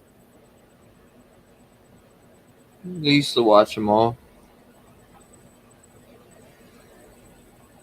Anything that was on TV about cases as a kid, I'd watch every single one of them.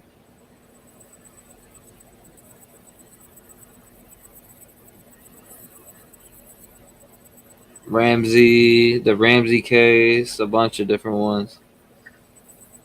Yeah, I'm getting that you were really, really fascinated with the Brian Stevens, only because you didn't know where it was coming from or who was doing it. Yeah, that's old. That's a long time ago. I remember that.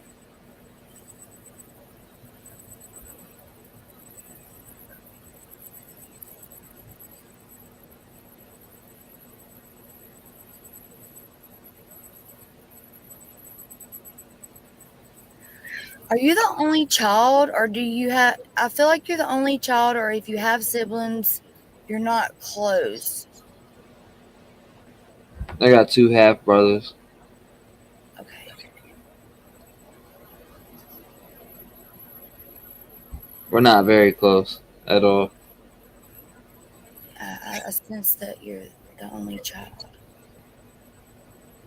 We all have different dads.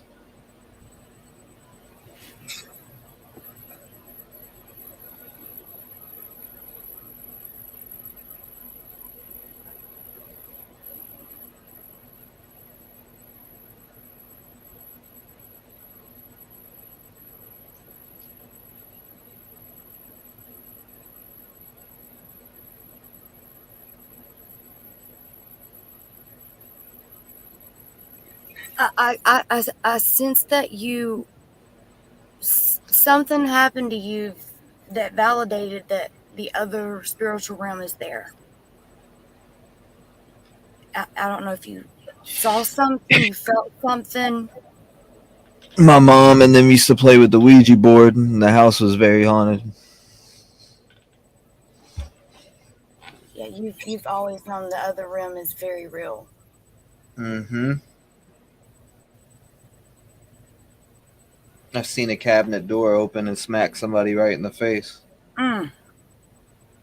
with my own eyes. That's when I knew the realm was real, and I was about 7 years old. I remember that happening. Oh, wow.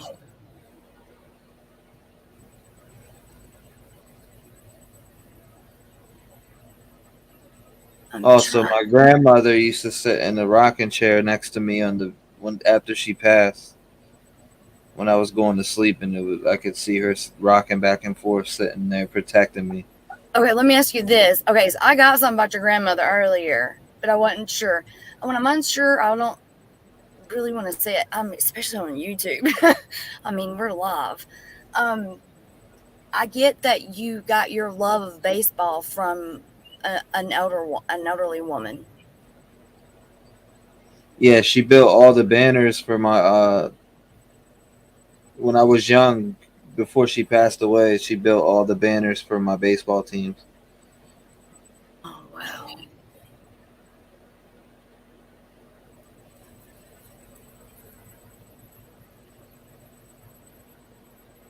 You were a pitcher. Yes.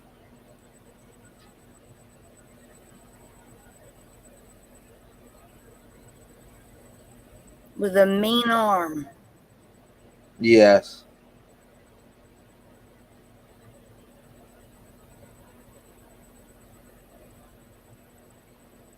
They always said that.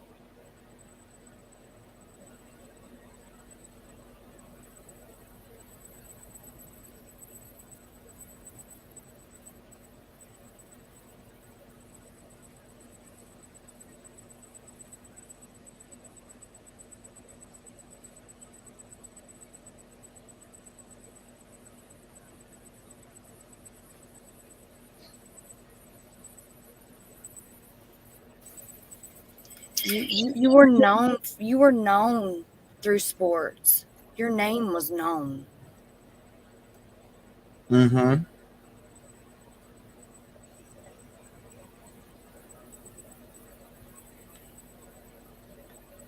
I was definitely known up until a certain age. I get that it was due to income that it couldn't move forward. Income and a few other things. I know what you mean. I'm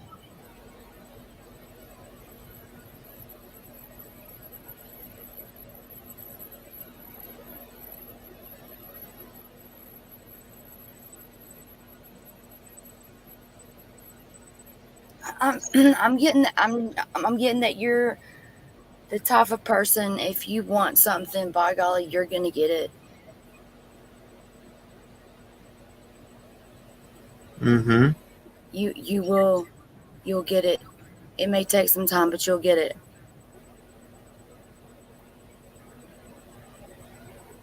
Very accurate.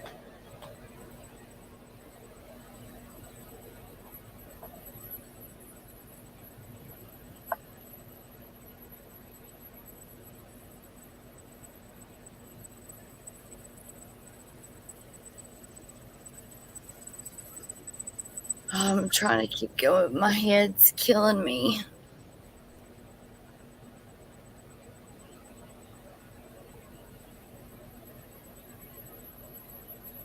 You're very strong. You need to continue what you're doing. Continue to pray before you do it, after you do it. I mean, you're doing it right.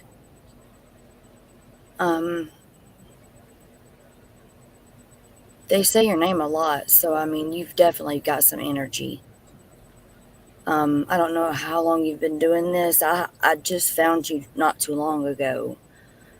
And the reason why I subscribe to you is because you picked up something out of my session that I haven't heard out of any other session. So I'm like, yeah, let me follow him. He's on something. But I get you're down to earth. You're a hard worker.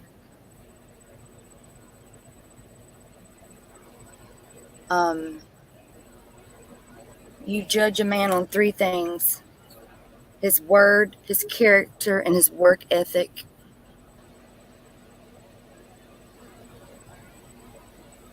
Mm-hmm. Those 3 things sum up what you think about a man.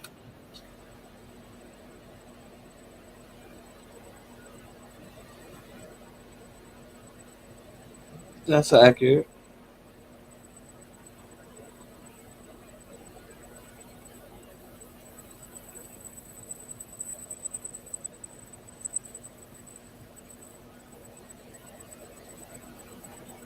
He said, "This is a dream. I'm done."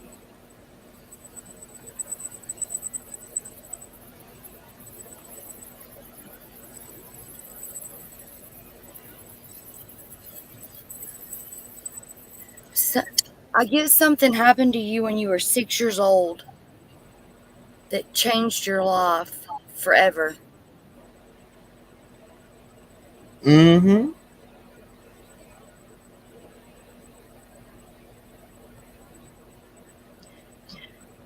That is part of your wall. Yes.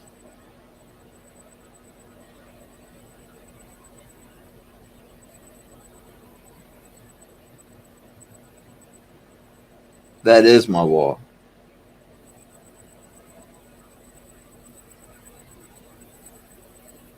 Your dad? No.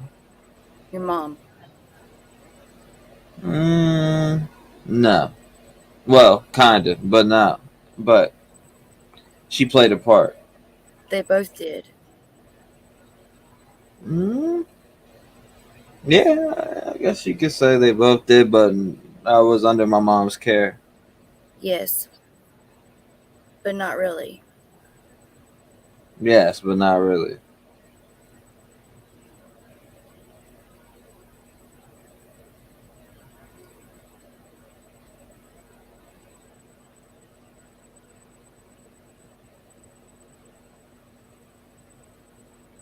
I'm trying to get what happened when you were 6.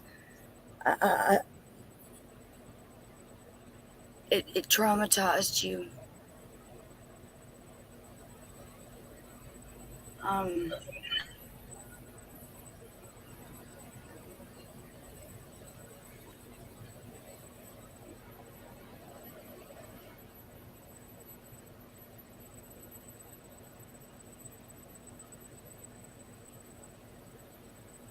And I just like see you crying, and you're like, no, no, no, no, like, no, no, no.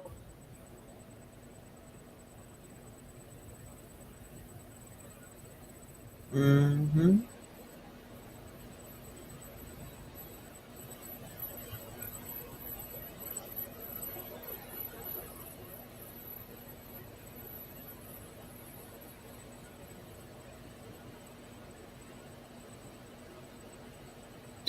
Did you witness something when you were 6?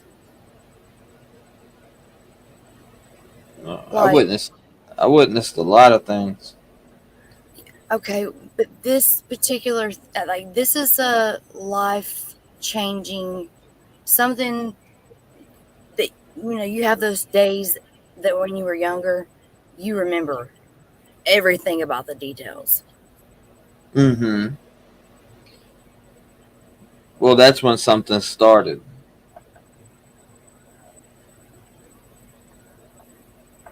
It didn't end for a while.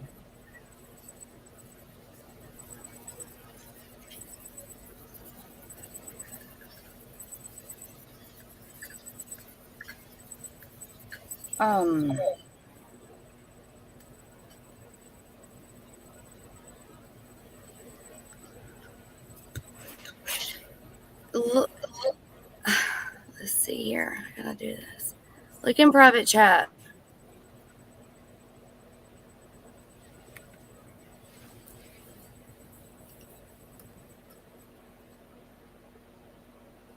Mm-hmm.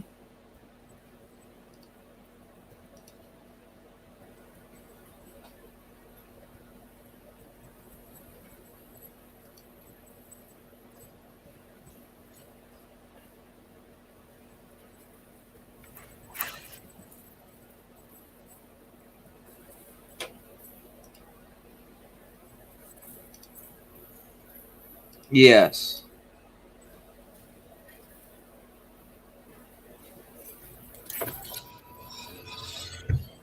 Yes.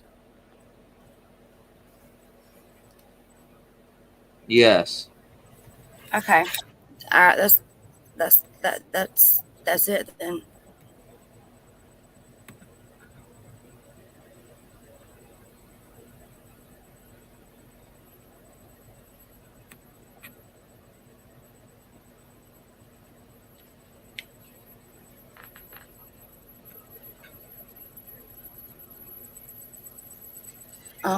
I just looked at chat, and I don't, Livia, sweetheart, I don't know what you're talking about. I'm not trying to take him anywhere. I'm just getting what I'm getting. As I told him, we could do this privately. He told me to continue. Yeah, I'm an open book.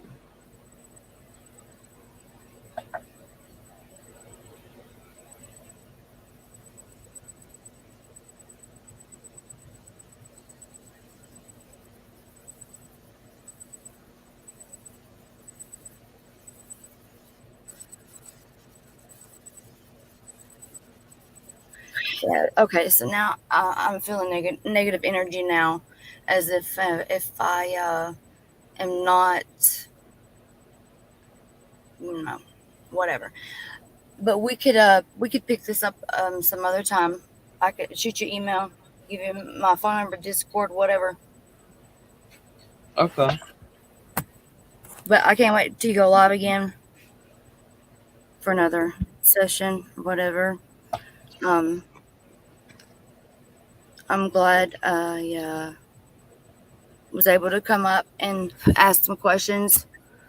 I'm sorry if I hurt you in any kind of way. It just started coming to me. Nah, I'm not hurt. I'm an open book. It was all a good session. I'm sorry it was so random. That's just how it happens to me sometimes. It's back and forth, Yeah. back and forth. I'm an open book, so nothing really. Everything that's ever hurt me is buried. Well, can I say this and before I jump off? Yeah. I get that at one point you did not believe in the higher power. You do now. I'm very proud of you. I'm very proud of you. I wouldn't say I didn't believe. I'd say that I questioned. Why? Yeah, why? Yes. If it's true, then why this and why that and why this and why that? All of the stuff you endured. I understand.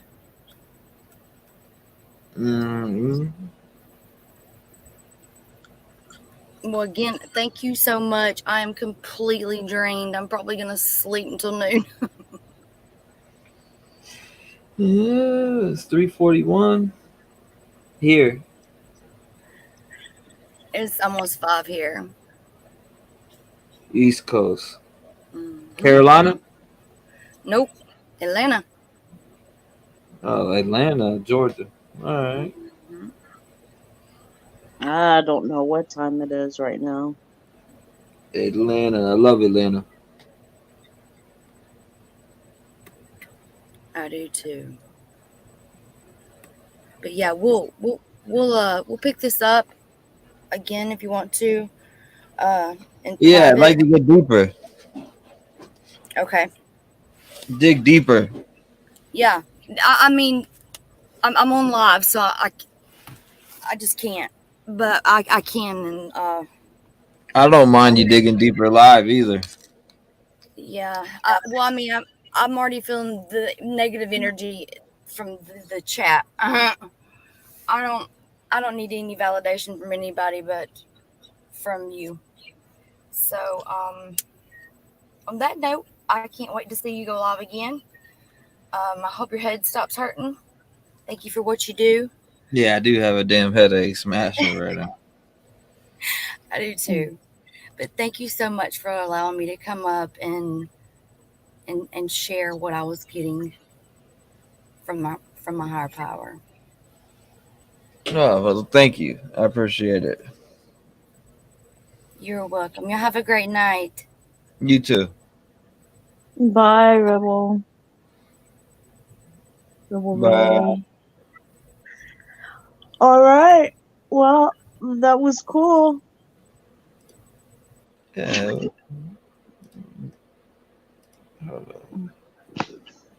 Guess I'll jump off here and let you get some rest. Yeah, it's about that time. We're getting there. Yeah, the sun will be coming up soon. We are getting there. Is there still something you want to talk about? Yeah, I want to talk about a pillow. Okay. We'll talk about a pillow. All right, you go talk about a good pillow. I'll see y'all later. Alrighty. All right. You have a good one. Thanks. Yeah, appreciate you coming up.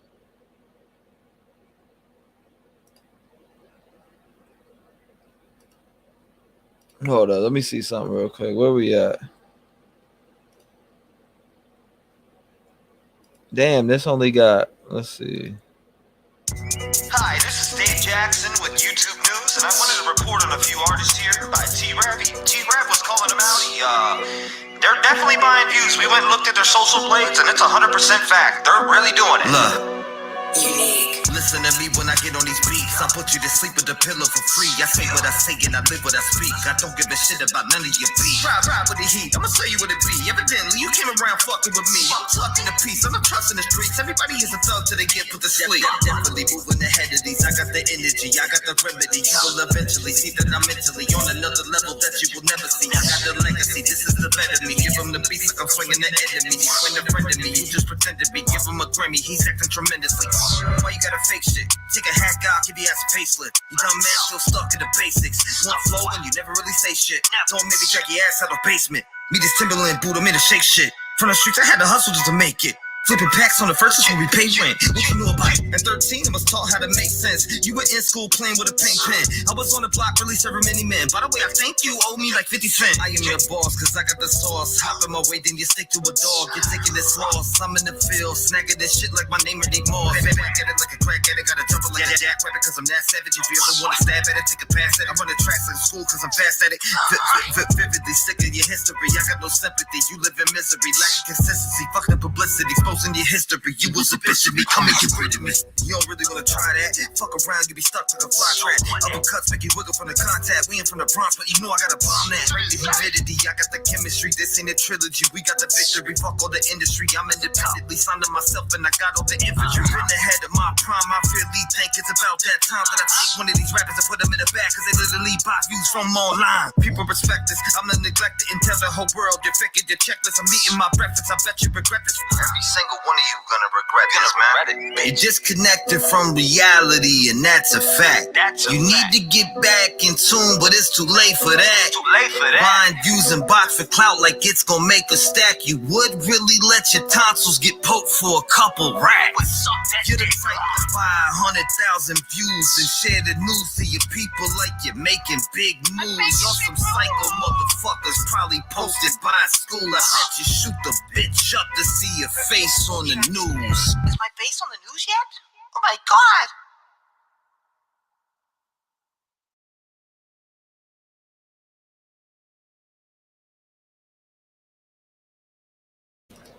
Oh my god! I said, is my face on the user? Oh my god! You will eventually see that I'm evidently on another level that you will never see.